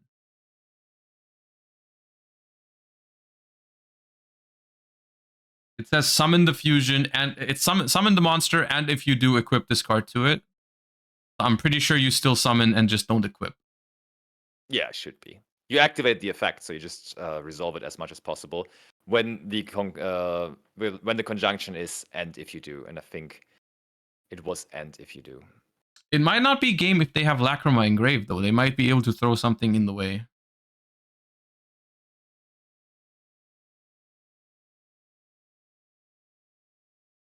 We're just confirming with the table judge real quick that the Desiree does in fact still get summoned. And then the Desiree would attempt to attack for game, and we're probably going to have to use Lacrima to summon out the Requiem to just block that attack, which I think we have. Yeah. Or not, because our cards in hand just fused with our graveyard, and we're picking them up to go into another game. Didn't they go through Fiendschmidt? They did have Lacrima 100%. Maybe they had to shuffle back something to perform any of their plays. Probably, but they must have not had it, so like yeah. I mean, maybe they were just so upset about them using their ogre so badly that they just decided. I mean, it was a fine ogre. You have to do it, but yeah, I guess. All right, we're getting a game 3. Yeah, equals the score. New situation for Marco. He has never had to do that before, going into game 3 with his losing deck. A game? Yes, losing a game. So far on feature, at least, it seemed like he would not be familiar with that situation, to be honest. He was very much... I mean, watch him not open Magnamut, and then you know it's about to get real crazy. Yeah, I mean, he's just opening Lubellion here, which is better anyways in that case. If they choose first, we saw them pick second earlier. True. I think that was them. I think they go first here, though. I want to say so. We saw Solemn Strikes in their side deck and all that. They have a really good strategy for going first. I do believe you have to go for it.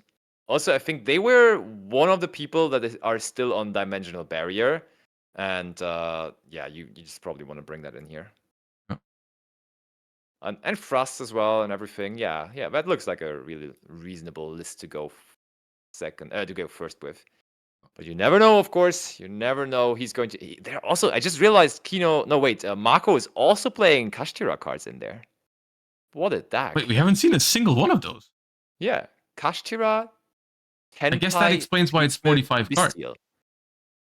I mean, to be fair, I may be overselling it a little bit because it's one field spell, 2 Fenrir, but they are there. Oh, yeah.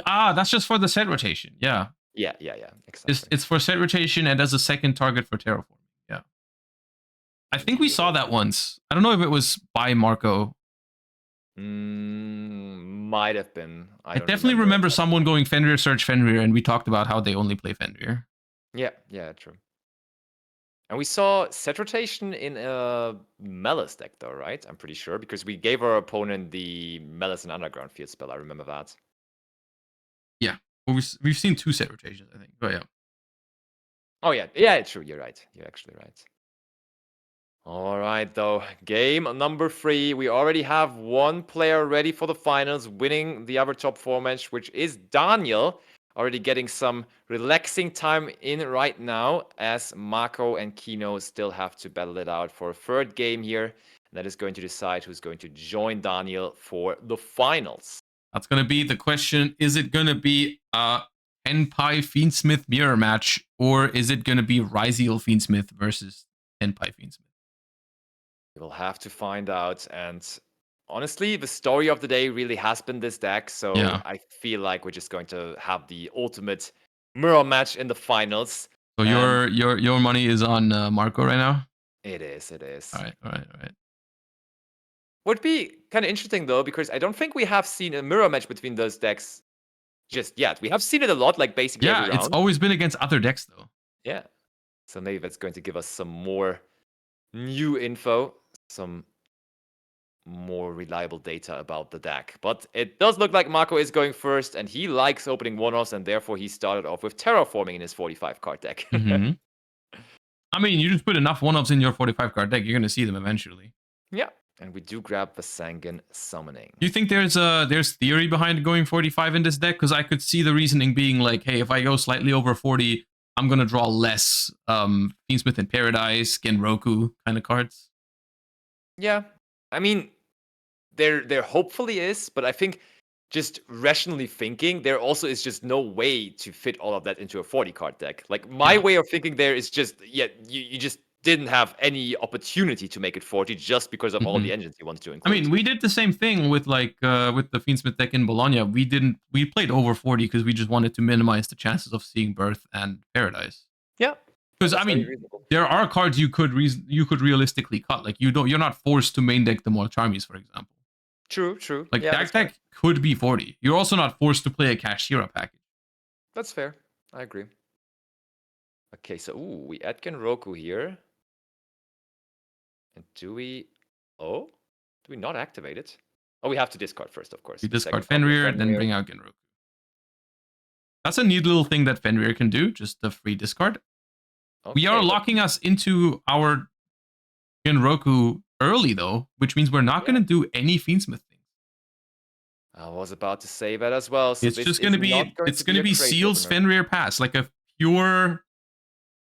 true pure Tenpai deck forced to go first. In this case, even deciding to go first. But yeah, they picked going first. Yeah, and we're gonna have Seals, Fenrir, plus whatever our hand has. Set 1, 2 cards in hand. We pass turn. Good board, but definitely a game to be played. Yes, beatable for sure. Immediate infinite impermanence on the Fenrir. No time wasted. That's a good start here for Kino. Kino keeping up the spirits for the Ryzeal fans because he is the only Ryzeal player in top 4. And he might be advancing into the finals if the rest of his hand is decent. And we send Aggregator away. That's huge. That's so good. That's huge, but it's also... It makes me wonder, why did we imperm the Fenrir? Mm, true, actually. Because imperming seals is much better in this instance. Like if you go aggregator chain seals, they can actually chain it. If you True. Yeah, you're very right. 100%. Oh, because we have Drury's Room to just take care of it. but it doesn't stop the bounce. It doesn't stop the bounce, but it does. Yeah, but like when we do the imperm on it, yeah, we're never going to chain it. Yeah, you're right. No, it doesn't really matter at the end. It does not really matter which way around you do it. I mean, like, it's probably... I do agree on your take of probably just using the imperm. Unless they said... Maybe they verbally said imperm seals. It just looked like they were doing it on Fenrir. Oh, they have Magnamut every time. And it's literally every time. We have it again. We dodge Vidrus, so it has to stay in the hand, and we bring out our Magnamut instead. We are going to face down. Yeah, they did imperm the Fenrir. Oh yeah, true. It's not face down bench. We just bounce it back to the hand. Search node. Magnamut activates. Okay. You know what would be really, really strong of a set card there? Actually, all the cards that he's siding in would be super strong. Any trap card. Yeah, for real. Like, literally, Solemn Strike would be cracked. Dimensional Barrier would be cracked. Yeah. Any of those would really be. Probably Strike would maybe even be better than Deep Barrier, to be honest. We're also... Both of these players are locking themselves relatively early. So both of them are going to be playing their first turns without Fiendschmidt access. Because when you start with X Ryzeal, you are also locked into rank 4s. True, so that maybe D-Barrier actually is even better now that I mean, now you're locked into XE, so yes, D-Barrier is pretty good now. Now that I was reminded of that. Oh, there is now Note. That could have been a special summon, right? Because you do have... Yeah. There's Sword Ryzeal too. Grabs ourselves a copy of Ice. Which we can still normal summon. I think, though, you would have flipped D-Barrier there possibly, right? Just to prevent them going into a duo drive? I mean, you can also D-Barrier on duo drive on the field, but yeah, maybe.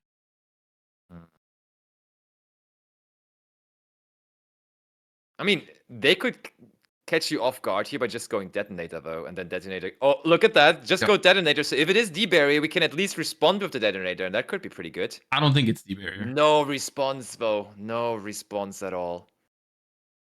All right, and now you just keep playing with normal summon Ice. Yeah. Ice Ryzeal resolves apparently as well. Or no, not yet. No, it does. Thumbs up. Thumbs up.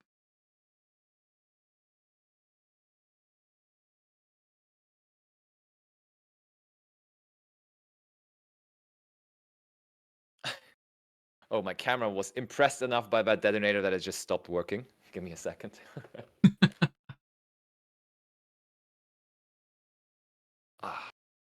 But yeah, it really seems like there's no real interruptions. So Nibiru or Bystial possibly. I'm just worried about that. I'm just worried about that imperm. Like, because the game is not going to end this turn. Ryzeal is not going to win this turn. Yeah. And I'm just wondering, like, we really just wasted that imperm. And we might need that next turn. That's true. That is very, very true.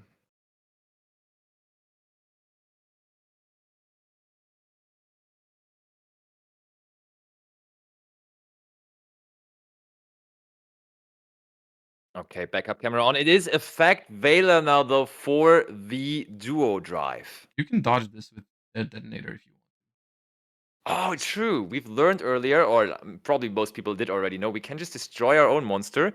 The thing, though, is that would also mean we're losing all the materials on our detonator then, yeah, right? And they're choosing not to do it. And the stat card is just a bluff thrust. Oh, wow.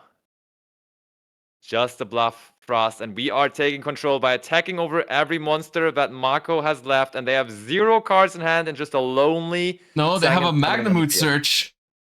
Oh my, that changes things quite drastically. They have a Magnamut search that changes things quite significantly, I feel like. And I think ultimately this might really come down to the just the missing Imperm. Hydra, baby. About that Hydra, you couldn't do anything with the... I mean, wait, could you? Yeah, you could. You could just go chaining to Imperm. No, wait, chaining to Detonator. No, no, not really. Yeah, that wouldn't work. But I mean, still, like, working through things. Oh, Solemn Judgment going second? Oh, I mean, I think they baby. didn't know who was going to go first or second. That one's quite handy there. Not wasting no time, just immediately getting rid of it. Oh, Fiends with Ooh, wait, Engraver. Optic Engraver. Fiends with Engraver off the top, ladies and gentlemen. That ain't too bad. But still, you need to play through that double pop that the Detonator has to offer still. This is close. It might actually be. Also, I'm looking at the timer. It's 4.5 minutes, and we just paid 4,000. Ooh, you're right. You're right. I mean, we were looking at one last card remaining in hand, so probably we thought that it is not going to be an issue, but that card specifically might make it an issue, honestly. Larry's back. Especially the Fiendsmith engine is playing around that Detonator Destruction effect quite nicely, quite neatly. Yeah. I mean, at least until this point, you know, because you can't do I anything mean, against the now, whatever you Engraver. do next, though. Yeah, I mean... How do you get 2 bodies against this? Yeah, so you can't do anything against Requiem yet either, but as soon as you go Lacrima, of course, it becomes a problem. As soon it is... Okay, we do now decide to get rid of the... Pretty late for that, but we just held that until the end of days, and we just decided now to get rid of the Second Summoning. And there now is Lacrima. One more very... Oh, of course, that's why we did the it aggregator here. detach in the right moment. That's great. That's very, very skillful. I mean, on top of all of that, we know that they still have Druid's Worm. Don't forget about that. He still has Druid's Worm because, like, they dodged the Druid's Worm by activating the Magnamoot. So, I think this is looking really, really good for Kino. Yeah, but, like, I think Typhon just goes in super hard here, doesn't it? Does he have the space to run Typhon? Let me check his list. I think in Ryzeal format, it's a crime if these sort of grindy decks don't have Typhon. That card's necessary.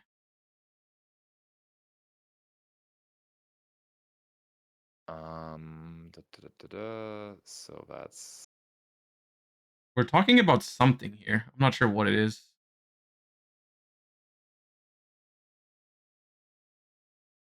Don't really know either, to be honest. Okay, so I'm checking Marco's deck list again, and Marco does run Typhon. Yeah, he does. But Typhon is actually the same size as the Duo Drive, right? Because it loses 200 and the Duo Drive gains 200. Yeah. Funnily enough, that is indeed true. All right, just anyone wondering, we've paused the timer on the left by the judge. So the timer is paused right now. Also the life points.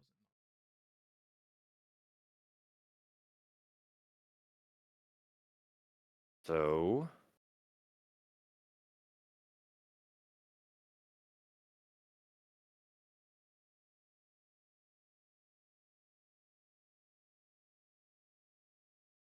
okay, we're continuing. Does seem like it, and we still have the Druid's Worm available. I mean, why not now? There's no need to not do that. We could have just actually also chained the Detonator to get rid of the Lacrima, but that Lacrima is not really looking too scary at the moment anyways. Not looking too problematic at all.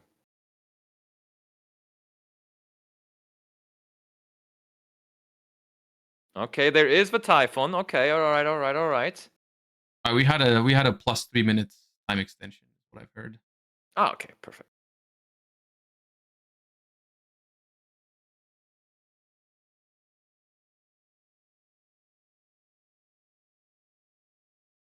Trying to get rid of something.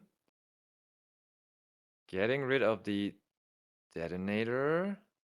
Why didn't we pop the Lacrima, though? Like, why didn't we go detonator True. change No, respawn? actually, yeah, true. I said it doesn't matter, but it matters No, big that was time. game on the spot if you do that. They just don't have any more options. We're doubling with the duo drive. And we have 0 cards remaining, and we'll go back over to the player with currently less life points, but he could still take this away.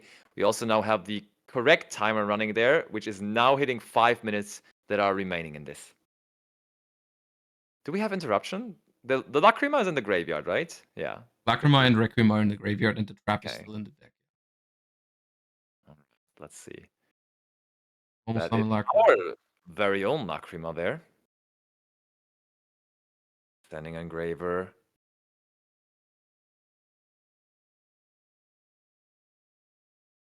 Oh my. Oh, very, very early. Going for that. I mean, sure, you can just do it. Any response to that? Nope. Because that gives you the flexibility on when to use the trap card a lot better, of There's course. the trap card. The problem is if you attack now to stop the trap from even working, you're not doing enough damage. True. Link to... I'll just make Chaos Angel, which is unaffected by monsters. Yep. That's not still enough missing a damage couple. either. That's still missing a couple of points. And he's reading cards in the graveyard with less than 4 minutes remaining in this. Come on. I mean, right now your opponent doesn't have follow-up. You can just attack and hope they don't draw a play. Drury's Worm, that is getting us ahead in life points. Is that the only Light Fiend? Requiem. Is it the only Light Fiend or not? Oh. I don't think they're using it. Yeah, We're they're not good. We're using it. good. We're going battle phase. We're attacking. That is enough damage to get us ahead in this. But there's still So, like 3.5 Kino. minutes now. Like, and you haven't really made anything. Kino will be the one leading charge, but there is, of course, the potential for just, as per usual, the typical Chandra top deck. That still would be massive here. We are on 2,000 life points, so 2,000 life points indeed. Let's see. Let's see. wait, why didn't we Engraver go for back. game? If we still had Engraver, this was just game. We were too stressed out about. Yeah, I think they're really stressed out right now. I think it's nerves hitting right now. For sure, 100%. So Marco didn't use the Fiendschmidt trap card because they don't have another Light Fiend in the graveyard at the moment. Yeah. If they sent Desiree, they can't use its effect. But funnily enough, the Fiendschmidt trap can actually also send other, like you can send from the main deck. You could send Engraver, for example, if you want. Agnum Day. Yeah, all of that would have been really, really cool. This before would going have into the battle been phase. this was more than 10,000 damage. But going over, and do we have the miraculous Nope. Nibiru for turn? And that means we do have Kino winning it all and going into the finals here. That was Making a sure. very intense match to watch and very fun. I can't like believe how often we've drawn Magnamut. That's still blowing my mind. We've drawn 7 Magnamuts in 7 games. But that was a fun game. Very, very much, yeah, for sure. That was actually insane. And I mean, almost every single game we saw from that Tenpai deck today was like that somehow. Like most of them are actually pretty cool. Yeah, it's actually not as, it doesn't play like a traditional Tenpai deck. It really does not. Very, very much. Like it can if the stars align, but it usually does not. Absolutely. We keep on going. They will be leaving the table because the other, or wait, one of them is going to leave the table. And I would suggest that Kino can just stay at the table because we are going to follow up here immediately with the finals where they will have to play against Daniel, who successfully defeated Tim, of course, in his top 4 match. In rapidly quick fashion, by the way. They were done like half an hour ago, I want to say. Was it Daniel S? Yes, it was Daniel S. All right, so I'm hoping they just stay at the same seat. Maybe they do, but they love to surprise us. Finals. Let's do it. Get it. Okay, I hope my camera has recovered enough, so I will just turn my camera on real quick. Give me a second. Or did it overheat? No, just it's charging while connected to the PC, but just not enough. So like it is okay. losing more battery than it gains. So when I'm going over, what is it, 8 hours or something, it turns off sometimes. And so I had to turn it off for a little. And I had a backup camera, but I'm going for the main one again now.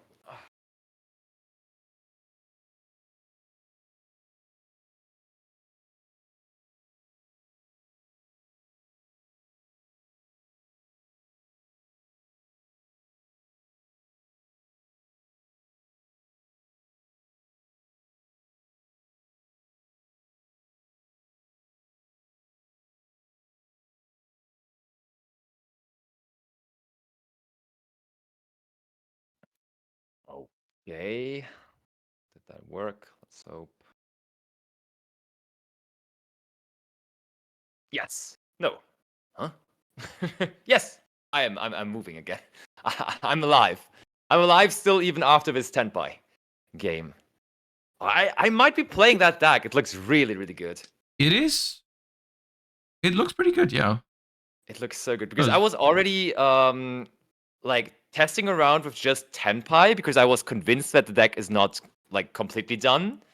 But now this idea, even though I'm struggling to even call it Tenpai still because it doesn't serve the purpose of the Tenpai strategy that it is used to serve. That looks really, really good as a deck.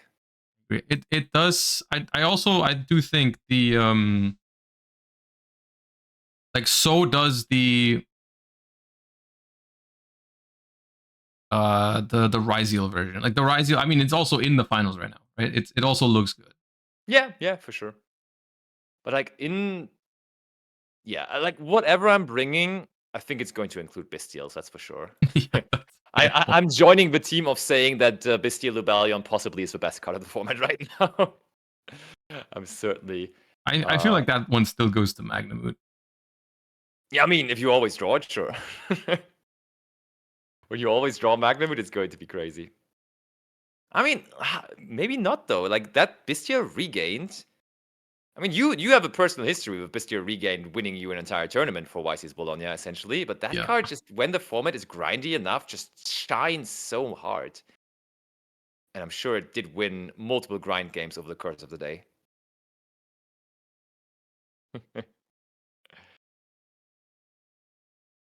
I'm very excited for all of that. But on feature, we haven't seen it actually come out that much.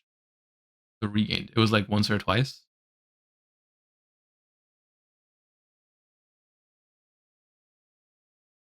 Yeah, true. That's right. Yeah, but like having the auto win button for from Maliss also seems pretty good. I like Regained. Okay, so we have confirmation Daniel will be in the same seat again. Also, everyone, now that we're approaching the finals, we can already announce, I've just been informed by the host of the tournament, essentially, that there is going to be another HDK next year. And so if you want to join that kind of a tournament again, definitely make sure to get all the informations. I think that's just on photoaccess.eu. That's like the webpage where you can check out all the information about HDK events in general. Yeah, you can go !HDK in my chat at least. I don't know if you have a command as well, but I don't. But there you go, everyone. And then you can get all the information there. I think there is going to be a very special guest for that one as well. That's what he told. And of course, also major shout outs to all the sponsors making those kind of tournaments possible, because we all know there can never be enough Yu-Gi-Oh! And we got the pleasure of watching it here all day. It was a fun tournament. I enjoyed it a lot. Same. I'm just so hyped for early 2025 format. Same. I was pretty focused on Master Duel the last couple of weeks, especially with the Duelist Cup and everything. Yeah. But TCG right now is looking nice, and I did enjoy this tournament so far. It's just looking so fun. I wish we could play the same format in Master Duel right now, honestly. I mean, those times may come. Who knows? It's always changing, right? That's quote unquote the advantage of both games having different formats, is you can technically always pick the one that you think is more fun right now. Yeah, for sure. You just have more options, even though there's also disadvantages to them being separate formats. But like, that's one positive. Yeah, for sure. And I'm a big believer in that being a positive thing, to be honest. Like, of course, Formats it being would be different. cool. Yeah, it would be cool to like have that opportunity to play test properly for the TCG for those events on Master Duel. Yeah. But I think them being different and them just being like Master Duel being something completely standalone makes it way more appealing for example, with the World Championship and everything. Like it being a standalone product makes so much sense to me, to be honest. That's And I fair mean, enough. success of it at Worlds, like I think we may have talked about it before as well. I think at World Championship, Master Duel was kind of at least hype wise and everything was outperforming the TCG a little bit. So I think Master Duel is on a very very good direction with I its mean, success. Master Duel Worlds, I can just imagine being so much more hype because you can like watch in game every single match. Yes, that's so It feels cool. like a really cool viewer experience to just hang out during Worlds in game and just follow the matches. Yeah. I just realized someone tried out the command in my chat, and I actually have it still on from last year. See, it works. Actually, it works. There you go. There's the command. There's the link. Everyone, check it out.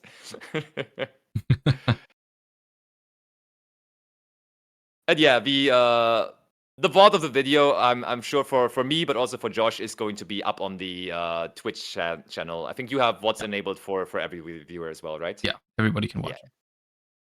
So if you missed any rounds, just go back and check them all out. Because we, through like the entire day, really had good matches all over. It was a lot I of thought it 10 by was 10 split. thoroughly enjoyable. Yeah.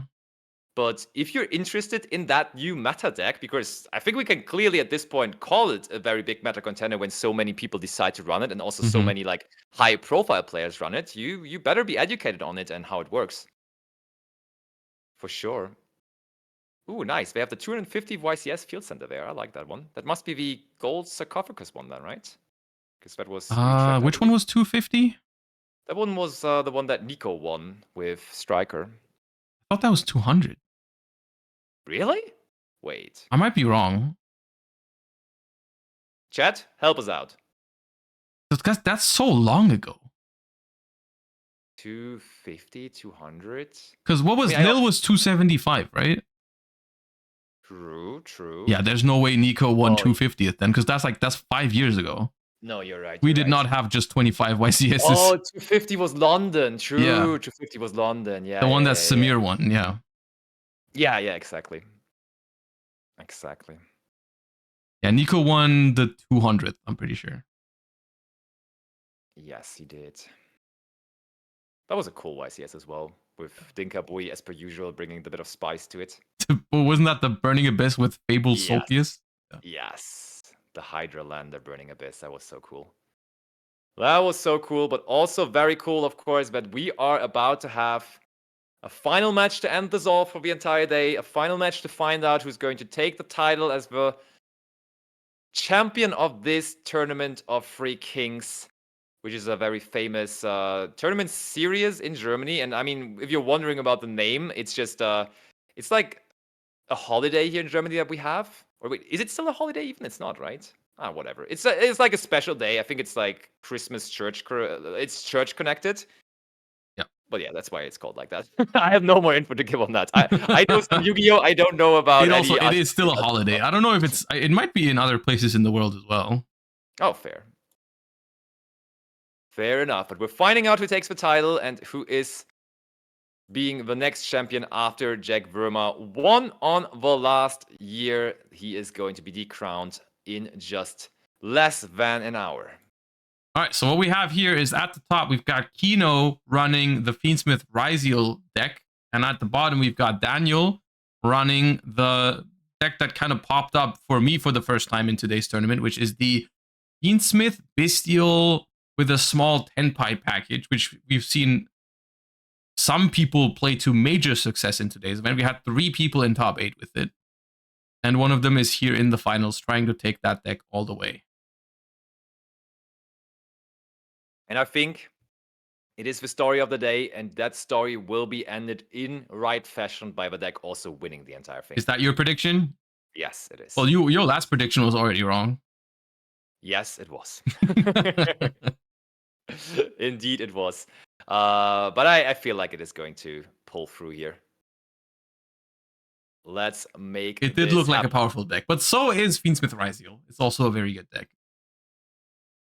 That's true. That's true. I mean, funnily enough, interestingly enough, so you were not aware of that whole Triff making this deck popular thing. I think what he actually said, I mean, he, of course, oversold the deck as per usual, but he said it's the second best engine after Ryzeal. So he said it's crazy, but like he still said it's a good alternative, but it's not better. And we see now Kino winning the die roll, starting Bonfire, which is a massive start and maybe an indicator that he is going to be the one winning this entire thing here. Mm-hmm. All right, Ice Ryzeal is our first card. I did see an effect Veiler for Daniel, so the question is, do we really play the gamble of Veilering the Ice Ryzeal, hoping they don't have an extender, or do we go the safer route and hold the Veiler for something later? We are thinking about that right now. Are we or are we not? It's a guessing game, and let's see what the call here is. So we had, oh, they let it resolve. Yeah, we're giving them the okay. The Ice Ryzeal is going to resolve. We're going to summon X, and that's probably going to add a sword. It does. All right. Here we go. Sword added, X already on the field. So that gives us the opportunity to go for our Fiendschmidt line now by just going into the good old and reliable Exiton Knight. Yeah. In this deck, I do think the Ice Ryzeal is a significantly better starter than X because it does not lock you into it. 100%. 100%. All right, and we are going for the Exiton Knight. Let's see. And in response to that, still doesn't look like it. We do go for Requiem. I mean, this part is just really hard to interact with. It's really just Ash Blossom on the Requiem that you can do. Yeah. Yeah, I mean, Veilering Exiton Knight is probably nothing to be recommended in that situation. Yep. Lacrima is being summoned, and this is where you could realistically think about hitting it with an Effect Veiler to cut off the Fiendschmidt cards for the turn. However, it doesn't feel that great to do because you still know it's a level 4 body that they can use for their Ryzeal plays, and they can still set up the trap card on the opponent's turn. So we're not Veilering the Lacrima. We are instead sending the trap card with it. And now the question is, do they have Engraver in hand or not? Sword Ryzeal first. Now they're locked. Yeah, I was about to say. Yeah, now we're locked. So we did not go for the Engraver. We want to set up the trap card immediately. And we lock ourselves into rank 4s now. All right. So I think what we're going to do now is going to go Duo Drive to force a hand trap and then still be able to end on Detonator. So I think it's going to be a Detonator pass with the trap card. Duo Drive. Attaching. Sure enough. And now is where we do drop the Effect Veiler. But there's Called by the Grave to meet it. Ay, ay, ay, ay, ay. Okay, that's rough. We nib. Okay. That's good because it does negate, or it does not make the Detonator resolve. Or that is really good. However, they probably really wanted to keep that Nibiru because the way this was going to go is Veiler negates Duo Drive and then they extend to still summon the Detonator and then you nib them and it hurts a lot. But now, like, yeah, you stop the Duo Drive from searching, but you also enable them to still make, probably still make Detonator. Yeah, and people watching might be wondering, why do they have to do it here when they could have also just waited when the original plan was to wait? But it would, with the extra material that attached on summon, would still leave the Duo Drive with a material, and it would probably search for Ryzeal Cross, and then the Nibiru could just be negated when we want to use it and when we want to activate it. So we had to there use the Nibiru because there is no better timing to use it anymore. That all right, we're special summoning X. We can't add with it. And then we're sending Uvolos to summon Ice Ryzeal just to end on Detonator. So we didn't search Node at any point? Doesn't seem like it. Okay.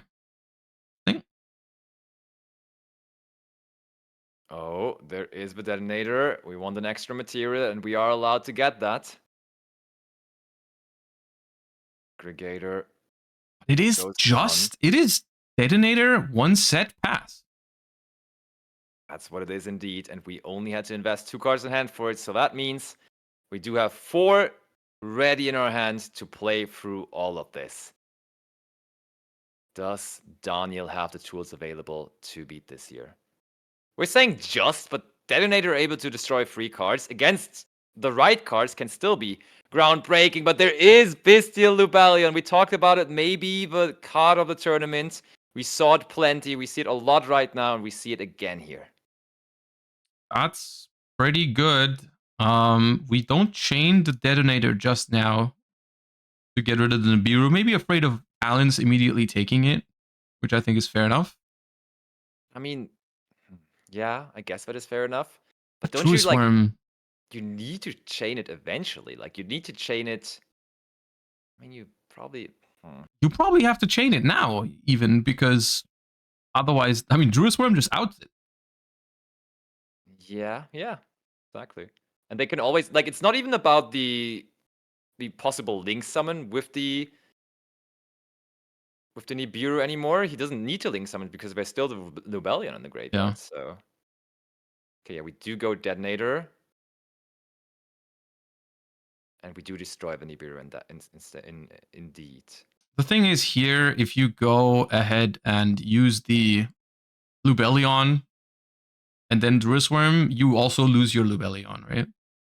Look at this. We do just go for Chaos Angel, and that one will be with Light and Dark, so Detonator has no word against this Chaos Angel here.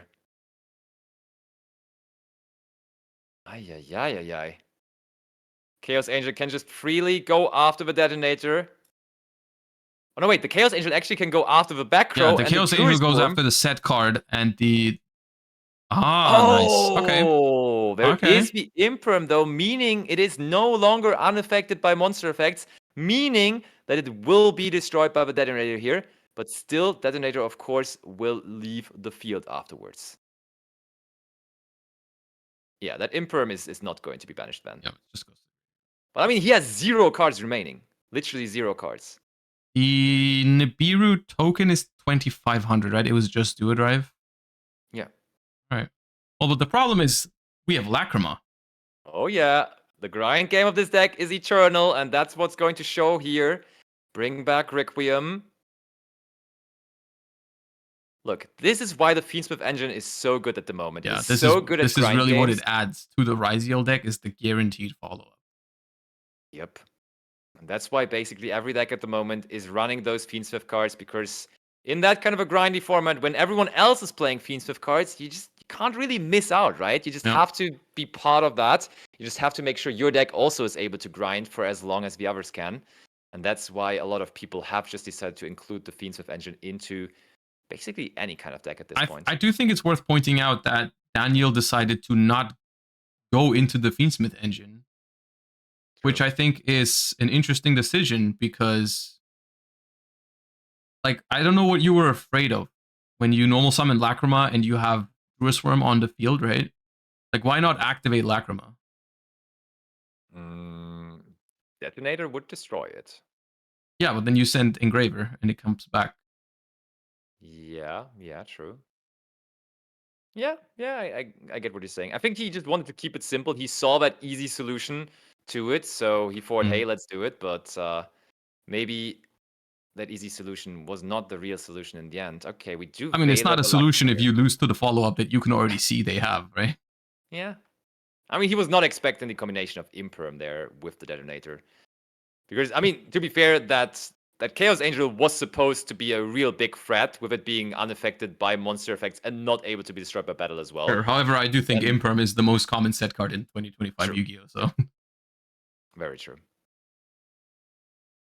Very, very, very true. Okay, there is now the Fiendschmidt Engraver coming back. For a second, it looked like he was overlaying with the NIP token, not something that is legal through the mechanics of Yu-Gi-Oh! And out of nowhere, we have created a Fiendschmidt sequence. So yeah, it looks like we are just going to retake control of this, basically.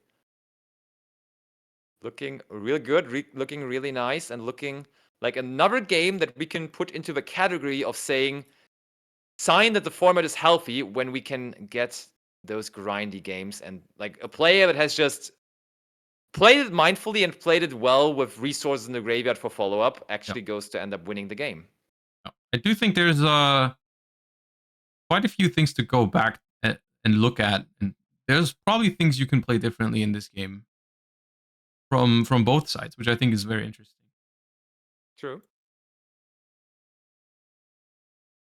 Okay, and it's not even over yet. The Agnum Day alone is not game, so we're gonna have to wait and see. There's still a possibility that Daniel gets to get back into this game. Day effect. Because we take 1800 from this Agnum Day, and then we're gonna take 46 from this 1600 still. Okay, sequence, making it bigger. Now it would be big enough, but. That's main phase 2 equip, yeah. And we do get the chance. Look, we want the cut. We want our opponent to decide our destiny here. Oh, right, and draw. what is it? What is it? Once again, Typhon completely opens up this game, right? Depending on. So basically, any normal summon you say here, any monster we can get onto the field. I mean, once again, there is follow-up with the Fiendschmidt card, so just Typhon alone is not going to win it. Oh, there's also Fiendschmidt in Paradise. Never mind. Fiendschmidt in Paradise answers Typhon. You need more than just Typhon. There is the normal summon. We do go for Ash Blossom and Joy Spring, so we have to commit into the Typhon. Oh wait, no, they only play one Desiree. You can't out this Typhon with. True. This is the reason to play 2, by the way, is because you can't go Desiree plus Grave trap setup. Yep, okay. Typhon. Is Typhon really going to redecide the outcome of this match once again? Okay, so we use Fiendschmidt in Paradise here. It's we still have good to send here. From the main deck. Yeah, it's going to send an Engraver for guaranteed follow-up. So, like, the Typhon alone is not going to win this game. Yes, it can bounce the Desiree, which is pretty good. But there's still guaranteed follow-up now with all the setup in the graveyard. For sure. So if all we're doing is punch for a 29 now and then pass with no interruption, then the Fiendschmidt cards are still going to be able to end the game. They are. So, battle phase. What would be a good last card to have in hand there for Daniel? What could be? Okay, it's a set card. It's like set card at least. Callback could be crazy here. Could be, but Lacrima is going to summon sequence in end phase. Shuffling the deck. I mean, to be fair, we also get another card. We can just draw into Ice Ryzeal or something and completely pop off. I mean, yeah, at that point, it wouldn't even be a question. Yeah. Okay, Kino. What are we finding off the top here? Immediately, the first game of the finals is worthy of the finals because it is a very, very nice back and forth between the two decks and the two players here. Where is it going to end, though? Okay, Engraver effect. Yep. Back onto the field. Requiem. So that alone deals with the Typhon already. Gone it is. Game on board. Game on board. And there is no card really realistically that they could have there. And so we have the Fiendschmidt Ryzeal deck for Kino with the super suboptimal opening of just Detonator Pass after Nip and Veiler. Still taking down this first game because of the so crucial follow-up they had in the graveyard through the Fiendschmidt cards. Yeah, I think this is more of a Fiendschmidt win than a Ryzeal win, to be honest. True, yeah. Very true. And I mean, very much, if we would have seen Daniel go into his Fiendschmidt engine as well, he could have been the one being that winner. I do think that's the difference maker there. I think they were a little too afraid to use their Fiendschmidt cards because they just normal summoned Lacrima and made Chaos Angel right away, but I don't think the Detonator pop was that threatening there. I agree. Because it's really hard to stop the Fiendschmidt engine by popping it, but stopping the Druid, like popping the Druid Swarm also doesn't really get you anywhere. Because it just sends the Detonator. 100%. If anything, I probably liked... Didn't they have Lubellion? They did have Lubellion, yeah. Yeah, then I probably like summoning back the Lubellion by tributing the Druid Swarm. Just deal with the Detonator. Like, yeah, you're going to lose your Lubellion, but that's fine. Yeah. And then just once the detonator is dealt with, just normal summon Lacrima and go into your own Fiendsmith portion. So that way you can actually grind. So then the Lacrima probably gets impermed if it plays out that way. So we have Lacrima. But you still get Requiem. Yeah, true. Yeah, true. We're in way better of a situation, for sure. Yeah, I agree. We tried to find the fancy line there with the Chaos Angel, but it really hurt us. Because I think the thing with the Chaos Angel line is it doesn't even work even if it's not an imperm. Yeah. Because then what's the plan? It's Chaos Angel pass against Fiendsmith follow-up. Like, they just run over it with a gigantic Desiree, and you're still in a losing position. Yeah, that's fair. Also, after starting out so marvelously, Tim G won Swiss basically undefeated, then won top 8, then quickly lost in top 4, now also lost the game for 3rd place. So we can confirm that Marco, in fact, is our 3rd place finisher here, as we're done with that game already. Yeah. And no matter what happens, the performance of this Tenpai deck has been quite remarkable. Because even if Daniel loses this finals, it's still the deck 2nd, 3rd, and 4th. Yeah. Whatever happens here. 3 out of 4 in top 4, that already is crazy enough. Yeah. Also, the conversion rate of all of them winning in top 8 was pretty strong. Yeah, they were all in different matches and they all won. That is a good sign. That is indeed pretty cool.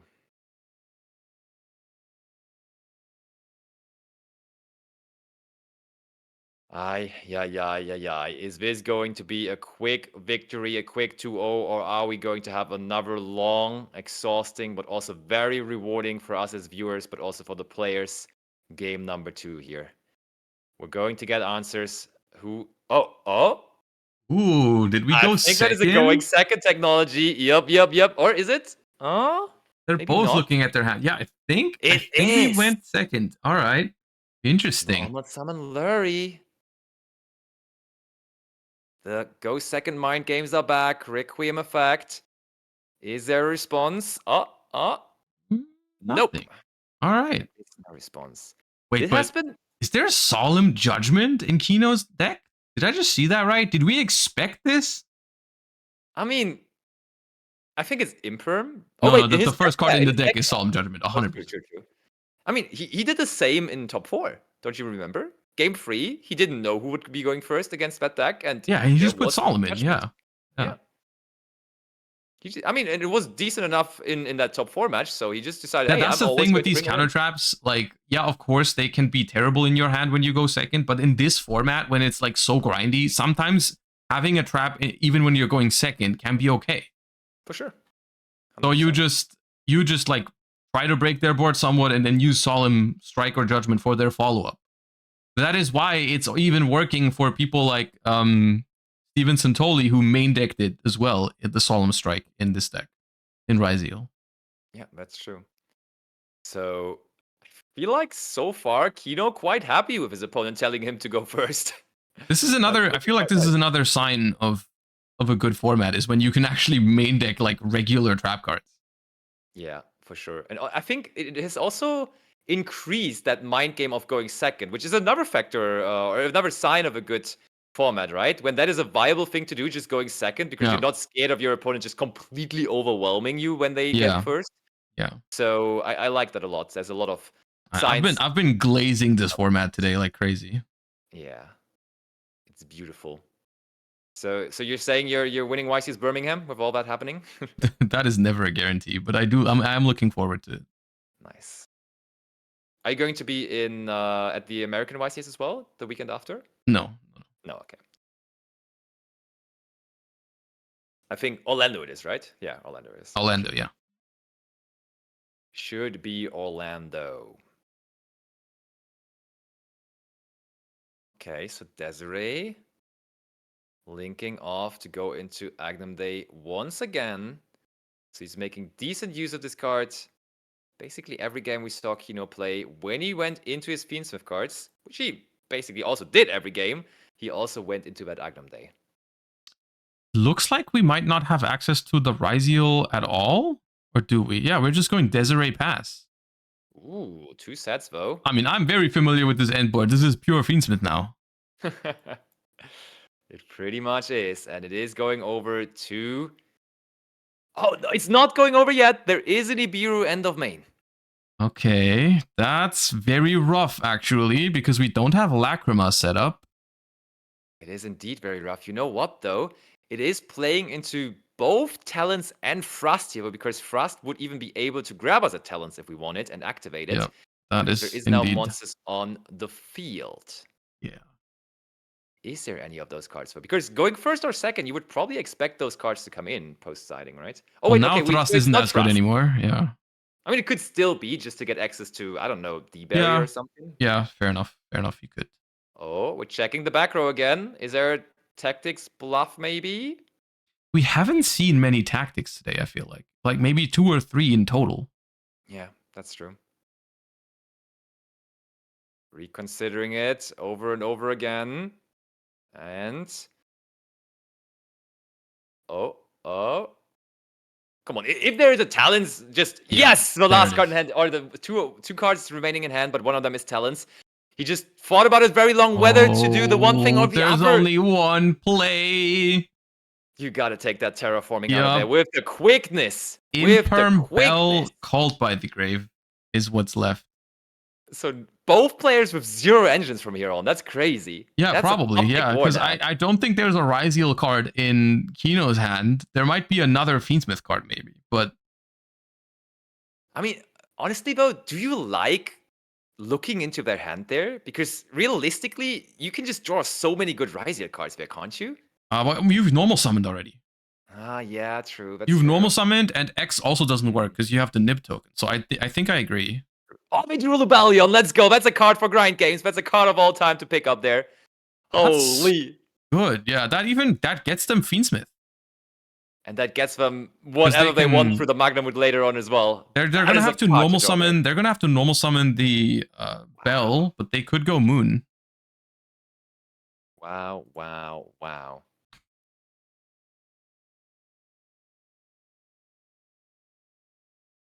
That might just be the best draw in the deck, because it also just like getting Bystials is so huge in these grindy games, right? Desiree goodbye forever, right? I'm telling you, it's not maybe only the best card of the format right now with Lubellion, but it also may have been the best draw in the entire finals here. Yeah. Holy.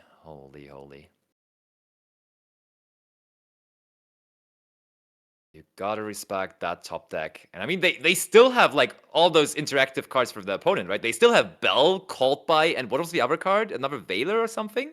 Imperm. They love that. It was Imperm. Oh no. You've been taken away. Yes. We have been replaced. We have been replaced. Infinite Impermanence on the Magnamut, trying to stop the like infinite Bystial train. Yeah. Normal summon Bell. Oh, did we side out Regained? We must have, right? Yeah, I think that's reasonable. That makes it a lot worse, though, this entire situation, right? Because I was thinking, oh, we get a free Regained here. Absolutely. the headshot in chat is saying, sorry for replacing you. You are excused, my friend. But someone signed that Yugi token there that acts as a field center. Oh, it wasn't me this time. I remember, and it wasn't you this time, but I remember it might have been this one. There were voice actors at the last HDK that you could meet in person, and I think they might have signed that token if I remember correctly. Yeah, I think that might be. But who knows? We are definitely right now in the situation where we get our Fiendsmith engine rolling again. Oh, he's considering this. Is this just another Imperm? Probably, right? I mean, most likely, right? That's always the most likely set card in today's game. Not Called by the grave. Oh, sure enough, it's not. That would have been... I mean... It would be very high level of them to just to wait with the Called by. I mean, you'd always Called by the Requiem. Oh, yeah, true. At this point, yeah. Oh, it's Metaltronus. I told you he's even main decking this card. He's main decking Metaltronus, and that could be a pretty good one here. That is pretty good, because that not only... That's like one of the few cards that actually deals with Lacrima completely, because it negates it and it banishes it. And it also gets our own engine going, right? Okay. It does because we decided not to banish. Yeah. True. Oh yeah, true. You have to decide in that way. Yeah. But we do decide it in the mindful way that we want to keep our engine running. But summoning? Wait, can we summon Engraver? Let me double check. Don't they have to share hack points? Metaltronus Or says defense? Or is type plus attribute okay? two. Yeah, two or more. Oh, it's two things that they have to share, including. Okay, I see. Okay. Yeah. Okay, Typhon gets rid of the token, attacking over the Engraver.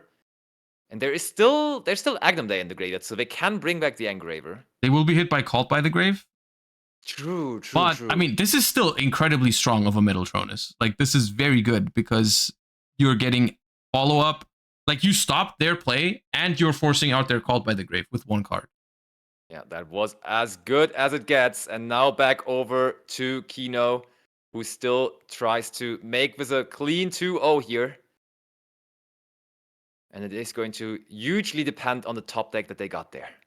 I love that Metaltronus, though. That's such a smart deck card right now. They main decked it. That's crazy. Yeah. But when everyone is on Fiendschmidt, it kind of makes sense, right? Yeah, and I mean, if you play, I'm sure you can probably do the math or look at some options. You can probably hit Maliss with it too. On Possibly, something. Yeah, for sure. There must be. We have that.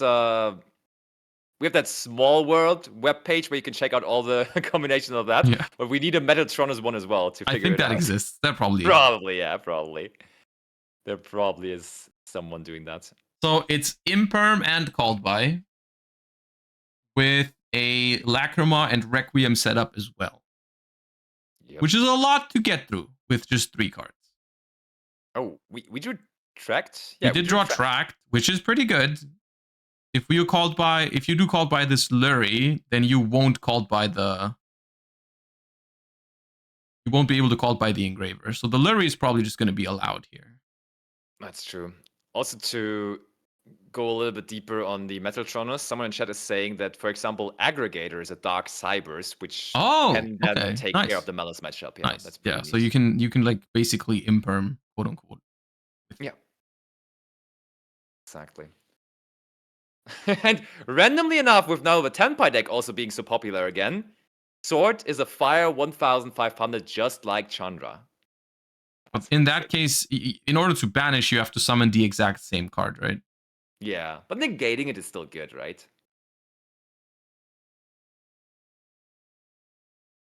Right. Metaltronus has that text where you can't chain, like the monster can't respond to it, right?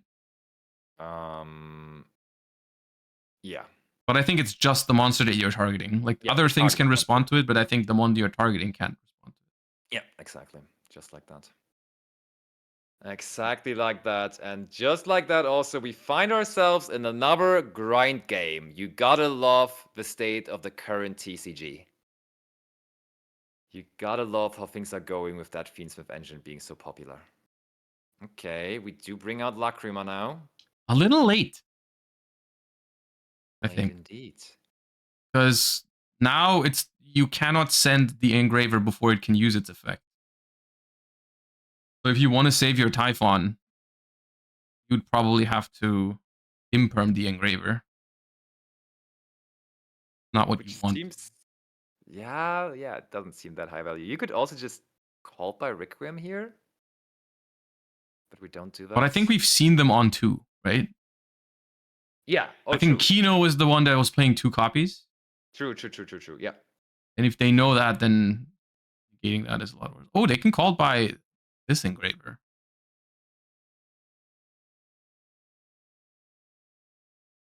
Yeah. That seems good.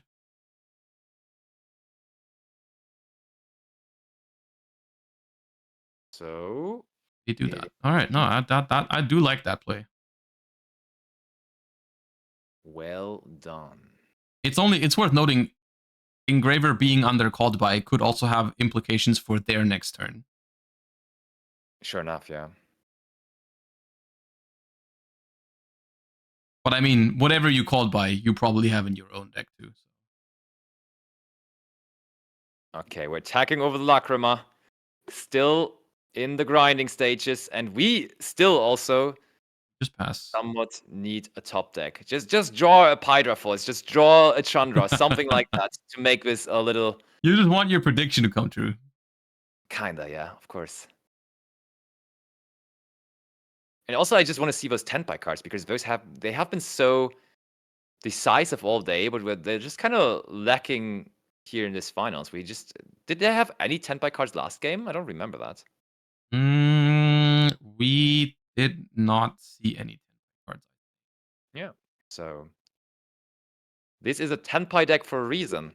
How people are probably also wondering how big that 10-pie package even still is with like this Fiendschmidt variant of it.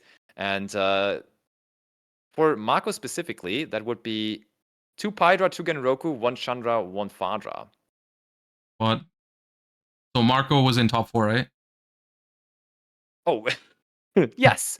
Indeed, So he was. Daniel is playing 3 Hydra, 1 Genroku, 1 Chandra, 1 Fadra. And then 1 Kaiman, 1 Summoning. Yeah, okay. Which are both... Kaiman is limited in TCG, yeah. So the 1 Chandra, 1 Kaiman, 1 Summoning, and then the only 3 of his Hydra. Yep. So, Fiendschmidt in Paradise, going to bring that Desert Ray down there, and we are going to immediately get rid of the Engraver again. So what happened? We just went Typhon attack and pass? Yeah. All right, and now we brought back Engraver, and it gets sent by the thing. All right. Now any Ryzeal card Bonfire. Oh, any Ryzeal card you say? How about they're still Bonfire? Imperm is still there. So if that's the only engine they have, then that's not gonna play. But at least we're gonna be able to start forcing those interactions slowly but surely. And if Daniel doesn't draw a follow-up play, then eventually we're not gonna be able to keep up anymore. Oh, we crashed the X Ryzeal.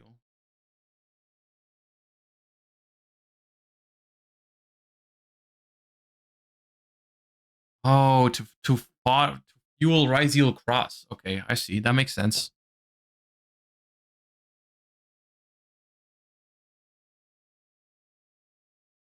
So how big was X Ryzeal? How much damage did we take from crashing there? 24. Yeah. Could be 24. All right, cross draw 1. Hail Mary draw. We still have our normal summon.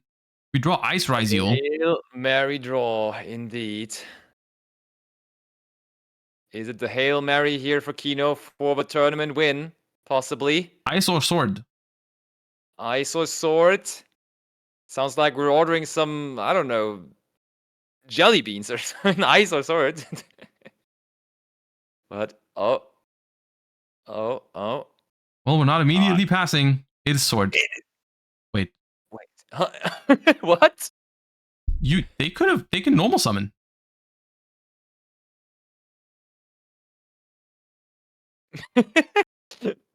What are we missing there? Oh no, yeah, no, you normal summon that, but it, let me think. What can it search? Yeah, you can search ice and special ice by sending cross. Yeah. That was, I mean, maybe they just want us to have a third game for the finals? I think they just forgot that they didn't normal summon yet. But I mean, the turn wasn't that long, right? Like, they didn't do that many things. They did not do that many things there. It is late. Oh, someone's saying he normaled X. Did he normal X? I don't think so. I'm pretty sure he sent a Ryzeal Exceed to fuel the cross. Otherwise, he wouldn't have had 2 Ryzeals. He definitely sent. He definitely sent with X to have 2 Ryzeals for cross to shuffle. That's wild. That is actually wild, but that also means that we are in fact going to have that third and decisive game. So, even though that was a bit of a weird ending there, it is not the ending overall for this match, and we are having the pleasure of seeing another game. And that was maybe the quickest side decking I've seen ever. That was really, really quick. I mean, there's 10 minutes left. I'm sure they're both interested in getting a good game in and not just having it be some sort of timeout thingy. So we're just doing it Speaking fast. of a good game, Eyes Ryzeal, that's a good normal summon to start with. Probably the best you could have. Probably the best you could ask for. Yep. Once again, Ice better than X in this deck because you don't want to be locked into rank 4s right away. So that you have the Fiendschmidt line available. Indeed, indeed, indeed. I think I see a Talons here, so if we're trying to interact with this at any point... Oh, he's rushing now. Look how quick he's going. Yeah. Requiem effect. Yep, sure. Of course. The quickest game. He wants to execute this combo in less than 3 minutes, I'm telling you. He wants to have enough time to get a turn back. Because those matches always feel so sad when you you're ahead, but there's just enough time left for the battle phase, and they run over something for 100 life points or something like that, and then they win because of that. It's part of the game. That's the pace that they're playing at right now. They look at their hand, they like it a lot, and they're like, "I'm gonna play so fast that my only lose condition is time right now." Yeah. So that Druid Worm is gonna banish that Engraver. However, that's gonna play into Talons, which is there. Yes. And we do activate it, and we're looking at a double Nibiru. Wait. Hold up. Double Nibiru. We have to Nibiru, go after so one we of the can't Engraver take cards. that away. Hydra Engraver is also two very powerful plays. I feel like This is we take out Hydra. Oh, bro, I those thought Tempai maybe cards are Engrave. scary. Yeah, they are for sure. Maybe even especially close to time. You just want to make sure that they don't get that many things going. Because the Fiendschmidt card arguably maybe is even stronger, the Engraver. But it's of course more of a grindy card that gets you value long term. And that long time is not available anymore in this match, possibly with 8 minutes I do think it's looking good for them, because what's gonna happen, I think, is they're gonna summon Duo Drive, and that's gonna force Daniel to Nibiru because you can't give them cross. True. And then after the Duo Drive gets Nibiru, you also clear the Druid Swarm for free, basically, because they're gonna nib itself, basically. Yeah. Then you can still summon the Detonator after, and then it's gonna be a little rough. Oh, Metal Oh, Metaltron is on the Druid Worm, so we do care about it a lot, actually. Summon our own Druid. It's a Light and Dark Chaos Angel. Oh, if we want it to be. Or Sequence. It is the Chaos Angel. Getting rid of the Druids.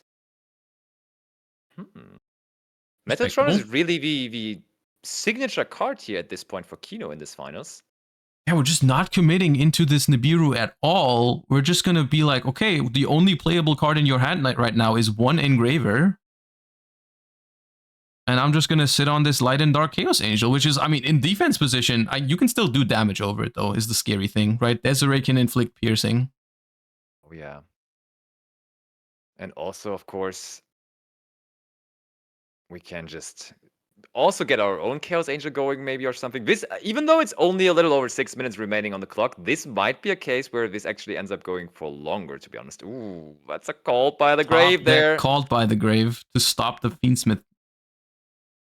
Wait, but you're called buying? What are you called buying? Lacrima. Okay, you don't have to go through Lacrima. Right now, the Engraver. And I do think, I mean, Daniel is on just 2 Nibirus next to this, right? So, like, any interaction here for the Fiendschmidt combo is gonna be, like, Ash on the Engraver would have probably been it, but that's not the case. Tracked, Lurie. Lurie comes back. He keeps on going. He's allowed to keep on going. Requiem effect. That's also fine. No interruption, apparently, until this moment.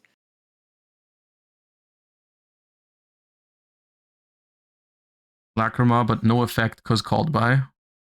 They are announcing it. That's called by. Yeah, okay, they caught it. Let's hope they were not relying on that called by send. On that. You can still definitely make something happen here, but you're gonna miss you're gonna miss out on extra Light Fiends, and you're also gonna miss out on Yeah, that's. Oh, there is a Druid's Worm. That is super rough now. So we have That 2 makes Nibiru's. Lacrima very lonely. And we can't even use the Lacrima as interruption on the opponent's turn because we called by the Grave Did. Yep.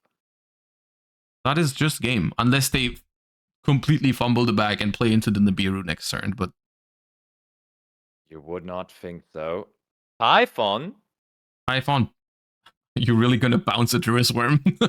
You're not going to do that. Come on. Typhon at least trades with the Druid's Worm, so maybe... You're going to have to attack it. But it can't be destroyed by battle. Oh, true. Oh, that they have to...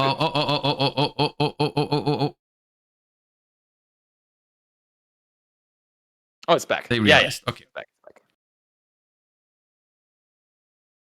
Yeah, I mean, but they don't have any options. What are they going to do?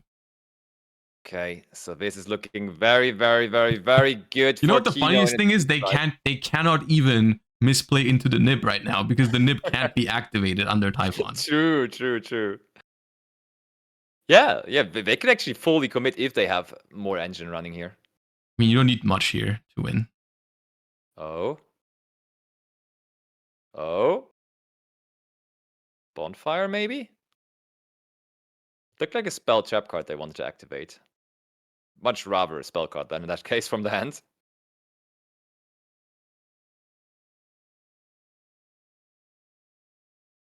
Right, and... No, it's Sword Ryzeal normal summon. Which we knew they had. True. We knew they had follow-up because they didn't commit them last turn, those cards.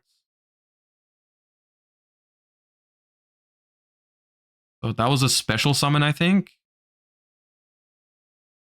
Normal ice effect. 3 summons. 3 summons. 3 summons. 2 Nibiru's in hand waiting.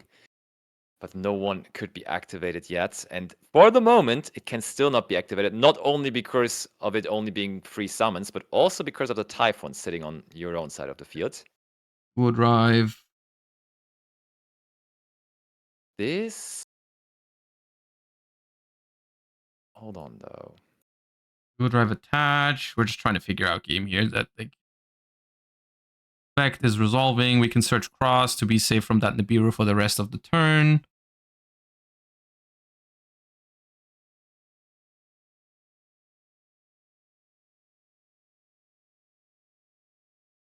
X Ryzeal. Looks good. Activate cross. Yeah, they're just trying to play it down the safest way possible. And this is indeed super safe. It's not game though. Not just yet. No, you're right. I don't think so. Maybe it is 36 over 28. 600. No, it's not game. Ash Blossom is discarded for Node. For what? Node. Oh yeah, for node. Okay. So now we summoned 5 times, but can't nib. Detonator. Okay. Summon This is detonator. game, right? Can't. Huh? This should be game now. Going to better phase. Yes.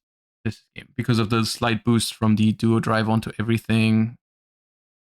We may as well use the cross draw effect still though. Looking real nice though. Looking like Ryzeal Fiendschmidt is going to be ending up the winner as the winner of this tournament of the EHDK 2025. Real important draw there now. They're making this the most important thing ever, but we just have game on the field, everyone. Just attack, please. Just do it. Just push your cards forward. Kino is making this way too stressful, yeah. Okay, sending detonator, getting out. Right, just in case we miscounted, we're putting another body, and that is there game. we are. There we are. Battle phase, attacking. That is definitely game. Yeah, the Chaos Angel is 700 damage because 800 damage because the Typhon is minus 100 and the Chaos Angel is plus 100, and that's 31, 26, 26, and whatever X Ryzeal is adding. Not necessary, but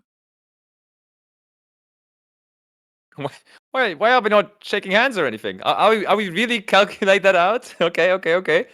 There's like multiple monsters with more than 2k. I think we're also forgetting that Lacrima can't bring back the Requiem because it's still under called by. Yeah, and we're allowing it for no. They're literally all You forgetting can about use the lacrima. You can attack, activate it, but it's negated. Is it still game? Does it matter? It doesn't matter. game. Okay, good. Yeah, it's still game. Good. All right. We do All right, have and a with winner, that- therefore. Very impressive showing of the Tenpai Fiendschmidt deck, but ultimately not able to take it all the way. And we have Eno M taking down today's tournament with a very impressive Fiendschmidt Ryzeal play overall. Honestly, pretty well played. Congratulations. Taking, I think, a well-deserved victory here with the Fiendschmidt Ryzeal deck. Indeed. And actually making a bit of a bold call there as well. Not only on Metaltronus in the main deck. Main deck free up, Metaltronus, yeah. And then also one thing that maybe not be as bold, but I really like playing 2 Fiendschmidt Requiem when there's a million Bystials running around. Oh yeah, the Bystials, like the grind games with Bystials and like the multiple copies of these kind of cards, we've definitely seen them come in very handy today. Yeah, for sure. At this point, like the extra deck is almost more of a Fiendschmidt extra deck than a Ryzeal extra deck, right? There might be more non-Exceed monsters than Exceed monsters in this. For sure, yeah. It's getting close at the very least. And we've seen very little like even impact from cards like D-Barrier. You know, like that is something that this version really excels at, is being immune to those kind of cards. Doesn't even feel worth it. I mean, you'd probably still side deck it if you're playing it, but I'm not sure how much I like it. Probably, yeah. You're right. All right, well, it's been a pleasure to cast with you. Thank you for joining me today. I hope you had a good time. I enjoyed the tournament a lot. Same, I had a fantastic time. I appreciate that. All right. Then I think we've been live for almost like over 9.5 hours. I think it's fair if we call it a day now. So Absolutely. Yeah, right. thanks for having so much fun with me together. Yep. It was a really fun tournament for sure. I agree. And we have found a winner with Kino there, and I think he's a very deserved winner. And yeah, everyone, make sure to rest, and then tomorrow there's going to be more Yu-Gi-Oh action. So Yep. Follow the Italian Open, and of course also the regional that is streamed there in Belgium. Thank you everyone for watching, and thank you for casting with me together, Josh. That was Of course, always a pleasure. Goodbye. Goodbye, everyone. See you soon. Ciao. All right, chat. We're going to call it a day. Hope you enjoyed the stream. I had a good time. TCG is looking fun right now. TCG is looking very fun. I'll see you guys next week. Thank you for all the support, by the way. I was very focused on the coverage, of course, on the commentary. So I didn't want to like interrupt the flow of the casting by thanking like subs and everything. But I did see all of you. I appreciate all of you. Thank you for the support as usual. And I will see you guys next week. Thank you so much for tuning in. And once again, shout outs to the people that made this tournament possible, the staff, the judges. Very clean, very smooth event. Shout outs to everyone involved. And yeah, thank you guys for watching.